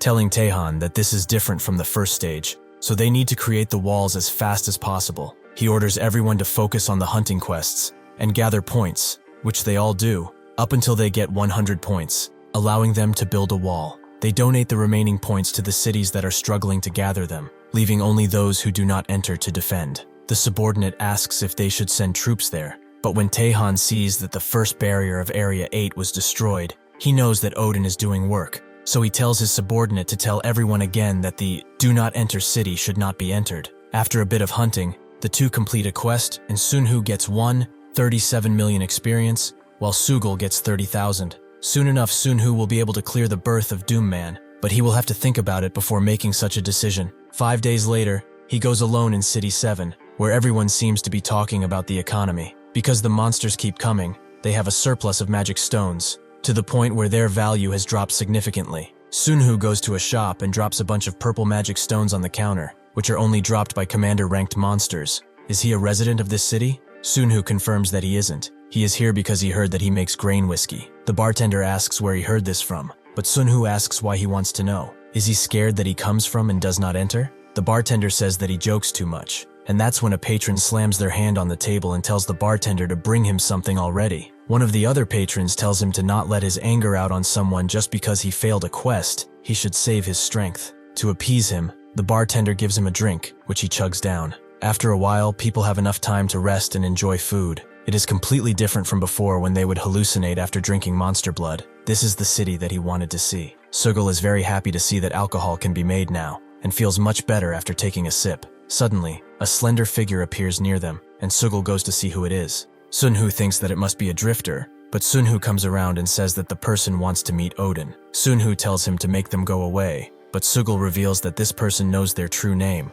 which surprises him. Somewhere else, the unit leader receives some news about the bank president, Na Junil, from someone who was around his office. He whispers something to the unit leader, who thinks that he can make a connection with Odin with this information. The person who came to see Sunhoo is none other than Ji-ye, his cousin. She thanks him firstly, because it was this ring that he gave her that saved her life. Sunhoo notes that seeing her again is wonderful. Can he take a good look at her stats? She agrees, and Sunhoo notices that she's not that weak. She's actually pretty okay, but her growth is slow considering she has an A-rank item. He asks why that is, and she says that things changed after Act 1 ended, and she needed to stay hidden, because of the Ilsung Guild. There is a rumor that the guild controlling the northern region is connected with Ilsung, and she doesn't have a good relationship with them. Even though wealth and authority were closely related, they constantly kept each other in check. The main goal of the branch Jaya was in, which was nicknamed Wealth Control, was to check everyone's wealth, becoming a thorn in everyone's side. Sunhoo says that he will deal with it, but how did she even find him? She explains that a unit leader in the Ilsung Guild told her.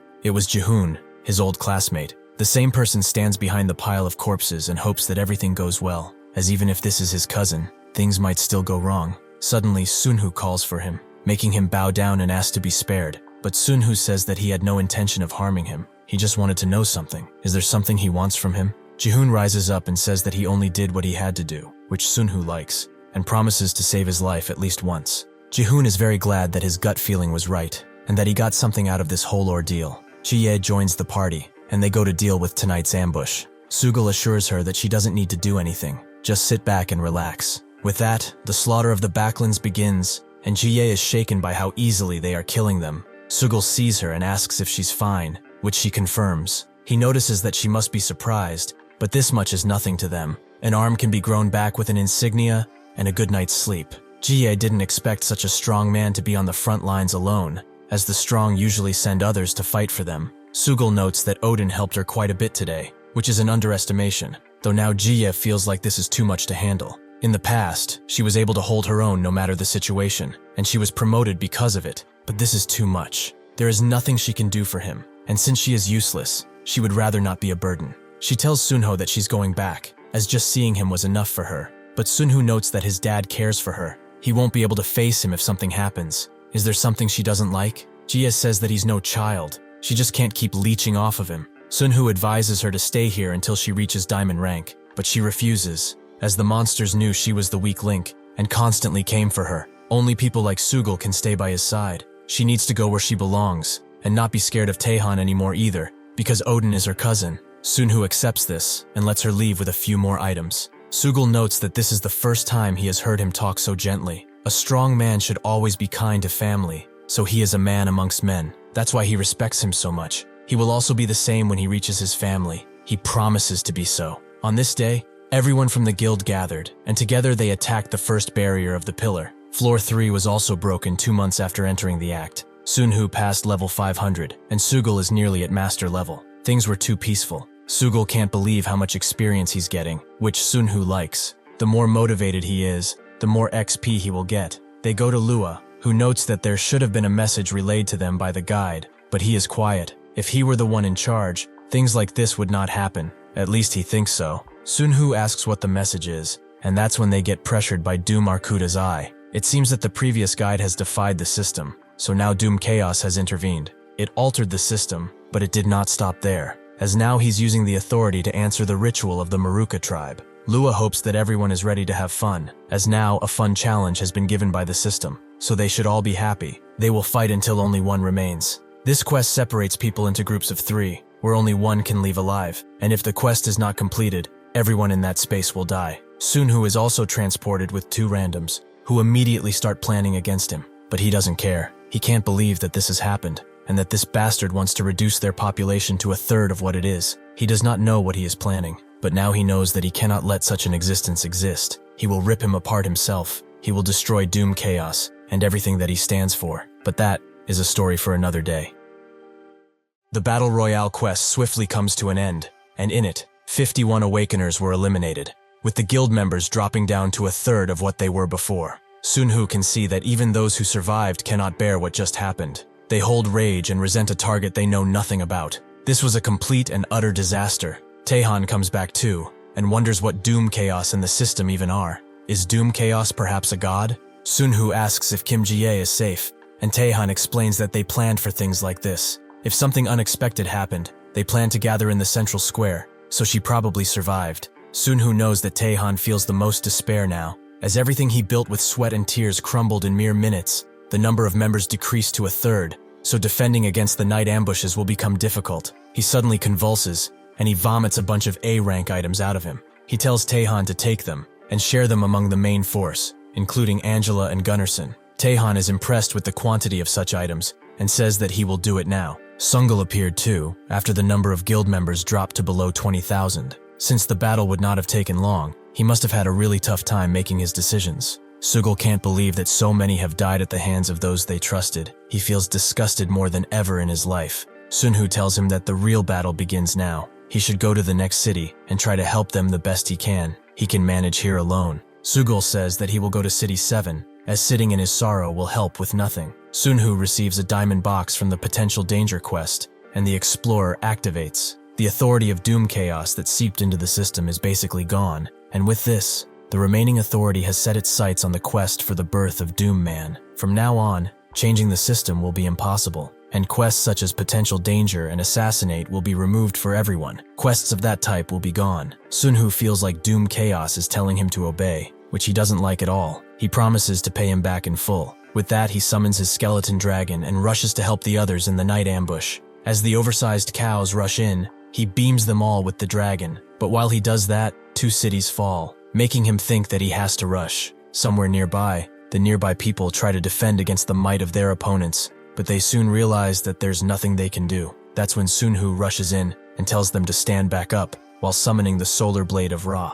Everyone gets back, as Sunhoo unleashes a slash so mighty that it takes out half of the attacking force and lets out a war cry. Kill every single cow they see. This war cry revitalizes everyone, and they charge in, with Sunhoo also being filled with rage, to the point where he can barely hold out vomiting. Thousands have died for nothing, and no matter how many of these backlands he will kill, his heart is still sinking. Another city is destroyed while he fights, and the Pillar of Light has entered Danger Stage 1. Even though he sent Sugal out and spread around so many items, the situation hasn't improved at all. He starts damning everything, himself, the system, and Doom Chaos, to the point where mighty lightning surges out of him completely. This desperate night seems like it would never end, but it eventually came to a close, and a guild that once boasted 70,000 people now stood at 14,000. The biggest problem they have now, however, is that everywhere Sunhoo looks, everyone is utterly defeated. There is no will to live in their eyes. Taehan tries to revitalize them. There is no need to space up. They should gather everything, no matter how little, and wake up from their daze.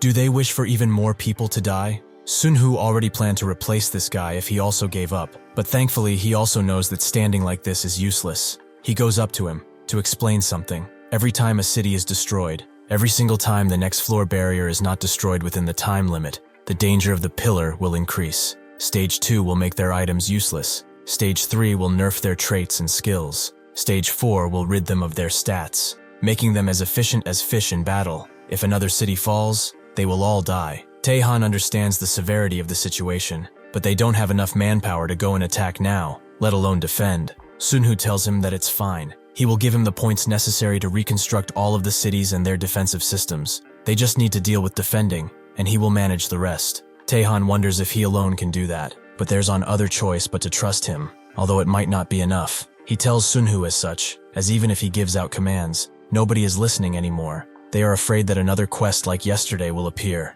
With that, he has one request for him. Fortunately, the power and potential danger quests were removed, so they must declare to everyone that this was done by him. They need to give them hope that a quest like that will not appear. He gets on his knees and begs him to become their hope, even if it's a complete and utter lie. Sunhoo was expecting something else, but it's the truth that he did this. Doom Chaos's authority is now focused only on him, so cruel quests will no longer appear for them. Taehan can't believe it, but Sunhoo tells him that this awful system will no longer harm them. He should go and tell everyone. Taehan thinks about what Sunhoo has faced up until now. Transcendental beings, the 7 demon kings, and their strongest member, Doom Chaos. It's horrifying to think about him, and now someone else can affect the system. But he didn't expect it to be a human. Not just that, but fighting against such a godly being, only to protect and save everyone, is extremely admirable, to the point where they can certainly call him their savior. He tells Jihoon to call everyone, as he has something to say. The remaining people all gather,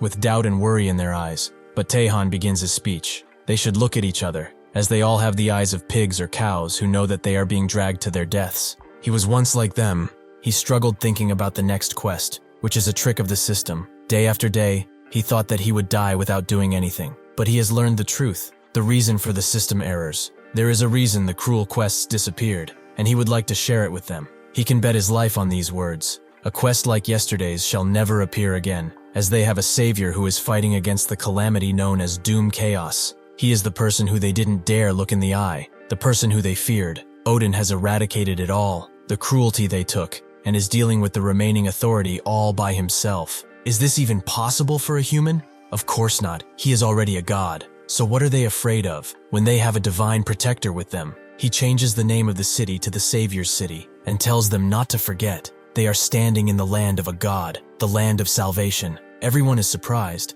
but one man raises his fist and starts screaming, "Odin!" Everyone soon follows, resolving their issue with morale. As Taehan's words echoed in people's hearts, some started worshipping Sunhoo, creating an organization more unified than even the system. Sunhoo is fine with it, and is now focusing on putting his points in vitality. Since he has enough power, he just needs to endure more. Even so, after reaching the limit of vitality training, there was no answer for sleep. 1 month, in order to maintain stage 7 of Passionate One for the entire month, he survived solely on 1-hour naps. Sugul wakes him up by spinning him around, because he wasn't waking up. Sunhoo thanks him as it's fine, but his head aches constantly, and his nerves are destroyed. Even the smallest thing is making him angry, and his body has reached its limit. But today, he has the possibility of finally clearing the quest for the Pillar of Light barrier. That is the only thing making him move forward. As he walks towards it, everyone cheers him on, but he would much rather them shut up, as his personality might reach rock bottom if they continue.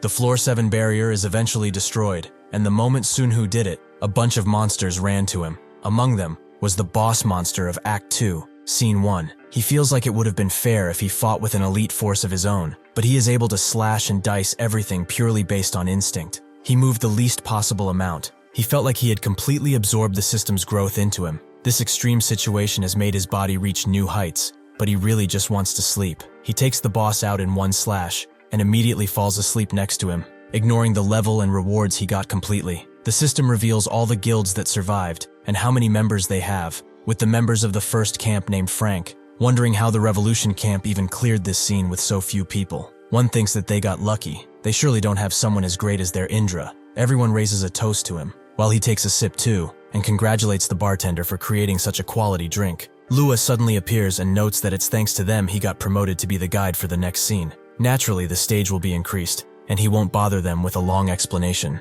The other guilds will certainly understand that they need special consideration, since they began in the central region. The unit leaders of this guild will also receive platinum boxes, the army leaders will receive diamond boxes, and the guildmaster will receive a master box. Indra noticed that the potential danger and power quest were not given this time, but it's giving them the rewards for it, meaning that the system has weakened. One of the members says that they shouldn't take this for granted. As long as they are in the center, others will try to challenge them, which everyone agrees with. Check Camp 3, for example. As they say they are the World Awakener Association, they should go and see if that's true. Another says that Camp 4 is certainly a bunch of criminals who shouldn't be reasoned with. A man named Bale says that Camps 2 and 3 are far too large. They will not work with them, so they should think of assimilating the smaller one first. Indra knew that he would come up with a smart idea, and allowed him to go and do as he wished. With that, Bale entered Revolution's territory, ordering everyone to not show aggression at first. They get to the first city, which is properly named Do Not Enter, and has a single resident, something that confuses Bale. But that's when someone crashes near them. That someone is Sugal, who asks if they are blind, or they can't read perhaps. Bale didn't expect this to be an Asian territory, but that is why their numbers are low. They are a bunch of weaklings. He tells Sugal that they came from the central area, and they want to meet their guild leader. Sugal doesn't understand what he's saying because he isn't speaking Korean. Bale can see from his face that he's rejecting him, which makes him want to cut this fatty down, but he is here to recruit them. Sugal knows what kind of bastard this is, though it has been a while since he met one, a person who dared to look down on him. Bale isn't here for a fight, and tries to leave since they cannot talk, but that's when Sugal raises his fist and smashes his head with it. Bale never felt such force before. If he didn't have his defense ability, he would be dead. Sugal finds them quite funny. They thought they could leave after fucking with him. Is this their damn backyard? After Sunhoo meets with Taehan to talk, he arrives at Sugal and asks who these bastards are. He doesn't know. They just walked in like bastards. Bale starts saying something about Indra, which he doesn't understand, but Sunhoo sure does. It seems like their lives will be spared if they apologize to the great Indra. Why did he keep this bastard alive anyway? Sugal laughs and notes that this is their first encounter with other forces. He was waiting for him to make a decision. Sunhoo tells him to not wait next time. They entered the area without permission. Their lives were already over. He casts Devi's swords and cuts Bale's head off. He tells Sugal to come with him and change the name of the city to something more appropriate while they are gone. With that, Sugal changed the name to Killed on Unauthorized Occupation. Sunhoo knows that after what happened with Doom Chaos, Sugal is suffering emotionally. He is worried about his family, as they could have also been dragged into this place. He assures him by saying that the awakening rate is 0.6% and that his family being here is almost impossible. Sugal apologizes for showing him an unsightly side of him, but Sunhoo understands that anyone would be like him if his family was in danger. With that, they circled the central stage to the south, as they wanted to avoid any conflict, but they ended up right in front of one, a large-scale battle that had ended. Sunhoo asks a random person who the leader here is, with Sugal standing menacingly behind him. The man doesn't take kindly to being stared down like that, until another comes and whispers something in his ear. This other man tells them to wait, as their leader will be here shortly. A woman eventually comes and asks if they are Korean, which Sunhoo confirms. They are a part of Revolution. And they are? She says that they are from the cat food warehouse, which was the name of his storage unit, meaning that these guys worked together and made a group. Sunhoo notes that he must meet with the guildmaster, and the woman asks what his position in Revolution is. He says that he's a mayor, so she reluctantly takes them on a ride with a tamed graph. Sugal is quite surprised when he learns about them, but he also finds out that they are easier to defeat than the Backlands. They eventually arrive at Bravo City, where the mayor, Mason Brown, asks the woman if she destroyed those Frank bastards as he ordered. She confirms as such, and notes that she even brought the mayor of Revolution with them. Mason is quite impressed, and congratulates Dorothy for a job well done. The final thing she says is that they are Koreans, which makes Mason very surprised. Mason Brown was one of the contracted mercenaries of the private military company Whitewater. One day, while accumulating achievements across multiple battlefields, he was noticed by the Whitewater executives and contacted by a secret organization. The organization held a mysterious connection to individuals with extraordinary abilities, known as cats. Objects that were classified as cat food could only be handled by these cats, and were moved into a bunker that could withstand a nuclear explosion. The first time he ever saw a cat enter a gate was a day he could never forget. It was his boss, Ethan, and not soon after Mary joined him too. He saw how they tirelessly entered the gates and returned with more cat food. The injuries they both had could only let him wonder about what kind of fights they were having. Now that he thinks about it, that place was quite frightening, as the cat food that filled the bunker were all A-rank items from the master boxes. For a very long time, Those two prepared for the testing site while putting their very lives on the line. This was why, up until now, they completely avoided any confrontations with any Korean guilds. That was their doctrine.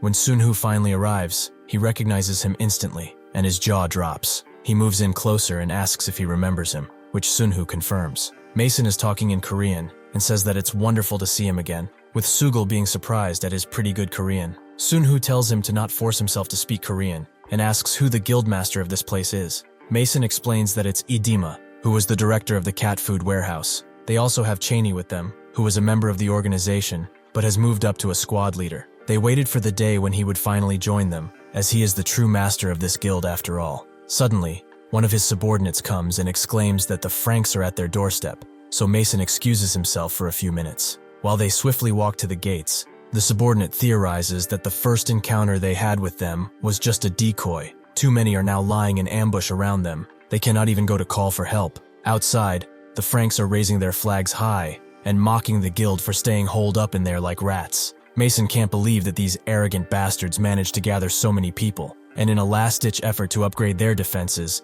he upgrades their fire tower to level 5. Sunhoo appears behind him and says that a fire tower is useful, but against these many players, it will only buy him some time. Mason is ashamed of his leadership skills, as he was the one who fell into this trap in the first place. Sunhoo tells him that, since he said he's the actual master of the guild, he cannot pass such a transgression. Suddenly everyone gets the notification that they have entered Odin's absolute battlefield, which they try to break through, but they cannot hope to leave this area. After defeating the Pillar of Light final boss, Sunhoo received the Odin's golden armor as his reward. Since it was far too flashy for him, he turned off the visual aspect, but still equipped the set. The armor has the effect of transforming into the god of the dead, god of battle, or god of war, when combined with the Odin's Wrath skill, and Odin's Wrath also becomes Odin's Thunderstorm. All of this, besides the pretty beefy physical and magical defense stats, it was worth it for him to go through such suffering for an item for this level. After some reading, he found out that the god of storms powered Odin's Wrath further,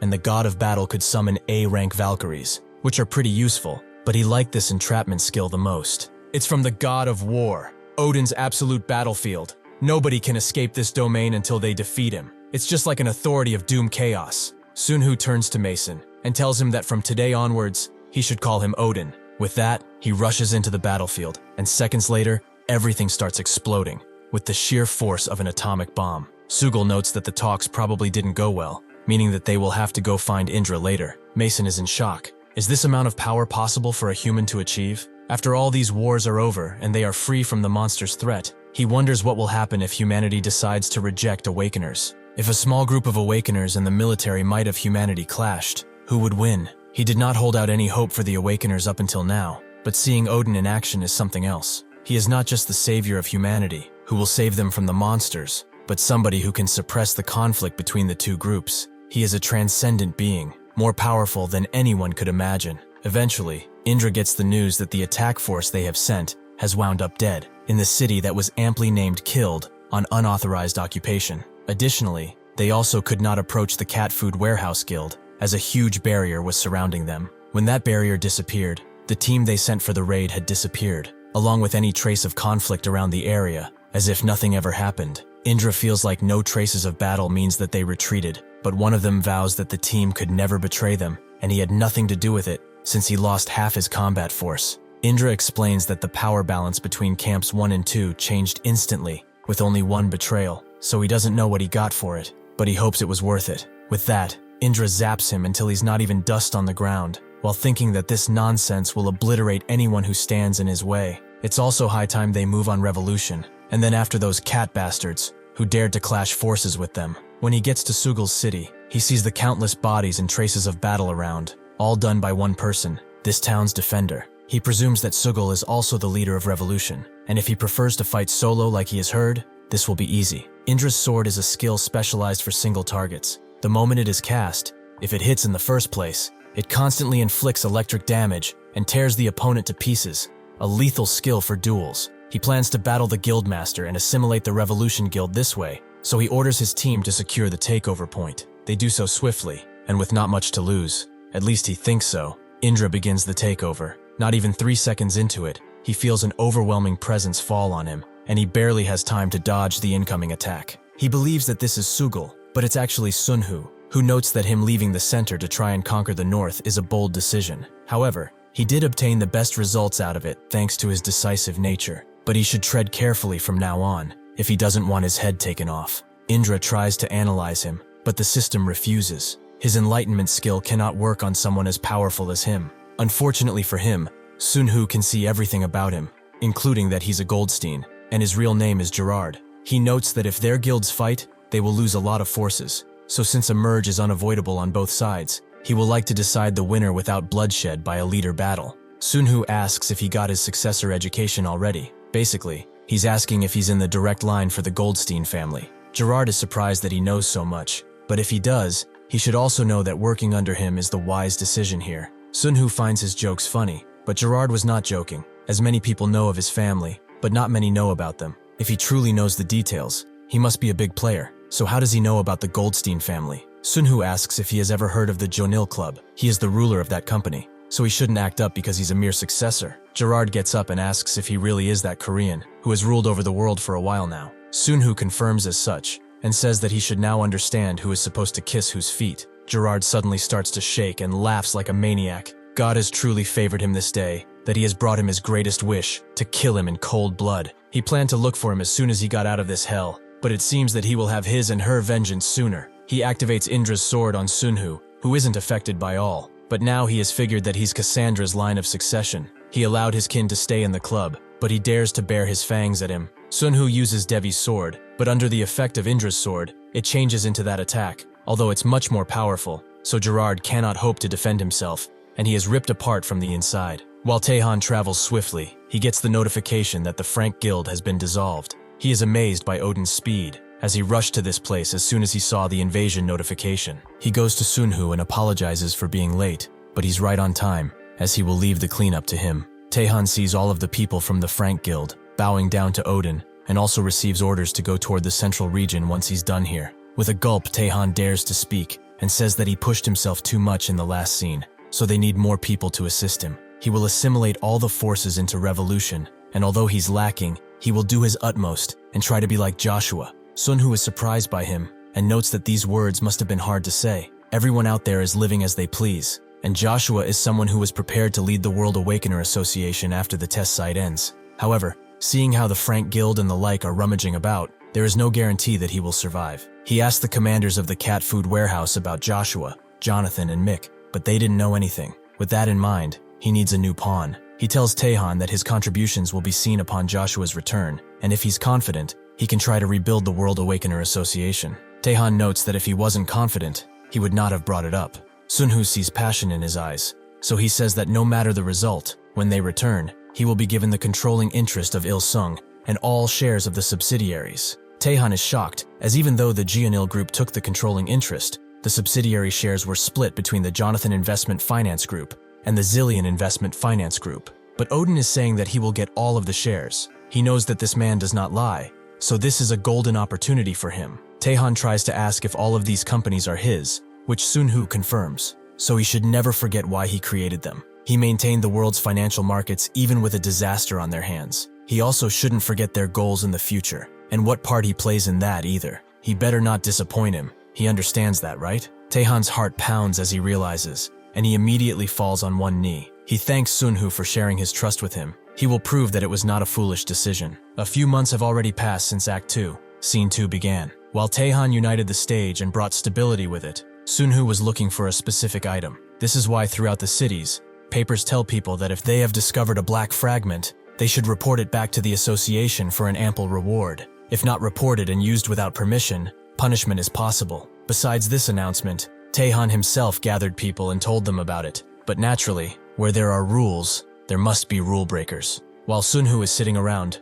Sugul comes back with some information, as he found out who is trying to snatch the item again. He hands the paper over to Sunhoo, which is an invitation to the Shaoyang attack unit, which promises to boost their capabilities. Sunhoo asks how he found out, and Sugul explains that someone from the inside reported it, meaning that there is at least a person who is still afraid of Odin. But now, what do? Go in and wreck shit? Sunhoo doesn't believe that's the right decision, as it's already begun, so they will do things differently. The black fragment is a starting quest item, and although it appears on all stages, nobody could complete the quest. From the assumptions made by the sixth evil, who made the most progress in this quest, the end reward of this harsh chain quest was related to one of the 7 demon kings. That quest was the first to tell them of the demon king's existence in the first place, but it ended with no result. This item only appeared in Act 2, Scene 2, the hidden reward to be exact. Sunhoo approaches the location written in the paper, where he meets a woman who asks if he came here because of their invitation. Sunhoo, who is under a disguise,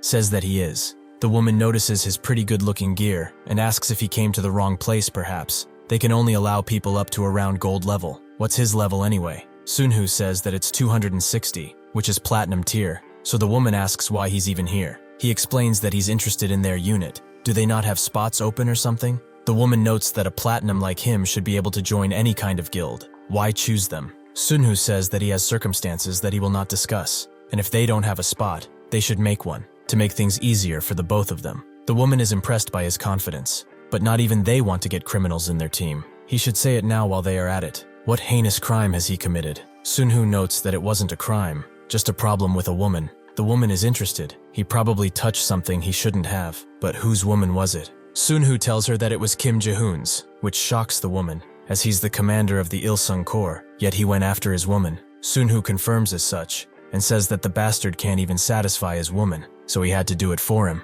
The woman is to say the least shocked by what he just said, but he should wait here for a moment. She has to check if what he's saying is true. Sunhoo turns around, as he doesn't have time for games like these. They should know that they are missing out on a golden opportunity here. The woman stops him and notes that they have to follow protocol. She can't just do as she pleases, so he should be patient just for a second. The woman goes to her group and explains everything, and then comes back swiftly. She asks what his name is, and Sunhoo tells her it's Kwon Gicheol. The woman asks what a person who used to have a seat at the association is doing here, but Sunhoo finds this insulting. Is she finding it funny? The woman notes that the situation is, as she didn't expect for him to be a womanizer. That woman must have been pretty good looking for the Ilsung commander to get so mad. However, they understand where he comes from, and even if it won't be easy to hide him, they will do it like this. For the distribution rewards, he will only take the experience. Is that fair enough? Sunhoo emits a bit of killing intent while saying that they shouldn't think they found a weakness of his. Treating him like a pushover won't do them any good. The woman tells him that he won't regret coming with them, and tells him to follow, while also advising him not to do what he did in Ilsung here. When Sunhoo arrives, the other leader introduces himself as Xiao Yang, with the woman being called Ling Ling. They are both at the top of platinum, but the rest of their attack force is gold and below. He cannot believe that they are greeting a quest related to the 7 demon kings with such a trash roster. A person by the name of Wu Gong also greets him, whom Sunhoo seems to know. He was the bastard who leaked the information, but he's glad that he did. If he had not, these guys would have died for nothing, and the quest would have disappeared. This attack force is unaware of the danger that is about to come from this quest, because those two are concealing that information and deceiving the entire team. They arrive at the edge of the outskirts, which is a quest area that only low-ranking awakeners frequent. Ling Ling immediately tells him to put his hood up so as to not be recognized, but Sunhoo remembers that this is where the deputy association officer that Taehan created managed the area's dungeon attack forces. Suddenly, a bunch of screams can be heard, with a few hunters getting out of a portal extremely injured, and with someone else absolutely tearing into them, as they cannot even handle an F-rank request, so they are forbidden from entering from now on. Sunhoo knows that this situation would have gotten out of hand with the dungeons opening and monsters coming out, but after Doom Chaos's influence had gone, the rules of the dungeon changed in such surprising ways. The dungeon gets sealed again when the quest is abandoned. After Doom Chaos's influence had gone, the rules of the dungeon changed in such surprising ways. They do not need to prepare an insignia of escape or have a game plan. Now even plebeians can come and go as they please. As they enter the dungeon, Sunhoo thinks that this should have been the case all along. He's actually getting quite mad considering what he went through in the past. This is a rank E dungeon, with the area being the concentrated barracks of the Maruka tribe. Back in his day, Sunhoo did not have this type of information. They needed someone with the explorer trait, which is quite absurd. However, this trait has not lost its meaning, as it tells him that Doom Enterguastro's life vessel is the explorer reward. Unlike what is known, Enterguastro is not immortal.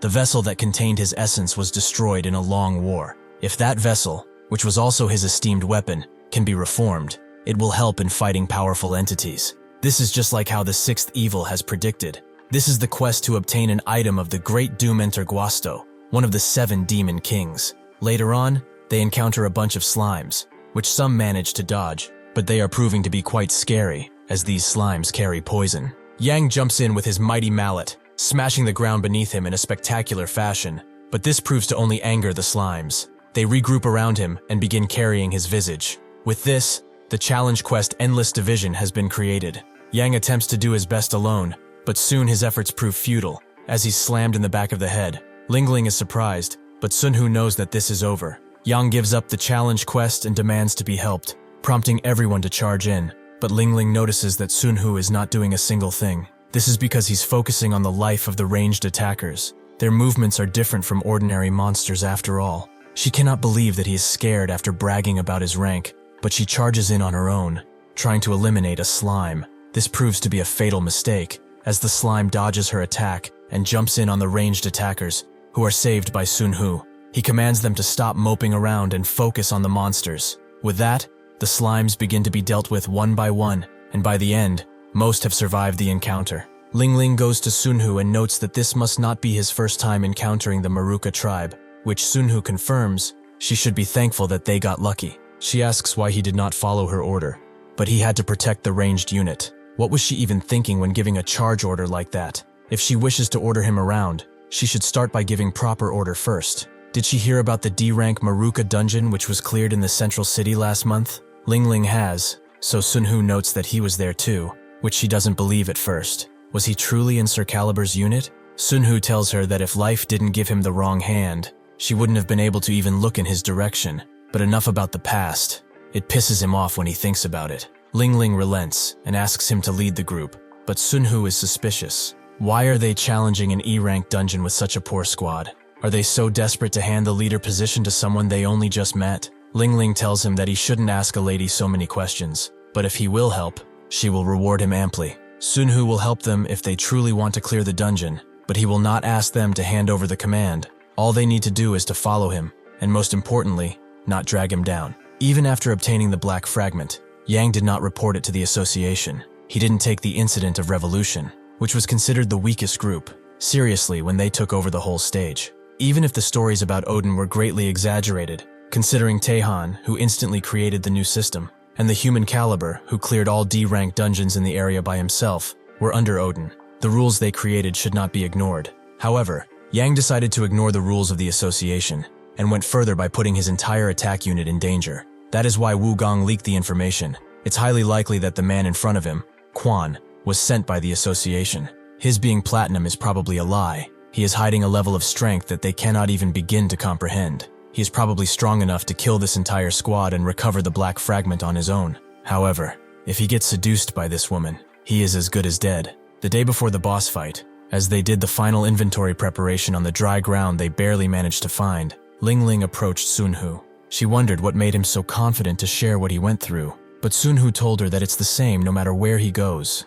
It's not something he can hide for long. Lingling said otherwise. He was confident he could take control of the situation no matter where he went. She has experienced a lot before, but a man like him is truly a first. The reason the women of Ilsung fell for him, she can understand that fully now. Sunhoo told her that this was a pretty strange way to say that she wants to drain him of everything, but Lingling did not care for that. She just wanted to see his status window, because she wants to know everything about him. Sunhoo warned her, more than a dozen men lost their lives because they tried to look at his status window. She should get to the point and say what she wants. Lingling asked if he would do his best during the boss fight, which Sunhoo confirmed. But was that all? Lingling came in closer, pleased to hear that it's not a problem for him. He always knows how to say the right things. He probably does not know this, but he is pretty lucky too. Sunhoo asked what she meant, but she shushed him up.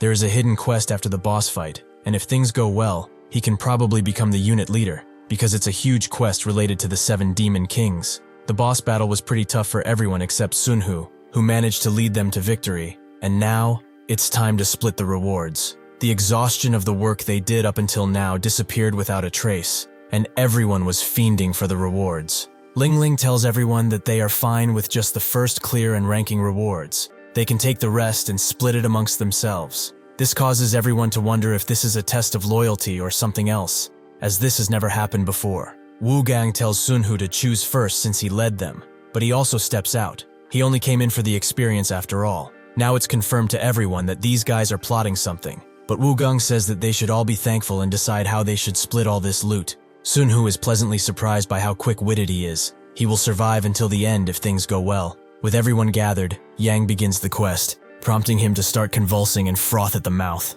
Ling Ling feels that his body is cold, but he suddenly sneezes, prompting the mucus substance coming out of him to fly out. Sunhoo notices the parasite inside of that mucus and drags Ling Ling away, who didn't expect for him to be into rough play, but she can get behind it. Yang continues to spit things out, but one of the parasites rushes to the boss and enters it, prompting it to begin gurgling and getting up. Ling Ling cannot believe that the boss is not dead and begins attacking him, but suddenly, the lost weapon of the 7 demon kings is completed. Sunhoo tells her to stop, as everything is done. She's surprised that this was it, but Sunhoo knows much more. Yang does not seem to notice the huge amount of energy gathering within him, and Ling Ling has not thought that the parasite could have taken his body as host. They will be having quite a hard time from now on, but he doesn't care, as he saved her life once already. With everything done, they return from the dungeon after a whole 2 weeks, with the other members who stayed behind being shocked to see them. Even though 5 members died, clearing an E-rank dungeon was not common around these parts. This was cause for celebration to everyone, but Yang's face remained grim. Ling Ling asks what's wrong, and so he tells them. The next quest is a D-rank dungeon. Ling Ling, Yang, and Sunhoo meet up. Ling Ling noting that since they cleared an E-rank dungeon, more applicants will soon join, and they're also hoping for more support coming from the core. Sunhoo thought they knew. The only people who have cleared a D-rank dungeon up until now are Sir Calibur's unit.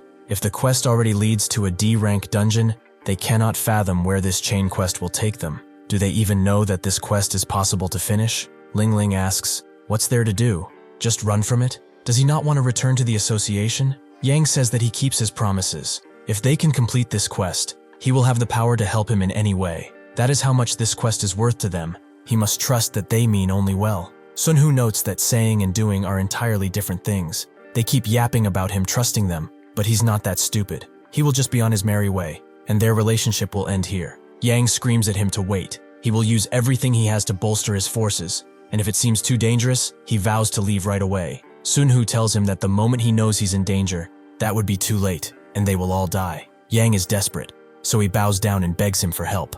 Not many people know about what happened in Maruka Dungeon. Sunhoo is surprised by his dedication, or most likely desperation, so he will think about whether they share all the information they possess. Yang and Ling Ling came from the suburbs, and it seems that they were treated quite harshly by the new triad system. After joining the association through the 7 Demon King quest, Yang had been shaking in anticipation of taking his revenge against the executives. However, no matter the reason, Sunhoo has no intention of overlooking that he ignored the association's power without a second thought. Later that day, Yang brings in a man by the name of Lucci, as when he told everyone that they would try to clear a D-rank dungeon, they all left, except Wu Gang. This Lucci character is a mercenary who is nearly at diamond rank. He is an amazing member of the Blue Dragon Corps that Yang is also a part of. Lucci asks if they really wish to challenge a D-rank dungeon after experiencing a single E-rank dungeon, but Yang only wants to do so a little. There is a big difference between experiencing something or not. Lucci figures that they are filled with overconfidence right now, but the difference between the E and D rank dungeons is like night and day. Yang says that this is why they will follow his orders on when to retreat. He knows that he's trustworthy. Yang spent his entire fortune to hire this single guy, but Sunhoo knows that the second trouble arrives, Lucci will run away. So at this rate, Yang will have to give up on this quest. To smooth this process over, it's about time he does something. But before he can say anything, someone rushes through the door, announcing that Caliber has just entered the city. Everyone begins to sweat as they hear this, but the people outside are cheering. Because this is a city where only low-level people gather, most of them were not treated well by the groups they came from. After the association was formed and fairness became enforced, the high-ranking members of the association became heroes in the eyes of the commoners, and even Sugal is seen as such now, even though he thinks it's extremely funny. The commander of the Blue Dragon Corps, Yisan, greets him and says that it's an honor to meet him. Sugal notes that they must have worked hard. He heard that they will attempt a D-rank dungeon soon.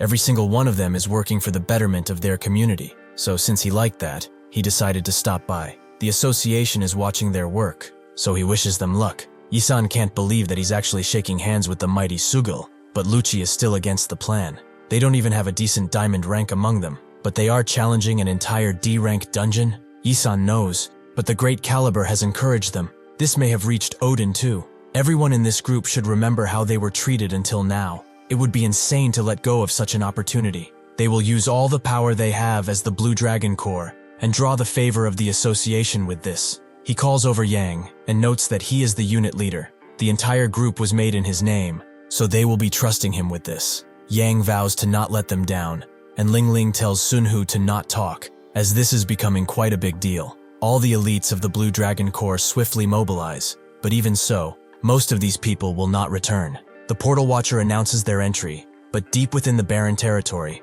the boss of this dungeon sits, watching eagerly as fresh meat enters the portal. But the moment it sees Sunhoo, it becomes enraged. What is happening now is not the memory of Baron Akka, but the memory of a count named Lucera, who was brutalized by Sunhoo in the past. Even though this was a memory that shocked the entire MANHWA tribe, it was so old that it had begun to slowly fade. This depraved and ugly species that could not even share experiences or emotions, one of these humans had single-handedly killed the Count and his subordinates. Seeing the look in the creature's disgusting eyes, the Baron became sure of the future. The other members of his tribe would soon see the memories of his death, and the warning they must heed. In the original world of the testing site, Sunhoo was in the same position as Yang. As a member of a C-rank attack unit, he battled multiple F-rank dungeons. Facing a D-rank dungeon like this one did not happen until much later, when he was an active North American guild member. Despite this raid being led by an A-rank awakener, he could not do anything, and their entire group was almost wiped out.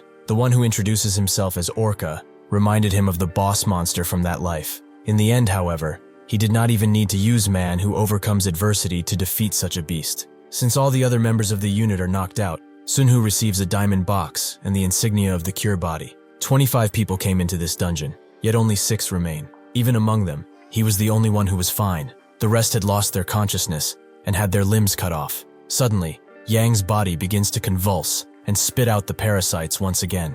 Thus, the chain quest began to start from his body, but Sunhoo quickly eradicated most of the parasites. Even if he stopped them from possessing the other unit members, they entered the body of the Baron and the other beasts. This is not an issue for Sunhoo, as he cuts them up with Devi's sword pretty easily. But the chain quest does not end here. Many more bugs crawl out, before returning to the unit leader with much more energy than before. This energy began to intensely circulate, and through Yang, several chain quests advanced. Wugong lost his legs in the battle, but Sunhoo uses the cure body insignia, prompting him to wake up with his legs recovered. Sunhoo tells him to pick up the other survivors, but Wugong is shocked that he defeated the monsters on his own. Even Sugal would need a team of elites to do it. Wugong feels that it's best he comes to light, and explains that he knew he was from the association. Sunhoo asks if he leveled up, which Wugong confirms. He's at platinum rank right now. Sunhoo tells him to look for Taehan after he leaves. He will not have to return here. He will report what happened, and tell him that he was the one who sent him. Wugong is shocked, and shakes because of what he realized, but he bows down in agreement to the mighty Lord Odin. In his nightmares, Yang is running away with fear in his eyes, but the parasite catches him and bursts through his stomach in a gruesome fashion. This prompts him to wake up, but he is only met with Sunhoo's face. Ling Ling also wakes up, and she asks what happened. Did he defeat those beasts by his lonesome? Sunhoo explains that this quest is 100% related to the 7 demon kings. The things that came out of Yang's body are the reason everyone survived. If that did not happen, they would have just all died. Yang knows what this means. The quest progressed on its own, but he doesn't know what he will tell the Corps and Association. He cannot tell them that he survived thanks to the 7 Demon Kings quest. Sunhoo notes that there's only one way out of this. They must complete the quest quickly and gain power. At that point, nobody will doubt him. He should start talking about the next quest. Where does it lead to? Yang is reluctant to answer, but he eventually says that this quest is something he should have never even attempted. Sunhoo tells him it's too late to back down and tells him already. Yang takes in a deep breath and tells them that the next quest is an A-rank dungeon, something that they will probably not be able to even enter, let alone beat. Sunhoo tells them that there is one person, which Yang is confused about. Not even Sugal can do something about this. Sunhoo laughs, as he has been waiting to ask this question for a long time. Just what the fuck were they thinking, desiring what is rightfully his? They are both ungrateful bastards that do not know their place. Now Yang possesses the Archduke's key, which is the thing that will open the portal to the palace of Maruka's Grand Noble, the Archduke, Amon. Sadly, he gets informed by Sunhoo that he cannot trade the quest item for a quest that he has already started. The only way to survive all of this is by finishing the quest. Ling Ling tries to say something, but Sunhoo tells her to sit this one out, as she will only get in the way. As for her punishment, He will decide that when this is over. With that, him and Yang walk to the portal, with Sunhoo telling him to change his expression. He is the first person after Suicidal to clear a D-rank dungeon, so he should seem happy. Everyone notices that Yang is coming. He has become quite the celebrity around him. That's why everyone is cheering for him. But he doesn't seem all that happy. As he asks the dungeon advisor if there are any F-rank dungeon of the Maruka tribe, the advisor says that there are. Will he be entering? Yang confirms as such, but only the two of them will enter. The dungeon advisor does not dare disrupt him, so they both enter the dungeon, but upon entering, Sunhoo immediately tells him to open the portal. Yang does as he is told, but the moment he touches the dungeon portal, he begins to rumble and convulse, as the mighty A-rank dungeon, the palace of the Archduke, opens. After he lets go,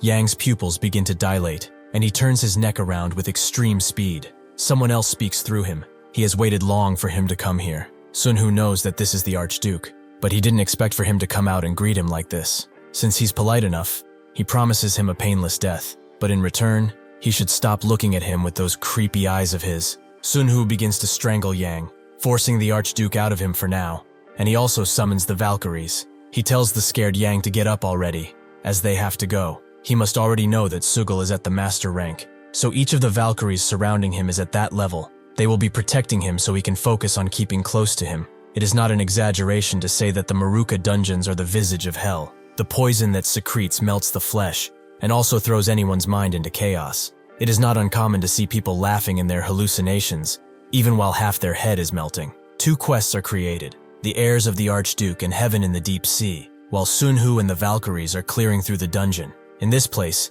even he has to stay focused, or things will go bad. The Maruka tribe and Graf clan originally came from the same place. There are still traces of that in Amon, and the hard exoskeleton covering his hard body is only possessed by the progenitors of the tribe. It's the mark of a noble. He is not like the lower-class nobles who were constantly reassembled. He is in existence from the ancient days. That is who he is. He summons Orca to his side, and tells him to greet that man, and not fail him this time. Orca does as he is told, leaving Amon to ponder. He didn't expect to feel threatened by a human. He is undoubtedly aiming for the offering they made to Doom Insectum, which must be protected at all costs. At one point, Sunhoo had to start dragging Yang, who only wished for death at this point. This happens when the Valkyrie summon ends. This bastard becomes a burden until the cooldown ends. But what's pissing him off more is that the structure of the dungeon is ever changing. He has been circling the same place for a while now. There is a greater power interfering with perception, which is not making things easy. Suddenly, Orca appears in front of him, who seems to have a bone to pick with him now. Sunhoo knows that this is not the same being that died in the D-rank dungeon. It's a new body with Orca's emotions and memories. It's something common within the Maruka tribe. He begins to attack with great power, but Sunhoo tells him to resent his father if he wants to resent someone, since suffering will be the only thing he knows in this new life that he has been given. Sunhoo doesn't give Orca time to even feel this new body, as he strikes him down with a fierce flurry of lightning and crushes his ugly head. Next time, he should know his place under him. Perhaps then he will suffer less. Sunhoo also notices that Amon is avoiding direct confrontation, as he keeps changing the structure of the dungeon and reviving underlings to try and drain their stamina. Eventually, Orca appears again, unleashing a surprise attack on Sunhoo that seems to work. But Sunhoo immediately blows up so hard that Orca is ripped apart again. Sunhoo told him to listen, but oh well, more pain for him. Amon and the others discuss what they should do, as they clearly are no match for this human. And even if they fight together, nothing will truly change. All of their Lord's Doom Insectum preparations to pass Enter Guasto would have been for naught. How can this be happening? Amon understands, but if he cannot be dealt with, they must seal him away for good. He is receiving much interest from Doom Chaos, so an offering of equal value shall be required. The Maruka chiefs offer all of their treasures and their very souls. They beg Doom Chaos for mercy, as their beings are being seeped out. Eventually, Sunhoo manages to clear the quest, Yang being very glad to see it but also horrified, as Odin did it all by himself. With the quest completed, a reward is also in order, which appears right in front of Yang. He tries to grab it. He feels the promised power of the 7 demon kings inside of it, but he immediately gets pushed back and passes out. Sunhoo analyzes the sphere closer, which is something on the cusp of completion. He guesses this to be the lost weapon of Enter Guasto, so he grabs it too, and it violently reacts, pushing him to his limits as it is completed. When he lets go, the completion rate goes back, so he must hold it. Seeing how painful it gets over time, he will need to endure a pain worse than death to complete it. After Yang wakes up, he immediately becomes afraid of Sunhoo,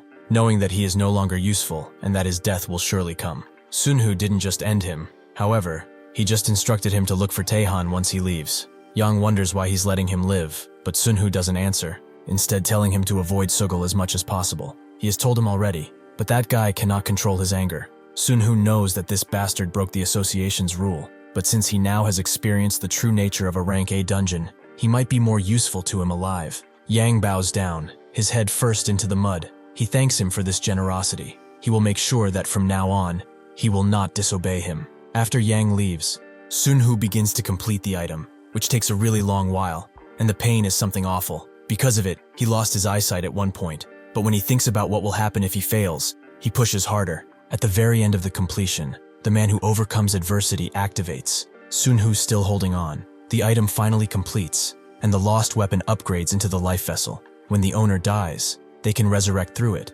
so this is basically immortality. Sunhoo cannot believe what he has achieved and begins to laugh. He shows his victory to the Demon Kings. It seems that even this is possible, because they dared to underestimate him. Suddenly, the system warns him that his authority resistance is too low, and the Explorer activates. The Maruka tribe sealing ritual is underway, and Sunhoo knows that this is extremely dangerous. Sunhoo begins to aimlessly walk around the area, finding the bodies of all the guildmates they have. He finds Sugil, who has bloodied fists, and asks what he is doing. He explains that he was just having fun. He shouldn't think so much about something like this. Sunhoo knows that he has gone insane, but tries to wake him up.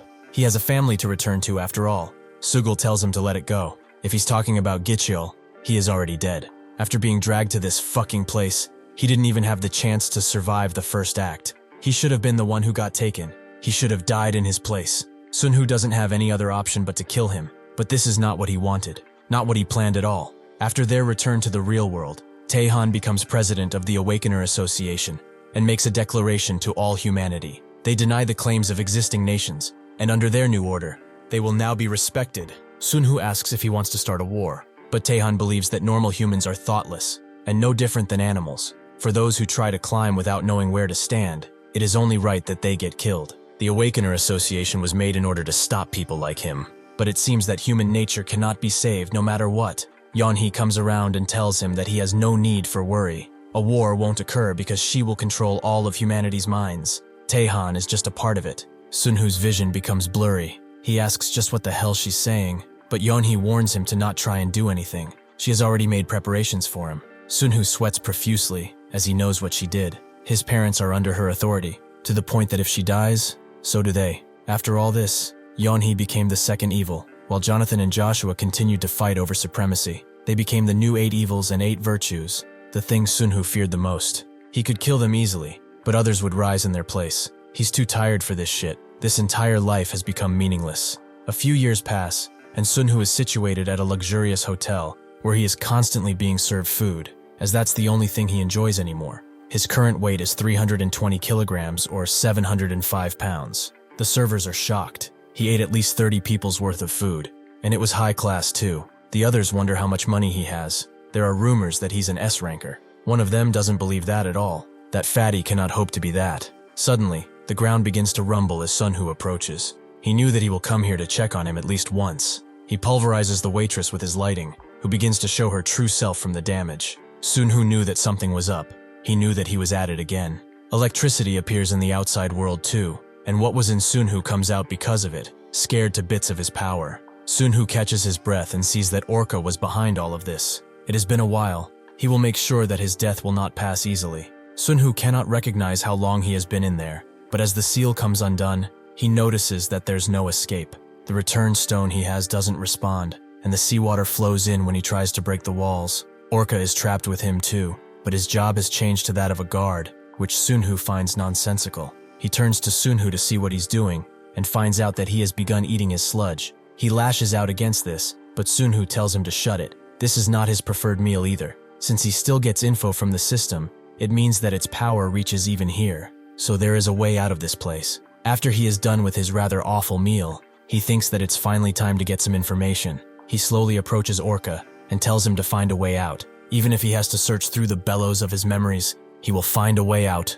or die. After 100 deaths, Orca finally surrendered, and although simple, he finally found a solution through it. He had to create an E-rank dungeon with low-ranking Maruka tribesmen through divisions. As this is being done, Sunhoo thinks that he and Orca are considered hidden bosses. There were double dungeons like this, but they are quite rare. A long time passes as they wait for their guests to arrive. Around this time, Sunhoo begins to consider just breaking through and getting away. But after a lot of waiting, they finally catch something. A bunch of players who can't believe that a Maruka noble is in an E-rank dungeon. Orca is prepared to kill them, but he suddenly gets a steaming slap to the head, surprising everyone. Sunhoo tells him that the entrance will close if they die, so they should just tie them up for now. Orca is mad but does as he is told. Although it acts like it can't understand speech, Sunhoo has seen that it can. Perhaps it learned while maintaining the illusionary world he was in. He tells Orca to bring a player closer, and through his enlightenment skill, sees that he's only level 225.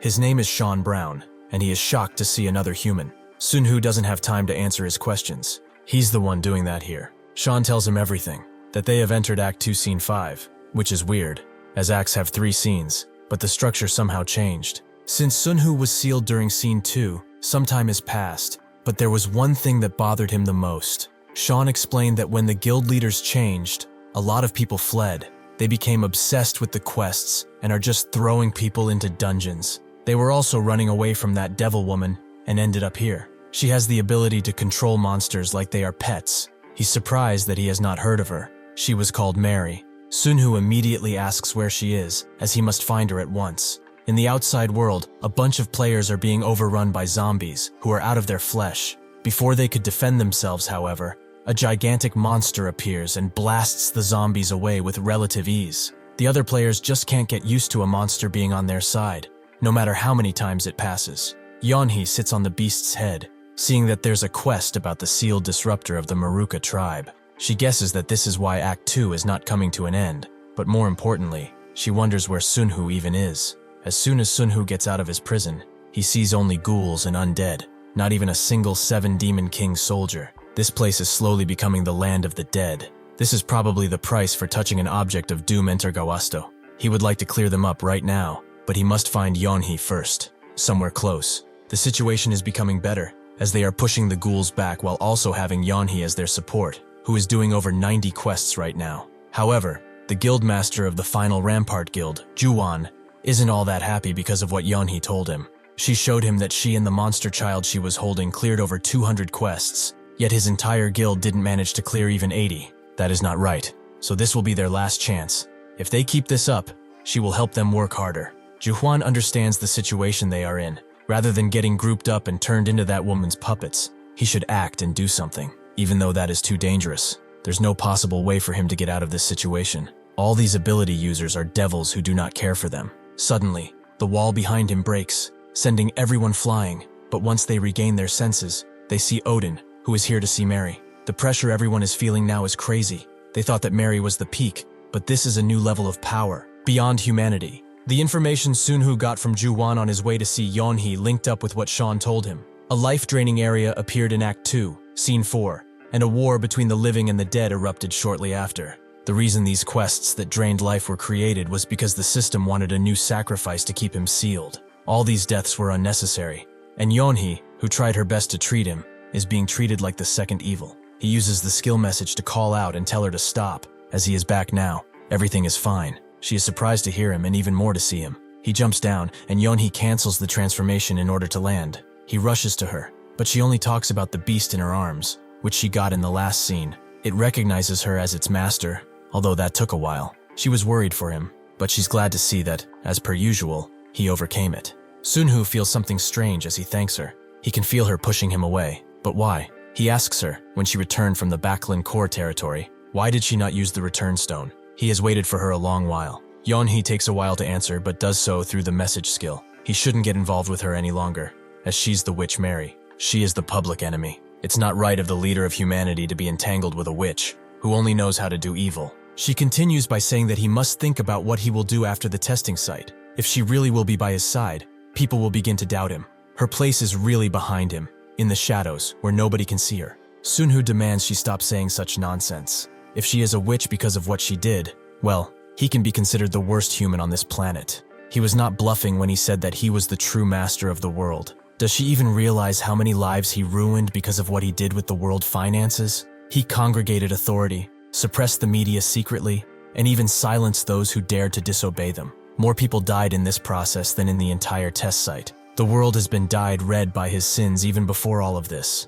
Yeonhee doesn't like this, as this is entirely different. He saved humanity. Sunhoo says that she was the one who saved him, so if he saved humanity, then she saved it too. This makes Yeonhee fall silent for a moment, before saying that she only did it for him. Sunhoo tells her that he's no different. He did it to save his family. Saving humanity was really just a side effect of that. He could give any less of a thought about what anyone says. He has only been able to get to where he is because of her, so she can stop fighting. If he was not here, she would have been fighting this same battle without him for God knows how long. That is the truth behind this situation. No matter their goals, at the end of the day, they are still saving humanity. These common people can say what they want because it doesn't change anything. He suddenly hugs her tightly and says that everything that they have done and will do in the future are things only they can do. Sunhoo has been getting messages from the life vessel ever since he got it, demanding he select an object, animal, or even a summon to target with it. He has decided to be careful with his decision because he won't be able to change it.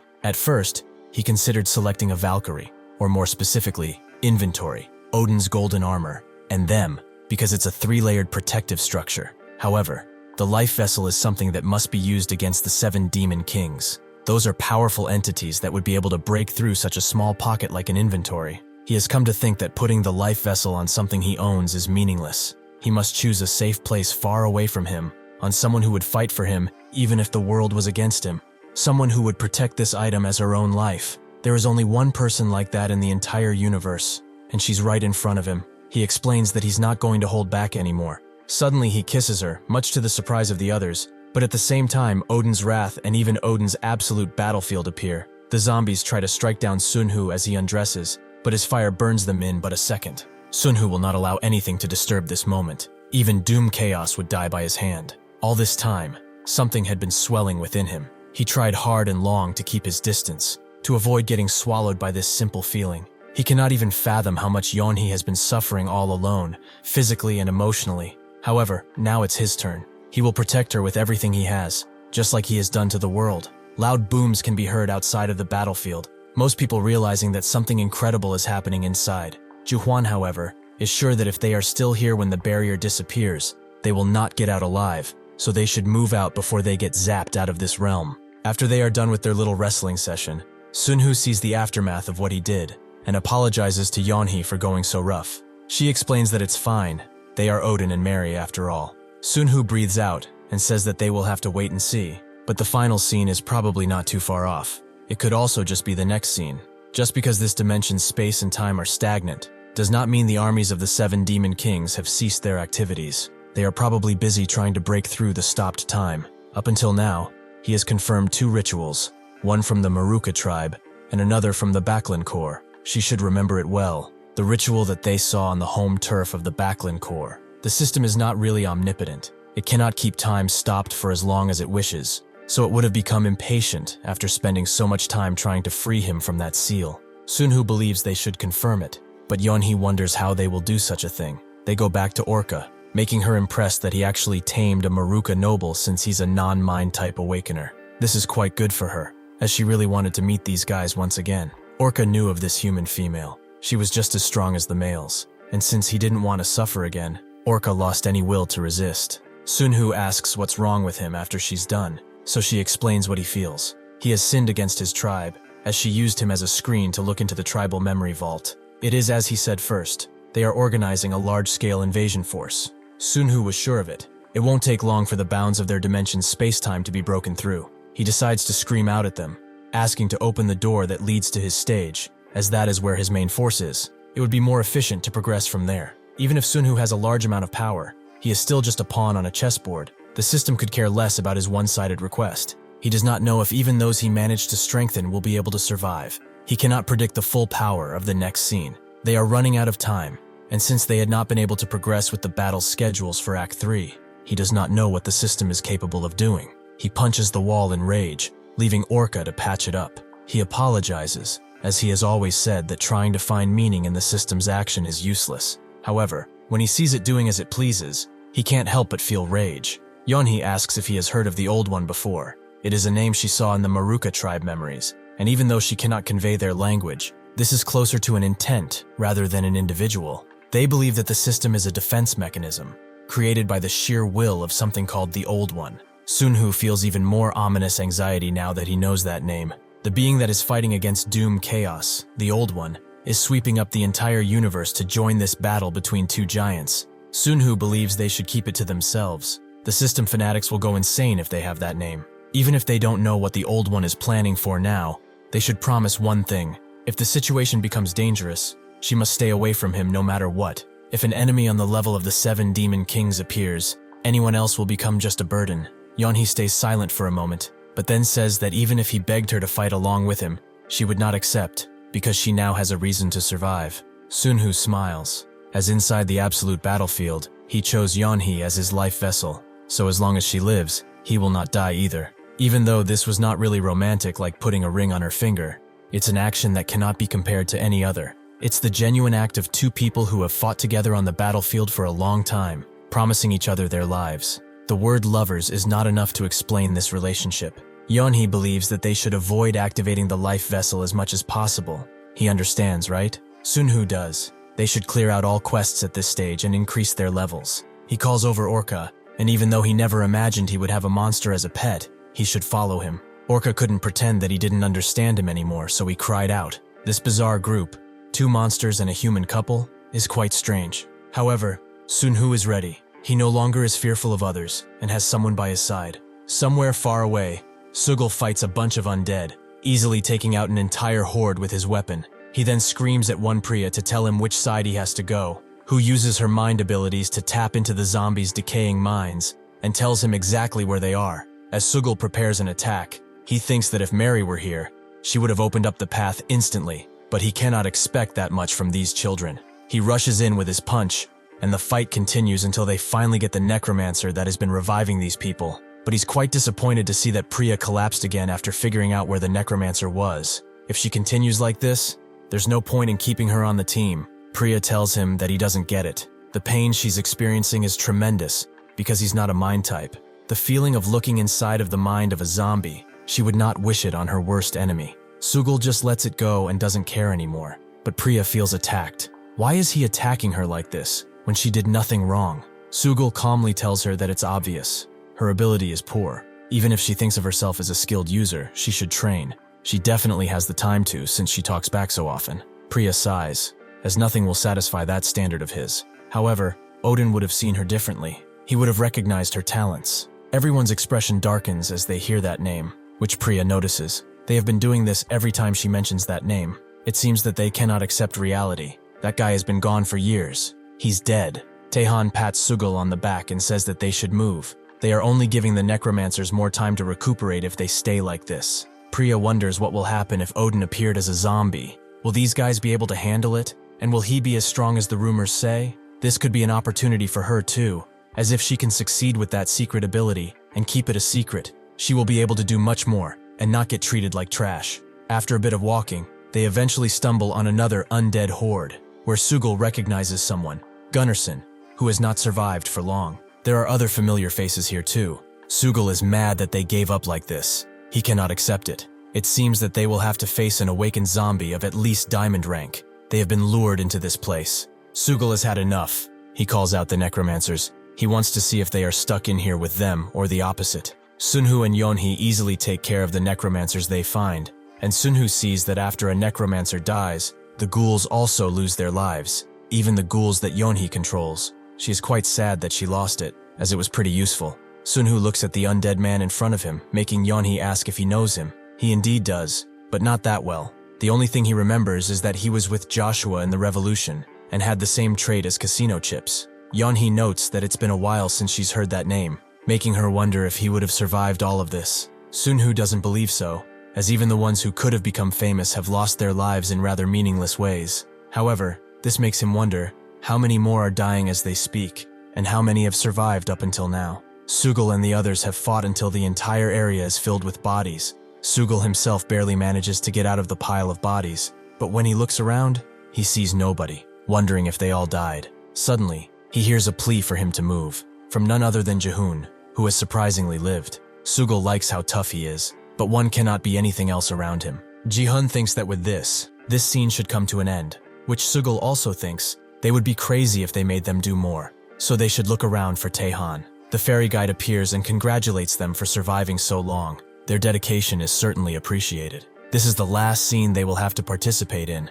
After the end, they can return to their homes, and certainly, they have tears coming out of their eyes. They should be smiling, but oh well, he doesn't control their emotions. With that, he also has one last bit of news. He has been promoted to the guide of the final scene. So in this scene, all awakeners of the 8 camps will gather on a single stage. Sugul smiles. This means that Mary will be joining them soon enough. The amount of people in each camp is shown, with Yeonhee glad that the World Awakener Association and the Jonathan Finance Investment Group are still there, but Sunhoo knows that doesn't prove they are still alive. The final count is of 490,000 people. They started with 5 million, and although they are at the final battle, the survival rate will be about 1%. Since the average level of awakeners is higher, the battle against the dead in the extended second act would have been much tougher. There's no point in just speculating, so they should go and hope that everyone is alive. Taehan looks at the numbers too, and knows that all these camps originated from Odin. However, without him, they are only people of common ancestry, so fights within the same bloodline will be much tougher. He has experienced struggling for power against his sister, so he has a hunch that before the battle against these monster armies, there will be civil war. Sugul comes around and asks what he's thinking about, but Taehan says it doesn't matter, and asks if he has accounted for the war funds. Sugul has, but Priya seems strange. He knows that she and the others are spreading those awful rumors. If he catches them doing it, he will make them pay. Taehan tells him to calm down. They can talk all they want, but he also believes Odin will return, but they still lack preparations, so they should keep a cool head and focus. Sugul is mad, he says that. Yet those bastards want to be treated the same when they haven't gone through half of the shit they did. When Mary gets here, all of those bastards are dead. As they ride to their destination, Priya remembers what Taehan told her, to go speak with the Jonathan group, but not use her abilities on them, as they need to join forces peacefully. Rahul, the vice commander of the Priya Corps, explains that this reminds him of the olden days, the Jonathan Investment Finance Group specifically. Priya knows he was a high-ranking official, so did he have any connection to them? He explains that they are an immoral and greedy group. It makes him quiver in rage when he thinks about all the land they took under the name of the International Environment Fund. Priya wonders, were they not able to endure the Day of Beginnings thanks to them? Rahul says that they only acted in their own interest, as those bastards have control of over 35% of the Earth's surface.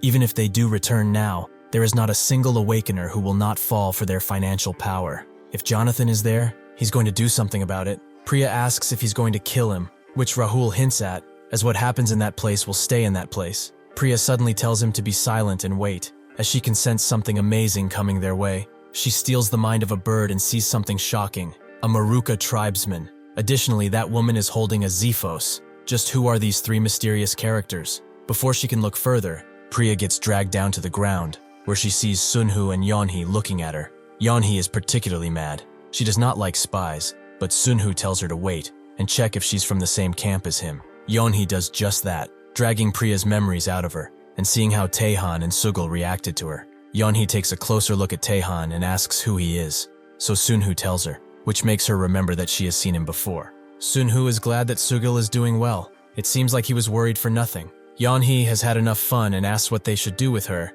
as it seems that she was planning to do something rather funny. Priya knows that she cannot reveal her plans, but Yeonhee commands her to, and despite her best efforts, Priya forcefully reveals that if she can succeed in her mind control, even Odin would be of no challenge to her. With those words spoken, Yeonhee takes her head clean off, as she clearly does not know her place. Upon leaving the mindscape, Priya, who was still breathing, had completely lost her mind. Sunhoo thinks that this woman might have been the second evil. She's a mind type who survived until the end despite Yeonhee gaining the gaze of Isis. Yeonhee asks if he knew her, which he perhaps did, but then Yeonhee asks about the woman who is approaching them right now. Sunhoo definitely knows her. She is the 5th evil, Olivia, a woman known because of her powerful summon, Jin. Sunhoo asks which camp she's coming from, so she explains that she comes from Jonathan Investment Finance Group. Sunhoo clenches his fist as he asks where Jonathan is, hoping that he is alive, but Olivia says that her master is waiting for him, their new master. The group eventually make their way to the place Jonathan resides in, who says that he has been waiting for a long time. Sunhoo thanks him for being alive, and thinks that there's no way this bastard would lose to the 5th evil. This is the guild master of the Jonathan Investment Finance Group, Jonathan Hunter, level 482. He immediately brings out an expensive bottle of whiskey he had saved up, making both Yeonhee and Sunhoo extremely happy. But Sunhoo knows why he kept it, just like how he kept his father's bank account with him. For Jonathan, this was a talisman. The man who reigned the world as an emperor was desperate to spend time with an old friend, so Sunhoo obliged, and they started to drink. They tried hard to get drunk, and even if it was just a bottle, their faces were completely flushed. Yeonhee particularly doesn't hold her liquor well, so she started kissing Sunhoo, who kissed back. Jonathan is surprised, but he always expected this to happen, so he congratulates them. Olivia appears, apologizing for interrupting him, but there's some urgent news he has to hear. Jonathan is mad that he doesn't get to enjoy a night with his old friends, but he will listen. Olivia explains that there are a few people who have come with a larger unit, while some others are here with just a small unit led by their guildmaster. Jonathan expected this. Their camp seems easiest to deal with right now, so he asks Sunhoo for advice. He calls over Olivia and tells her that just like how she's naturally under him, they too have a fate that is already predestined. Her work is not difficult. She only has to remember something. She will gather all of the leaders of each camp under Odin, under his name. As Olivia goes to deliver the message, she thinks that when she first thought of Odin, she thought that he would be Joshua von Carrion, but that person is actually the rival of her master, Jonathan. Both in this place and the real world, they will battle for dominance. Jonathan told her that he will be coming, Odin, and he will be her new master. When she came face to face with him, she only saw an Asian man who she has never seen before, and was looking down on everyone. Her heart beats just thinking about him, and with her wondering if this army will heed his words. The first place Olivia went to was the World Awakener Association. As their name suggested, they were an organization that would work well with Revolution and Tomorrow, while also having the most troops among the groups. She looks at them and sees that they have the diseases of the Barbacore. They all look like ghouls. They have all suffered through much, but this is really terrible. She arrives at the chief's hut, where his assistant invites her inside. Before she can introduce herself, the leader asks if Jonathan is alive, and to answer his question, before something happens. She feels immense pressure from this guy, making her say that he is. The man laughs and tells her to relay a message to Jonathan, that he will not kill him. As long as he protects him, he does not need to worry about the provocations of others. Olivia doesn't get why this man would protect them, but then starts to recognize him and asks if he's Joshua von Carrion. The man immediately slams her on the ground before grabbing her by the leg and eliminating all of her item benefits. She knows that she's in danger and summons her djinn, which Joshua immediately defeats without even moving, scaring Olivia half to death. He drags her right in front of him and notes that Jonathan has omitted educating his subordinates, so it seems that he will have to do it for him. Olivia tells him to wait as he strangles her, as she has a message for him, but he only strangles harder. Fortunately, Olivia manages to say Odin, making Joshua let her go and demand she speak. She explains that Odin has ordered everyone to gather, under the name of Odin. At that moment, Olivia saw something she never expected. The being of death that almost took her life was crying tears of joy. At Taehan's fortress, the others come back with Priya and explain that an Asian woman and man were accompanied by a monster and did this to her. Both Taehan and Sugal wonder if it's who they think they are, but suddenly one of the subordinates tells them that all of the camps are moving in their direction. There are just too many people. They all immediately go outside, seeing an army of people waiting at their doorstep.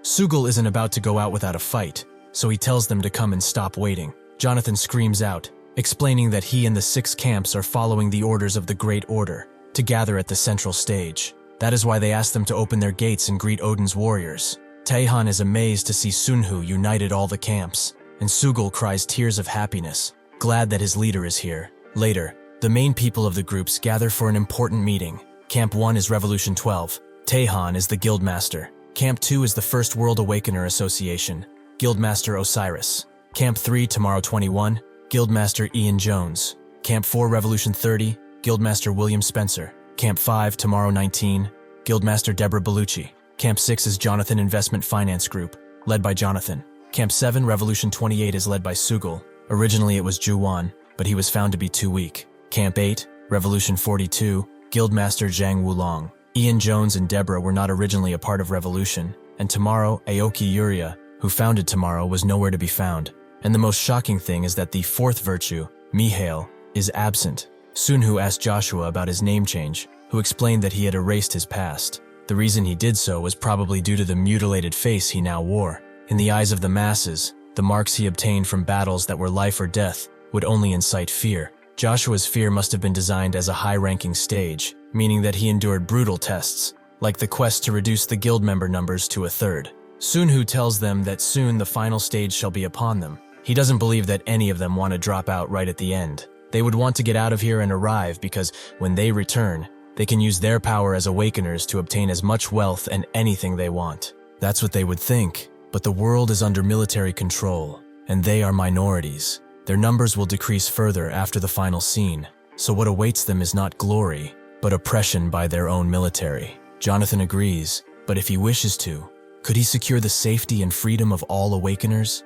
He is the true owner of this world after all. Sugul did not understand what he was talking about, but the others were all greatly shocked by his words. This was the richest man in the world, and he was bowing his head to someone else. Jonathan says that everyone should have an idea of who he is. Even here, he has been ranked the richest man every year. However, the power he has cannot be measured by that metric. If someone wishes to oppose him in the outside world, they need to risk the destruction of at least 3 G7 nations. The person in front of them is his master, and the center of the world order, Odin. Sunhoo wonders how many people understand this, and how many could recall the Geonil Club of the past. Well, it doesn't matter, as they must tell the others what he's going to say now. The World Awakener Association is an organization created with the world after the testing site completion in mind. Those who offer their loyalty will be able to enjoy the privileges under its name. However, they must all understand first, who is allowing them to live like this? Sunhoo couldn't even think of reaching this point in the past. As soon as it became clear they would lose the war, the system sent them home. It wasn't just going to let them get wiped. Humanity was classified as the lowest ranked species in the war, and had things continued like that, they would have become the living soldiers of the Barbacore, or a host of the Graft clan. Now it's different though. With these hands, he will shape the future. The final scene is upon them, and everyone looks at it with anticipation and fear. Sugul goes to Jasung, surprised to see that he's grown up so much. Jasung tells him that he's around 30 by now. He shouldn't treat him like a kid anymore. People don't age after awakening, but they do continue growing. Sugul says that it's been a while since they started, but they are finally at the final scene. They should trust Odin and go all the way, as they are ensured victory. Jasung sees that he's in a good mood and asks if something good happened. With Sugul smiling and telling him that they have hit the jackpot, Odin is much more amazing than they originally thought. He drags him away to tell him the good news. All the while, Sunhoo arrives next to Orca and asks what the situation is. Orca tells him that the Marukas are not coming. Sunhoo, surprised to see that his pronunciation has improved, asks what is coming then. Orca says that it's the Backlands, which Sunhoo is not surprised about, but Orca does not stop there. It seems that Barbara, Graf, Declan, and Zephos are also coming, and fast. Sunhoo is rightfully shaken. The 7 Demon King armies are different civilizations. The only thing they share is their worship of doom chaos. There was never a time when they worked in unison. Amid his confusion, a new name he has never heard about came out of Orca, and that name is Lunea. Sunhoo asks what that is, and Orca explains that they worship Doom Desir. It was at this exact moment that the final piece of the 7 Demon Kings puzzle was found. Sunhoo only knew of its existence, but he never had any quests related to it. With this, the race that worships Doom Desir has become known. These were the currently known monster races and the 7 Demon Kings they each worship. Doom Chaos is the ruler of all Doom. Doom Arcuda gives the Backlands primal strength. Doom Enterguasto gives the Barbas power over death and powerful plagues. Doom Insectum is with the Marukas, giving them amazing reproduction abilities and reincarnation. Doom Maun is worshipped by the Zephos, who also share increased reproduction, causing them to be powerful only in numbers. Doom Kaso is with Declan, and their unyielding taste for battle. Dom Desir is with the Lunea, but what they specialize in is unknown. If Sunhoo would learn the aspects of the monsters, he could predict the aspects of Desir, so getting such information is paramount. However, Orca only knew this much, so Sunhoo decided to call in the guide, but he refused to appear again after the final scene began. Sunhoo screamed for him once again, and he finally showed up, saying that he would have come soon enough without his calling. He introduces himself as Luma R. He will be their guide through the final scene. He sees Sunhoo's cold staring and tells him that he's gotten promoted to the final scene, so he shouldn't think of challenging him. It is not adequate for someone who should be protecting him to do this. He's saying too much now, but it's fine, as he would have learned about it soon. Sunhoo asks if it's a quest where they need to protect him, but Luma doesn't know if to tell him or not, as this type of information, not even Explorer can get it. How about they take this as the first step towards mutual trust? Sunhoo agrees and tells him to keep talking. Luma asks what he thinks was the role of the guides who were responsible for all this time. The system has granted them quite a lot of power, and that impressive power has been integrated with him. Now he, who came out victorious in the competition among the 450,000 other guides, demands some respect. He must get on his good side because he will be the one who will send them all home. That will become the reason to keep him pleased and safe. Does he now understand why mutual trust is needed? Sunhoo has already seen that this guy has no interest in them, but he wonders just how much he will act like this. He agrees and says that they should build on this trust immediately, asking if he knows anything about the Lunia race. Luma falls silent for a moment, before saying that they were once called that in the past, just like how they are called humans now. Where did he even hear that name anyway? He asks again when Sunhoo doesn't listen, but he's deep in thought. He has figured out that Doom Desir is most likely a mind type, which is a troublesome aspect. Luma sees Orca, and is amazed to see a prideful noble of Maruka kneeling for a human. Sunhoo explains that it's the same as if he became a slave of the system. He heard the things that used to be his species will be coming, so does it matter if he deals with them? Luma finds no problem in that. The Lunea race is no longer his race. Sunhoo is glad that he separated from them, because he was going to kill them no matter what he said. Luma is actually more worried about Doom Nazir than his little pet race, making Sunhoo ask if he will be coming personally. Luma confirms that there is a chance. He must be careful if he meets Nazir's incarnation. It just might send him to a past where he can only meet death. And unfortunately, everyone has an event like this. Suddenly, Sunhoo wakes up somewhere else. His mind is jammed. It feels like he was just talking to someone, but there is nothing here. It's probably because of the monster blood he had to drink. He reminds himself to never do so again. Suddenly, someone calling him money asks why he's spacing around. He should get up and go to work. Sunhoo is tired of him.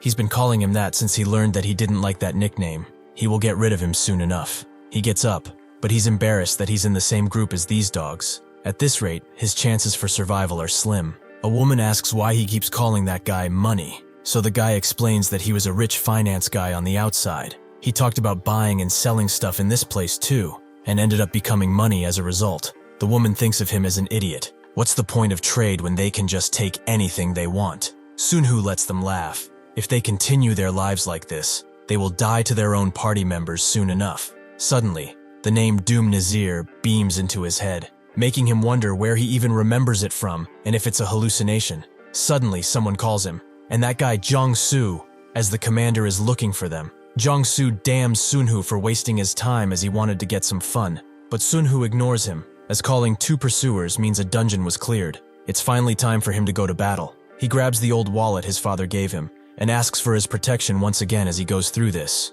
Both Sunhoo and Jong-soo bow down to their leader, Commander Kang Ginam, who is a powerful B rank. Even without his pursuer trait, he can feel the immense pressure he gives off. His rank is one he must have achieved after burning through many teams, and now it's his turn to be put in the meat grinder. Ginam tells them to raise their heads and explains that the mission is simple. They will make it so that he can avoid the tentacles that suddenly appear in that dungeon, which Sunhoo knows is the Maruka dungeon. It's easy to say for him, but even though he's investing everything into perception skills, the entirety of Maruka Swamp is like a monster. It's hard to see what's a monster and what's something else. A bunch of messages pop into his head once again, words he has heard before, but he doesn't know from where. They look like messages from guides, but that's impossible. There's no way the guides would talk to a lowly bottom rank like himself. Objection to this plan means death. His fate is already decided, so he agrees to go, promising to do his best. He and his team eventually arrive in the swamp. They too feel that it's different.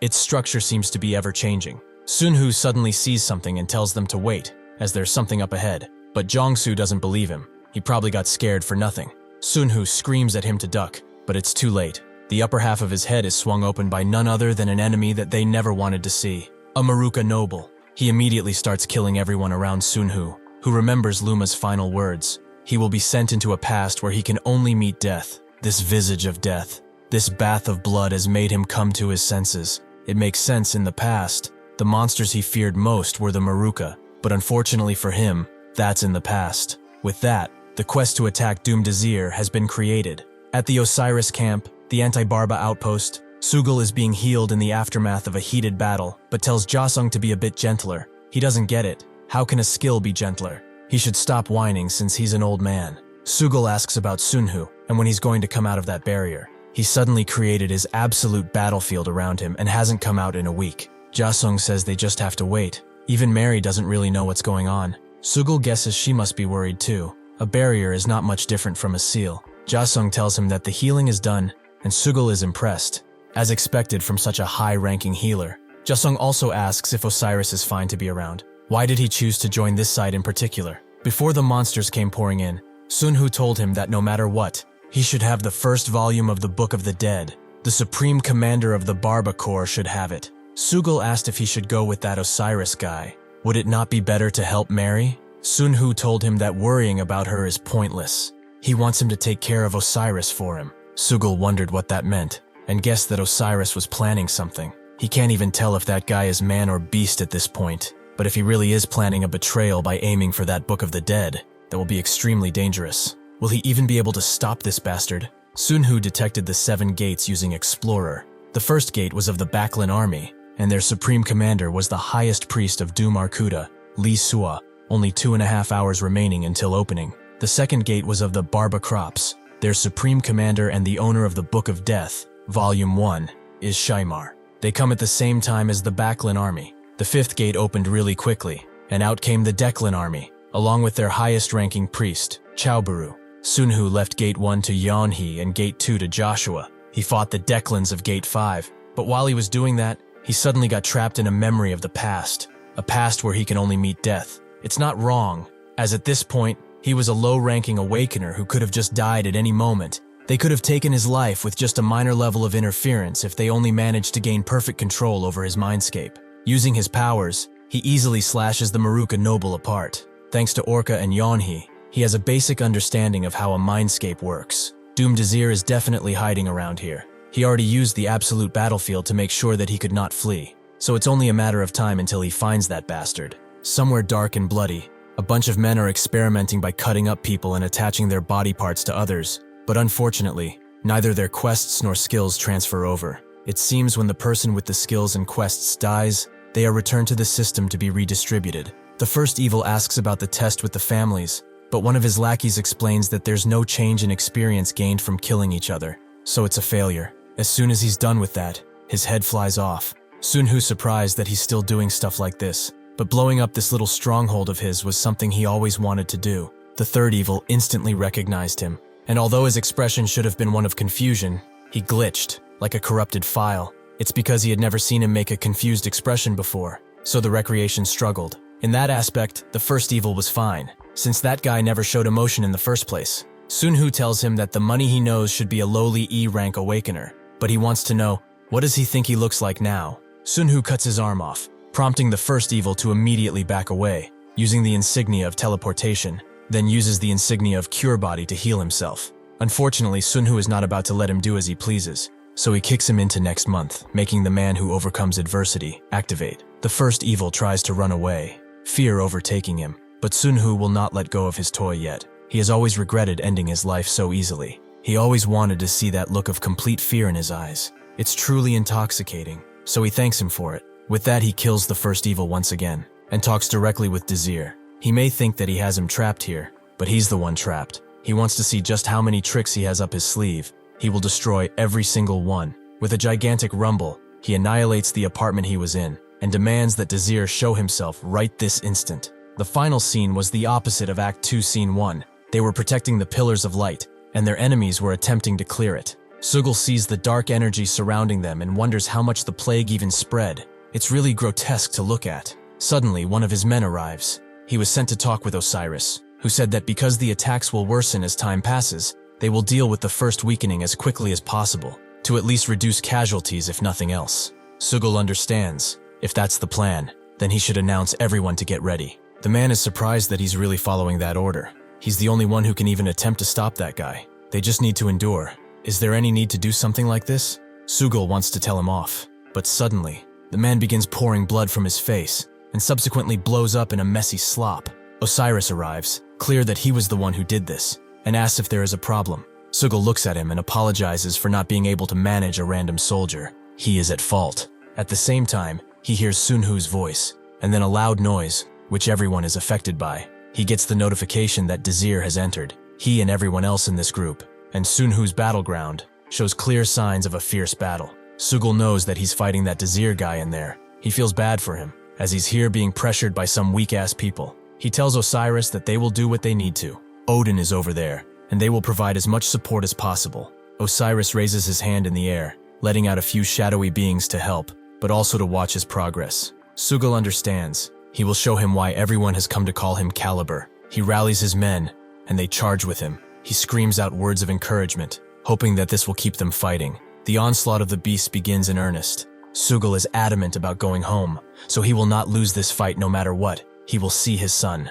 Everyone in every corner of the battlefield is earnestly giving it their all, and eventually, the battlefield becomes a dumping ground of bodies. Monster and human alike sit together in death, and Sugal would have died too. But because of his pestilence-resistant skill, he is able to hold on and wake up. Due to his skin melting together at his eyes, he can barely see, but he can hear Jasung call out to him. He tries to search for him and comes closer, wondering where the hell his arm went, with Jasung surprised that he does not remember. Sugal tries to, but his mind is really filled with too many thoughts to pinpoint what happened. He wonders what the itch on his face is. It's becoming worse and worse. He can't feel anything because of it. Suddenly, Jasung uses the blessing of the Wind Warrior on him, giving him 5,000 physical defense and 10,000 magical defense. He asks why he used that, as it was an emergency thing Odin was saving. Jasung says he has no choice, as he's pretty much done for. Sugal's eyes become healed enough to see him. Jasung is almost completely melted, and at the end of his rather short life, Sugal screams out in anger and sadness, as today he lost a true friend. In his mind, Jasung remembers when he first heard of Sugal, but also thanks him for always standing in front of him for protection. It is truly a shame that he will never be able to see the world of the awakeners he talked about. Sugal tries to tell him that he can be healed and that he will be right back on his feet, but Jasung simply recites the same numbers again, and also the names of his father and mother. Sugal knew what he meant by this, but he should really focus on his survival first. He has to. Jasung continues to do so, until Sugal gives up and agrees. He recites back the numbers and the names of his family members. He has fully memorized them. He wants 10 billion to be given to them, but Sugal promises much more than that. He is Caliber, the right hand of Odin. He can take half the world if he wants to. Jasung gives him one final smile, and the fear sets in, making him ask Sugal to save him, as he is scared. After Jasung disappears, his protective ring of the Wind Warrior drops, so Sugal picks it up and wipes the tears off his face. He has no time to waste. There are too many corpses here. If a necromancer comes, it's all over. No matter what happens, he has to get the first volume of the Book of the Dead. The Supreme Commander of the Barba Corp has to drop it. Even if that is his main objective, he has something more important to take care of. He will do absolutely everything in his power to achieve it. After he relays Jasung's request, he begins to smash through the rats that are coming for him, going further and further, but the Barba Plague is stacking swiftly. He soon realizes how far he's come. He does not even know in which direction to go, and the Barba Plague continues to grow, making him scratch himself way too much. After the rats see him, he continues to run away, but the Barba Plague is almost at a critical level, so he eventually falls to the ground, the plague slowly rotting his skin away. Suddenly he sees the tentacles of the Maruka tribe slowly rise from the ground. He knows that he is doomed, so Sugal gets up on his feet as the rats rush him, and knows that the only escape from here is death. One of the rats sinks his teeth deep in his shoulder, but Sugal has had enough, so he retaliates in kind by biting the rat's head off. He apologizes to Jasung and Odin. He really has no excuse for either of them. This is his deathbed. As he screams out to rally the rats in his position, Orca's tentacles get rid of all of them, surprising Sugal. He also grabs him, slowly removing the plague from his body. But Sugal thinks he's a betrayer before he starts killing even more rats. Sugal thanks him, but Orca screams at him and basically tells him to follow. Eventually,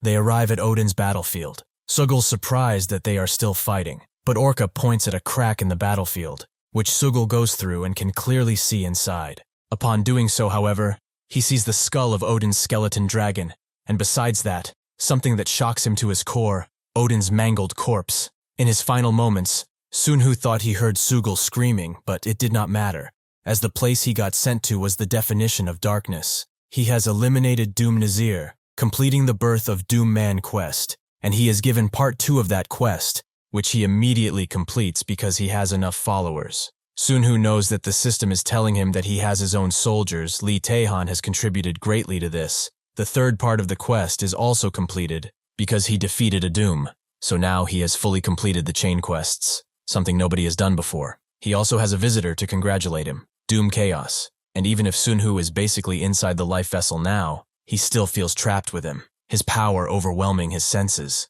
He also feels overwhelming fear, to the point that his mind is only thinking of leaving. But through that, he also feels doom chaos poking at his mind like he wants to tell him something. That something is about the system and the existence whose real name was the Old One. It was a being that rivaled doom chaos. While traversing multiple dimensions, whenever doom chaos went for a dimension, the Old One would inevitably appear. In this never-ending universal war beyond mortal understanding, the sides of good and evil held no real meaning. Even if they went with binary thinking, declaring either of them good or evil made no difference. What is important to Sunhoo is his family's well-being and that of the human race. If he is able to maintain that, he does not care if either of them helps him. He demands one thing from doom chaos, the safety of humanity. Then he will become his subordinate and fight for him. He will give him whatever he wants, his life, his soul, even his world. What he wants, he will have. Sunhoo is given the position of Doom Desir, making Doom Kaso feel fear for him. Sunhoo does not get a straight answer,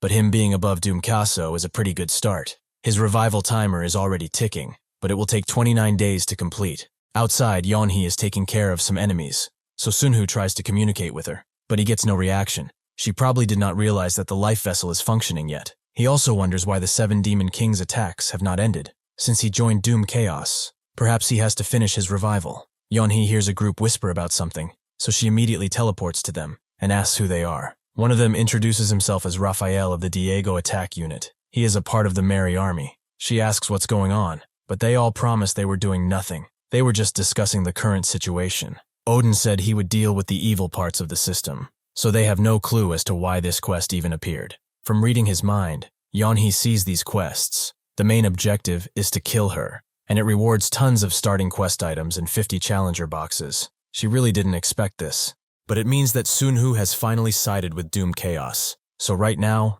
the life vessel is working inside her body. He tells Raphael to gather all the position locators within the army. Anyone who resists will be immediately executed on sight. With this plan, they will be able to get most of the people who are after her. In this army, that is, as she can hear whispers from the other armies, and it's making her head split open from the pain. Most people have considered the rewards, as it's something that has never been given before. Some think that it's a play by the system to drive a stake and create conflict.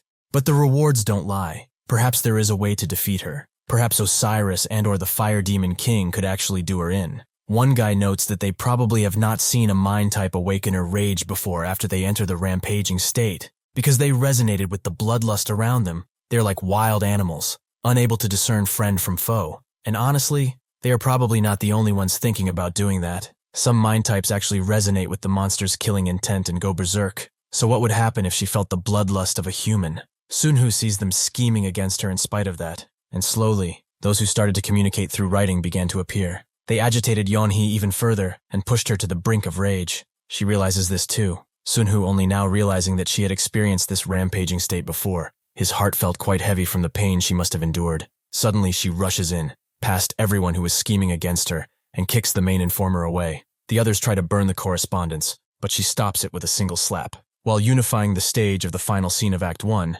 she did go on a rampage. Those closest to her since Act 1 were lost in that period, and then she went missing, never seen active during the latter half of the final scene. This is when her Mary name began to take wind, so the betrayer's strategy is to form a radial formation and have only A rank or higher members. If they successfully restrain her, they will blow her up, no matter how many casualties they go through. Yeonhee and Sunhoo both realize that the guy writing these strategies knows much about Yeonhee, and she knows there can only be one. So she charges Juwon with her blade, who thinks that she's gone on a rampage. Contrary to his belief, she's actually pretty calm. She just hates him for the rat he is. The others just stand there without saying a word, as they don't want to incur her wrath. And Juwon orders them to charge in already, but Yeonhee uses her mind control to deal with him by their hands. Osiris watches all of this, and Yeonhee tells him to get out of the way, causing him to shake for some unknown reason. After all this, Yeonhee decides to go far from the battlefield.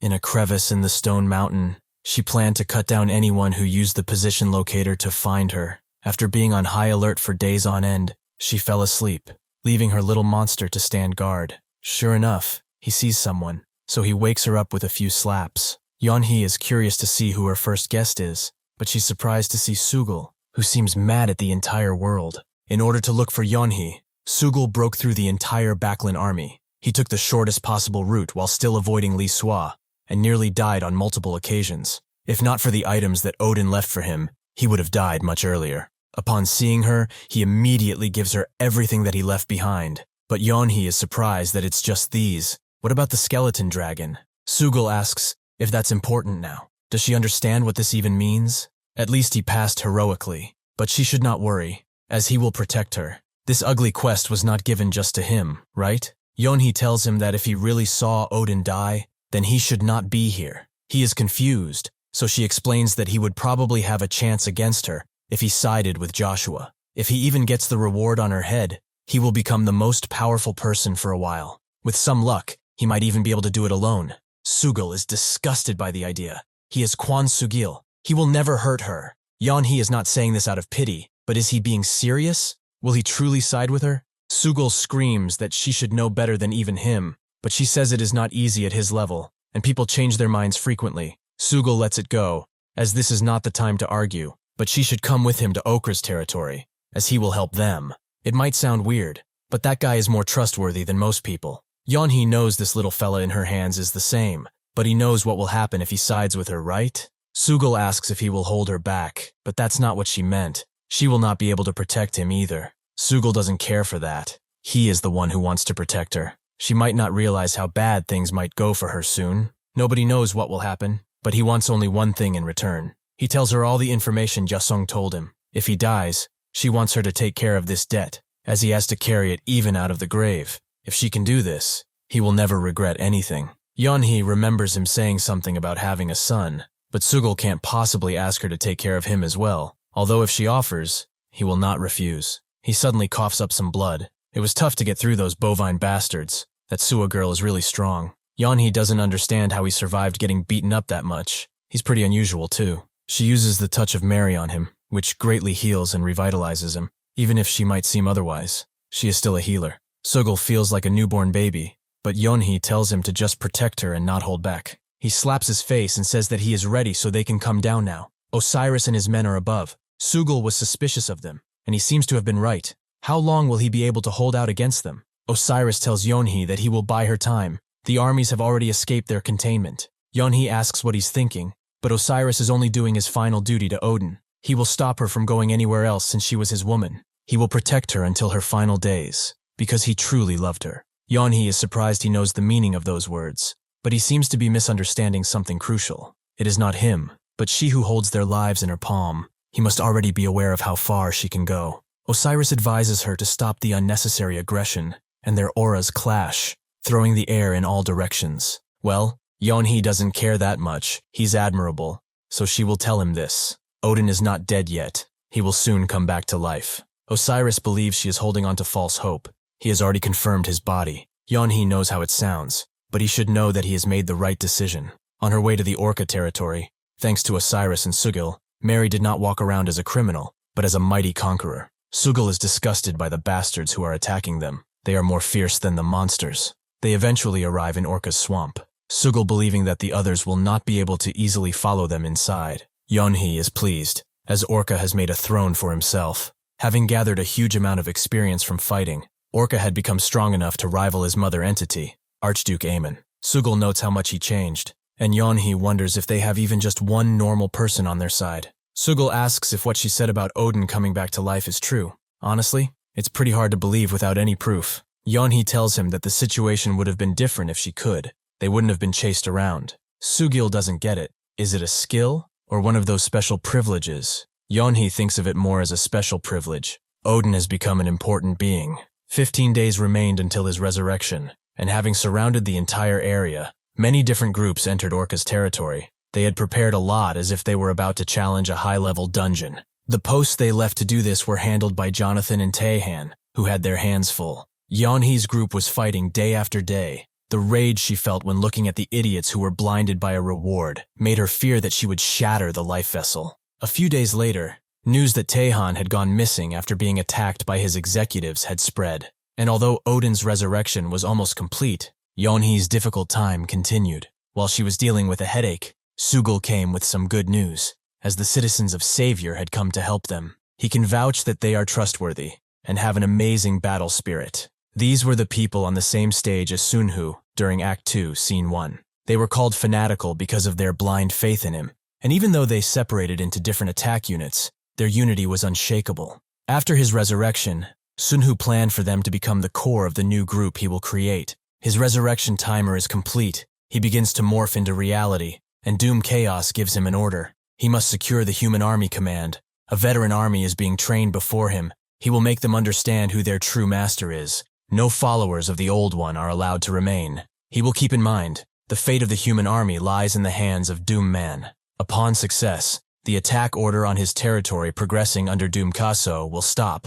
Upon failure, though, his land and humanity as a whole will be sacrificed as an offering to Doom Chaos. He will have to find an army in a different dimension to nurture. Sunhoo excluded the system followers a long time ago, so securing the safety of this world is a piece of cake. Another command follows. He will have to eliminate Guide Luma R. The old one will tempt him with power. To prevent this, he must eliminate that guide, as this will also be the start of his authority. Upon success, the old one will give up on his land and escape to another. He will obtain the common authority, Gate Creation. Upon failure, the human army's fate will be altered by the will of the old one. Sunhoo is satisfied by this. He wanted to beat those things for a long time. With those commands given, he is given an option to choose where he resurrects. He chooses to go near the life vessel, so as everyone is fighting, they get notified that Doom Man has entered. Their minds begin to shatter, as only his presence causes them to go into an altered state. The strong ones are spared, but the weak begin foaming at the mouth, and worship him as the god entity he is.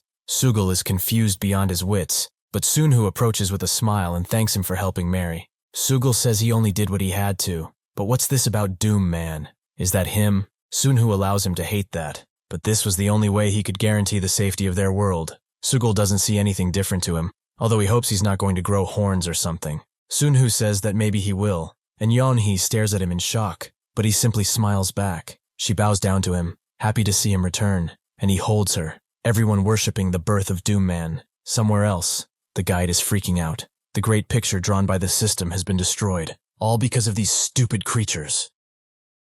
Guildmaster Ian Jones receives the One Heart with the Guide quest, where he must protect Luma R from Doom Man, and the reward is 50 challenger boxes, another quest, and special privileges, among other things. Jones sees this quest as akin to the one that was tied to Miri, but they are talking about a doom here. Even the great Odin died while facing one of them. If he is to face a doom, what can he possibly achieve? Luma R tells him not to lose focus. If he succeeds, he will receive rewards on par with the Kill Mary quest. Jones knows the guide is desperate too, so he asks for the rewards now. If he receives them now, he vows to protect him with all his might. Luma R can't believe someone who managed to survive until the final scene is acting like this. Has he not learned? He must prove himself before he is granted greater power. This is the one absolute rule of the system. Jones tells him that they will both die by the end of this, so he's canceling the quest.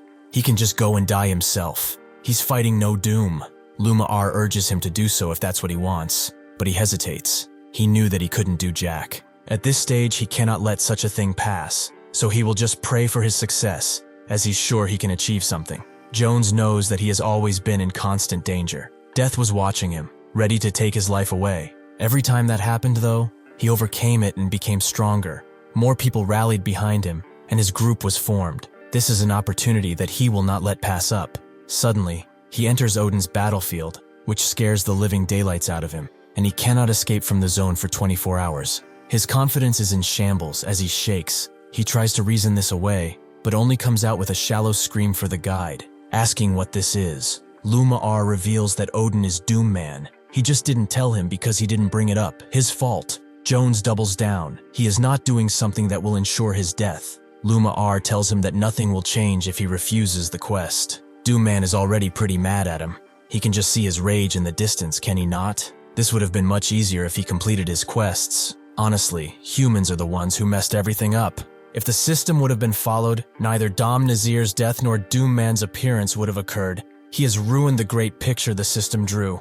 What a dumbass. As soon as they arrive at Jones' compound, most just surrender to Sunhoo, with Sugal believing it's only right they let them live. Sunhoo agrees, but only on the condition that they show who their true master is. With that, they all charge back at their old master, and the few that remained with Jones are shocked to see this. Because of this display, he is pretty furious. This is basically Odin saying that he does not need to come himself. His army is slowly falling apart. Some just give up completely, and some just take the easy way out, creating a conflict not easily quenched. Sunhoo sees this and guesses that Jones is not that big a deal, so he goes to his main target, Luma R, who is trying to escape. Sunhoo appears behind him and says that Nazir had no chance in escaping. Does he think that he can? Luma R swings again and tells him to be careful, as he doesn't know where he's cutting now. Sunhoo tells him to try it. He wants to see how long he can muster his strength. Sunhoo knows that the Old One decided humanity is worthless because they could not overcome Doom Chaos, but he will make him regret that decision. Now he is beyond Challenger. He is an Ender, and if he uses man who overcomes adversity, he can enter the Overlord stage. With this, he is able to strike Luma R from the back and then dash towards him, making him fly away. Now he is getting really mad. He may have Doom Chaos's support, but none of the Awakeners will be able to return without him. Does he really think he can handle that? Sunhoo calls him an insolent creature who will beg for mercy. That's why he won't kill him instantly. He wants to have some fun first. Sunhoo casts Odin's wrath all around them and tells Luma R that his first quest is to escape from this prison. But Luma R refuses. He can just hide and let him enjoy himself. Sunhoo is not worried. Even if it hides, it will leave some sort of trace. Even Challenger-level Awakeners can detect these small rites. And sure enough, Luma R gets zapped right back to reality. Sunhoo hoped that he understood his position now. This is an unskippable chain quest. Luma R expected him to be so drastically different. He doesn't even care if humanity returns, does he? Sunhoo explains that his army will return using the common authority of the Dooms, a gate, which works the same as their paths. Luma R understands. The playtime is over, as he is really mad now. Sunhoo knows this is his true form. It feels similar to Desir. With the twisting of space-time, a powerful pressure cast down upon him. He could have easily just dodged it, but he let it cast. He decided to smile and say that this is pretty good, and asks if skill has a name. But Luma R believes he is not a dumbass like he is. The system is created only for stupid species like his. They are fools who cannot do anything right. Before his strike goes through, Sunhoo just catches his leg with 2 fingers. He guesses that he was moving in for his eye, but whatever. He will take this as him passing the first quest. So here comes the second one. He just has to endure some hellfire, nothing too big, right? After Luma R is burned to a crisp, Sunhoo moves on to the third quest, where he will beg until he is quenched. Luma R tells him that he will be punished for brazenly using the power granted by the system, but Sunhoo says that he took it for his own. It was not granted to him by the Old One. He's the guide, yet he does not know the rules. Luma R believes that he will let him go right. This was just some toying around. Sunhoo wants to hear begging, not this dumbassery of his. Luma R finally relents and begs for his life, which Sunhoo has been eagerly waiting for, so that he can take his life with much more enjoyment. After striking the guide down, he obtains the Gate Creation Authority. The quest tab disappears from everyone's grasp, although they still have their levels and items. Sunhoo knew this would happen, but they all need to get used to Doom Chaos's system. The most important thing now is that after his battlefield disappeared, this little one came to him. Yeonhee feels no hostility, but rather the opposite, so it's up to him. Sunhoo knew these things were all identical in appearance, so he thought that Luma R just resurrected, but he wanted to hear the thing out. Since the Old One's system is gone, he needs Yeonhee's help to talk with it. She creates a space where they can talk, although his pressure is too gigantic even there, allowing him to dominate it easily. Now, Sunhoo wants an answer from this guide-looking thing, and he expects them soon. She introduces herself as the mother of all Lumas, Luma A. She understands that her entire race displeased him, but the guides are entities who ran away from them a long time ago. She is not as flamboyant as they are, so she apologizes if she can't express herself much. Sunhoo knows it's trying to win favors with him, hence the human appearance. She only has one goal in seeking him, so. They call them the Monster Army, right? Well, she wants them to stop attacks on that army so that everyone can go back without any more sacrifices. Sunhoo smiles, as that's only her side of the story. Luma A tells him that he will not gain strength by killing more of the Monster Army. The Old One is leaving as they speak. Sunhoo believes the items they hold are plenty useful. Isn't that why she came to beg? Honestly, what will be the fate of her people? Desir died by his very hands, so will they follow him now? She apologizes. He has nothing they can express here. They are just hoping that until the birth of a new Doom they can resonate with, they can be spared. This hints that if Yeonhee had become Doom Man, they would have become followers of her, but she just shrugs it off. Sunhoo believes there is only one answer. From now on, they will properly begin claiming all the spoils of war. He demands the first volume of the Book of the Dead and all the head commander's equipment. If this turns out to be a ploy to give them some time, He will personally visit the homeland of Lumea and make sure that it is no more. Sugul and the others continue their search for survivors, and Sugul uses his keen sense of smell to find Tane, who is in a pretty awful shape, but Yeonhee is there to try and rescue him. Jonathan notes that he's pretty impressive, but when will they be able to go back? Sunhoo tells him that when all the power of the old one disappeared from their home, they will be returning through the gates. They will have to wait less than an hour, just a few minutes more. Jonathan has a few people in mind already, more specifically, those they need to get rid of. Those addicted to the taste of blood. He plans to clean up those who have gone mad in battle. Honestly though, it was too long, the time they spent here. They divided members by nationality and where they would be going. Even while still in disbelief that the testing site had truly come to an end,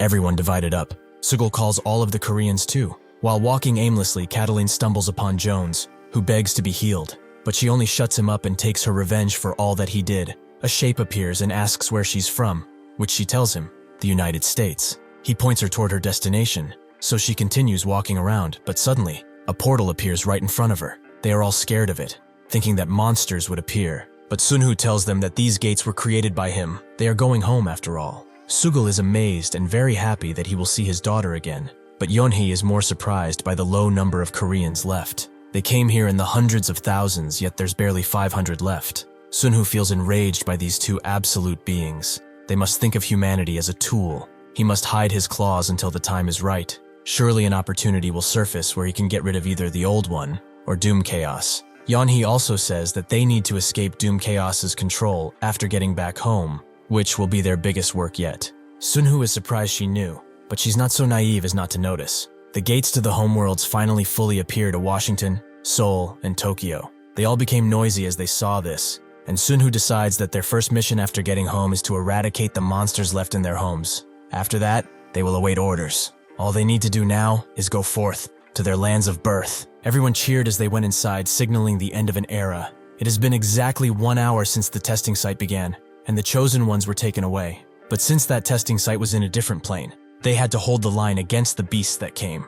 Unfortunately, no matter how much firepower they dished out, these unnatural monsters would not fall. The army desperately tried to hold the line, but it was becoming clearer and clearer that they had no way of opposing this invincible army. That was until everyone came back from the testing site. However, these measly creatures were nothing to them. Sugul is glad to be back. It's been so long since he smelled the pollution in the air. They will deal with these pricks now, so they can fall back. The soldiers point their guns at him and tell him to follow the army's commands, but Sugul just smiles. As for who they are the warriors who have ascended from hell. Near the Gwacheon City Hall, a soldier desperately asks for help, but Sunhoo zaps the radio out of his hand, as the monsters will soon be suppressed. The soldier immediately raises his weapon, as this place is under martial law, but before he can finish, Yeonhee just silences him. Sunhoo has some simple orders to give him. Will he bring the martial law commander and the president right to this spot? The soldier can only wonder what he is, but Sunhoo suggests he ask the chairman about Janil. After getting a call that Jamie was arriving,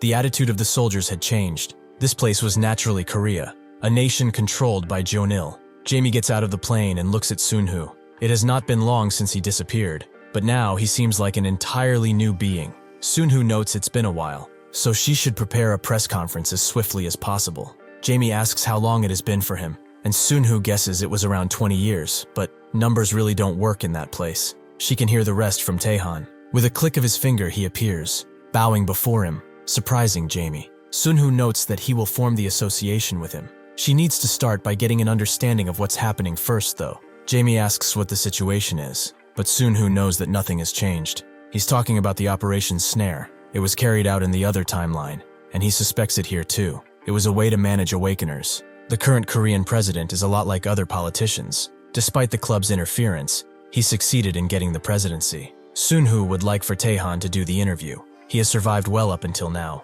so he will make good on the promise they have made in the testing site. Taehan is extremely grateful and bows down to him, once again swearing eternal loyalty.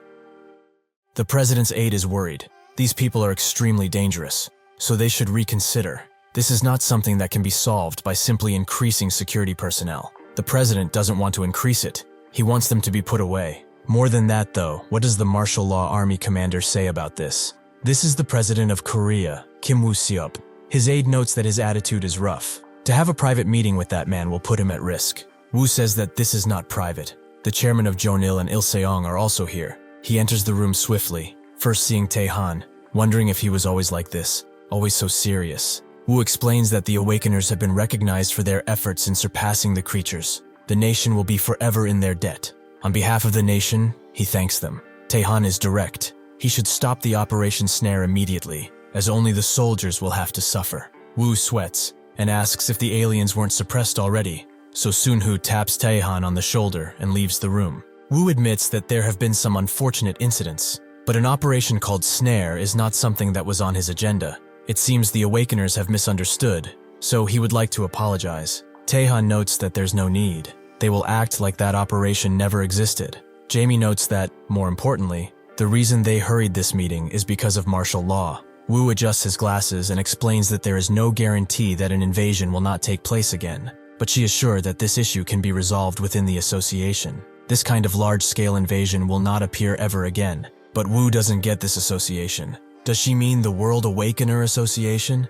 He guesses that Chairman Joshua is still at the resort now, so he will want to meet him. Jamie promises to arrange a meeting, which makes Wu smile. He feels the same way as they do. He wants to return daily normal life to their citizens soon, but lifting the martial law is not simple, as regardless of whether it passes through their council, changes in the world situation are also an issue they must consider. The invasion on this country has been suppressed, but not in others. Jamie explains that other countries will soon have the same discussion, so he should confirm and start right away. Wu notes that he will consider it, but Taehan is not asking here. Wu is spoken and says that his words are becoming a bit too much. Jamie is not speaking to him as the president of the country, which makes Wu think that this is the club they are talking about. Taehan notes that if he continues to refuse, even after meeting the club's owner directly, he can't guarantee the fate of this country. Wu realizes that the man who just left was the true leader, and he was not here to negotiate, but to give an order. Suicidal deals with the remaining soldiers.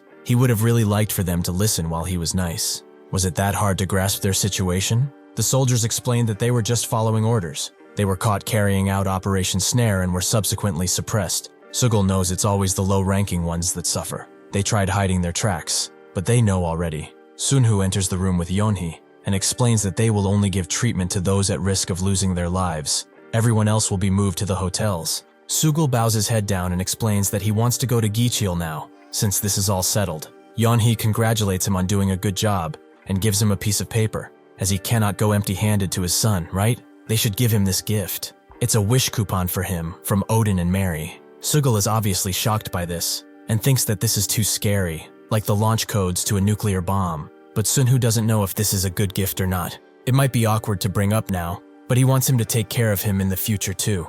Suicidal thanks them both from the heart and rushes in to finally see his son. When he gets home, he stops for a moment before ringing the doorbell, and the wife answers, asking why he's here. Suicidal doesn't get why he's not allowed to come, but his ex-wife wonders, now that the world has gone crazy, does he want to play dad? He should leave before her new man comes, as that will cause her trouble. Suicidal notes that he didn't come for her. He just wants to see Gicheol, only for a moment. Before she can deny it, a man begins speaking, letting him in. Gicheol immediately rushes to his father, who begins shaking with tears. If it weren't for him, he wouldn't have made it back alive. The simple thought of seeing him again helped him live so much. Gicheol doesn't understand why he's crying, and the mother intervenes, asking why he's acting like a madman. He should stop crying and let go, as they have to evacuate. Suicidal tells them that this is not necessary, but his wife doesn't believe him. The monsters made it all the way to Seoul. How did he get here anyway? There must have been monsters everywhere, right?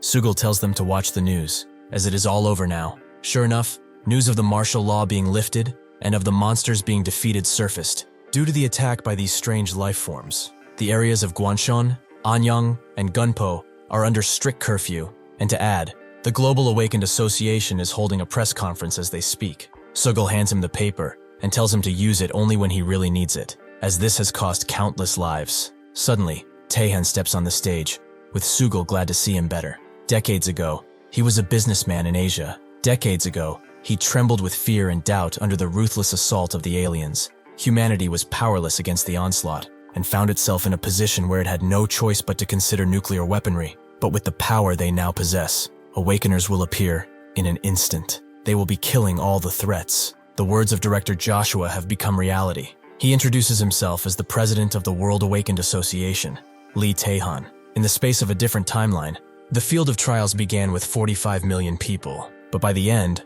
only 200,000 were left. In that place, where only struggle could be seen, they fought under the name of Odin, who is the king of the gods and ruler of the field of trials. They should keep in mind that they all fought under him and sacrificed themselves. Director Mary, Director Osiris, known in the past as Joshua, and Director King of Yama, who is Jonathan Hunter. Last but not least, it's Director Caliber, Quan Sugal. Starting from today, humanity will make a move against this alien civilization. They will reclaim the things that have been taken from them. They will not settle for just reconstructing, but will usher in a new world. Their World Awakener Association vows to build a new era for all of humanity. Today's victory marks a great first step and also a big turning point.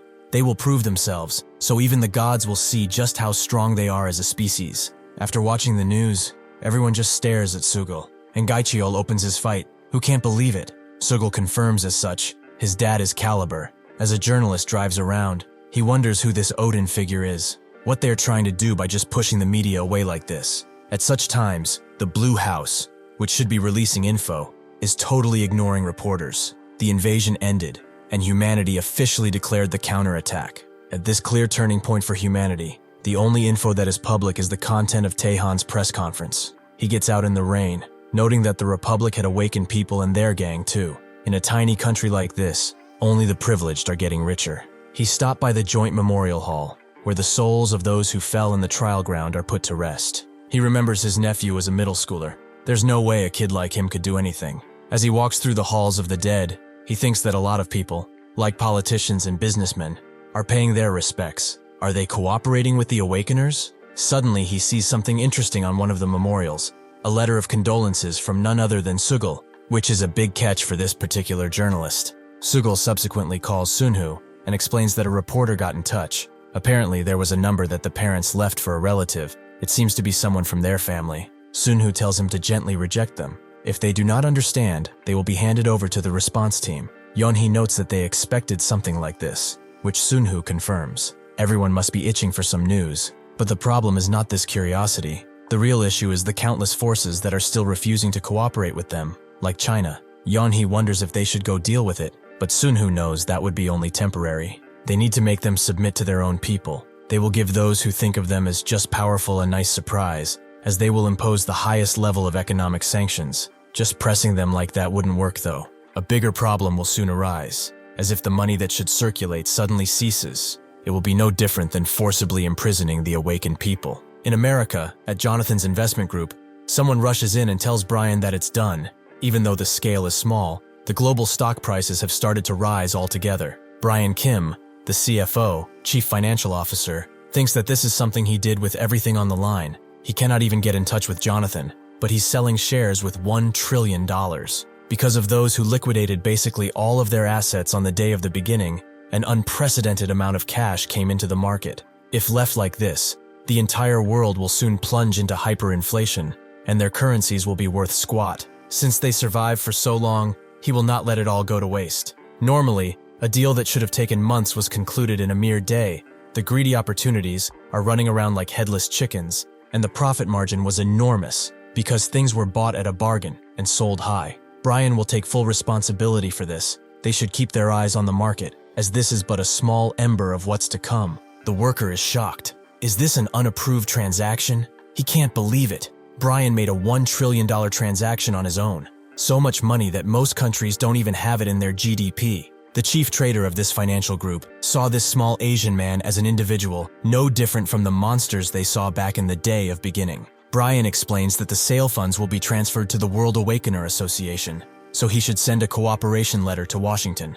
Doing this was instinctual. The Odin mentioned by Jonathan on that day has something to do with this. If the leader of the world capital markets and the leader of the workers are one and the same, then this would be the right move. Suddenly, Brian gets an email from Odin himself, congratulating him on his spectacular move. He hopes he has enough strength left to act, as he's attaching the detailed info below. Brian immediately rushes out and gets a car right to Washington, where deals are already being made. Someone is telling the current president that they are not going to pay a single cent of taxes while managing that $1 trillion. But mostly, they are saying that a private company will do what they should be doing, and if he stops it, he will carry that burden. The president asks if they really think giving each awakened $200K is normal. If so, making money really is easy these days. The man explains that awakeners are violent, and they have no way to suppress them. If they don't guarantee a basic life, at least, they will rebel. The president tells them that when money moves, taxes are normal.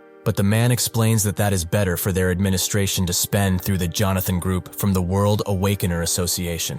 The president feels that they are using this as an excuse to disperse the capital, but the man shows him that SOB and other banks are cooperating already, only his approval is left. The president knew the club had pawns, but this is too much. Do they think they can use him as a puppet? Watching the club take control of awakened monsters right in front of him is too much, so he signs. After he's done with them, Brian appears too, not wanting to waste any time with formalities. He hopes he will implement a strong economic sanction against China and the countries hostile towards the awakened, starting tomorrow. The president is naturally surprised by this, but he will hear him out. How strong does he want them? Brian suggests a complete ban on the import and export of all products, including oil, while also banning direct flights from the US to the other nations. For now, they plan to impose these two restrictions as only a first step. The president can't help but laugh.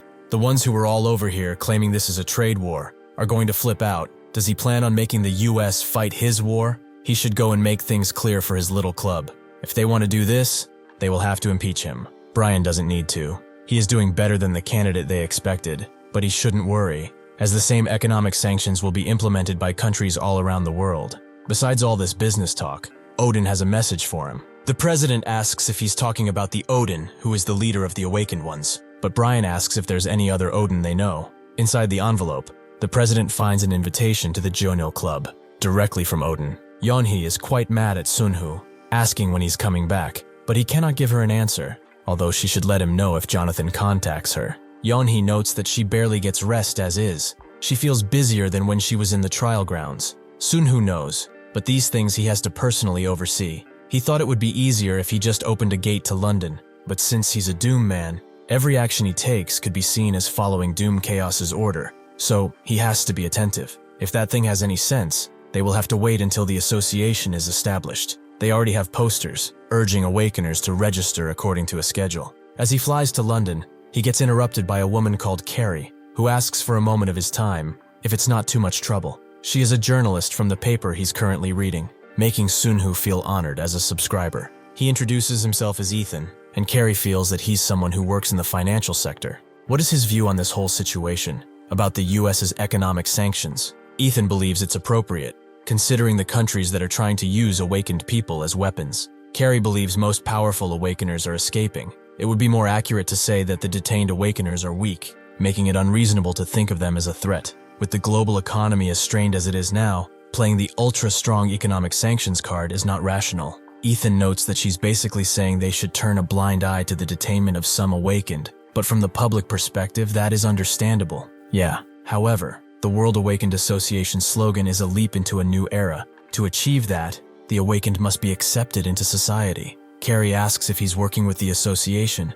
but Ethan reveals he's with Jonathan's investment. Carrie knew there was something about him, but does that mean that Jonathan is involved? Is he implying this situation could escalate? Ethan explains that he's just expressing his opinion, as someone working in that financial section. Carrie tells him to stop playing dumb. That 1 trillion big deals yesterday was proof. It was a preemptive move, anticipating the sanctions. Ethan notes that since this is not classified, he will give it to her straight. The global economy won't falter from this. After all, they were the ones who held the line on the Day of Awakening. Soon, a massive amount of shares will circulate, enough to completely offset the sanctions shocks. The worst-case situation is no longer feasible. What does she think will happen when all those pushed out of the market on the Day of Awakening return? He can promise her, what is coming is a period of amazing prosperity, unlike anything in the history of humanity. China's leader is in talks with people about what is happening, and assumes that everything is true for the argument's sake. But why doesn't this Odin simply take control of everything? The man next to him can't say, but even within the field of trials,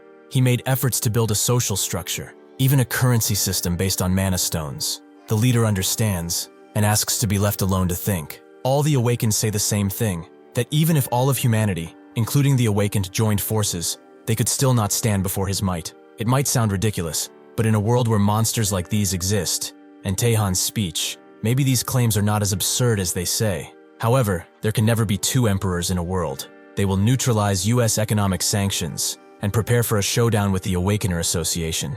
Unfortunately, he gets a call that decimates his entire plan. China had a single way to counter the sanctions: induce a collapse of the dollar through a surge in gold prices. If they break through the upper limit of gold prices with a massive supply, the US dollar will collapse. This is no different than detonating a nuclear bomb in the global economy, which would shock the world. Sunhoo knows. If it wasn't for Jillian and Jessica preparing, they could have used that card for negotiations. However, Russia and the gold cartel are also allied with the Rothschilds. China has stockpiled a lot of gold, true, but they were able to counter it. On top of that, Sunhoo adds, there was a sudden surge in the stock market. To drive up the gold prices, China will need a lot more. He congratulates the both of them on a job well done, and soon, they all join hands in one singular place, where all the powerful people are gathered. The new era's Geonil Club's General Assembly begins. Sunhoo gets prepared to speak, but sees a spy with a pretty good stealth skill, which he uses as an example as he kills him.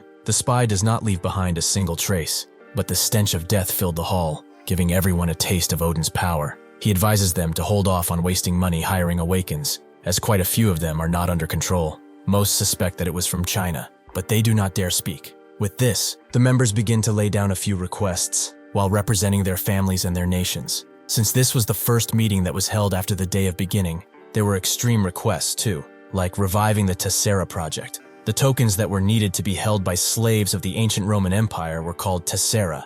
It was a symbol meant to represent ownership, though a modern implementation would be a microchip within the individual. This was a topic that was brought up in the Bilderberg Club after the terror attack. It was billed under the action of preparing against disasters, but it was shut down, as it was too inhumane. Sunhoo notes that it should be carried out for the awakeners. It'll become a part of the association application process. The mood split between awakened and non-awakened, but the biggest topic was just about to come. Sunhoo tells everyone about the agreement to be made between the WAA and the UN. They should all check their documents.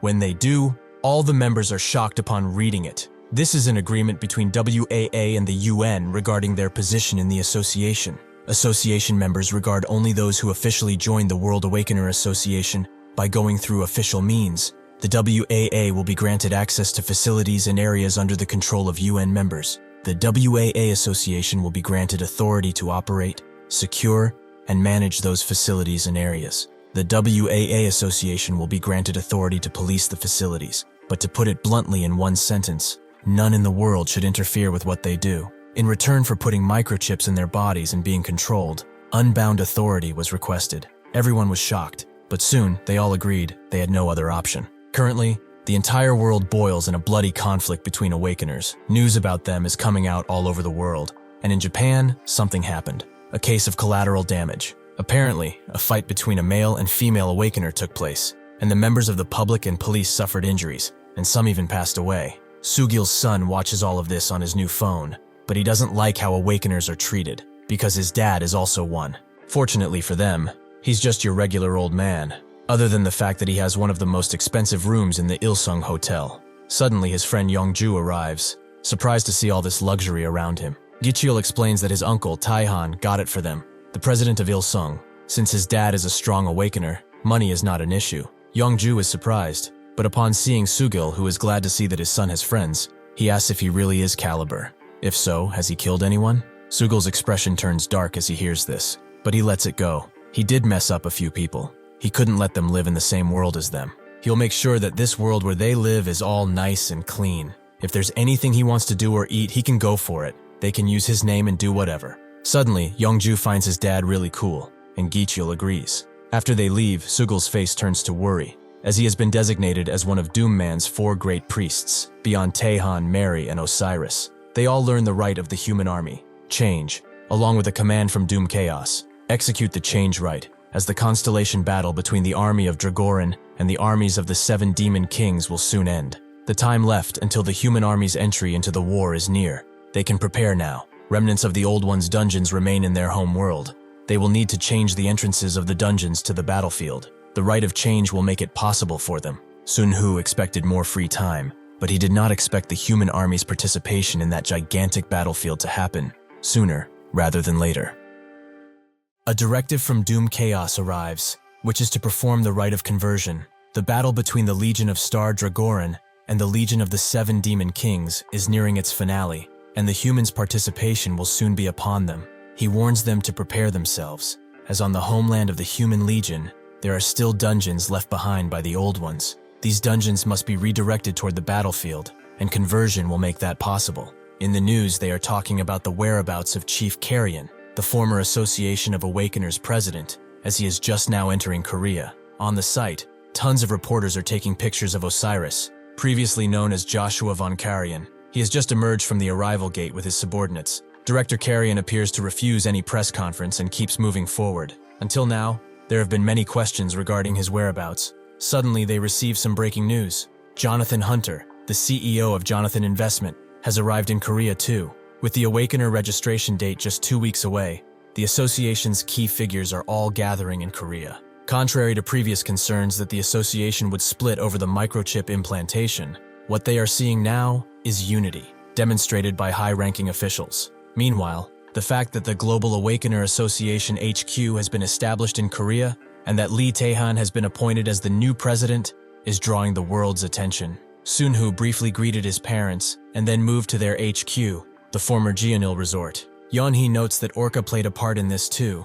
It was smart to hand over one of their buildings after all. Sunhoo thinks about what must be done, about the rite conducted by the priests of doom. The altar was made of gold, and the offering required was just money, any type of currency, anything humans perceive as valuable. To him, the realization of this is terrifying, because doom chaos has grasped humanity at its very core. He meets up with Jonathan, asking how it has been. Jonathan notes that there was some business he had to wrap up, but thanks to that, he got a whole speech from Brian. Sunhoo thanks them for gathering, but since this is a priest quest, he cannot intervene directly. This is Doom Chaos's first directive, so it will be pretty harsh. They do not know how long it may take, but he hopes that they endure it well. Sugul tells him to relax. They are going to pull it off somehow. With the offering at their feet, Tae-han initiates the conversion, letting the money burn. Yeonhee immediately feels something, a laughing woman and a weeping man, an even older man screaming, and a cacophony of voices, twisted by pain. Sunhoo is informed that his party is carrying out the conversion. To respond to their wish, he should conserve authority. Sunhoo felt his steps becoming heavy as he left, but just as they have their role to play, so does he. Somewhere else, an important man cannot believe what he is reading, with his assistant noting that even if they refuse, each nation will individually sign the same agreement. The agreement is on associate membership status between the Global Awakeners and UN member states. The man wonders if he is being deliberately ignored, a permanent member of the UN Security Council. It has to be, as there exists a force greater than the Bilderberg, a power that can move the world. This country's president tells his Minister of Economy that the problem never came from the Bilderberg Club. Their vision was narrow. They were frogs in a well, all along. This means that they must break down the walls of this well. So that plan, can he put it in action right now? For its name, the Golden Frog would be rather fitting. They will start fresh and wipe everything else. The minister knows what he is talking about. He wants to wipe the structure of the global economy. He notes that he is right. Even if they are crushed under the walls of that well, they will get out. In New York, Manhattan, a woman gets off from a date, noting that she will give the man a message after getting inside. Instead of going inside the apartment, however, she descends down to a bar, where a man is waiting for her. She notes that this deceit will not work for long, because he keeps calling her suddenly like this. He suddenly hands her a red letter, which means Code Red. The missions under this envelope involve nuclear strikes, cyber blackouts, or operations that could trigger a world war. The man asks Sabine if she has secured the chairman of the New York Mercantile Exchange, which she has. He is one of the people they invested a lot of effort into. The man notes that to connect with the chairman, she must know a few important things. He will hand her a framework later, but how much does she know about the 2008 subprime crisis? She only knows that it marked the point in Jonathan's investment finance group that swallowed the world. The man keeps it brief. The Wall Street geniuses were skilled at wrapping waste in fancy packaging. They condensed and condensed until they created a deadly poison. Sabina knows the Rothschilds swallowed it up, which the man confirms. That complex mechanism was a deep inspiration. What was created from that was this, the Golden Frog. They will begin distributing it throughout the New York Exchange. Though the first attempt was foiled by the Gold Cartel, even they will not be able to stop this. He does not know if he was charmed by Sabina or something else, but the chairman of the New York Mercantile Exchange promised to list the Sogyomwa. Well, they are all screwed as is. Might as well find a way for the country to keep going. Somewhere else, calls are being made, and this man, Mickey, shows up, with one of the men there surprised to see him. He thought he went to China. He invites him for some coffee, as he was waiting for his contact. After getting some, the man explains that a market targeting the awakened is forming, and they need to get in before martial law is tightened. Mickey is surprised. This guy has more nerve than he expected. He did come here for this, but still, he tells Chris that there is something much bigger than that. He wants him to give him contact with the Jonathan Investment Group, as he will make it worth his while. Mickey does manage to contact Brian, who is grateful for the info he provided, despite the risk he took. However, he is leaving the lesser golden frog as is, and only telling him out of basic courtesy. Mickey says he does not get it. If there is a lesser golden frog, that means there are greater ones too, which could explode. Brian does not really care, as they are the Jonathan Investment Group, and he will see him in a more private setting, soon enough. The key currency that forms the basis of international payments and financial transactions has the dollar as the host of the party, with the euro, pound, and yen as its supports. The yuan has been continuously trying to join the party, backed by China's massive gold reserves. As Sunhoo is on a call with someone, the greater golden frog begins, wreaking havoc on the economic ground. But Sunhoo knows what to do. He has already told Brian what to do, and he will also immediately contact the other club members. Raiding the People's Bank of China to steal their gold does not fit the future he is painting. Even without resorting to such barbaric methods, whether it's a small frog or a big one, he can crush them all with the eternal power of gold. All he must do is extract the spoils inside, as until now, he has used history, but now it is time to make it. He welcomes the world into his history, that they have no choice but to obey. The Minister of the Economy is very happy, seeing that the dollar is going down. This is the taste of the capitalism people live and die for. The explosive trading on the New York Mercantile Exchange was a raw display of capitalism's nature. With the transaction value approaching a colossal $10 trillion, the tiny frogs were poised to consume the world economy by evolving into its perfect form, the supermassive frog. What comes after that can be dealt with later. For now, they can enjoy the situation. In the end, their endless greed became their ruin. Suddenly, though, he hears a bunch of commotion, as a countertrade is coming in, on an unbelievable scale. The minister says it is fine, it is just useless jest. But then, he looks at the monitor. All the buying power they had completely evaporated. The wave of purchase orders from all over the world disappeared in a flash. From that moment on, every deal moved in flawless sync toward peak profit, like a widespread game following a predetermined plan. The minister cannot believe it. This is not possible, even if the heavens were to descend. He begins foaming at the mouth as his brain fails to compute what just happened. Something like this would not be possible even if all the money in the world was combined. Suddenly, the chairman's men come and drag him away. Brian tells Sunhoo that it is over. China has halted the issuance of the new currency, but still, including their group's flush funds, Odin's assets will be revealed to the entire world. They have the media in check, but the public is not foolish. They will weigh the day of Advent against this struggle and easily reach the evident conclusion that the Jonathan Investment Financial Group and the others have assets well beyond their imagination, a reality beyond the figures that even China's economy minister could not have foreseen. He must have detected the presence of front companies that had been meticulously hidden. The chairman swiftly contacts Sunhoo, as he was told he was the master of the Golden Frog failure. Sunhoo notes that he connected him through the President of the United States. Why is he being suspicious? The chairman apologizes. There was a problem with the product composition is all. Sunhoo does not care. Can he pay up now or not? The chairman notes that if they were to collapse, it will have major repercussions on the entire world. What they are doing is for the public good. Sunhoo begins laughing as he tries to take down the world with him, but now he is the one going down. He understands his frustration. However, he best not think of even deceiving him, as he is Odin, and soon he will personally come and claim what is rightfully his. After this exchange, Sunhoo goes down to meet him, but he is greeted by his aides, the network made up of his hometown associates or direct subordinates. Liu Wang greets him, but Sunhoo notes that salt and tile had two faces, as did the gold and the new yuan. Does the government plan to issue more yuan notes? They were designed to inflate the bubble to its peak and then burst it, and issuing more now would only worsen the national crisis. Liu Wang could not answer because he could not predict what consequences his words might bring. The gold cannot simply be handed over, but how will they compensate for his losses? His calculations put that at $2 trillion, and he is being generous. For breaching the contract according to custom, they must pay 3 times that, which is $6 trillion. But considering their situation, he will cut it down to 5. Wang is shocked. He is asking for 30% of their GDP. Is he serious? He asks if they can substitute with the US Treasury holdings, But even if they did, that would leave 3.5 trillion. Wang is angry now. How much more does he plan to bleed them? To hell with his customs, he is a damn bandit. Sunhoo notes that if they combine the Panama Papers and Mossack Fonseca funds, they should cover it. Wang refuses, as he knows touching not only their regimes, but also the previous regime's funds would cause enormous problems. He begs him to consider their position. Sunhoo knows he is fearful about rebellion, but if that is the case, then he can simply hire awakeners, including those they are secretly holding in forced confinement. Only 2 days after the yuan's currency reform began, it collapsed. The Chinese government halted the issuance of new yuan notes. What's their view?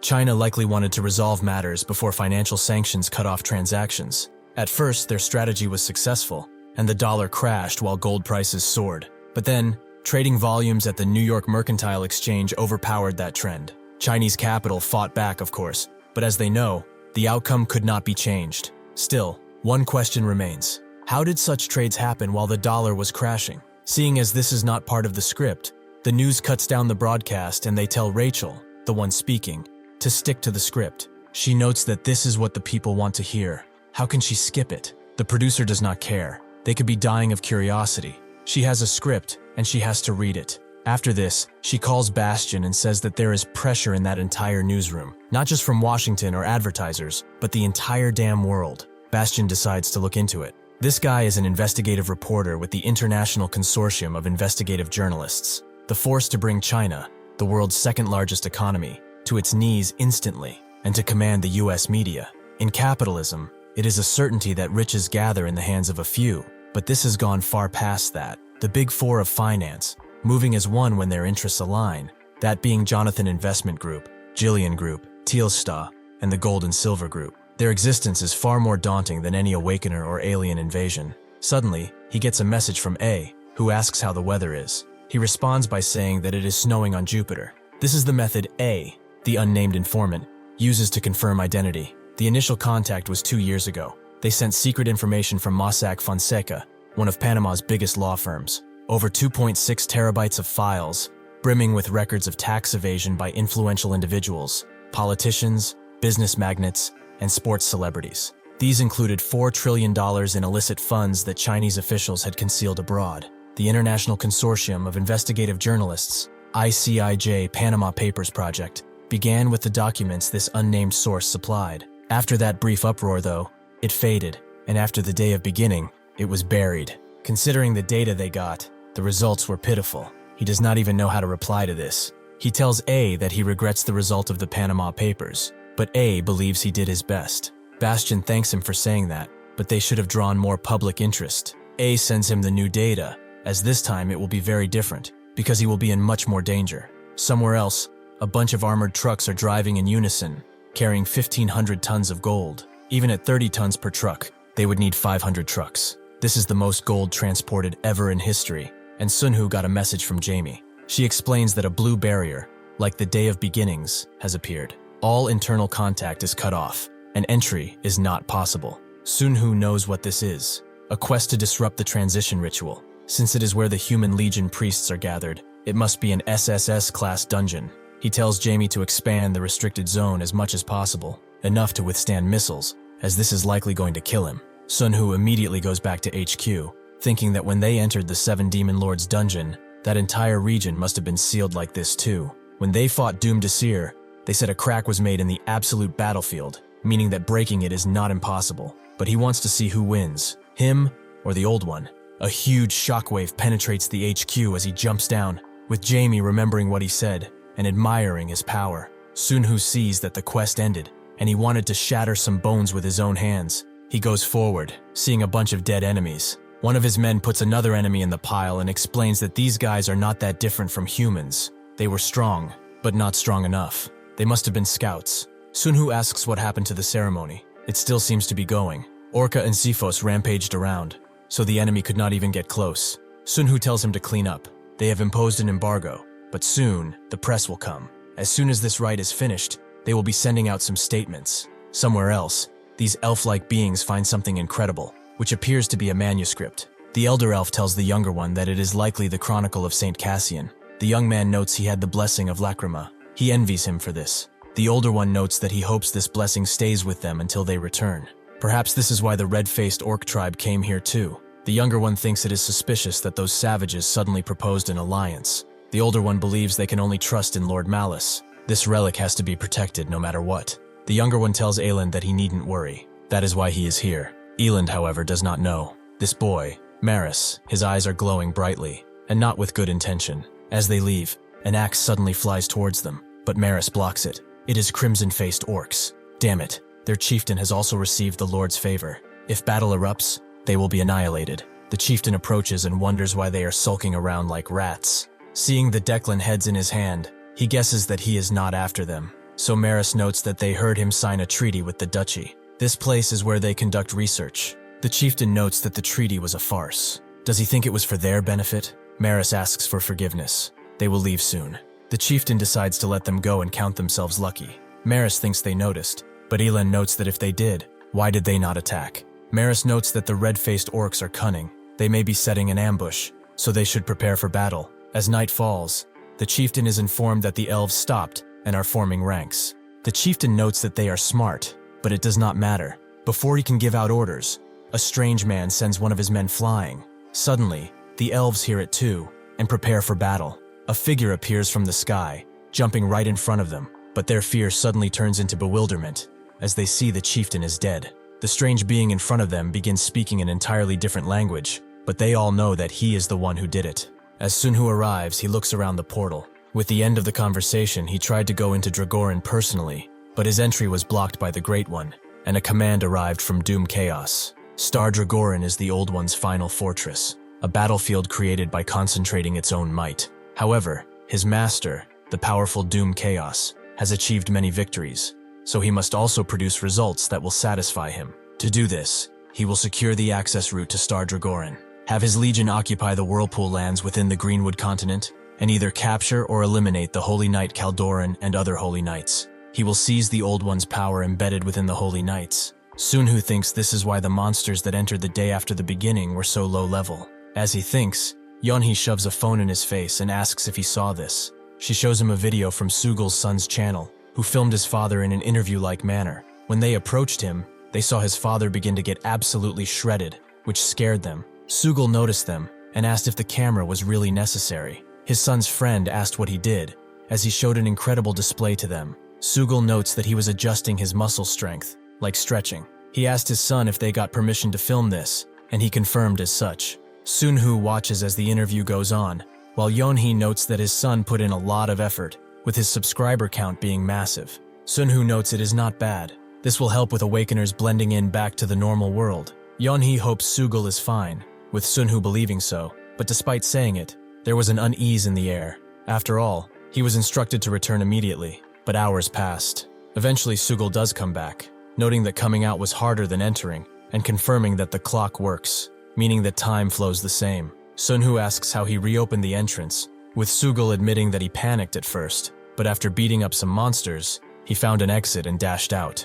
The moment he entered, the atmosphere felt different, the energy too, as it was sharp and intense. Sunhoo looks at the two entities he brought back, and notes that he has some questions for them. After probing them, Yeonhee learned of the new demon war. That is what they call the trial grounds they went through. The weird part is, a lot of time passed, although it was not that long ago. It would be faster to show him, but she cannot. When she connected his mind to Lunea for conversation, Yeonhee sensed a terrifying energy inside of him. This is probably his authority, and since they do not know how it will react to Doom Chaos, they forbid it. Yeonhee also found one of their abilities concerning. Even without being awakeners, they can use similar powers. As they talk, Elend feels something from these two, something extremely ominous. Yeonhee also notes they have a platinum strength level, so Sunhoo wants to confirm it. He brings one of his men to shoot his barrier down, and as he does that, Yeonhee notes that they are weak here. Their world's mana does not exist here. After breaking his barrier, Sunhoo tells the man to stop.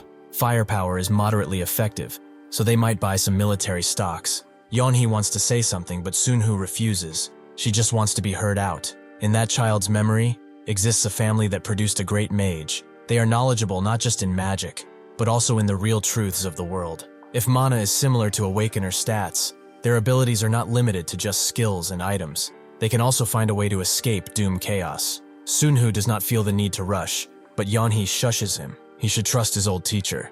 as she wants to become a great mage too.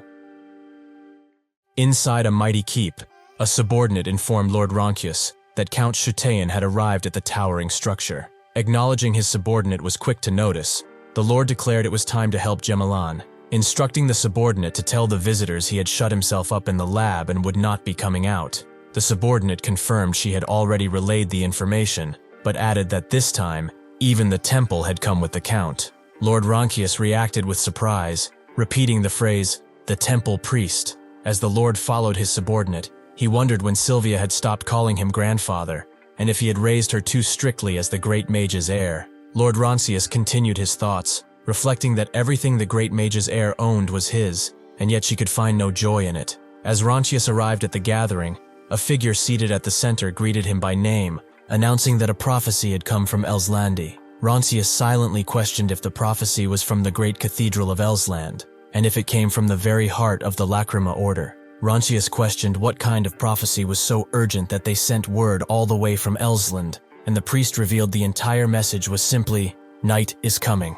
Count Shutean revealed that in the south of the domain, the red-faced orc tribe had been wiped out while hunting Declans, and it was there they found undeniable proof of the prophecy. Ronchius realized the location, the southern Declan range, was where Elend had been searching for a relic, deciding that helping Jemilan would have to wait. He then recalled that they said Bakian had suddenly begun using advanced sorcery, making him difficult to handle. Lord Ronchius agreed to the urgency of the situation, declaring that they too would prepare to stand against the night. 1 month later, an injured rider collapsed from his horse upon arriving at the structure. Sylvia questioned what was happening, and the injured man pleaded for help, gasping that the castle had fallen.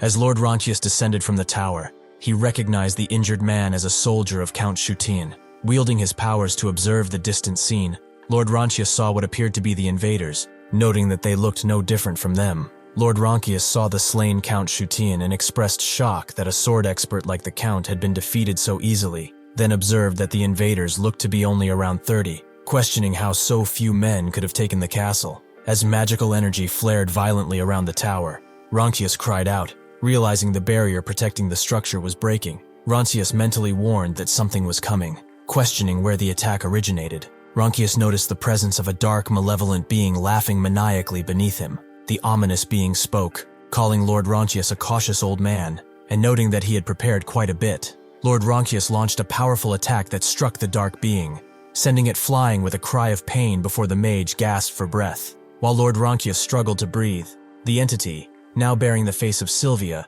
smiled ominously, declaring that now no one would be able to interfere with them, and that he could look forward to it. A visibly distraught Lord Ronchius asked the being who it was, to which the entity replied by asking him what he was saying, and if he did not even recognize his own granddaughter. Lord Ronchius, growing more distressed, demanded the being answer his question and reveal who it was, but the entity replied that its identity was what would decide the fight. The malevolent being challenged Lord Ronchius by asking if he would be able to uncover its name. The location shifted to the World Awakener Association headquarters, specifically the Directorate General, Central Situation Room, where personnel monitored numerous computer screens. A large monitor displayed information for registration number A92, identifying the zone as the Ronchius Holy Knight Command, Principality of Folklian, Greenwood Continent, and the operational status as infiltration in progress. One of the female workers thought it was hard to believe that they were invading another world, just like the monsters that had stormed in on the day of beginning.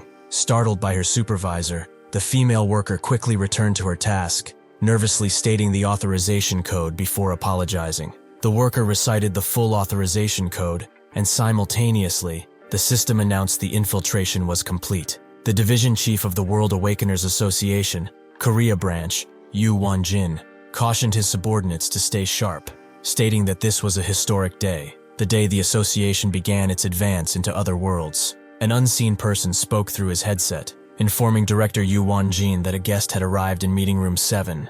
Upon entering the meeting room, Director Yu Wanjin was greeted by the guest. The guest, Jung Wooziok, identified as the senior vice chairman of the Daehyun group, smiled and explained that since Division Chief Yu came from his group, he figured he would at least meet with him, considering everyone at the association was just so busy. Director Wanjin silently reflected that after transferring to the association, he had even met with President Park Chung-sik, and compared to that, the Daehyun Group vice chairman just felt like a local senior. He sat down and responded that since it was only the first day, it would be safer to wait for other strike teams to return before entering the new world. Jung Woo-seok complained that none of the Daehyun group's proposals had been approved, asking if their group had somehow fallen out of favor with the association. Division Chief Won-jin dismissed the notion, stating that the association was far more impartial than the vice chairman thought, even if their group had somehow fallen out of favor. Won-jin internally noted that the Daehyun group was the largest defense industry conglomerate in Korea, reflecting that a new age of exploration had dawned with ships ready, but since they could not yet set sail,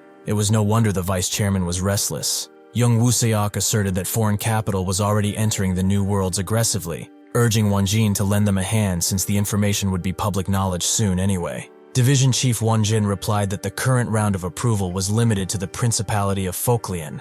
A surprised Jung Woo-seok stammered to ask how many dungeons remained in the country, and Division Chief Won-jin firmly replied that there were none, adding that even if the vice chairman turned abroad, there would be nothing left. Division Chief Won-jin suggested that Vice Chairman Woo-seok try revising the entry point to the Maelstrom Expanse before it was too late. Division Chief Won-jin concluded his meeting with Jung Woo-seok, stating that he expected they would be seeing each other often. Jung Woo-seok bowed to the division chief, thanking him for the favor and promising that he would surely repay the kindness. A large sign warned that the area was a civilian-restricted area and that absolutely no entry was permitted, as the space fell under the jurisdiction of the World Awakeners Association Status Agreement. Sunhoo stood at the edge of the forbidden area just beyond a glowing portal, as Joshua's army, clad in dark cloaks, appeared on the other side. Sunhoo stared intensely at the opposing forces and stated that he knew what must be dealt with. Joshua spoke of the Holy Knight of Maelstrom Land, Galdoran, declaring that he would sever the knight's head and lay it before Sunhoo.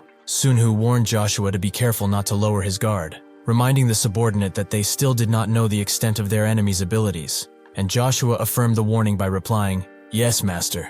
After they dispersed, Sunhoo considered that if they were to face Joshua's strike team as enemies, it would be nothing short of a nightmare, yet he had no doubt they would open the gate that would let him step into the other world. Subordinate Brian asked Sunhoo what he would do if the government and private corporations established a joint venture to enter the market. Sunhoo replied that he did not intend to restrict the government and private corporations that far, noting that such movements were already happening in countries all across the world. Brian explained that RMC, Rothschild Military Company, and CVA, Chris Victory Agency, were group-led firms, but AGMC and TTA were established through U.S. government investment, concluding that things were flowing exactly in the direction Lord Odin desired. Brian continued, stating the success was only because Lord Odin created the environment for it, and that while Rothschild was a member of their club, Chris was not. He privately admitted that just between them, he did not trust Rothschild either. Sunhoo calmly asked, "So?" In response to Sunhoo's question, Brian stated that he would like to see CVA and RMC undergo a merger and acquisition, which visibly shocked his female and male colleagues. Speaking urgently on the phone, the male colleague confirmed that Brian and Rothschild were club members, and that Chris of CVA played a key role in stopping the day of beginning, while the female colleague Jessica pointed out that if their capital moved aggressively toward the new market, most companies would have no choice but to shrink back. Jessica continued, concluding that such an aggressive move would run counter to Lord Odin's desired flow. Brian clarified that he was only wary of capital slipping beyond their influence. Jessica challenged Brian, saying that even he believed that if Odin gave his approval, they could immediately merge and acquire CVA and RMC, adding that in truth, they could take over their businesses anytime they wished. Brian countered Jessica, asking why there would be any need to rush when they were financiers, and then declared that when money was in sight, they must take it. The third club member urged Lord Odin to please make the decision. After the video conference ended, the matter of the merger and acquisition was dropped, and Brian contacted Sunhoo separately. Sunhoo asked Brian how many years he had known Jessica, to which the subordinate replied, 10 years. Sunhoo then stated that 10 years was long enough to sense something, before questioning if that was true or not. Brian replied that Jessica was unusually aggressive, and Sunhoo acknowledged the subordinate had endured it well, remarking that no matter how much of a genius someone is, once swept up in emotion, they always reveal an opening. Sunhoo informed Brian that he had heard there were leaked internal documents from the Carl and Jane accounting law office, and then questioned if Jessica would have access rights to them. Brian promises to look into it. While holding a glass of wine, Jessica reflected that even if she had not stepped forward, Odin would not have allowed the merger and acquisition, concluding that her aggressive action was a foolish thing to do. While her phone vibrated on the table, Jessica's residential bodyguard, the silver rank awakened Lucy, asked if she was not going to answer the call. Lucy observed that Jessica seemed different than usual, to which Jessica replied by asking if even Lucy thought so. Jessica questioned why Lucy did not go to the other world, noting that everyone was scrambling to grab a share there. Lucy countered Jessica's suggestion by asking who would then protect her. Lucy observed that Jessica seemed different from other awakeners, explaining that she gave off a sense of composure. Lucy smiled and replied that while she might not have as much as Jessica, compared to the trial grounds, the current situation was like paradise. Jessica abruptly asked Lucy if she wanted a child. Jessica sadly confided that her husband and she had tried everything to have a child, even going through multiple procedures, but that God never granted them one. Lucy addressed her, stating that drinking would not help her at all. Jessica then changed the topic, asking Lucy how she survived the trial grounds, and commenting that those were terrible times. Lucy replied that she survived by drinking monster blood, but that was only back then, and now it actually worked quite well. Lucy explained that she had brought medicine with her from the US, which was not addictive, but had an effect stronger than any stimulant. Jessica questioned if the medicine was legal, and Lucy immediately confirmed that it was. Lucy continued, saying the medicine was incredibly difficult to obtain, and then asked Jessica if she had heard of spiderweb. Lucy offered the medicine to Jessica, telling her to try it if she liked, because she would feel much better. Jessica thought about pharmaceutical companies developing new drugs from monster corpses and blood. Staring intently at her computer screen, Jessica concluded that the pharmaceutical companies developing the new drugs were on the verge of going public, and naturally, the real owner of those companies was Odin. Jessica continued to reflect, stating that since the day of beginning, countless new companies had gone public, and there was no way to hide them all perfectly. As long as their shareholding structures are not too complicated, everything is possible. A man received a message from A, who asked if the weather was clear. The man thought that even the dystopia of 1984 was not this severe, realizing that the absolute ruler here even wielded real military might, and all that remained was for the masses to awaken. The man declared that he would reveal the truth of this world, the truth itself. A news reporter announced that Daehyun CA, an affiliate of the Daehyun Group, had successfully recorded 3 consecutive days of gains since its IPO, explaining that with the approval of 3 dungeon entries, Daehyun CA had been drawing investors' attention. Sunhoo read a report stating that the Principality of Folklian was practically in ruins, and focus was being directed toward additional entry into the Maelstrom lands, which was driving related stock prices sharply upward. He then noted that Doom Chaos had set a deadline of 50 days to secure the entry route, meaning only about 10 days remained. As Sunhoo thought about the remaining time, Taehan appeared and stated that within that time, Joshua had to deliver results, before reporting that Jessica and Jillian had arrived at Incheon Airport. Sunhoo asked about a third party, and Taehan replied that it cost a little, but the matter had been taken care of. Sunhoo asked if the informant knew it was Jessica, and Taehan replied that the informant only found out recently, adding that Jessica had planned to reveal her identity and hold a press conference herself. Sunhoo reflected that Jessica really meant to let go of everything, questioning the idea of someone enjoying such wealth and prestige becoming a whistleblower. Sunhoo concluded his thought by remarking that he heard she had depression, but Jessica was not the kind of woman to do something impulsive like this. As their car approached, the driver asked Jessica if they should drive past the man standing up ahead, but the chairwoman instructed the driver to pick him up. After getting into the car, Jillian expressed disbelief at Jessica's actions, questioning what on earth she was thinking, doing something like this, because she knew what kind of man Odin was. Jessica calmly told Jillian not to worry, promising that she would make sure nothing harmed him. Jillian argued that the point was not her safety, stating he thought things were finally getting better, wondering why Jessica would sabotage their relationship when it seemed like their strained connection was healing ever since they stopped the day of beginning together. Jessica smiled faintly and remarked that it felt strange to say the words with her own mouth, concluding that Jillian would never understand. Jillian looked at Jessica and asked if her strange behavior meant this was about the child again. Jessica confirmed that his suspicion was correct, explaining that she doesn't want to raise a child in this kind of world. Jessica offered a faint smile, agreeing with Jillian that the situation was pretty laughable, to give up everything for a child that did not yet exist. Despite his frustrated denials, Jessica asserted that he wouldn't understand her distress. Jillian placed his hand on Jessica's shoulder and stated that not even he could forgive her for a reason like that, instructing her to just beg forgiveness instead. Returning his touch, Jessica revealed that someone among them had to do it, musing over whether it should have been Jonathan or Brian, but ultimately concluding it had to be her. Jillian demanded an explanation for Jessica's choice, asking what exactly the sacrifice was for, and questioning whether she thought this little exposé would change anything. Jessica calmly insisted that Odin would come to fear public opinion, arguing that even if he strayed onto the wrong path, fear would set him straight. Jillian yelled at Jessica, stating she was saying she would throw her life away for her cause, and commanded her to turn the car around immediately. Jessica screamed at Jillian, asking him what he was doing and if he was insane, as he lunged forward from the back seat. Jillian desperately insisted that Odin would forgive him if he settled everything and disappeared, at least once. The driver asked where to take them, and a frantic Jillian shouted to go anywhere, specifically, anywhere far from the association headquarters. Looking distressed, Jessica told Jillian that she did not want him to suffer because of her. Jillian angrily asserted that Jessica shouldn't have created the situation in the first place, questioning if she did not know he would react this way. Jessica responded to Jillian's anger by stating she thought he had lost interest in her, warning him not to do something he would regret. Jillian told Jessica that her regretful actions went for her too, before frantically asking what on earth she was dissatisfied with in this world, since when their child was born, he would grow up safer than anyone else's. Comforting the distraught man on her lap,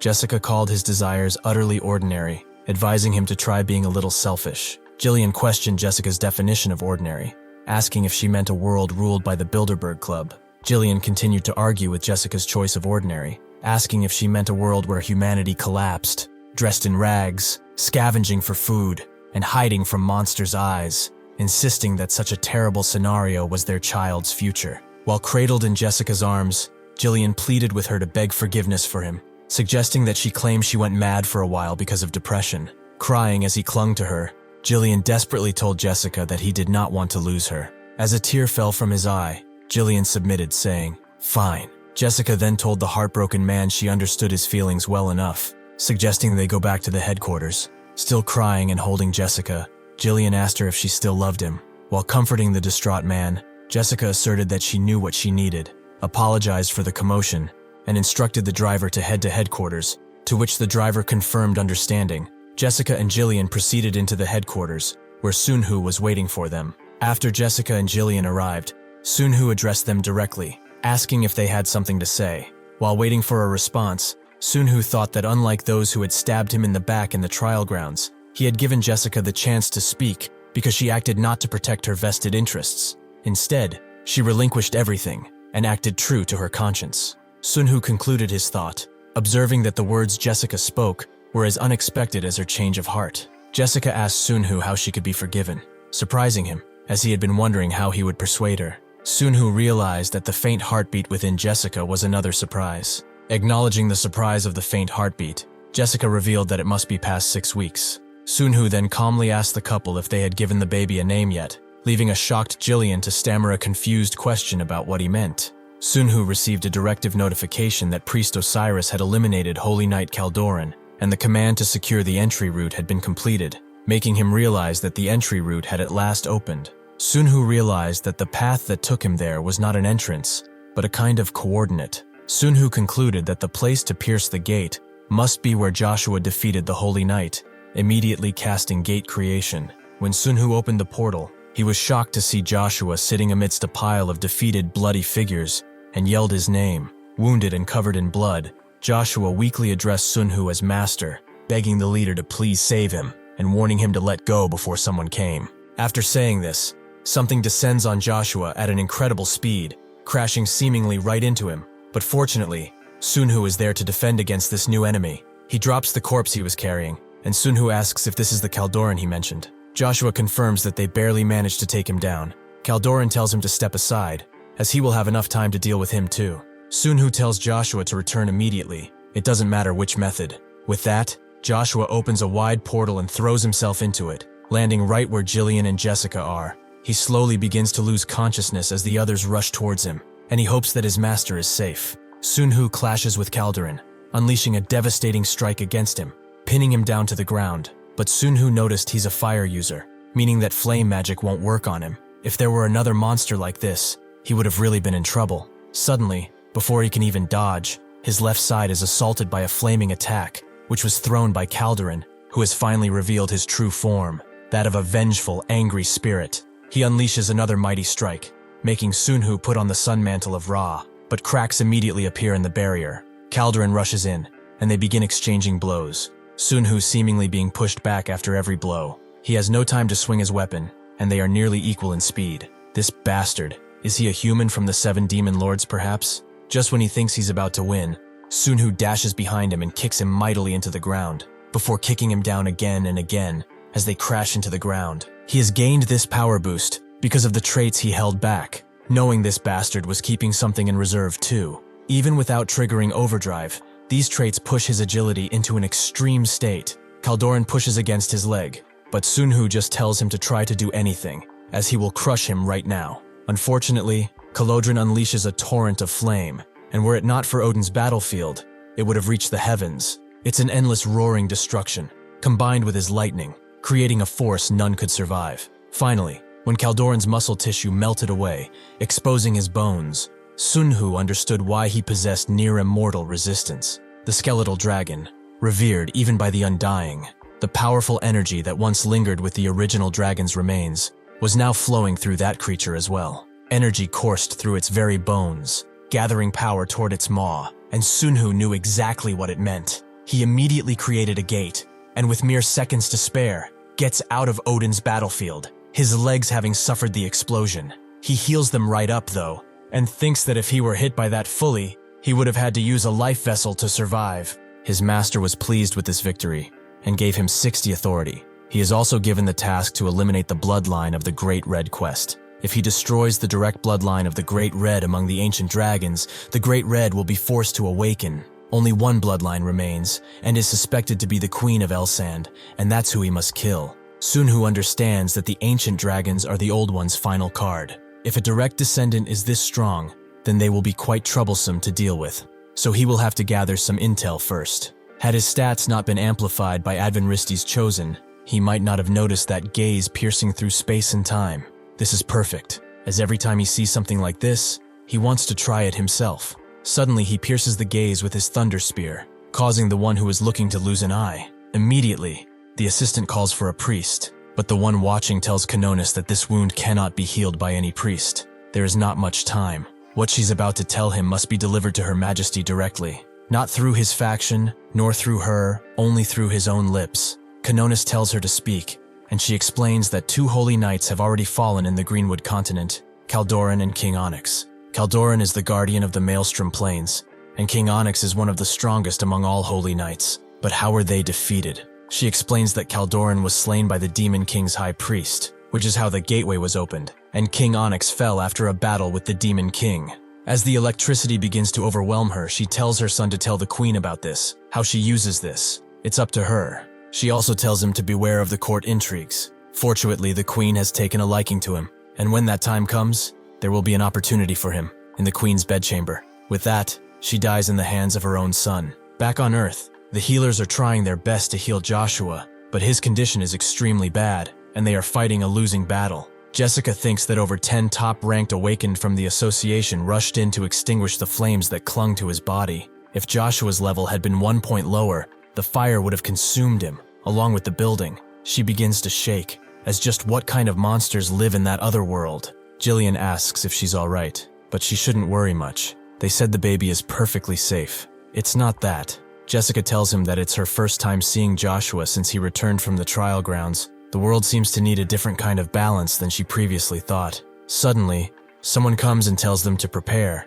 as they are both heading at the other world right now. Hearing this, Jillian tries to tell him that his wife is pregnant, but she says it's fine. The guy tells them it doesn't matter what they think. This is Odin's command, but it won't take long anyway. They swiftly get to the teleportation area and pass through, finding themselves in a strange world with 2 moons, but the same kind of war. The man guides them through the area, allowing them to see the carnage left around by humanity. At first glance, it looks like a war zone on Earth, but seeing 2 moons is what's striking.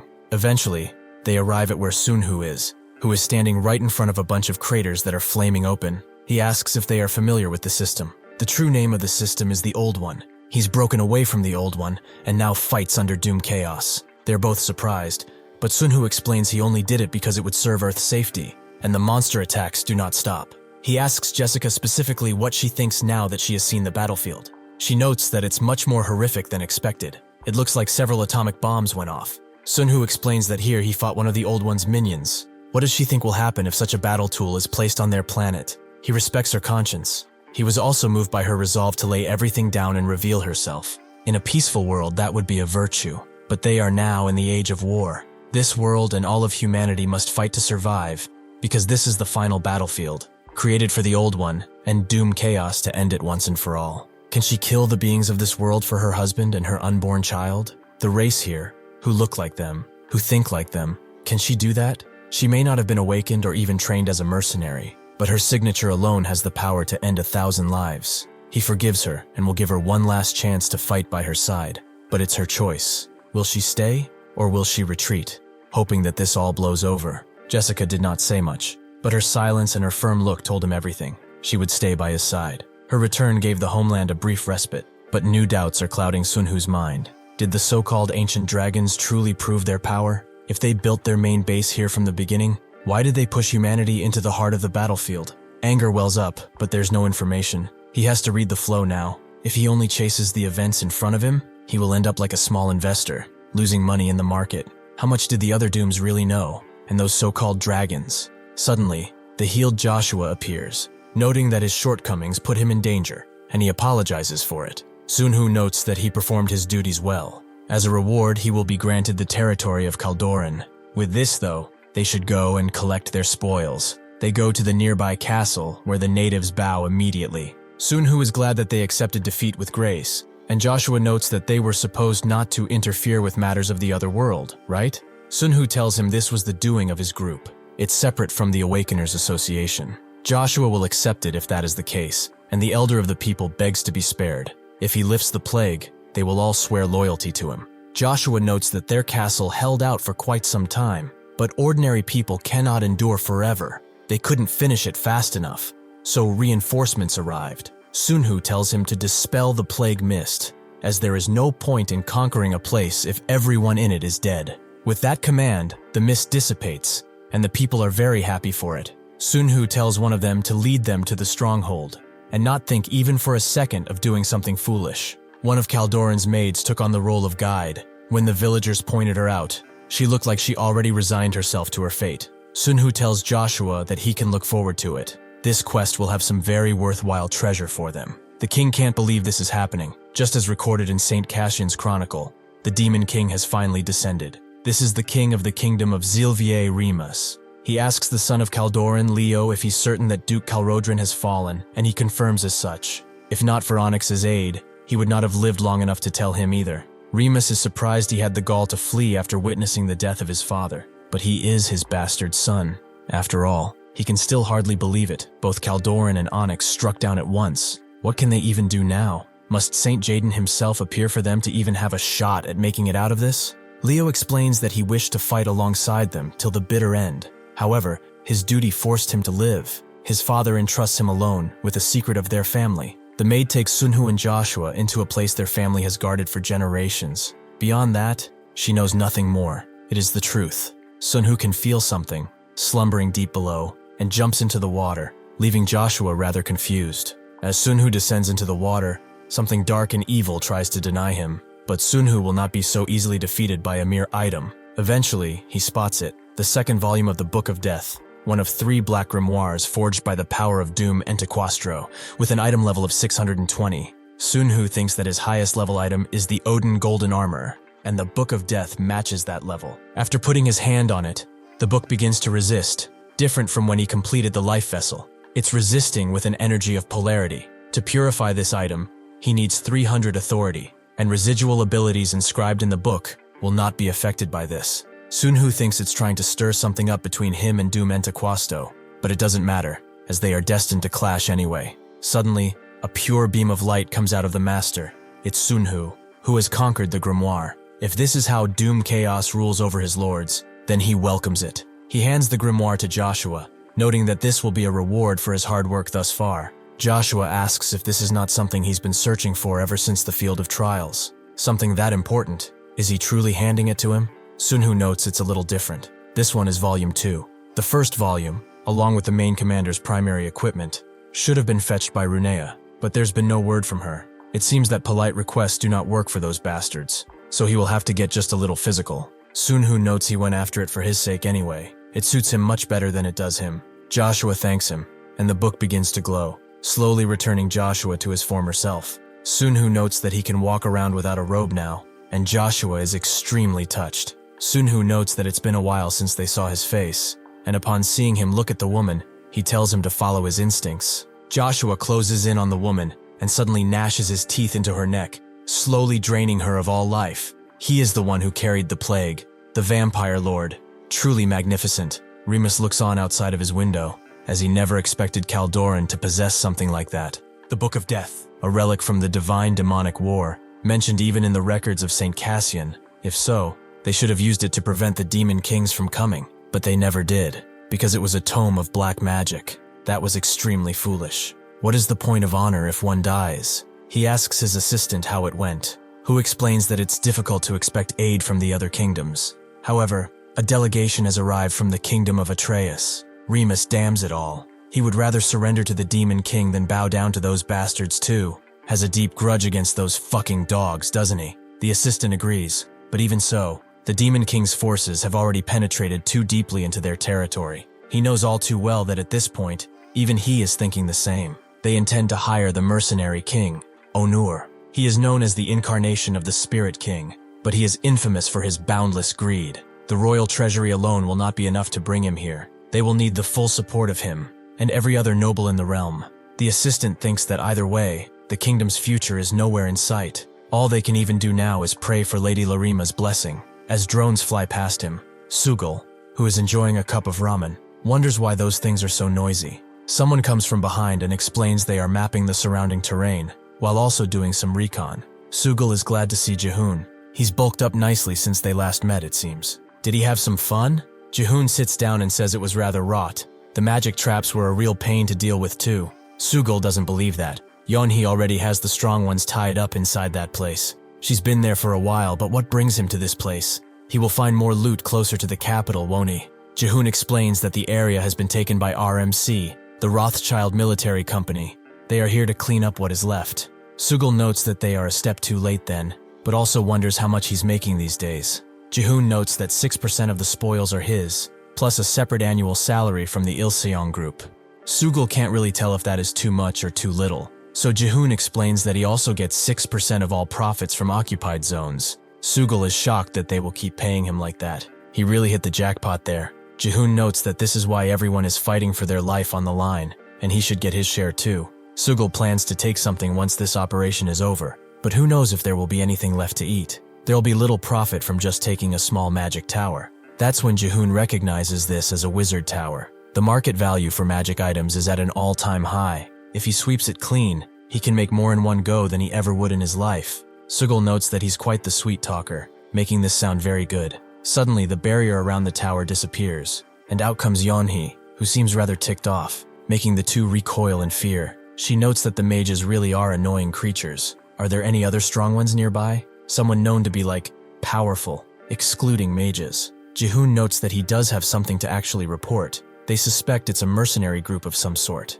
They were tracking a force of about 10,000 when suddenly, their recon drone was shot down from an extremely high altitude. It seems that someone strong is among them. Sure enough, as one of their PMC group meets this mercenary band, they can only let out a few shots before being killed in a matter of a few seconds. The villagers are glad that they are alive and cheer for the kingdom of Xylover and King Remus. Unfortunately, Onur gives out the order to wipe them all out, letting his band enjoy the laughter. Even if they kill and plunder like this, those idiots will blame it on the Demon King's army. If they are lucky, they might even loot Rontius's magic tower. That would be a rather just reward. Suddenly, Sugal arrives, wondering why they are thinking they are some hot shit. He asks Onur if he is the boss as he drags two of his men. Is the bastard that slaughters his boys? Onur thinks that the brute in the front has some size to him, which is meritable, but he knows the important one is the woman in the back. Before he can even hit her, Sugal throws one of his men in his direction, which he is forced to kick away. Onur is extremely mad at this, but so is Sugal. What the hell is he doing? Lackeys should fight other Laakis. With that, they begin fighting, Sugal using one of Onur's subordinates as a club. This style of wild fighting instills fear in his enemies, but that is not the only reason he's doing it. It's also because of his trait, Fist Destroyer. Since it amplifies his attack power while he remains unarmed, it's an effective tactic to avoid being counted as armed. Onur dodges again and again, but he never expected that he would have to use skills against such a plain-looking bastard. He rushes in with a really wide slash, but Suicidal dodges, asking who would get hit by such a sloppy-looking move. Suddenly, though, the attacks come back and cut Suicidal up. Try as he might with his strength, he is no match for somebody like him. Yeonhee recognizes this as a mana blade. It doesn't just fire in the direction the sword swings, it's determined by the mana flow established way before that even begins. Mana flows like a living being would. How one decides to handle it defines the distinction in one's swordmanship. According to Roncius's memories, that is. This had ended in a complete and utter failure. Rather than let her control him, he chose death. She put in quite a bit of effort, too. Sunhoo notes that it's not like they came away empty-handed, so she should relax a little at least. Yeonhee really wanted to possess him, though, because mere memories were not enough to grasp mana, and they would never be able to fully wield it at this point. Mana is defined as the breath of Lord Lacrima, infused into the boundless nature. It exists as both a mechanism that the Old One operates to defend this place, and as an intrinsic part of the Old One's being. Sunhoo understood the logic, so it had stopped working correctly because they had switched over to the Doom Chaos system, but he wondered if the contents were still fundamentally the same. Yeonhee explained that if a Grand Magus had examined them, they might have been able to find another answer. Sunhoo understood, but he pointed out that the guy they were fighting wasn't a magician, right? Yeonhee clarified that swordsmen handle mana differently from mages. She expressed a desire to check the other side too, asking if he would come with her. Sunhoo asked if the will of the Doom Man would cause problems, but Yeonhee shrugged and said it didn't matter. Even in the worst case, the only thing that would be destroyed is his mental world, so there's nothing of value lost. Eventually, Suicidal managed to land an extremely hard hit, allowing him to finally throw his makeshift club aside. He jumped high into the air and pounced down on the bastard, starting to pummel him again and again with his remaining hand. Yeonhee told him to stop and not to kill him, as they needed him alive. He remarked that it was quite rough, complaining that this bastard had fought in a really weird way. Yeonhee noted that he had actually done rather well, and it was a good experience, right? Suicidal grumbled that 2 more of these good experiences, and he would wind up dead. He asked what they were even planning with this bastard. Yeonhee gave him a knowing look, and Suicidal understood. If that was all, they should get going. With that, Sunhoo and Yeonhee jumped into his mind, landing in a small rural village. Sunhoo was now Karail, and this was about 26 years before the current day. Sunhoo looked behind him, noting that this was rather different than her usual mind adventures. Yeonhee notes that she couldn't really adjust things the way he wanted. The stronger the target is, after all, the more solid their defensive system would be, so she can't probe where she wants to. This is not quite at the level of Roncius, though. Sunhoo understands that she couldn't assume full control. But what happens if they get killed here? Will they die in real life too? Yeonhee tells him to rest easy. Since they didn't enter using a mental body, there will not be any damage, so they will just get kicked out. That's basically it. He can think of the mental body like a soul, making Sunhoo understand what she means, as he's cut through something similar before. Well, more like impaled, but his point still stands. Yeonhee notes that they should go train his mana, and to remember that his name is Karail. Honor and Karail were born and raised as slash-and-burn farmers in the Forest of Lamentation, and joined the mercenary band about a year ago. The captain of the mercenary band was quite skilled at teaching the use of mana. It's like oil paint diffusing in water. That's how mana movement is. The first one creates a flow of mana, and then swings their weapon following the same flow. Depending on how it's constructed, countless techniques can be created. Technically, there are infinite possibilities. Honor's talent was undeniable, and by sparring with him every single night, he learned how to handle mana. 1 mana blade became 2, or even 3, increasing with each surge of knowledge. Sunhoo's attacks are weak and slow now, but when that bastard fought Suicidal, he created 4 sharp blades at once. He must break down and rebuild skills based on mana, but what if they apply this to their system? After 2 weeks inside of the mental world, they both come out. But Yeonhee immediately notes that the mana handling method of this world is not useful for her, which she expected, since she can't replenish spent mana from nature. Sunhoo states that he got a hint already, and casts Debbie's Blade. The reason it recharges with time instead of absorbing natural mana is that their bodies have something like a power plant inside of them already. It means that the structure is the same. Something he had never sensed before has now awakened within him. Debbie's Blade has been converted into Kaylee's Blade, and Kaylee's Blade into Indra's Blade. He can now feel something in the sensations of the Ender Zone. There's no turning back from this, but he has to try. It's something he also felt during the fight with Dragoran. To clash against transcendent beings, he needs one main skill far stronger than a mix of various basic ones. Gaia's Will is a skill that draws the aggro from monsters and heals physical and magic damage. He removes the collector, as it's a trait that reduces the chance of an item disappearing on enhancement failure. If he dismantles things like these and combines them into the skill he wants to enhance, he can create something incredible. Set's Claw and Hera's Madness are both removed as a pulsing, glowing light begins to permeate from the hands. The other two stand in complete awe, and even the elf they beat up wakes up to see this. Sunhoo continues pushing, as the target for synthesis is this. He casts Hanuman's Tail, as among fire-type skills, Ra's Solar Blade is the strongest, but for offensive usage, Hanuman's Tail is the best fit. He screams out, "Dragoran, burn them to ashes, with overwhelming flames, becoming only fire." Suddenly, Sunhoo awakens in another place, and he is faced with the universe inside of him, the thing that's been there all along. That overwhelming energy he feels is probably the adversity barrier, and that dramatic change is Debbie's blade, and the torn-apart nebula is Odin's fury. The main thing, the thing in the middle, is what he wants. That same light pulses heavily, for unknown reasons. The skill Hanuman's Tail has been enhanced, with the effect of creating wings of superheated flame and 3 tails. He will now need to give this skill a new name. Firstly though, Sunhoo decides to cast it, but this suddenly creates an aura of extreme heat around him, to the point that he's threatening to burn Sugal alive. Sunhoo notices this and immediately stops, letting the aura fade away slowly. Sugal can't believe it. If Yunhee weren't here, he would have been tormented. Just what kind of skill is that? Anna remembers something his old friend Karail said, that with his swordsmanship, he must be the spirit king of wind or something, but he can see now that he was extremely wrong. Something worthy of being called a spirit king would probably be a creature of that magnitude. Somewhere else, Samanos, a shaman of the red-face orc tribe, has felt a sudden surge of enormous mana. He must figure out what it was, as perhaps it could be something beneficial for their tribe, which will make them flourish, or the very thing that spells their doom. As the fire continues to grow though, he sees something. A being is coming to him to actually give him an answer. But how? At the same time, a few of the orcs see someone approaching, and wonder if he's gone insane or something. One of them walks up to him and asks if he knows what he's walking into.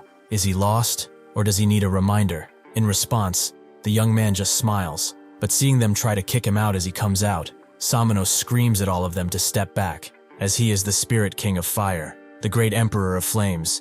This is Celion himself. He is glad that someone who recognizes him has appeared, but he wishes to speak with their chieftain first. He is led to the chieftain's hut, Bomos, and Celion greets him, noting that this is their first meeting, isn't it? Bomos is not amused. He asks where his master is, as only Lord Celion may speak with him directly, and he is not he. Celion's man tells him that he should treat him as his equal, or at least that's what Celion said. Down below, the Demon King's army is practically at his doorstep, so does he get it now? As of this moment, he owes them the Demon King, who is growing stronger, even as they speak. Celion says that they must crush him before he becomes even stronger. Now the shaman understands that the great surge of mana he felt was the Demon King.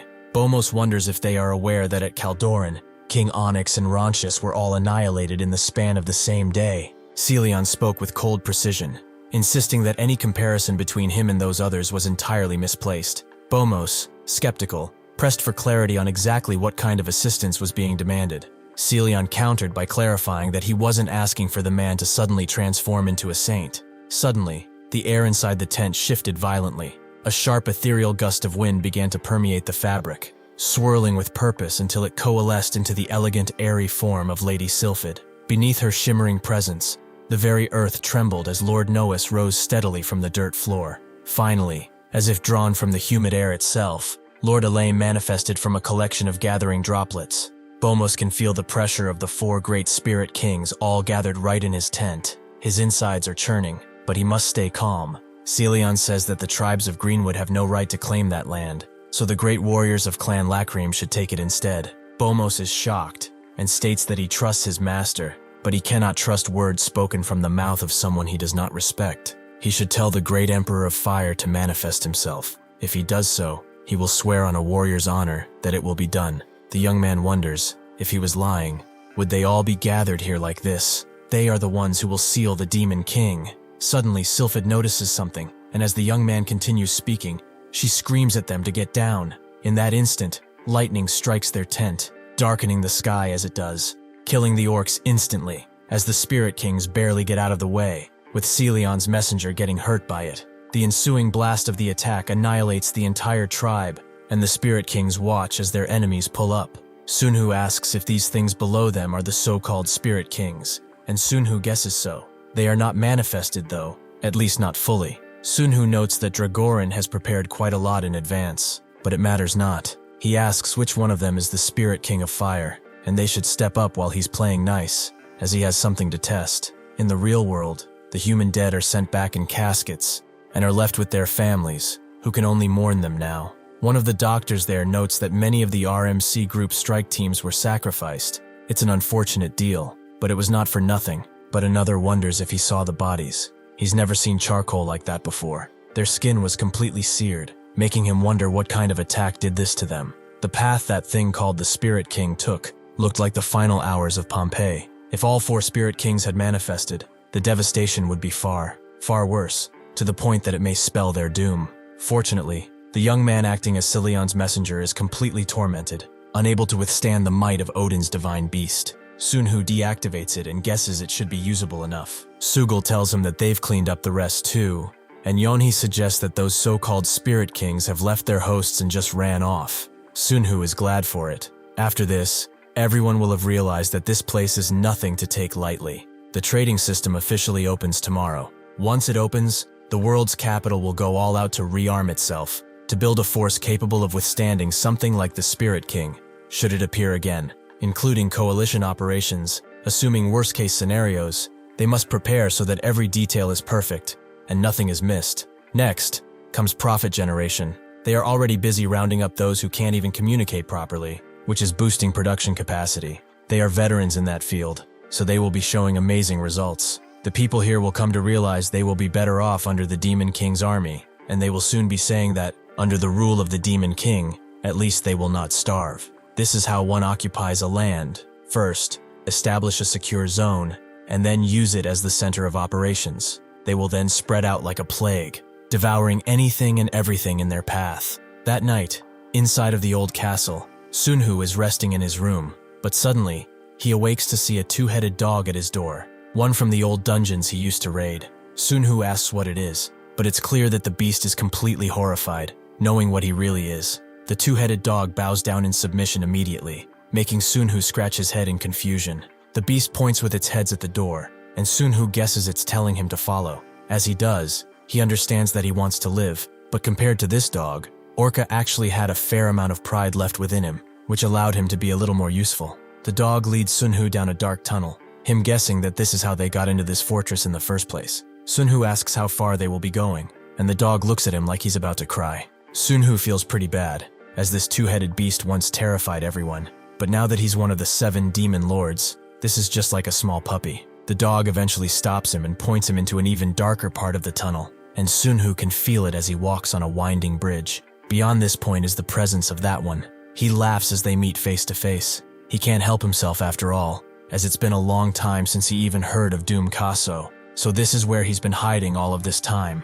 A low ranker like him dares to summon him like this. He better have prepared the price for this transgression, as he does not like to be awoken for no reason. When Sunhoo became Doom Man, he confirmed the hierarchy of the 7 demon lords. At the very top, naturally, stands Doom Chaos, followed by the upper ranks, such as Antiquasto and Arakuda. The lower ranks included Doom Insectum and Doom Desir, with Doom Kaso holding the very bottom. This means that he's beneath him, who rose by defeating Doom Desir. It took the combined power of the 8 plagues and 8 saints to put a stop to him in the past.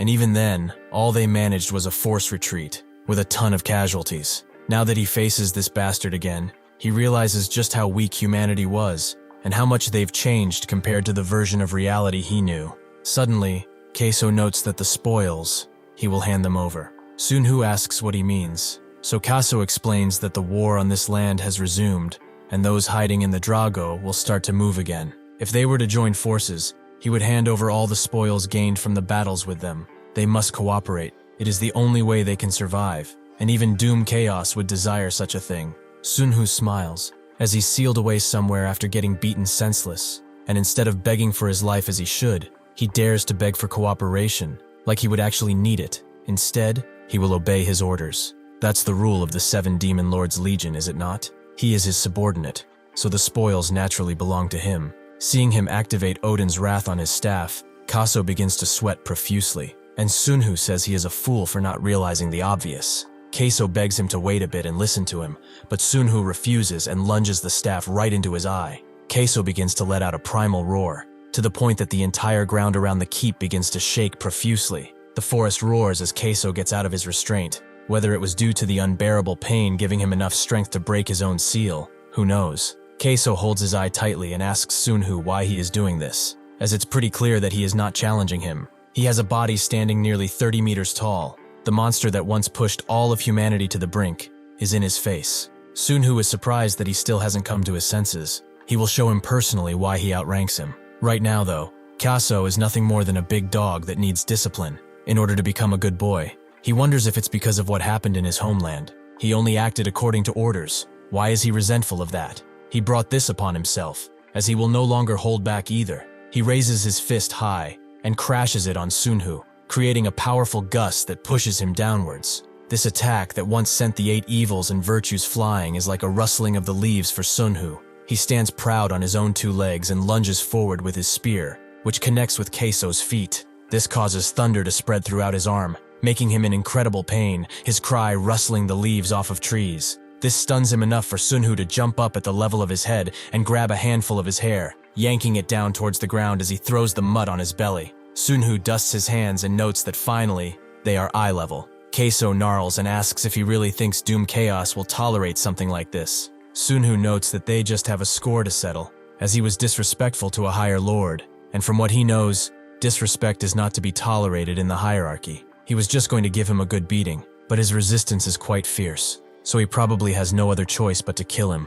Probably. Kaso asks if he truly is not afraid of Doom Chaos. The other lords of the staircase will also not stand idly by. Sunhoo notes that even Doom Chaos would allow what happens today. Better to seed a new Doom than stick with a guy who got trashed around by the Dragoran again and again. Kaso quivers in anger, stating that he knows nothing. He was not on that battlefield. Even those on the upper staircase would have struggled in that war, and he did everything he could with the resources he had. Sunhoo notes that they knew he was fully healed, yet he decided to hide behind the excuse of being sealed. Was he perhaps that afraid of the Dragoran? Whatever the case, he is a disgrace to every Doom that was and will be. In anger, Kaso gets up and begins to glow a deadly red. He finally forced him to bring out his true form. He is as good as dead. Sunhoo guesses he's unleashing his innate authority. At this point, in the original timeline, the days-long battle was coming to an end. Elec, who took that attack, used the Calamity Breaker card for the first time, which saved him. The one who tucked his tail after Elec's counterattack has no right to stand in front of him. Can he even survive a full blast? Well, he should try his absolute best, as no matter what happens, he is as good as dead. In this era, nobody understood his innate authority. It only felt like a massive volcano finally erupting after years. Now though, Sunhoo understands it. The fur that has turned crimson comes flying into him, imbued with the aura of fire authority. Attacking with fur is a rather shabby method, considering the sheer size of this beast. However, the destructive power of this attack cannot be ignored, and strategically, it would be best to dodge first and continue the fight afterwards. He refuses. He equips Adonis's sacred help, as his objective is to subjugate Kaso. He also equips Odin's golden armor and Ra's sun sword.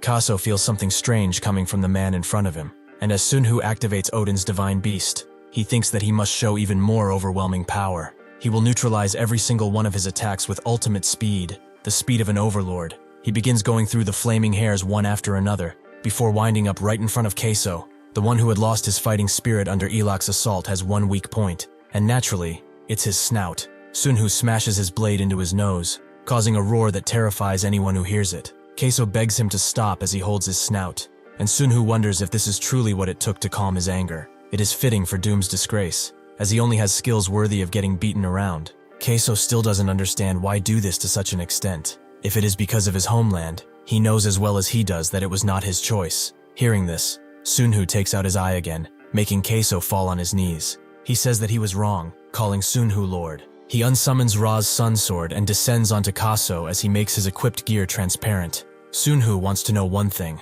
How far does he think that he will climb? Before Kaso can answer, Sunhoo guesses that he would say probably along the lines of rank 4, where Doom Insectum stands. Reaching that position won't take that long. Kaso says it's a reasonable statement, and Sunhoo notes that from Doom Chaos to Doom Antiquasto, he will exclude them, since they belong to a different realm than they do. So where does he think he should line up in all of this? Who does he think can save him now? That is basically what he is asking. Reluctantly, Kaso says that only Doom Man can save him. Sunhoo is pleased with this answer. Then there's only one thing left to do. He must carve into him a fear so deep that he won't dare to meet eyes without permission. Kaso's eyes widen, and he pleads with him not to do this, as the Lords of the High Steps will never tolerate something like this. Sunhoo agrees, so he will make sure that he can't even say that much anymore. As he beats Kaso again and again, the wolves of the forest quiver, hearing a beast similar to them get put in its place. As the sun rises, Kaso seems to have accepted his fate and asks why he is even doing this, causing Sunhoo to stop. Does he really think that anything will change if he forces him to submit, that the other Dooms will just let him walk over them like this? All in all, it is a pointless gesture that will grant him nothing, even though it was the same voice. The person who said this was someone else. Sunhoo realizes this and asks who he is. Kaso says his name, but Sunhoo was not referring to that, and he knows that too. Kaso closes his eyes and notes that his name is Kalaktu. Kaso is a personality that has long been acting in his stead. It was the thing that he was talking with all this time. Sunhoo becomes curious. For what reason did he split his personality? Kalaktu explains that their vessel is too small. Unlike the High Lords, they cannot even hope to pursue eternal life. He advises him now to not be swept away by the passage of time like he has, as he simply cannot come to understand it just yet. They may be memories he does not possess, but this beast brought despair upon humanity, which was already pushed to the brink by that point. Above all, the destruction of one of the two hub cities during the battle with him turned fatal. The ruined city was practically the stronghold of the Palseon faction,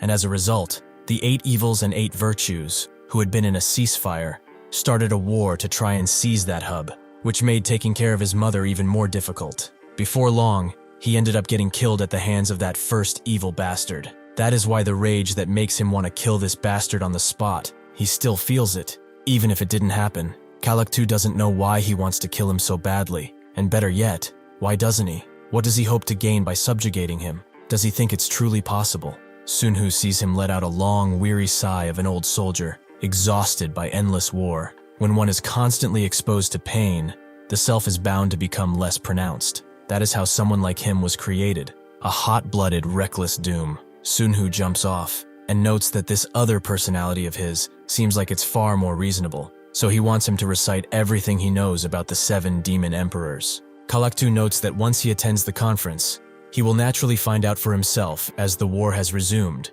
meaning the conference will be convened soon, and he will be able to face them. Sunhoo thinks that even among these things, there's still something called a conference. He notes that he will be nothing more than a bottom-ranked slave there, stuck forever, right? Under Doom Chaos, there is nothing but pain, and he would know that better than any Doom. Unless someone pulls him up, he will stay exactly where he is for all eternity. He wonders if it's only Kalaktu, as the situations of Doom Insectum and Doom Mount won't be that much different either. Just like how he infiltrated the Bilderberg Club and completed the All Day Club, he only needs to devour it from the bottom up slowly. He turns to Kalaktu, noting that he gave up, but he is more powerful. Using the resources of the old one left behind in this place, he will be growing even stronger and challenge the throne with power worthy of it. He tells the Mutt to obey. From this day forth, his order will be rewritten.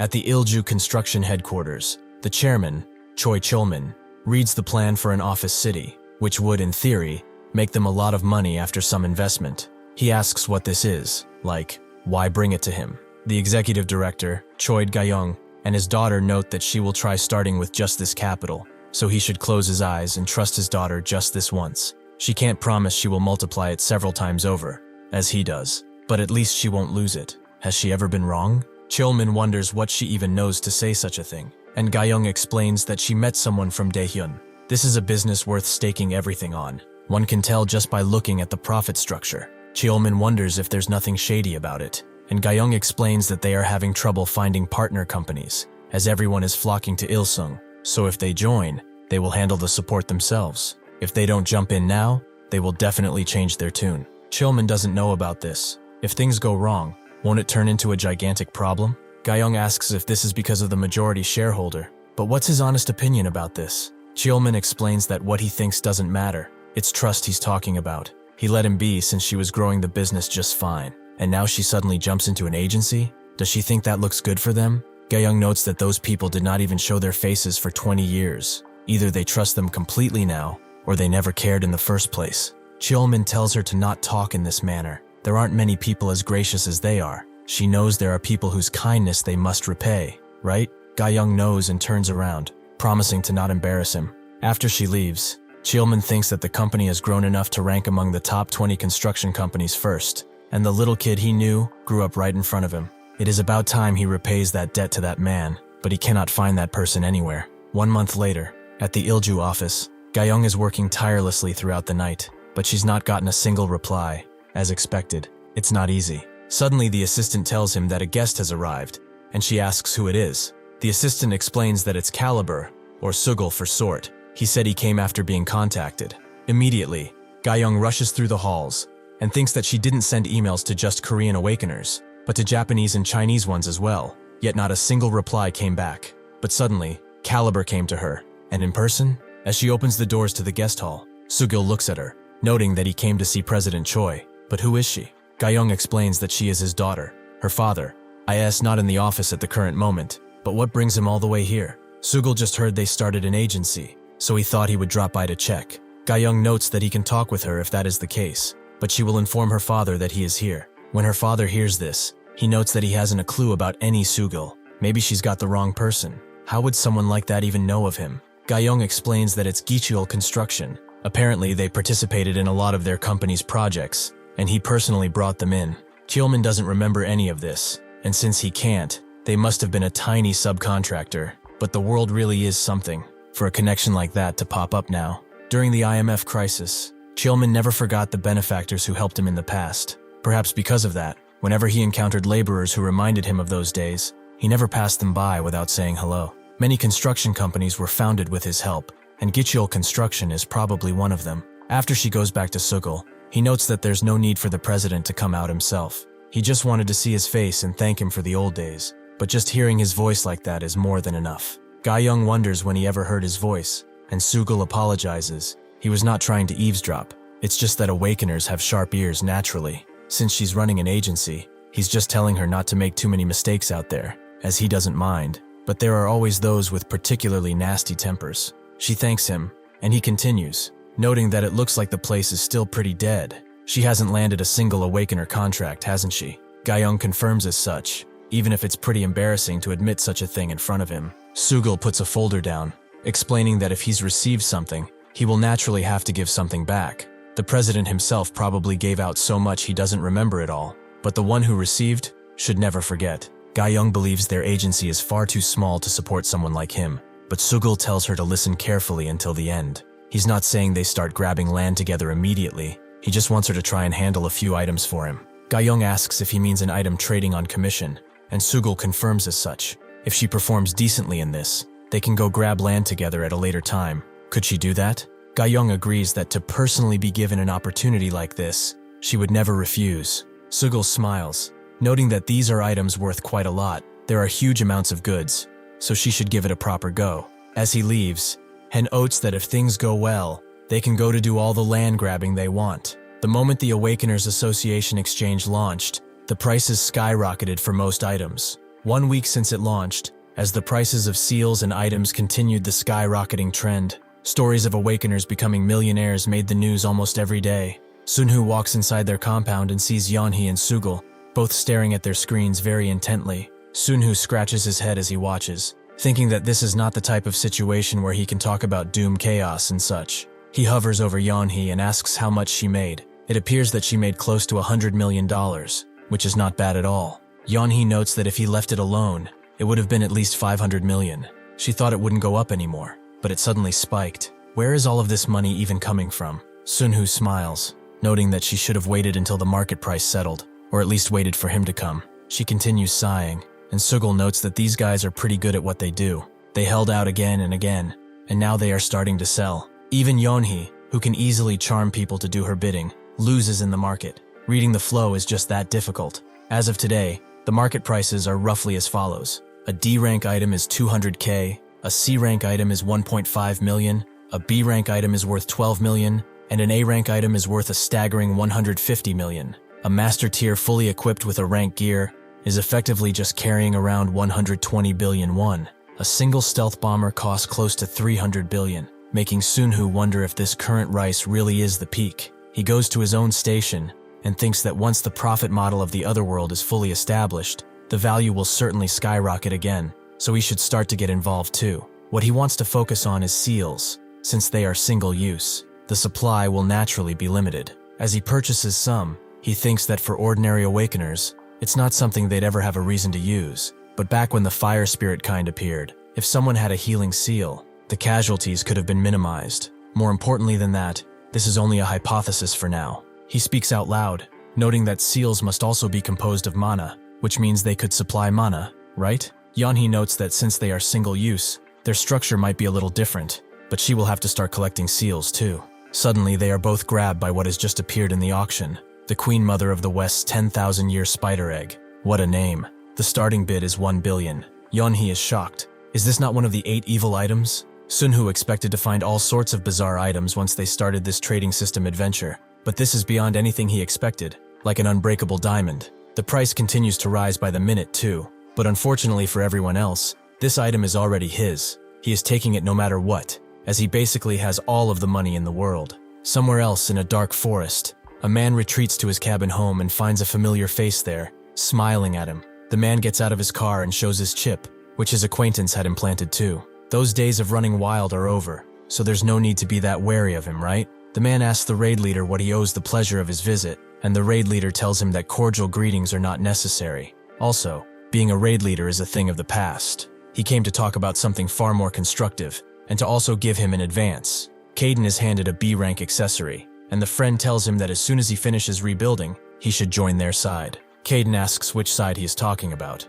and the friend tells him that he will be satisfied if Odin ruled the trial grounds. Then there would naturally be someone who had ruled the mainland for a long time. Caden asks if he's talking about the Flame Demon King, and the friend confirms as such. They are going with ultra-massive capital, together with Jonathan Investment and Finance Group. Sunhoo is immediately informed about the JMC, the Jonathan Military Company. The association only just identified them. Sunhoo tells Taehan to tell them not to bid on the item, as this will be a gift for Jonathan anyway. A report came in that Jonathan was the one who was driving up the force of the spider egg, and Yeonhee reacted. She does not like that he organized a military company without saying a single word. He acted independently, even before the ritual of the 4 high priests. Sunhoo says that there must be a reason. She can trust Jonathan. Yeonhee tells him that she doesn't trust anyone except him. People think and act according to their environment after all, and that can change quickly. Sunhoo thinks that if his character were something that changed with circumstance, the signs would have appeared back when enormous amounts of wealth were piling up in front of him. That is why he chose him as a partner in the first place. She is quite sensitive about those designated as unreadable, but he can't say that he expected otherwise. Inside another office, where people are scrambling around, a man takes a puff of his cigarette as he watches the Queen Mother spider egg keep rising in price to an unimaginable amount. He is not afraid, as he has more than enough cash flow to handle it, for the sake of the grand undertaking, and items like this is necessary. Yes, his objective is a gigantic undertaking. He begins laughing to the point that his colleagues look at him a little confused and afraid. He puts his hand over his face, as he could never have imagined that Odin, who rules the world, is disguising himself as nothing more than an analyst. He is doing this to appear as a single son to his parents,